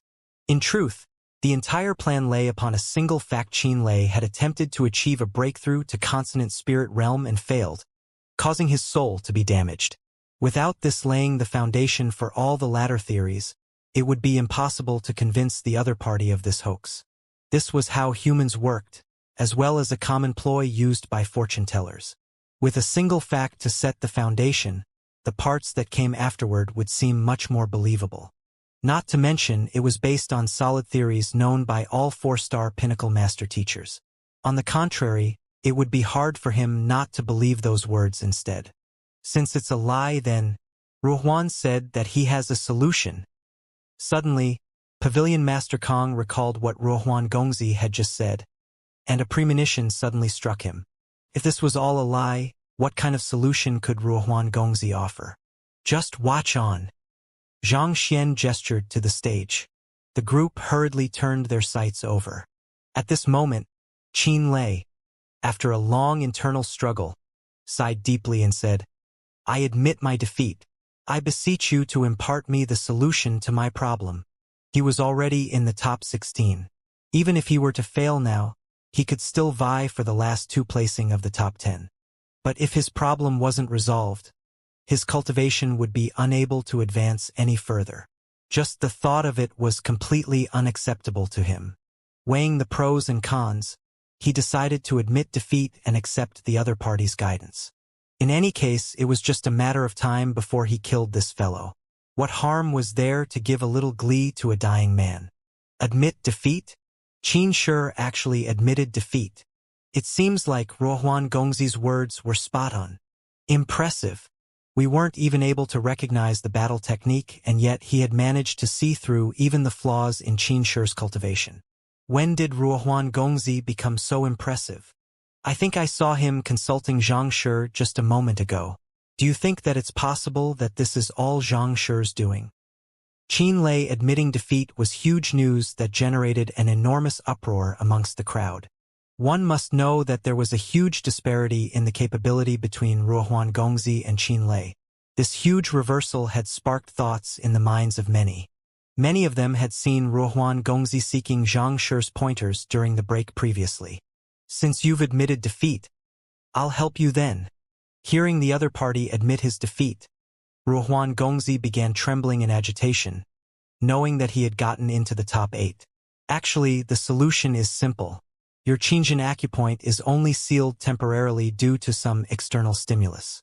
As long as you rest well tonight, you'll be fine tomorrow. Rest well tonight?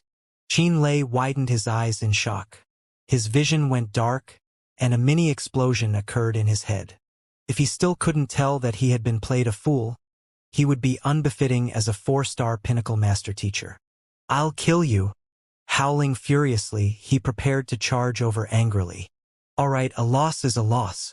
On top of knowledge and physical strength, the Master Teacher Tournament also seeks to assess one's adaptability. It's due to your own ignorance that you were deceived.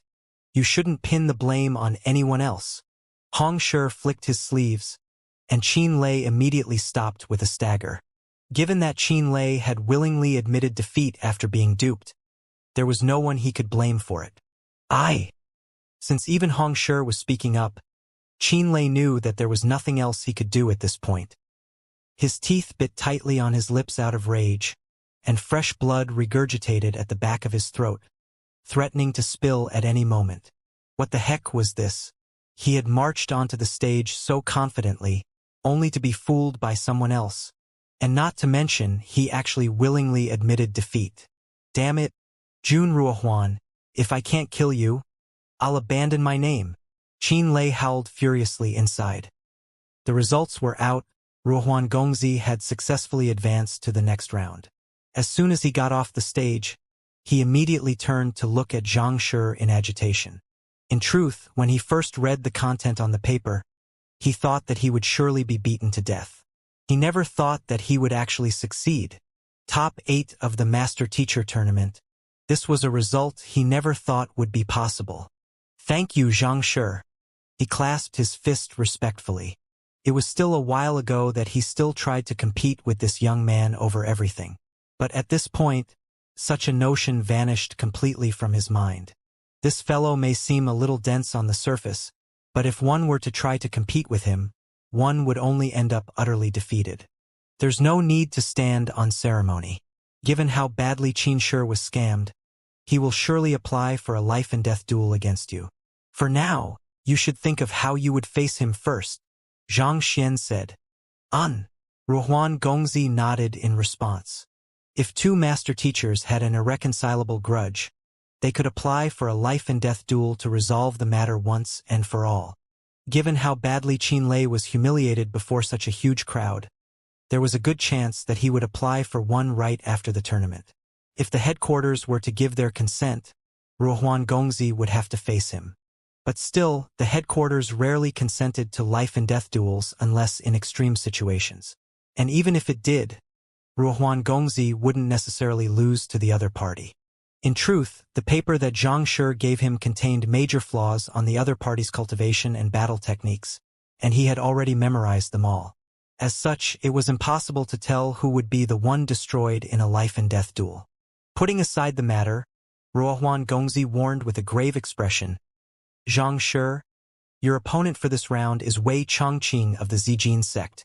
I've heard that this fellow is extremely formidable, so you must be careful later on."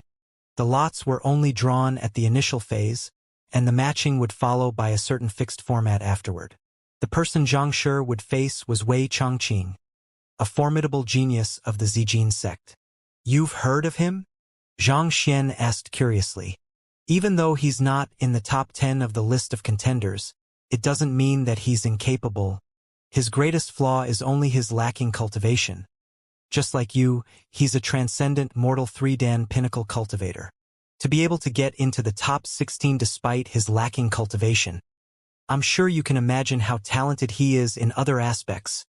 Ruohuan Gongzi's eyebrows shot up. "I spectated his previous match, and he used his supporting occupation as a blacksmith to force his opponent to admit his defeat." Zhang Xian nodded. He had seen the match too, and honestly speaking, that fellow was indeed impressive.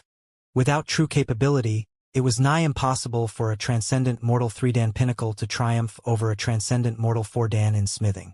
As smithing wasn't one of Zhang Xian's supporting occupations, it would be impossible for the other party to challenge him in this field. But if the other party were to challenge him in a duel of pill forging, that may prove to be a little troublesome. While he was a 4-star apothecary, he had only gotten his emblem through pill discourse. Pill forging was still impossible for him. In a match of pill forging, Zhang Shi, being unable to forge anything at all, would surely lose tragically. But still, given that pill forging required significant preparation, it was unlikely to appear in the Master-Teacher tournament. In any case, you just have to know that he is impressive in his supporting occupations, and you shouldn't accept any duel of that sort, Ruohuan Gongzi advised. Wei Chongqing's cultivation was lacking, but he excelled in his supporting occupations. Knowing this, Zhang Xian could use his right to reject a proposed dueling format once to vie for better conditions for himself.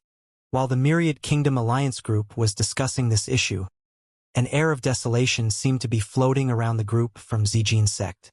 That Zhang Shi has been barging his way through every single obstacle with astounding means. I fear that there's very little hope for you, an elder from Zijin's sect lamented with a deep frown etched on his forehead. That monster seems to possess no weakness at all. How are we supposed to compete with him? No one here thought well of their own participant. If it was anyone else, even if the person was Luo Xian, they would surely give it their all. But against that freak, they simply couldn't see any hope at all, and a wave of helplessness overwhelmed them. I can't help but admit that he's nearly flawless as a master teacher too, but I find it hard to believe that his astounding capabilities could extend to his supporting occupations too. Wei Chongqing narrowed his eyes. He specialized in his supporting occupations, and he had absolute confidence in that field. I've had someone look into it, and his 4 main supporting occupations are namely 5-star appraiser, 4-star formation master, 4-star physician, and 4-star beast tamer. Wei Chongqing lifted up his fingers and counted. My 4 supporting occupations are 4-star blacksmith, 4-star tea master, 4-star painter, and 4-star beast tamer. The only common supporting occupation we have is beast taming. But this is more than sufficient. More than sufficient? It can't be that you intend to challenge him in beast taming. The elders of the sect glanced at one another. Beast taming is an extremely troublesome process. If one wished to compete in the field of supporting occupation, both competitors must share the same supporting occupation. Otherwise, if only one side was learned in the field, there would be no point to the duel at all. While Xianxia did have other supporting occupations such as apothecary and painter, they hadn't reached 4-star yet. As such, the only viable option was beast taming. Unaware of the rules, Xianxia was still worrying over the latter, challenging him to a duel of pill forging. However, beast taming required one to be close to a spirit beast, and sometimes this process could take several years. On the other hand, the duel for the Master-Teacher tournament had to be completed within an incense's time. There was a clear lack of time for this. Don't worry, I've an idea in mind. In the field of beast taming, I'll never lose out to him. A gleam flashed across Wei Changqing's eyes. It's good that you're confident, but make sure not to force yourself. Indeed, even if you were to lose, do be polite to the other party. We'll make sure to reward you greatly when we return back to our sect. Otherwise, you might as well admit defeat now. Our sect will at least be able to retain its pride. None of the elders had much faith in him. Wei Changqing's eyes twitched uncontrollably. Are you on my side or Xianxia's side? It's one thing for you not to support me, but to actually advise me to admit defeat. Just the thought of it left him speechless. Humph, Xianxia. I'll defeat you so as to shut these old fogies up. Gritting his teeth, Wei Changqing howled frenziedly within. Clenching his fists tightly, he proceeded to the stage. This match was no longer about the top 10 placing anymore. What was at stake was his dignity. If he wished to retain his dignity, he would have to defeat Xianxia and prove his capability. On the stage labeled D, looking at the young man opposite to him, Wei Changqing gritted his teeth tightly.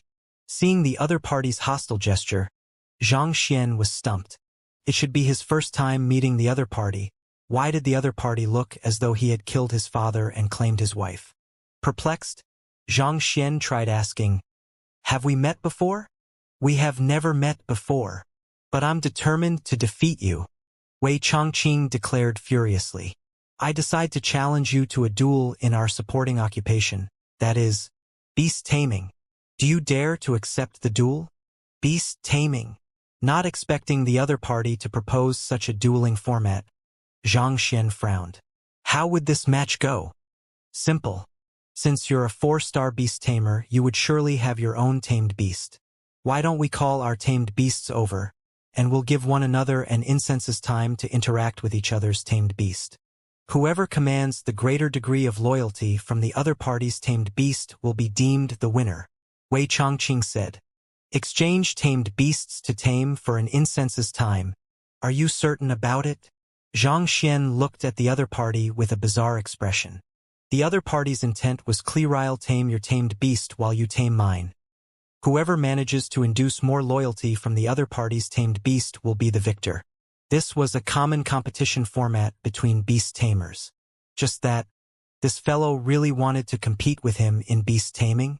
Of course. Wei Changqing sneered coldly. Why? To think that the most popular contender for the champion seat would actually fear my beast taming ability? Are you that fearful of me? All right then. Seeing that the other party was serious in his proposed duel format, Xianxia nodded in agreement. Compete with Xianxia in beast taming? Is that fellow mad? Hearing the content of the duel, Zhao Feiwu stared at the fool with a gaze brimming with sympathy. You must be unaware that Xianxia only took 2 breaths to tame the demon sink beast. To actually challenge him to this. Are you that desperate to find some excitement in your dull life? I've seen people with suicidal tendencies, but you seem to top the list. The mouths of Pavilion Master Kong and the others twitched. Even though they had never witnessed Xianxia taming a beast, they had heard of it from Hall Master Han Chong of the Beast Hall personally on the day of the selection round. A spirit beast which even he was unable to tame despite years of effort. Xianxia actually managed to turn it into a loyal guard for his residents. Are you certain that you can win? Seems like this will be an interesting match to watch.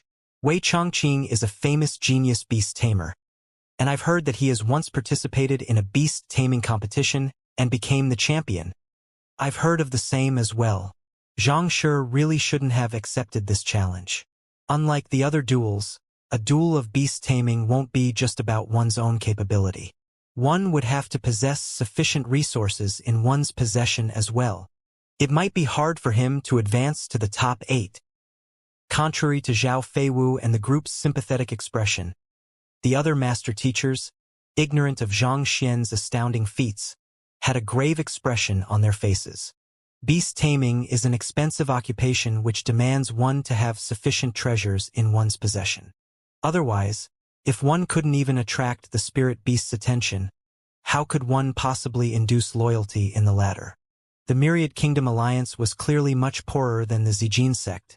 In terms of beast taming, the latter was in an advantageous position. Look, the both of them have summoned their tamed beasts over. Amidst discussions from the crowd, a huge gust of wind suddenly blew in the air above them. 2 gigantic spirit beasts flew over and landed on the stage. They were Demon Sync Beast and Wei Changxing's tamed beast. Xianxia glanced over. The other party's tamed beast was a gigantic Barreline spirit beast. It was at Transcendent Mortal 4-Dan primary stage far weaker than Demon Sync Beast. This is your tamed beast? Wei Changqing had thought that the other party's tamed beast would be around the same cultivation realm as his, and he was confident in winning significant loyalty from it. Who knew that the other party's tamed beast would turn out to be so powerful? Wei Changqing's face immediately collapsed, and tears brimmed in his eyes. It would be amazing if a normal Transcendent Mortal 3-Dan Pinnacle expert could tame a Transcendent Mortal 4-Dan Spirit Beast. And yet, you actually tamed a Consonant Spirit Realm fellow? How in the world did you do it? Feel free to go first. I'm in no hurry. Xianxia gestured. After which, he turned to Demon Sync Beast and said, Wei sure over here hopes to tame you, so do cooperate with him. Roar. Demon Sync Beast was stunned for a moment. It twisted its gigantic head to the young man not too far away, and in an instant, the young man felt a huge pressure on his soul. It was as if his soul was placed into a furnace which would burn him into cinders. Aye! Feeling the immense pressure on him, Wei Changqing's mouth twitched. His body couldn't help but shudder, and he nearly spurted blood. If I can't even get near to it, how in the world can I tame it? Flicking his wrist, Wei Changqing took out a jade bottle and said, Brother Demon Sync, this is the blood essence of a Transcendent Mortal 5-Dan Spirit Beast that I prepared for you. May I know if you would be interested in it? Prying the jade bottle open, a dense concentration of spiritual energy immediately surged into the surrounding. Blood essence of a Transcendent Mortal 5-Dan Spirit Beast. What a generous offer. Indeed, this single bottle is probably worth a minimum of 12 middle-tier spirit stones. You're giving a very conservative estimate. Chances are it would be much higher than that. There's no spirit beast who wouldn't be tempted by that. Xianxia is really in trouble this time round. Seems like Wei Changqing came prepared. Seeing the generous offer, a huge commotion broke out below. The blood essence of a stronger spirit beast posed irresistible attraction to a weaker spirit beast. There were countless spirit beasts who would submit before such a treasure. It was no wonder Wei Changqing dared to challenge Xianxia to such a duel. It seemed like he came prepared. If Xianxia couldn't offer anything more valuable than that, he would surely lose this match. Roar! Seeing the Transcendent Mortal 5-Dan Spirit Beast blood essence, Demon Sync Beast's eyes lit up. It immediately lifted its thick claws and snatched the jade bottle over. Ah! Not expecting the other party to simply snatch the blood essence over, Wei Changqing panicked. There's no need to hurry. As long as you promise to become my friend, I'll give it to you. Why what are you doing? The heck? He thought that he would surely win the other party's goodwill with the spirit beast blood essence in hand. Who knew that before a shadow would come crashing down on him before he was done speaking? Before he realized it, he was already beneath the other party's claws. You! Return my spirit beast blood essence! Wei Changqing roared furiously, but before he was done with his words, he felt the force of the claw pressing down on him intensifying. Put on! An indentation appeared on the stage, and Wei Changqing was pushed into the ground. Aye! Wei Changqing was on the verge of tears. No matter what, he was a 4-star master teacher, as well as a respected beast tamer. to be smashed into the ground by a spirit beast. The stifled feeling in his heart left him extremely frustrated and frenzied. Listen to me. As long as you let me go, I have better things to offer you. Pooh. But just like before, the pressure pushing down on him was hiked up yet another notch before he was done speaking. Snap! His ribcage creaked, and a mouthful of fresh blood spurted from his mouth. In the next instant, he suddenly felt an ache on his finger. His storage ring had been taken away by the gigantic spirit beast on top of him. You! Wei Chongqing was about to go insane. No matter what, you're a consonant spirit realm spirit beast, and you already possess some degree of intelligence. Shouldn't you try to uphold your dignity rather than snatch whatever you want as though a willful child? While he was spewing blood, he heard the demon sink beast above him howl. Following which, with a tinge of peculiarity, Xianxia's voice sounded. My demon sink beast says that, as long as you submit to it and become its tamed human, it will return your storage ring to you. Submit? Tamed human? Pooh! Wei Chongqing's vision went dark. Big brother, I'm here to tame your spirit beast, not to have your spirit beast tame me. Back on Coke's Ridge, the demon sink beast had been a bandit of the region. Even the Alliance head residents and the Beast Hall were unable to do anything about it. Those who dared challenge it were either killed or pummeled and thrown to some remote corner of the world. Yet, this fellow actually dared to try and tame it. He could be considered lucky to have survived until now. Roar! Waving the spirit beast blood essence and storage ring with its claws, demon sink beast roared once more. Cough, cough.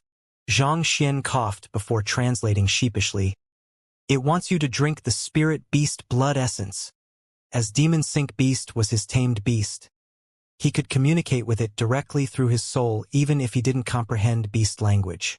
It wasn't too difficult for him to understand such simple expressions of the other party. Drinking the blood essence of a spirit beast. Wei Chongqing burst into tears.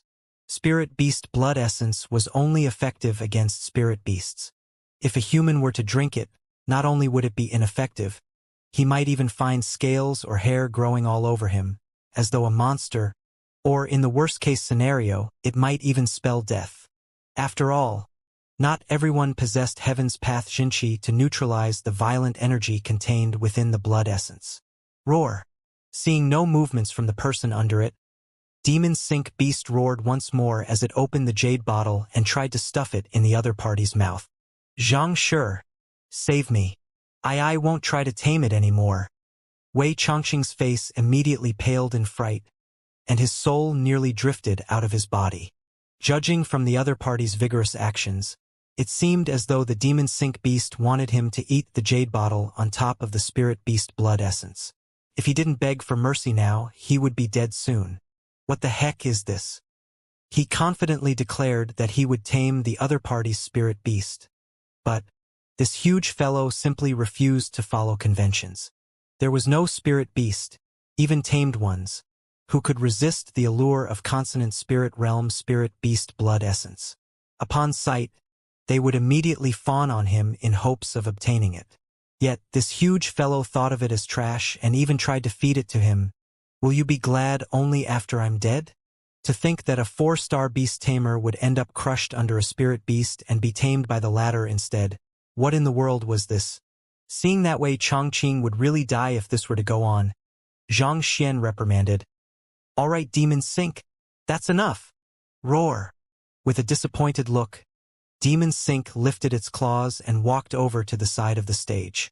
As for the storage ring and the jade bottle of spirit beast blood essence, it didn't seem like it had any intentions of returning them. You must be jesting. These are my spoils of war.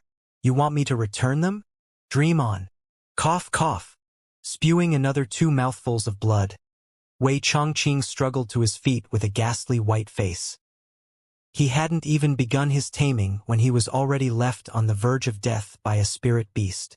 If word were to get out, he would be too ashamed to call himself a beast tamer. He would simply be mocked.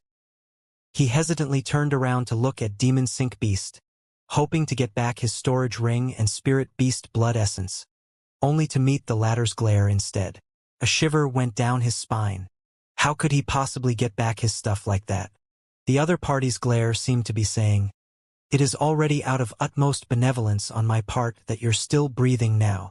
Tears streamed down Wei Chongqing's face. "I am here to find prestige. Why does it seem like I'm only embarrassing myself here? It seems like you didn't obtain the slightest loyalty from my tamed beast. Is there any point pushing on with the duel?" Xianxia asked. The winner of the duel would be the one who managed to induce a higher loyalty level from the other party's tamed beast. Since Wei Chongqing didn't obtain the slightest shred of loyalty from Demon Sync Beast, he was already fated to lose. There wasn't any point in continuing with it. Of course we should go on. Beast taming hinges on luck. You might not fare any better than me. If you were to fail as well, it could end in a draw. Wei Chongqing gritted his teeth as he spoke. There wasn't much time left. Even though he wasn't able to tame Demon Sync Beast, the other party might not be able to win the loyalty of the Barreline Spirit Beast. It might just end in a draw. At the very least, he would be able to retain some of his dignity this way. "Are you certain?" Xianxia asked the other party with a peculiar expression. Of course. Seeing the Xianxia's expression, Wei Chongqing thought that the other party was unconfident. Regaining his confidence, he sneered coldly, placed his hands behind his back, and turned to his tamed beast. "Barreline Spirit Beast, Xianxia over here will be trying to tame you. As long as you stand your ground and get back at him for me, I'll give you whatever you want when we return home. I can even find a suitable ancient bloodline to induce a bloodline evolution for you." Roar! Hearing its owner's promise, Barreline Spirit Beast's large eyes gleamed in determination as it hurriedly nodded its head. Shameless! How can one be so shameless? Indeed, Xianxia told Demon Sync Beast to cooperate with him, and yet he actually told his tamed beast to not give in no matter what happens. How is Xianxia supposed to tame the Barreline Spirit Beast like that? That is cheating. This is supposed to be a fair duel, and yet, he gave his tamed beast such orders. Does he have no dignity? Hearing Wei Chongqing's words, a huge uproar broke out amidst the crowd below. Xianxia had told Demon Sync Beast to cooperate with you. You were the one who lacked the capability to do so and ended up being beaten up instead. And now that it is the other party's turn, you actually gave such orders to your tamed beast, even offering a huge incentive for it. Do you have any pride? Since this is a duel of beast taming, the conditions should at least be fair. What happened to the magnanimity a master teacher should possess? Embarrassing! How embarrassing! The various elders of the Zijin sect clasped their faces. They didn't expect a genius of their sect to resort to such underhanded tricks. What is this? With this, even if they were to win the master teacher tournament, they would be too ashamed to face anyone. I'll be starting then. Seeing that the other party hadn't given up yet, Xianxia shook his head with a bitter smile before turning to look at Barreline Spirit Beast. Roar! Roaring furiously, Barreline Spirit Beast, like Demon Sync Beast, tried to crush Xianxia under its claws. It had seen how its master had suffered under Demon Sync Beast, and it intended to get back at Xianxia for this. However, it only possessed a cultivation of Transcendent Mortal 4 Dan primary stage. Couldn't pose any threat to Xianxia at all. With a sidestep, Xianxia dodged the attack and retaliated with a slap. Pa! A resounding slap struck Barreline Spirit Beast's giant face. Before that giant fellow could react, it was already twirling in the air before being face-planted into the ground, leaving behind two gigantic, twitching feet exposed. Xianxia possessed the strength that rivaled even a consonant spirit realm intermediate stage expert, a might exceeding 2 million ding. Even a spirit realm low-tier weapon would shatter before such immense might. If not for him holding back, Barreline Spirit Beast would already be crippled at this point. Not to mention, the other party's movement was too fast for it to even perceive, let alone retaliate. Barreline Spirit Beast stood no chance against Xianxia from the very start. What? With a single slap, he actually face-planted a Transcendent Mortal 4 Dan Spirit Beast? How much strength does it take to achieve such a feat? Everyone was flabbergasted. Spirit beasts were blessed with superior physiques. With their powerful might and formidable defense, human cultivators of the same cultivation realm were hardly a match for them. In other words, this transcendent mortal 4-dan primary stage Barreline spirit beast would be match for even a transcendent mortal advanced stage cultivator. Yet, it was actually face-planted helplessly into the ground with a single slap. What kind of monstrous strength did Xianxia possess? Isn't that a little, way too fearsome? Below the stage, the lips of Wu Tianhao, who had been recovered from the building and was currently spectating the duel, twitched in fright. He thought that it was only a stroke of fortune that the other party managed to throw him off the stage. If he had been a bit more careful, he would not have lost. But at this moment he realized that it was a stroke of fortune that he was only thrown into the sky. If the other party had directed that slap at him, then his head might not have been attached to his neck right now. You said that he's weak in physical duels? Wu Tianhao glanced at his friend. I'll sever my friendship with you. Wu Tianhao's friend. Wait a moment. While Xianxia does have the upper hand in a physical duel, if he continues to beat Barreline spirit beast up like that, how can he win the other party's loyalty? That's right. If Xianxia fails to induce the slightest bit of loyalty in Barreline spirit beast, won't the duel end in a draw? Damn it, Xianxia should have been the winner. Once a draw occurs, things will get troublesome. After recovering from the shock, everyone came to a realization. In a conventional beast taming process, one would take out alluring treasures that a spirit beast couldn't reject to win its goodwill. On the contrary, beating up a spirit beast would only result in an irreconcilable grudge with it. As a 4-star beast tamer, Xianxia should have aware of this. Why did he lay his hands on Barreline spirit beast then? Not to mention, his blow was exceptionally heavy. Such actions would only incur the resentment of Barreline spirit beast. Not only would he not win the loyalty level of it, he would even be hated. Haha. Let's see, what are you going to do now? Not expecting Zhang Xian to be so reckless as to lay his hands on Barreline spirit beast, Wei Chongqing nearly burst into laughter. He had spent 2 entire years offering all kinds of treasures for the other party to choose, even hunting and sleeping with it before he managed to tame it.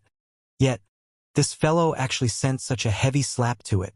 Given Barreline spirit beast's proud nature, it would be a huge blessing if it didn't charge up to tear him apart. To achieve a positive loyalty level under such a situation? Impossible. Even though he failed to obtain the loyalty of Demon Sync Beast, the other party also failed with Barreline spirit beast. If so, it would be a draw. In fact, in terms of goodwill, he might even be said to be the winner. Dang. Just as Wei Chongqing was trembling with delight, a tong sounded and incense's time was up.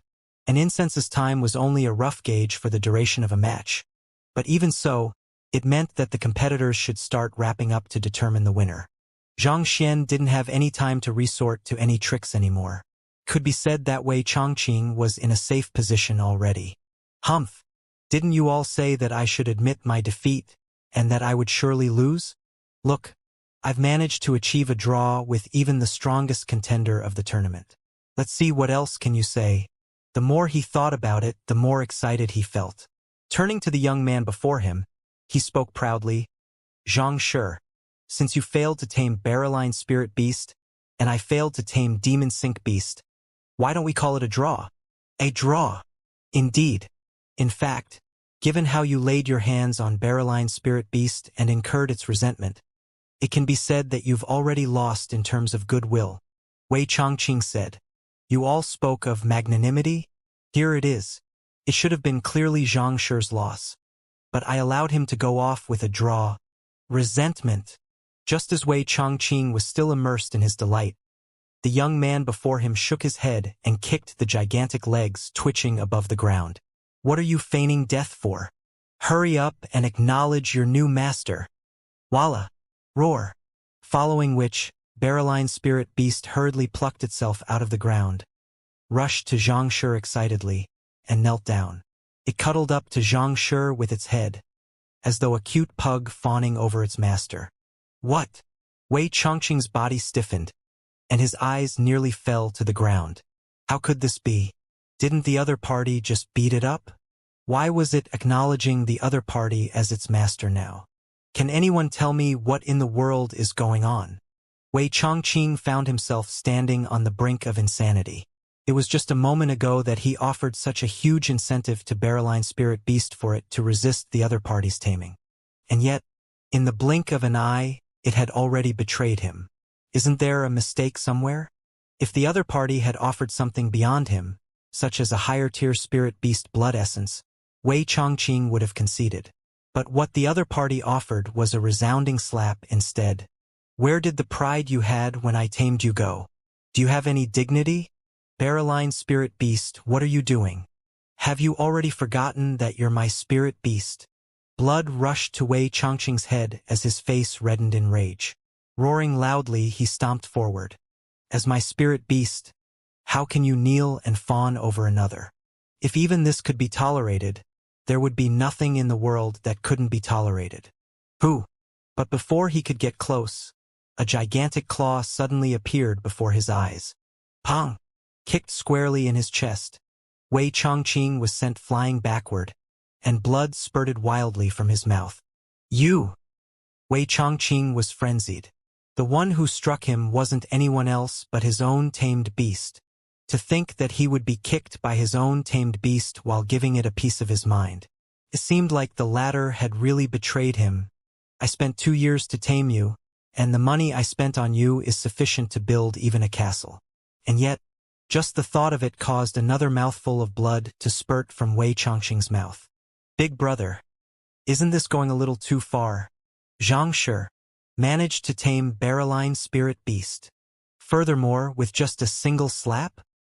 While Wei Chongqing was busy spewing blood, the crowd spectating the commotion also felt as though their heads were bursting apart.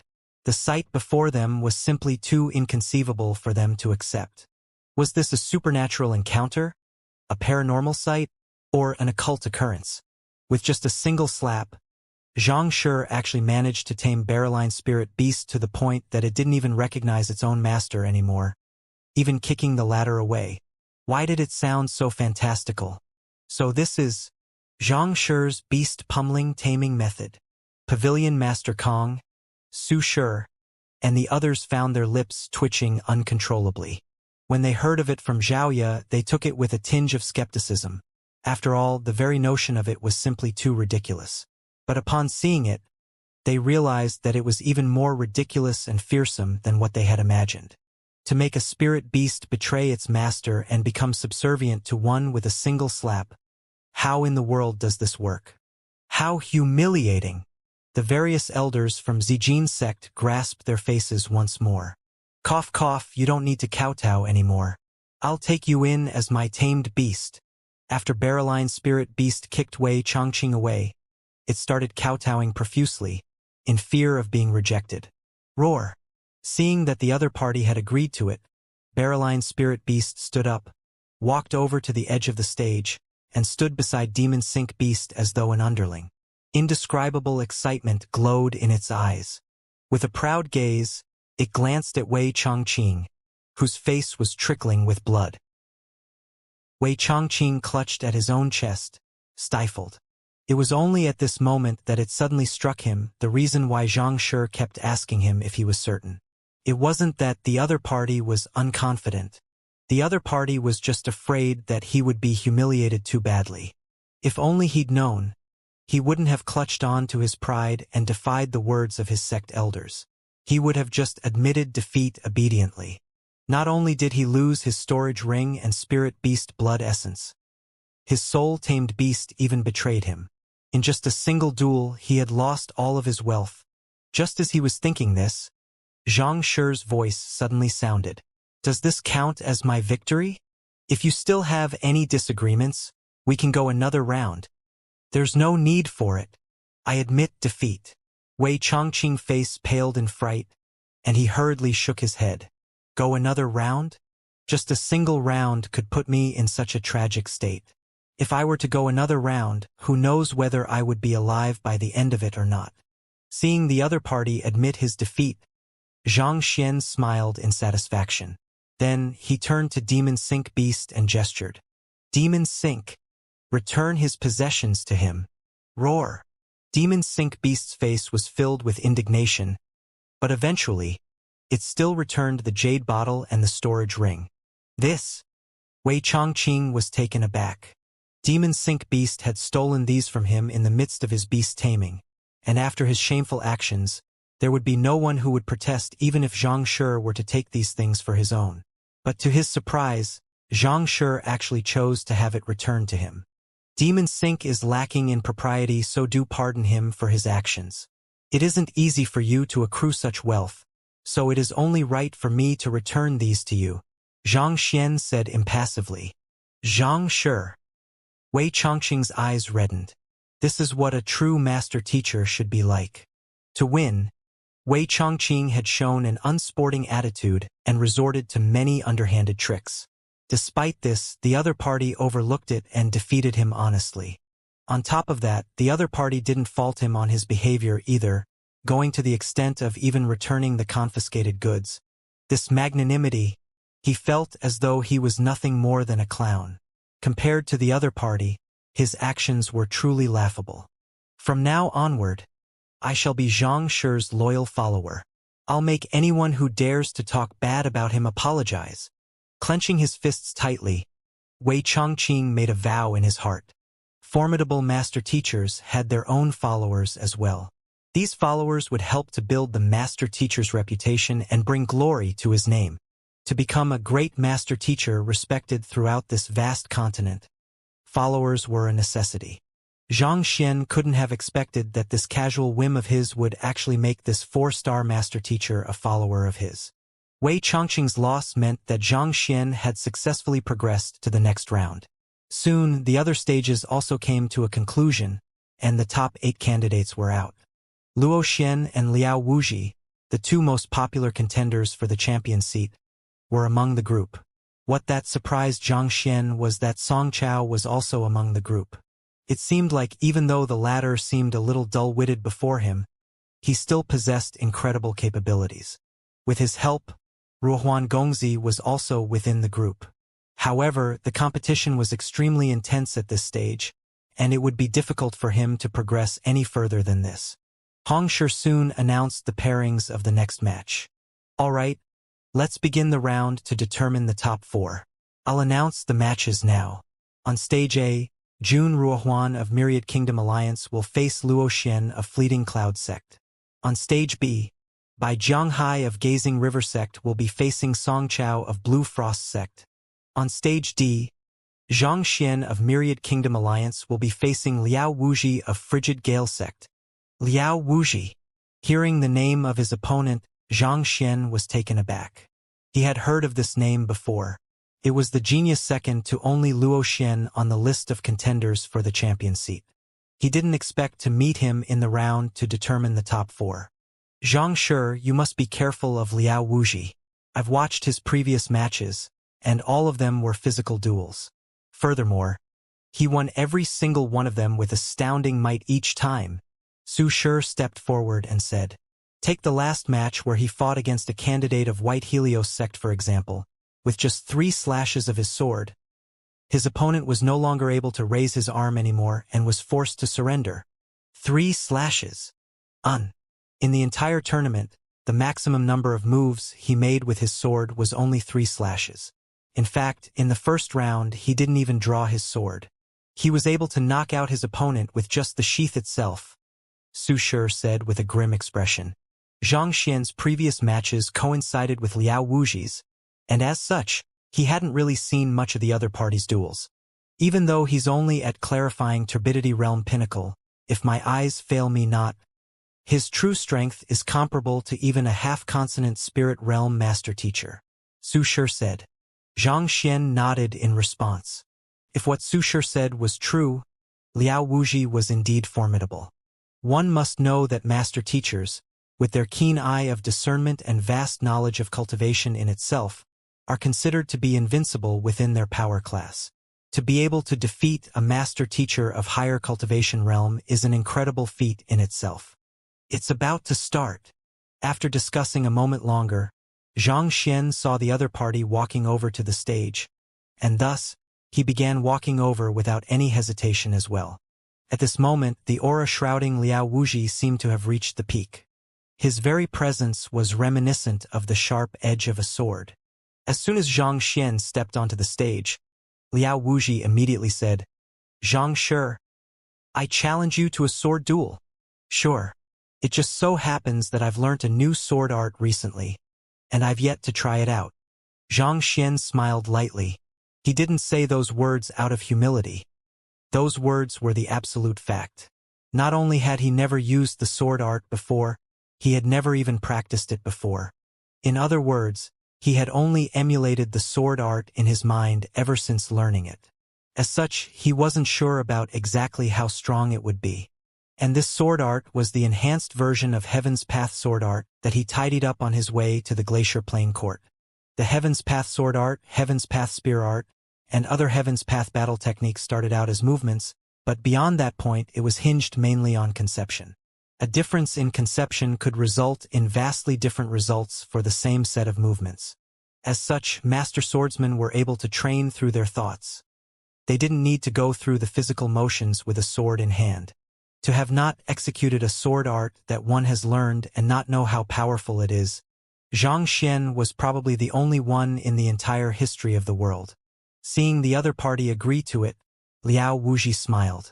Then he turned to Hong Shi and said, "Hong Shi, I've a request that I'd like to make." "Speak." Hong Shi nodded. "I wish for a private duel with Xianxia. I hope that you can accede to my request." Liao Wuji said, "You want a private duel? All right, I can agree to that." Hong Shi nodded. Given that Xianxia was a powerful adversary, the chances were that Liao Wuji would have to resort to his trump cards, and it was understandable why he wouldn't want his trump cards to be exposed in public. As such, his request was reasonable. In any case, everyone here was a master teacher, and there was no one who would be so shameless as to deny their own loss. "Who?" Hong Shi snapped his fingers, and a mist immediately rose in stage D, hiding it from the sight of others. Even a consonant spirit realm expert would be unable to peer through it. It's a pity that we'll miss out on such an exciting duel. Indeed, Liao Wuji possesses incredible aptitude in swordsmanship, while the depth to Xianxia's ability has yet to be uncovered. I thought that I could learn some things from their duel, but it turns out they will be conducting it in private. How frustrating. Then, who of the two do you think would win? My bet is on Xianxia. There hasn't been an opponent in the tournament who could match him so far. Liao Shi might be powerful, but it is unlikely that he would be a match for him. I disagree with your view. Liao Shi's aptitude in swordsmanship could be said to be unmatched by any of his peers. It's like you didn't see the previous duels he had. There was no one who could withstand the immense might of his swordsmanship. Given how skilled Xianxia is in fist art, he must have devoted most of his time to it. There is a good chance that he might be lacking in his swordsmanship. The most anticipated duel ended up being a private one. Everyone couldn't help but find it a huge pity. "Sure, I think their duel has already begun." Suddenly, someone amidst the crowd shouted, following which the guards and soldiers in the surroundings suddenly felt their swords in their hands shake, and an agitated metallic call sounded from their resonance. "This is Call of the Myriad Swords, Roar of the Dragons. But which of the two of them has achieved Sword Heart Realm? Call of the Myriad Swords, Roar of the Dragons." This phenomenon was a manifestation of Sword Heart Realm. Upon reaching such a level of mastery in swordsmanship, one's sword would be granted spirit, allowing one to wield it as though it was one's own limbs. To a master swordsman, this enhanced level of control could easily translate into a twofold increase in fighting prowess. Those who had achieved this realm were already qualified to establish their own sects and start their own lineage of swordsmanship. In fact, most of the current sect leaders and emperors in the world hadn't even reached such a level yet. Just which of the duo in the mist was the one who had reached this astounding level of mastery, causing the innumerable swords out here to bow down to him? And who was the one filling the entire stage with sword chi, leaving the crowd below with goosebumps? It must be Liao Wuji. Our two sects are stationed at the foot of the mountain beyond Myriad Kingdom City, and he has been practicing his swordsmanship by the waterfall every morning. The metallic echo of his sword reverberates through the entire valley, gushing up into the heavens. Back then, I realized that even if he hadn't reached Sword Heart Realm, he must at least be at Sword Intent Realm pinnacle. Now that you spoke of it, I suddenly remember seeing the marks he left behind in his training once. Through the manifestation of Sword Qi, his swings could easily reach a distance of several zhang, 10 to 30 meters. That day, when I coincidentally walked by his training location, I realized that all of the marks on the ground are of equal depth. Most probably, only a person who has achieved Sword Heart Realm would be capable of such precise control. Well, Liao Wuxi isn't called the unparalleled sword genius of the Frigid Gale sect for nothing, after all. Indeed, one who has achieved Sword Heart Realm is practically undefeatable among those of the same cultivation realm. Not to mention, Xianxia's cultivation is lower than the other party from the very start. I'm afraid the latter's chance at victory is extremely slim. I don't share your viewpoint. On the contrary, I think that Xianxia is the one who has reached Sword Heart Realm. It's not like you didn't see the miracles he has created in past few rounds. Sensing the manifestation of seemingly endless sword qi within the mist, grave looks appeared on the faces of the master teachers below the stage. Sword Heart Realm. Wu Tianhao's body trembled. His initial thought back then was to challenge Xianxia to a sword duel instead of a fist duel. He thought that given his mastery in swordsmanship, the duel would be a walk in the park for him. How could he have known that Xianxia would accept the fist duel? Thus, he thought that if he had another chance to challenge the other party, he would surely propose a sword duel straight away. But after sensing the clash of sword qi before him, he lost all of his confidence. Even if Xianxia wasn't the one who had comprehended Sword Heart Realm, given how he could rival such an expert, his swordsmanship couldn't possibly be poor. At the very least, he knew he wouldn't stand a chance against a Sword Heart Realm expert. Can Xianxia win? Pavilion Master Kong and the others were worried.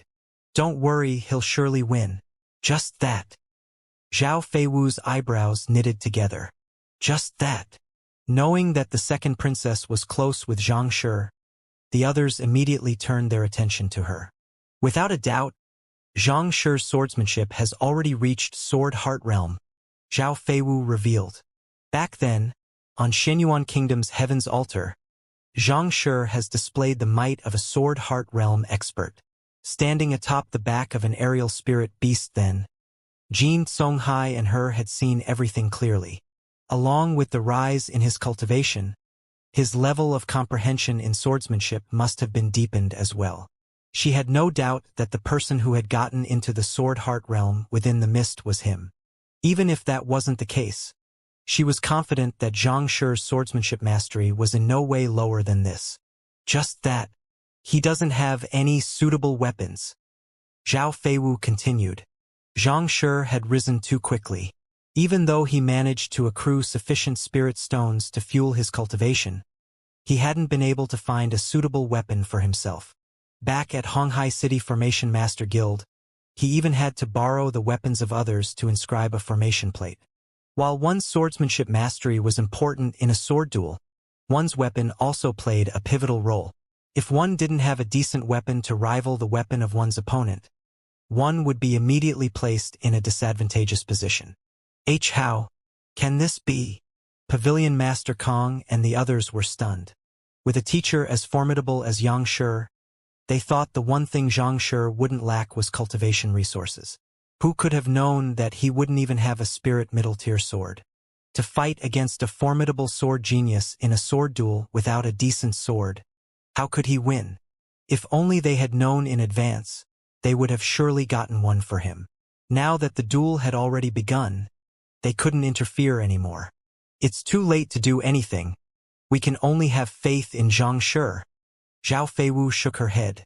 While the group was still worried for Xianxia, a voice suddenly sounded from the mist. Hongxia, please release the formation. The battle has ended? Everyone was stunned. If the formation was going to be released, did it mean that there was already a conclusion to the duel? But how much time had passed?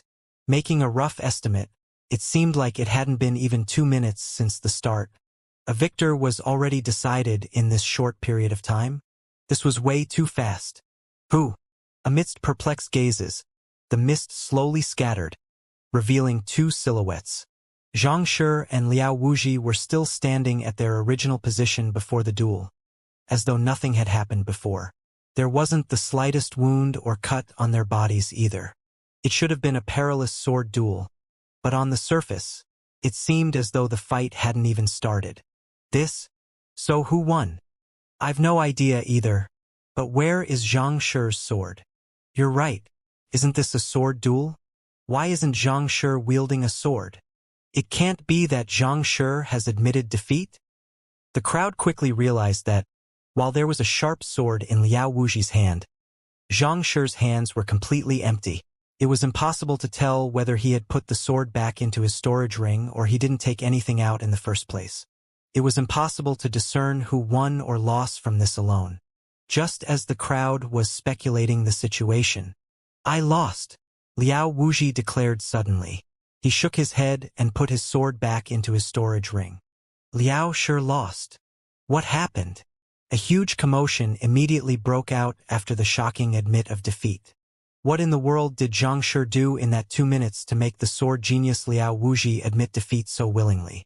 Xianxia's swordsmanship has reached a profound level that is far beyond me.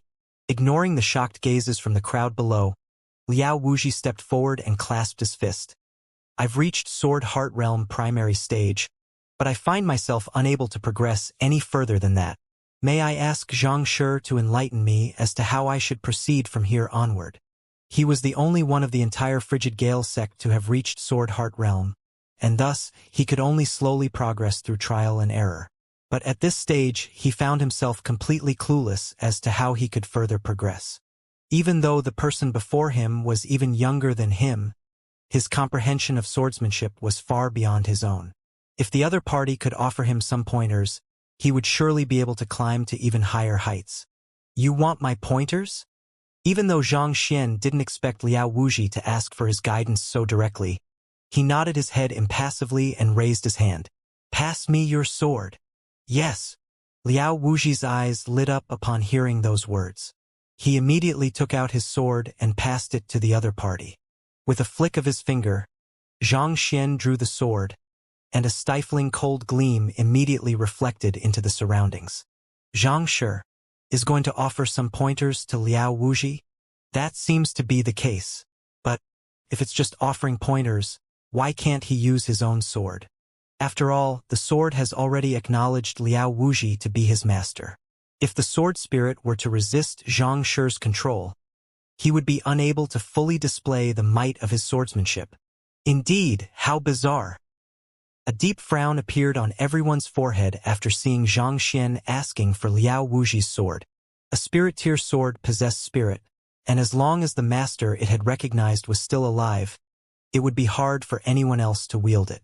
Since Xianxia was going to display his impart some pointers to the other party, why couldn't he use his own sword?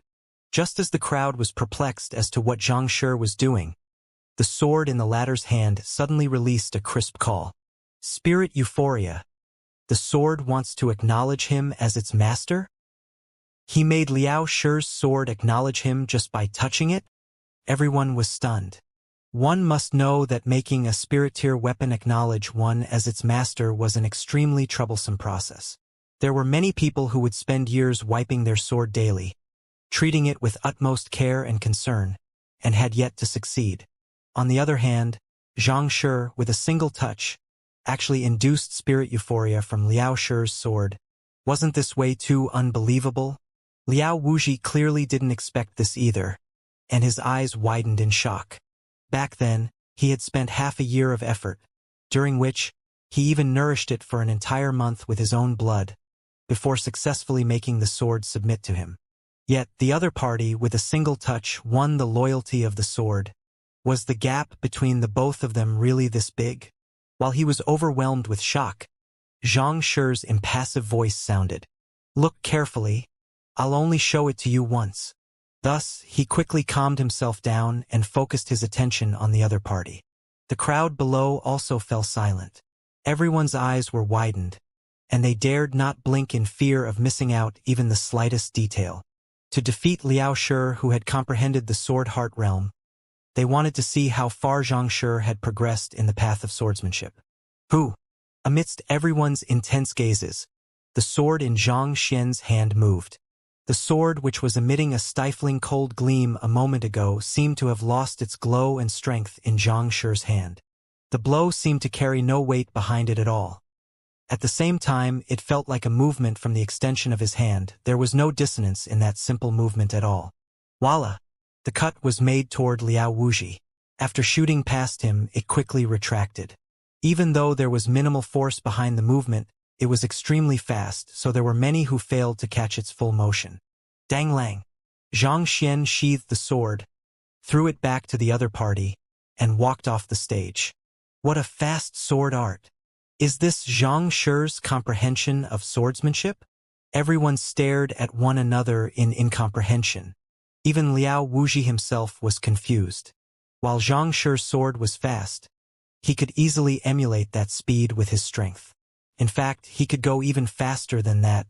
If this was all there was to it, there was nothing he could learn from this. Who? Amidst his confusion, a wind suddenly blew, and a hair from his forehead was lifted into the air before slowly floating down. With his previous movement, he severed a strand of my hair. Seeing the floating strand of hair, Liao Wuxi's eyes narrowed. Given his lush hair, to sever a single hair precisely without cutting any other, the other party's control over his sword had reached an absurd level. As expected of Zhang Shi, fearsome, Zhang Shi severed a hair with his sword without Liao Shi noticing? What kind of swordsmanship is that? How powerful must one's control of the sword be to achieve such a feat? I have no idea, but this is probably the very pinnacle of lower sword heart. Perhaps, it might even be at the level of middle sword heart. Middle sword heart? Everyone fell silent in shock. If they hadn't witnessed such a sight for themselves, they would have never believed that anyone in the world would be able to control their weapon so precisely. Zhang Shi, I thank you for your pointer. Liao Wuxi clasped his fist respectfully. Zhang Xian, departing figure, suddenly stopped and asked, Did you understand it? I understand. The reason why Zhang Shi severed a single hair is to tell me to refine my control over my sword. Liao Wuxi quickly stated his own understanding of the situation. But before he was done speaking, Zhang Shi shook his head. His back beneath the moonlight seemed to slump slightly in disappointment. It seems like you didn't understand it. After which he flicked his wrist lightly. Who? Another wind blew, and the hair instantaneously split into dozens of segments which danced in their surroundings. It wasn't a single slash. Liao Wuxi's face immediately paled. It was impossible for the wind generated from the movement of the other party's sleeve to sever the air. There was only one possibility to the current situation. Zhang Shi's previous movement wasn't just a single cut. It was dozens of cuts. However, these cuts didn't sever the strand of hair entirely, making it seem as though it was still whole. It was only under the tug of the light breeze that they came to the limit of their durability and broke into dozens of segments.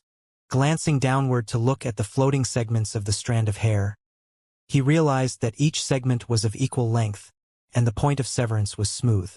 Even slicing a strand of hair with a sword was extremely difficult even for a sword heart realm expert. To consecutively cut a strand of hair dozens of times without severing it. How insane must one's level of control be? Liao Wuxi's body trembled uncontrollably. No words could express his emotions at this moment. He'd thought that he had understood the other party's pointer, but from the start to the end, he was merely scratching at the surface. This wasn't just mere control anymore. Rather, his sword had become a part of his body and gained sensitivity. That was the only plausible reason as to why he could accurately gauge the depth of each cut, so it could be split apart with a slight breeze instantaneously. Coming to a realization, he quickly lifted his head, only to realize that Zhang Shi had already left the stage. I'll work hard so as to not let you down. Replaying the motion of Zhang Xian's sword in his head, Liao Shi realized that this was a huge opportunity for him. Clenching his fists tightly, he walked down the stage and returned back to his group. In an instant, Numerous elders of the Frigid Gale sect immediately surrounded him. How did you lose just now? He didn't seem to be holding a sword just now. What did he use to defeat you? The group was still bewildered by the happenings before. Xianxia didn't seem to have even taken out his sword at all. But if that was the case, why did Liao Wuxi admit defeat? What did he use to defeat me? Remembering the sight from before, Liao Wuxi smiled bitterly before saying, "A finger! A finger!" Everyone was dumbstruck. Luck no longer played as heavy a role in the battle for the top four. Song Chao and Ruohuan Gongzi were forced to stop at this point. Other than Zhang Xian, the other three who managed to qualify for the next round were all 4-star Pinnacle Master Teacher, Transcendent Mortal 4-Dan Pinnacle experts. As if trying to not let the expectations of the crowd down, they were all the most popular contenders for the champion seat as well. This was especially so for Luo Xian. In the fight against Ruohuan Gongzi, he had achieved a near-perfect victory. While it was regrettable that Ruohuan Gongzi had to stop here, he was already content. If not for Xianxia, he might have been eliminated in the selection round. How else could he have possibly gotten into the top 8 and gained the opportunity to study at Hongyuan Master Teacher Academy? For the next round, Luo Xian of Fleeting Cloud Sect will be fighting against by Jiang Hai of Gazing River Sect, and Huang Zhang of Cascading Sand Sect will be fighting against Zhang Xian of the Myriad Kingdom Alliance. Hong Shi revealed the matching for the round. Huang Zhang of Cascading Sand Sect, the fellow who is placed fourth on the list of potential contenders for champion. Zhang Xian glanced at the young man on the stage. Placed in the 4th rank, this fellow was in no way inferior to Liao Wuxi, be it his strength or his cultivation. Xianxia, be careful. Even though the dueling format Huang Zhang proposed in each match has been different, he still won every one of them with ease. His true capability is fearsome. In fact, I'm even thinking that he might have hidden his true strength, Pavilion Master Kong said with a grim expression. He had been paying attention to Huang Zhang's duels, and even though the latter had chosen different dueling formats for each round, he was still able to triumph over his opponent easily. The latter's capability seemed to be greater than what he had predicted. In fact, the latter didn't seem to lose out to Luo Xian at all. It matters not who he is, having to face Xianxia, he should be the one who's worried. Zhao Feiwu smiled. You're right. Pavilion Master Kong laughed awkwardly. He had been worried that Xianxia would be unable to survive the full tournament due to his lacking cultivation, but after the duels with Wu Tianhao and Liao Wuxi, such a thought had vanished completely from his mind. Xianxia was just like an invincible god of war. Those who faced him in battle would meet tragic ends that would totally shatter their confidence. While Huang Zhang had shown spectacular results in his previous matches, that was only because his opponents were someone else. Against Xianxia, it was unlikely he would fare any better than the others. Seeing the group's confidence in him, Zhang Xian smiled bitterly before walking up to the stage. Huang Zhang was already on the stage at this point. Upon seeing Zhang Xian, he clasped his fist and greeted, Xianxia! Huang Shi! Zhang Xian also returned the gesture. I wish to challenge Xianxia to a match of knowledge impartation, Huang Zhang said impassively. Knowledge impartation? The rules are simple. 100 people will be randomly chosen from the square, and will conduct our lectures simultaneously. Impartation of heaven's will is banned in the duel. At the end of the lecture, whoever manages to awe more people to acknowledge him as their teacher will be the victor. Huang Zhang revealed the rules. Even the same dueling format could have different types of rules. But of course, if one were to find it unfair, they were allowed to reject it. I'll accept your challenge. Zhang Xian nodded. Knowledge impartation? An impartation of heaven's will is banned? Isn't this a little too much? Indeed. Impartation of heaven's will is a symbol of master teachers' power, as well as their greatest strength. How could a match of knowledge impartation do without it? Huang Shi surely has it planned out well. Based on the previous experiences, it would be difficult to win against Xianxia in any type of dueling format. However, knowledge impartation is different. Sometimes, no matter how good a teacher's lecture is, if a student simply doesn't like it, he wouldn't benefit much from it. As such, luck plays a significant role in this challenge as well. On top of that, impartation of heaven's will is banned in the challenge as well. It's hard to tell who will win. Indeed, hearing the content of the competition, discussions broke out amidst the crowd.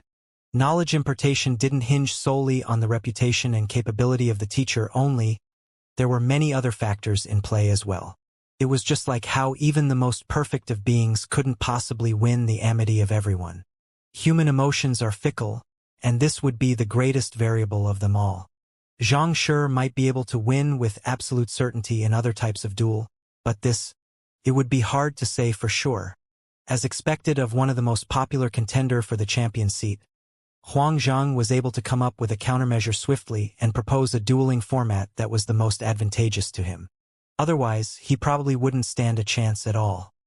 The rules were simple, and since both sides had no objections, they started making preparations for the duel.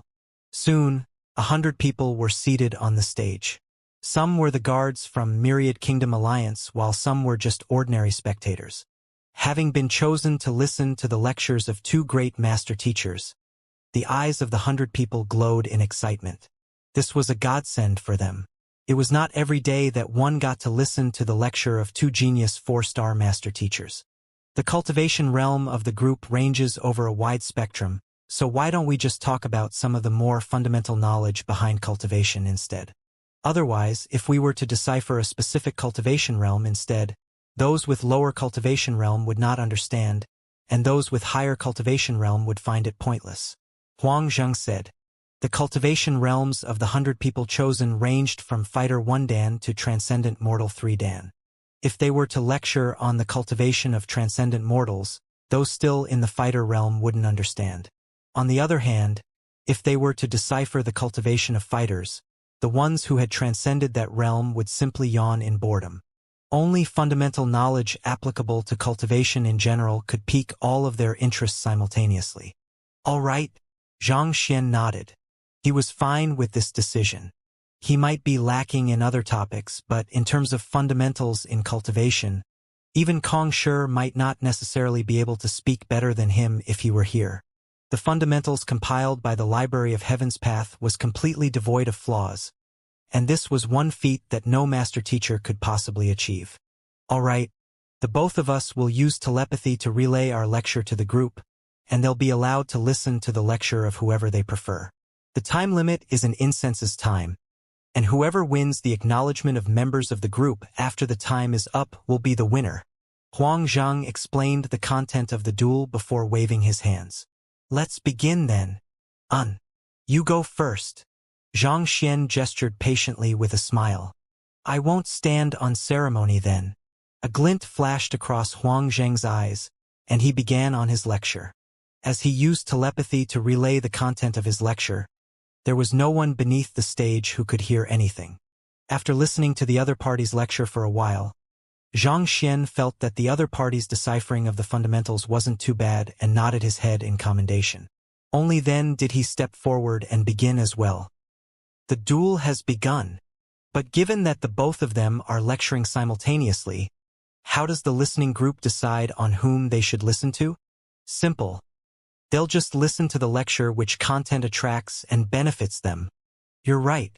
Although most cultivators are incapable of multitasking, it isn't too difficult for them to filter off the words of one side. Seeing that the duel had begun, discussions immediately sounded from the crowd. Who do you think will win this match? It's hard to say, but my bet is on Xianxia again. If impartation of heaven's will was allowed, Xianxia surely wouldn't have any problem. But given the rules, it'll have to depend on whose fundamental knowledge of fundamental is stronger. Considering the larger collection of profound books in the Cascading Sand sect, Huang Zhang seems to be in a far better position. There was no one below who wasn't curious about how this would turn out. Since they were unable to listen to the content of the lecture, they focused their attention on the group on the stage in hopes of being able to discern something. But it was a pity that their hopes fell flat. The group listening to the lecture seemed to have been hypnotized. They were indeed listening attentively with a look drunk in pleasure, but it was impossible to tell whether the cause of it was Zhang Shi's lecture or Huang Shi's lecture. Just as everyone was curious to see the results of the duel, someone amidst the crowd suddenly shouted, "Luo Xian, and by Zhanghai's duel has ended." The crowd immediately turned their sights to the other stage and saw that the duel had come to an end. Bai Zhanghai's eyebrows were arched upward. He was carrying a disposition reminiscent of a majestic dragon, unassailable by any. On the other hand, Luo Xian, the most popular contender for the champion seat, was standing opposite to him.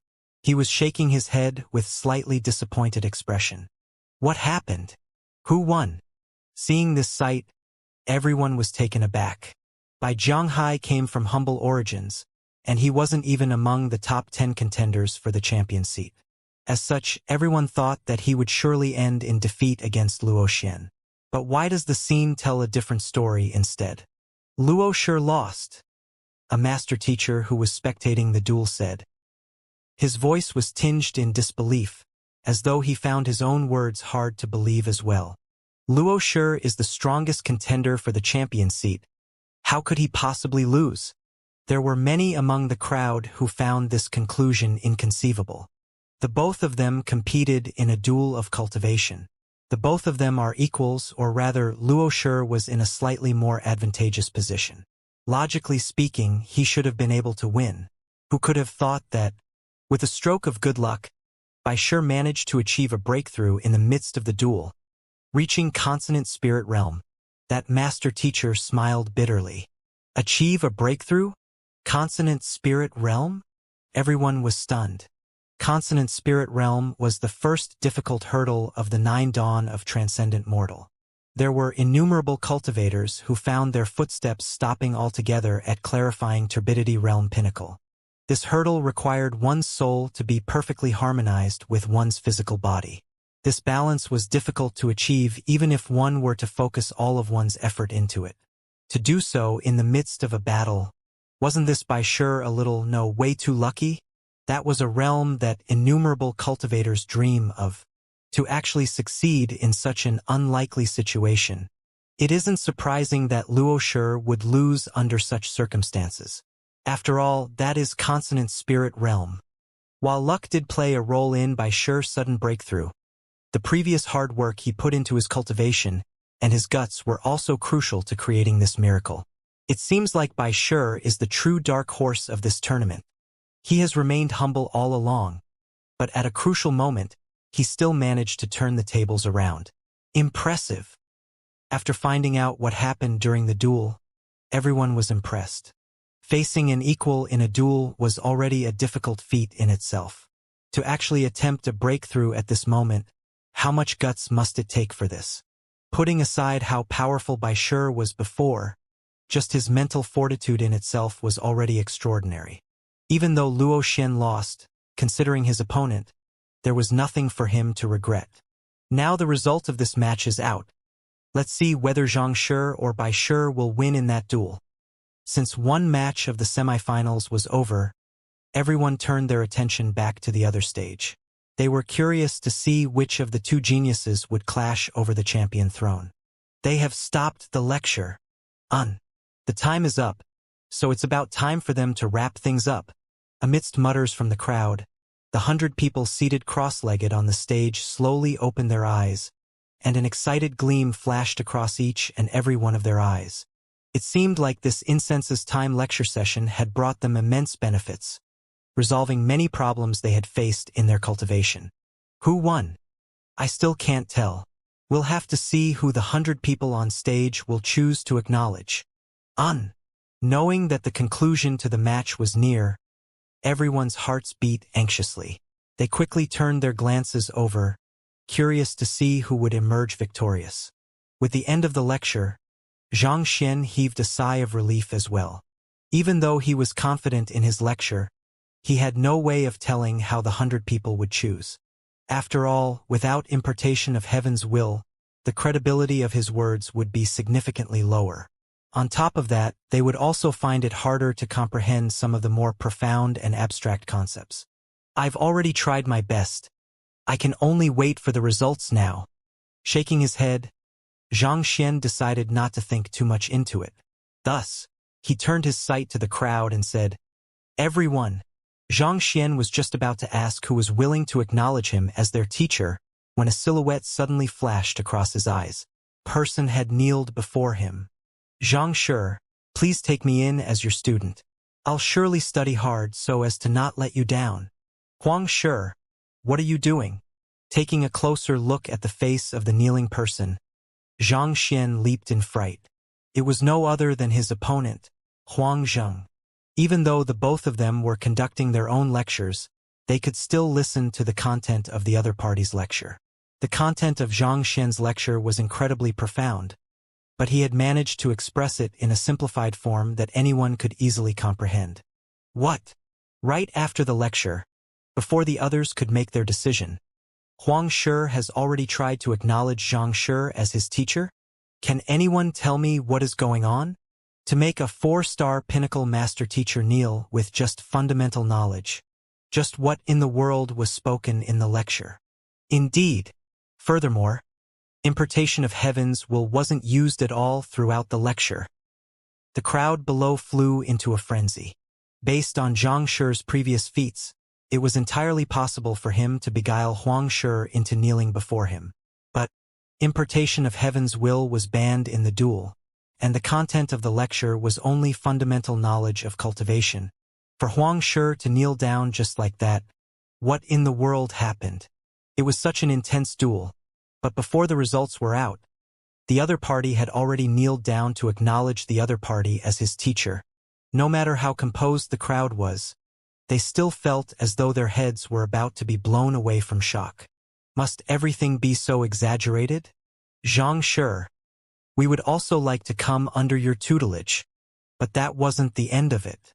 Every single one of the 100 cultivators on stage quickly rushed forward and kneeled before Xianxia as well. Their eyes gleamed in earnest respect for the latter. All 100 of them chose Xianxia? In an instant, the entire square fell completely silent. If 2 master teachers of the equivalent ranks were to conduct a lecture simultaneously, the result would usually be around half on both sides. After all, knowledge impartation in itself was subjective, and one's choice could be easily influenced by one's own emotions. And yet, all 100 cultivators actually chose to acknowledge Xianxia as their teacher. What in the world did he talk about to impress every last one of them? On top of that, he even captured the heart of a 4-star pinnacle master teacher in the midst of doing so. Even a 5-star master teacher wouldn't be capable of such a feat. Alright, you all should get up. Regardless of the final result, I'll conduct a lecture for everyone at the end of the tournament. Xianxia also didn't expect so many to acknowledge him at once, and he couldn't help but feel a headache. Yes. Hearing Xianxia agreeing to conduct a lecture, the group nodded their heads and took a step back. In this round, Xianxia is the victor. Seeing that everyone had finally calmed down, Huangshi nodded his head and announced the result. Don't pull me. I must acknowledge Xianxia as my teacher. Just as Huangshi was about to announce the final round, a scream of agony sounded. Shooting a glance over, his lips twitched uncontrollably. Huangshi, who had walked onto the stage haughtily a moment ago, was kneeling earnestly before Xianxia, unwilling to back down at all. In the end, he had to be dragged away by his fellow peers in the sect. But even so, he still continued shouting as though a lunatic. Sigh! This fellow is a goner. Seeing this scene of madness, Huangshi shook his head. As a 4-star pinnacle master teacher, it struck him even more vividly how profound Xianxia's comprehension of cultivation was, and as such, he also suffered the greatest side effect. Looking at the other party's state, it seemed like he would never compromise until Xianxia took him in as his student. There was not a single round that Xianxia didn't pass without breaking anything. He didn't even spare his fellow humans, as well those who faced him were either severely injured or went insane. What the heck was this? It was as if shattering artifacts wasn't sufficient to satisfy him. He had to destroy every last shred of the confidence of his opponent as well. Alright, we'll rest for 10 minutes before the champion round. Xianxia will be facing Bai Shi. Ignoring the completely flabbergasted faces of the crowd below and the convulsing Huang Zheng, Hong Shi announced the results. Thus, Xianxia walked down from the stage. Zhang Shi. Bai Shi has managed to reach consonant spirit realm in the midst of the round and defeated Luo Shi. As soon as Xianxia walked over, Pavilion Master Kong hurriedly pulled him to the side and explained the situation of the previous round to him. He managed to achieve a breakthrough in the midst of the duel and defeated Luo Shi? Xianxia was taken aback. This matter sounded bizarre even to him. Indeed, even though there's only a thin wall between Consonant Spirit Realm primary stage and Clarifying Turbidity Realm pinnacle, it is a whole new world on the other side. I fear that he will challenge you to a duel of cultivation. There's no doubt about it, he will surely do that. Pavilion Master Kong, Su Shi, and the others couldn't help but feel worried for Xianxia. Even though Zhang Shi was able to win against Transcendent Mortal 4-Dan Pinnacle Liao Wuxia with his swordsmanship, it would still be difficult for him to face a true Consonant Spirit Realm expert. Consonant Spirit Realm represented a perfect harmony between a tempered soul and a body. Not only would one's strength increase by leaps and bounds, one's reaction speed and flexibility would be significantly enhanced as well. At this point, one could be said to have stepped into the gateway of becoming a true expert. It would be difficult to win against Zhang Shi in any other challenge, so Bai Shi would surely opt for a challenge that could utilize the advantage in his cultivation. After all, no matter how spectacular Zhang Shi's results were, he was only at Transcendent Mortal 3-Dan Pinnacle. Regardless of how talented or astute his senses were, it was impossible for him to make up for the gap between two huge cultivation realms to defeat a Consonant Spirit Realm expert. No one had never done so, not even the geniuses in the long history of the Master-Teacher Pavilion. He will surely propose a cultivation duel to Zhang Shi. What should we do? We can reject the proposal, right? Reject? He can just pick another dueling format that is heavily dependent on one's cultivation realm. Everyone was anxious. Zhao Feiwu couldn't help but comment. Considering Zhang Shi's ability to challenge even those stronger than him, if he could make a breakthrough to Clarifying Turbidity Realm right now, he might still stand a chance. Despite being at Transcendent Mortal 3-Dan Pinnacle, Zhang Shi was able to defeat Liao Wuxia, who was at Clarifying Turbidity Realm Pinnacle. If he could make the leap to Clarifying Turbidity Realm right now, he might still stand a chance. Make a breakthrough to Clarifying Turbidity Realm.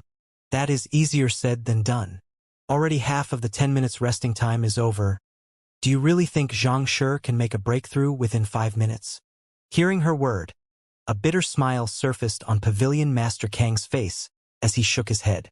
Cultivating was similar to ascending a mountain. It was impossible to jump to the peak instantly.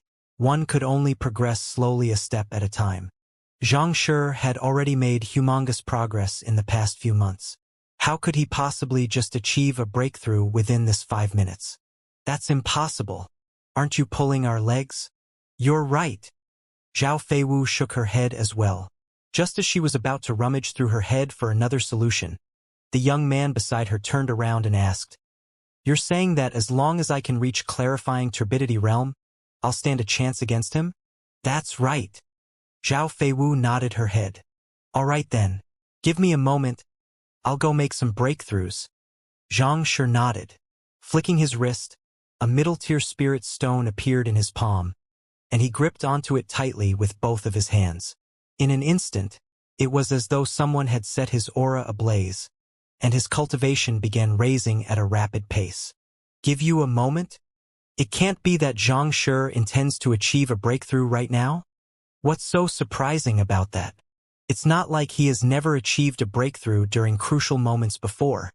Hearing Zhang Shi's words, everyone was stunned. Did you need to be so over the top?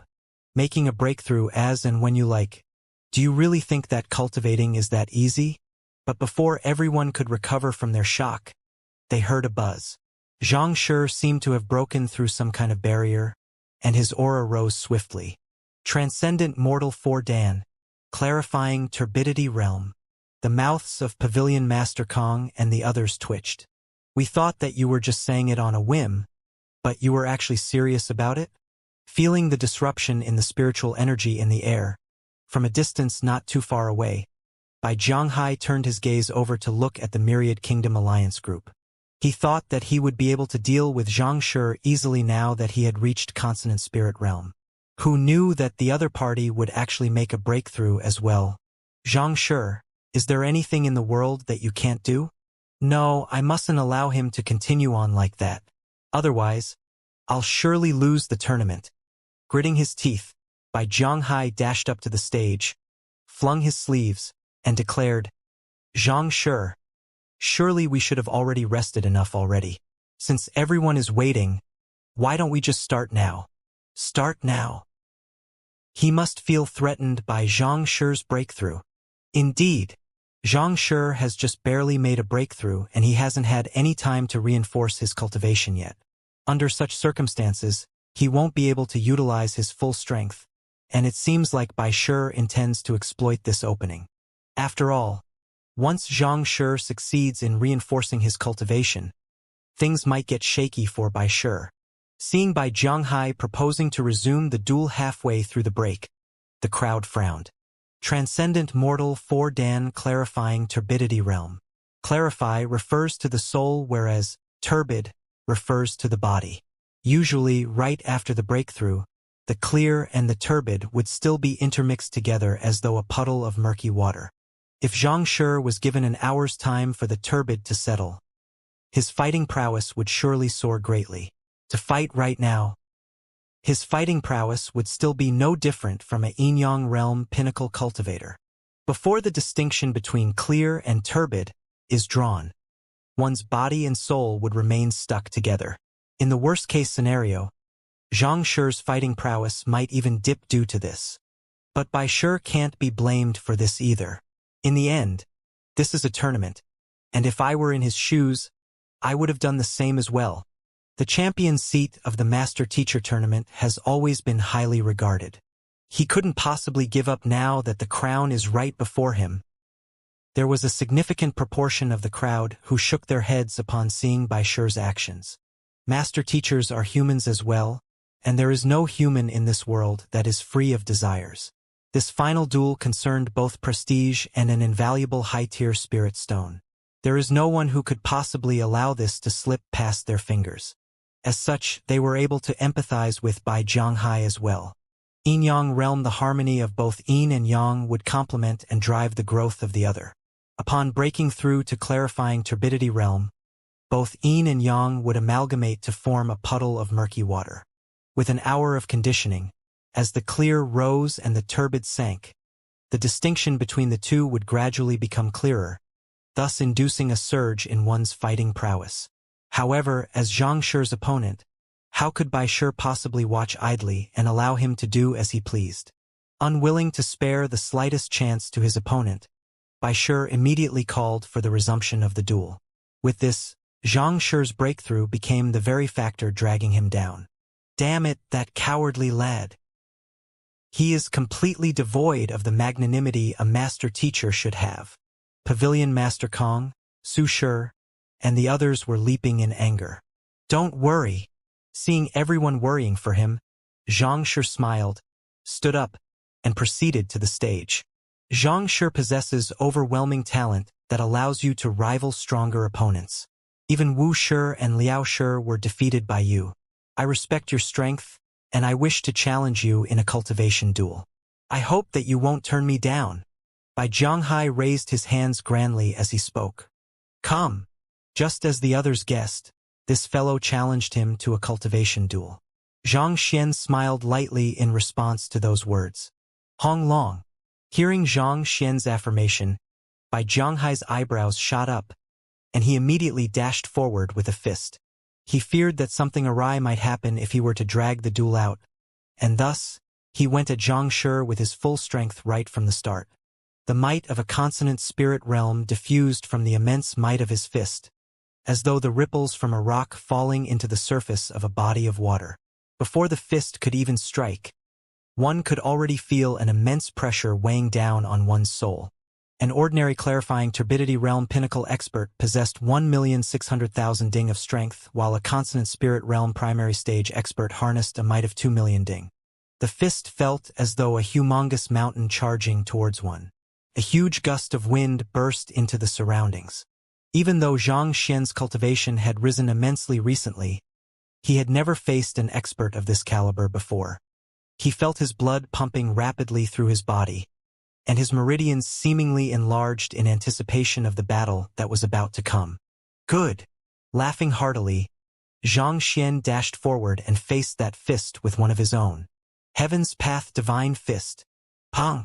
With the collision of both fists, Zhang Xian was forced 7 to 8 steps back. In order to examine the might of his physical body, Zhang Xian opted not to utilize the strength derived from his soul cultivation. As such, he suffered a setback in the very first blow. Nevertheless, with a slight smile on his face, he charged forward once more. Humph! Seeing the other party charging up to him despite his cultivation still being unstable from the previous breakthrough, Bai Zhanghai's eyebrows shot up. Even though he didn't hurt the other party in the previous encounter, he got a clear glimpse of the other party's current strength around 1,200,000 ding. That was the level of a clarifying turbidity realm intermediate stage expert, but it was still a long way from rivaling his current might. Zhang Shi, you're indeed a formidable opponent. Your understanding of cultivation is indeed astounding. But if this is all you've got, I'll be taking the champion's seat then. With a huge gust of wind, Bai Shi opened his fist into a palm and thrust it forcefully in a downward trajectory at Zhang Xian. Hong Long. A huge palm print appeared on the stage instantaneously. As though the claws of a ferocious tiger, it fell down onto Zhang Xian. It's Bai Shi's Great Reversal Adamantine Palm. This is a spirit middle-tier pinnacle battle technique. With this move, he is invincible even among those of the same cultivation realm. This is bad. To use his ultimate move at this start of the battle, he sure is vicious. Seeing the action on the stage, some exclaimed and some gasped in shock.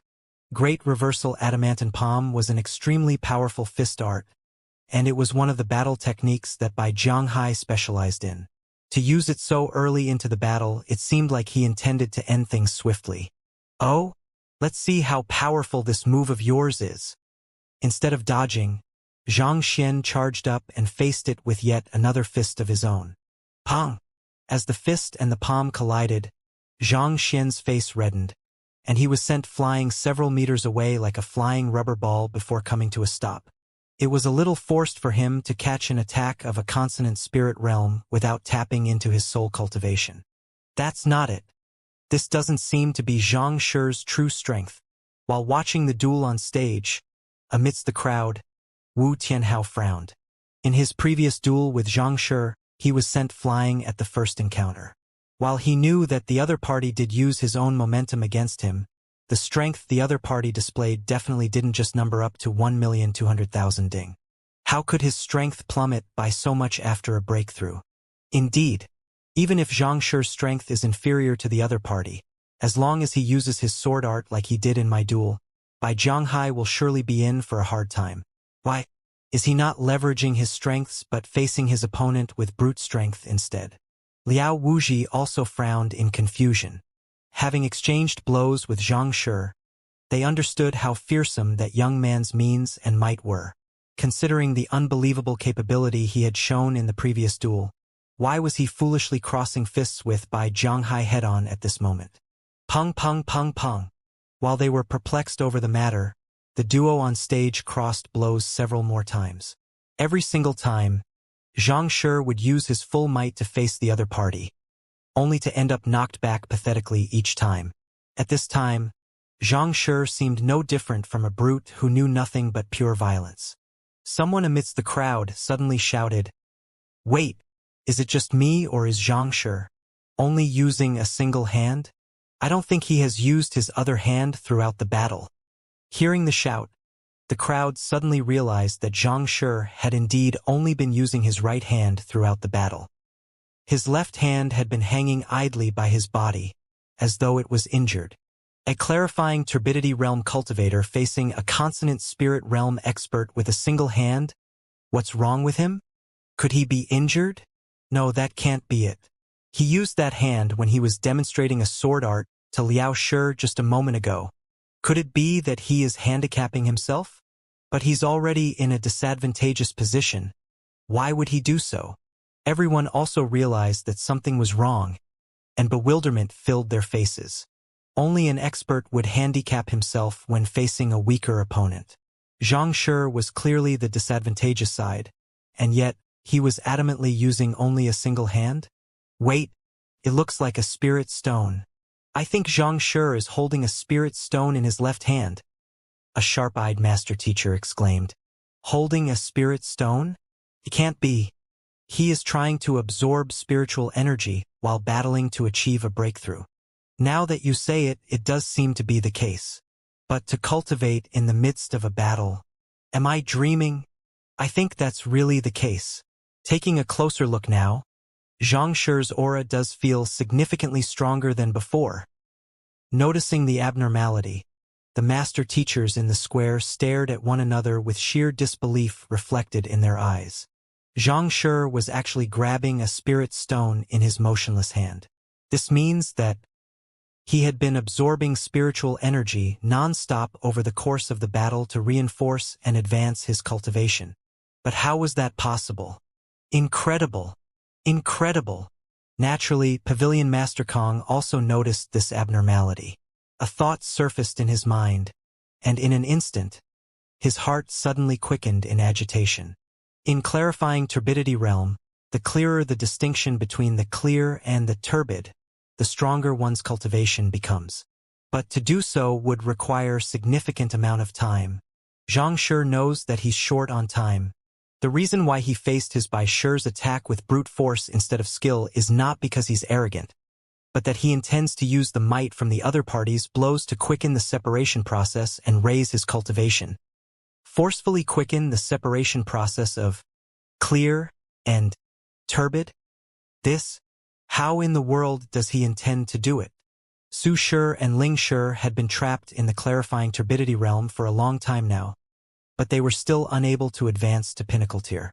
Upon hearing that such a method actually existed, they widened their eyes as though they had seen a ghost. Bai Jianghai has also barely reached consonant spirit realm.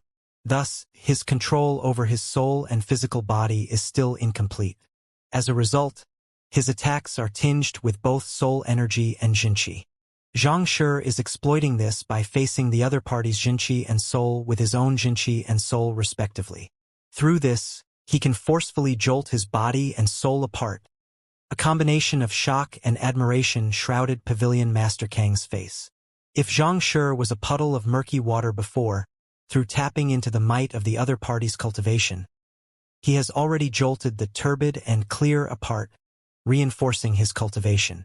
In fact, his cultivation is even rising swiftly at the moment. Making use of his opponent's attacks to jolt the turbid and clear apart to raise his cultivation? This is too exaggerated. Su Shi and the others widened their eyes in shock. The other master teachers who came to the same conclusion also had looks of disbelief on their faces. To exploit the opponent's flaws to raise one's cultivation in the midst of a battle. If Bai Jianghai were to realize it, he would surely be spurting blood at this moment. He had put his full might into his blows, only to be used by the other party as a whetstone. When I was watched Bai Shi achieve a breakthrough in his previous duel, I was impressed by his guts and mental fortitude. But after seeing Xianxia's performance, I realized that his achievement is really nothing much to brag about. Indeed, in the end, achievements are relative. Achieving a breakthrough on the spot against cultivating constantly in the midst of crossing blows, there's really no comparing the two. To use the might of one's opponent to temper oneself, the slightest mistake could possibly lead to tragic outcomes. Probably only Xianxia has the guts to do so. Since they were able to see through Xianxia's intentions, naturally, they also understood the dangers in his actions. When facing a stronger opponent, even if one were to face them with one's full strength, it would still be hard to stand one's ground.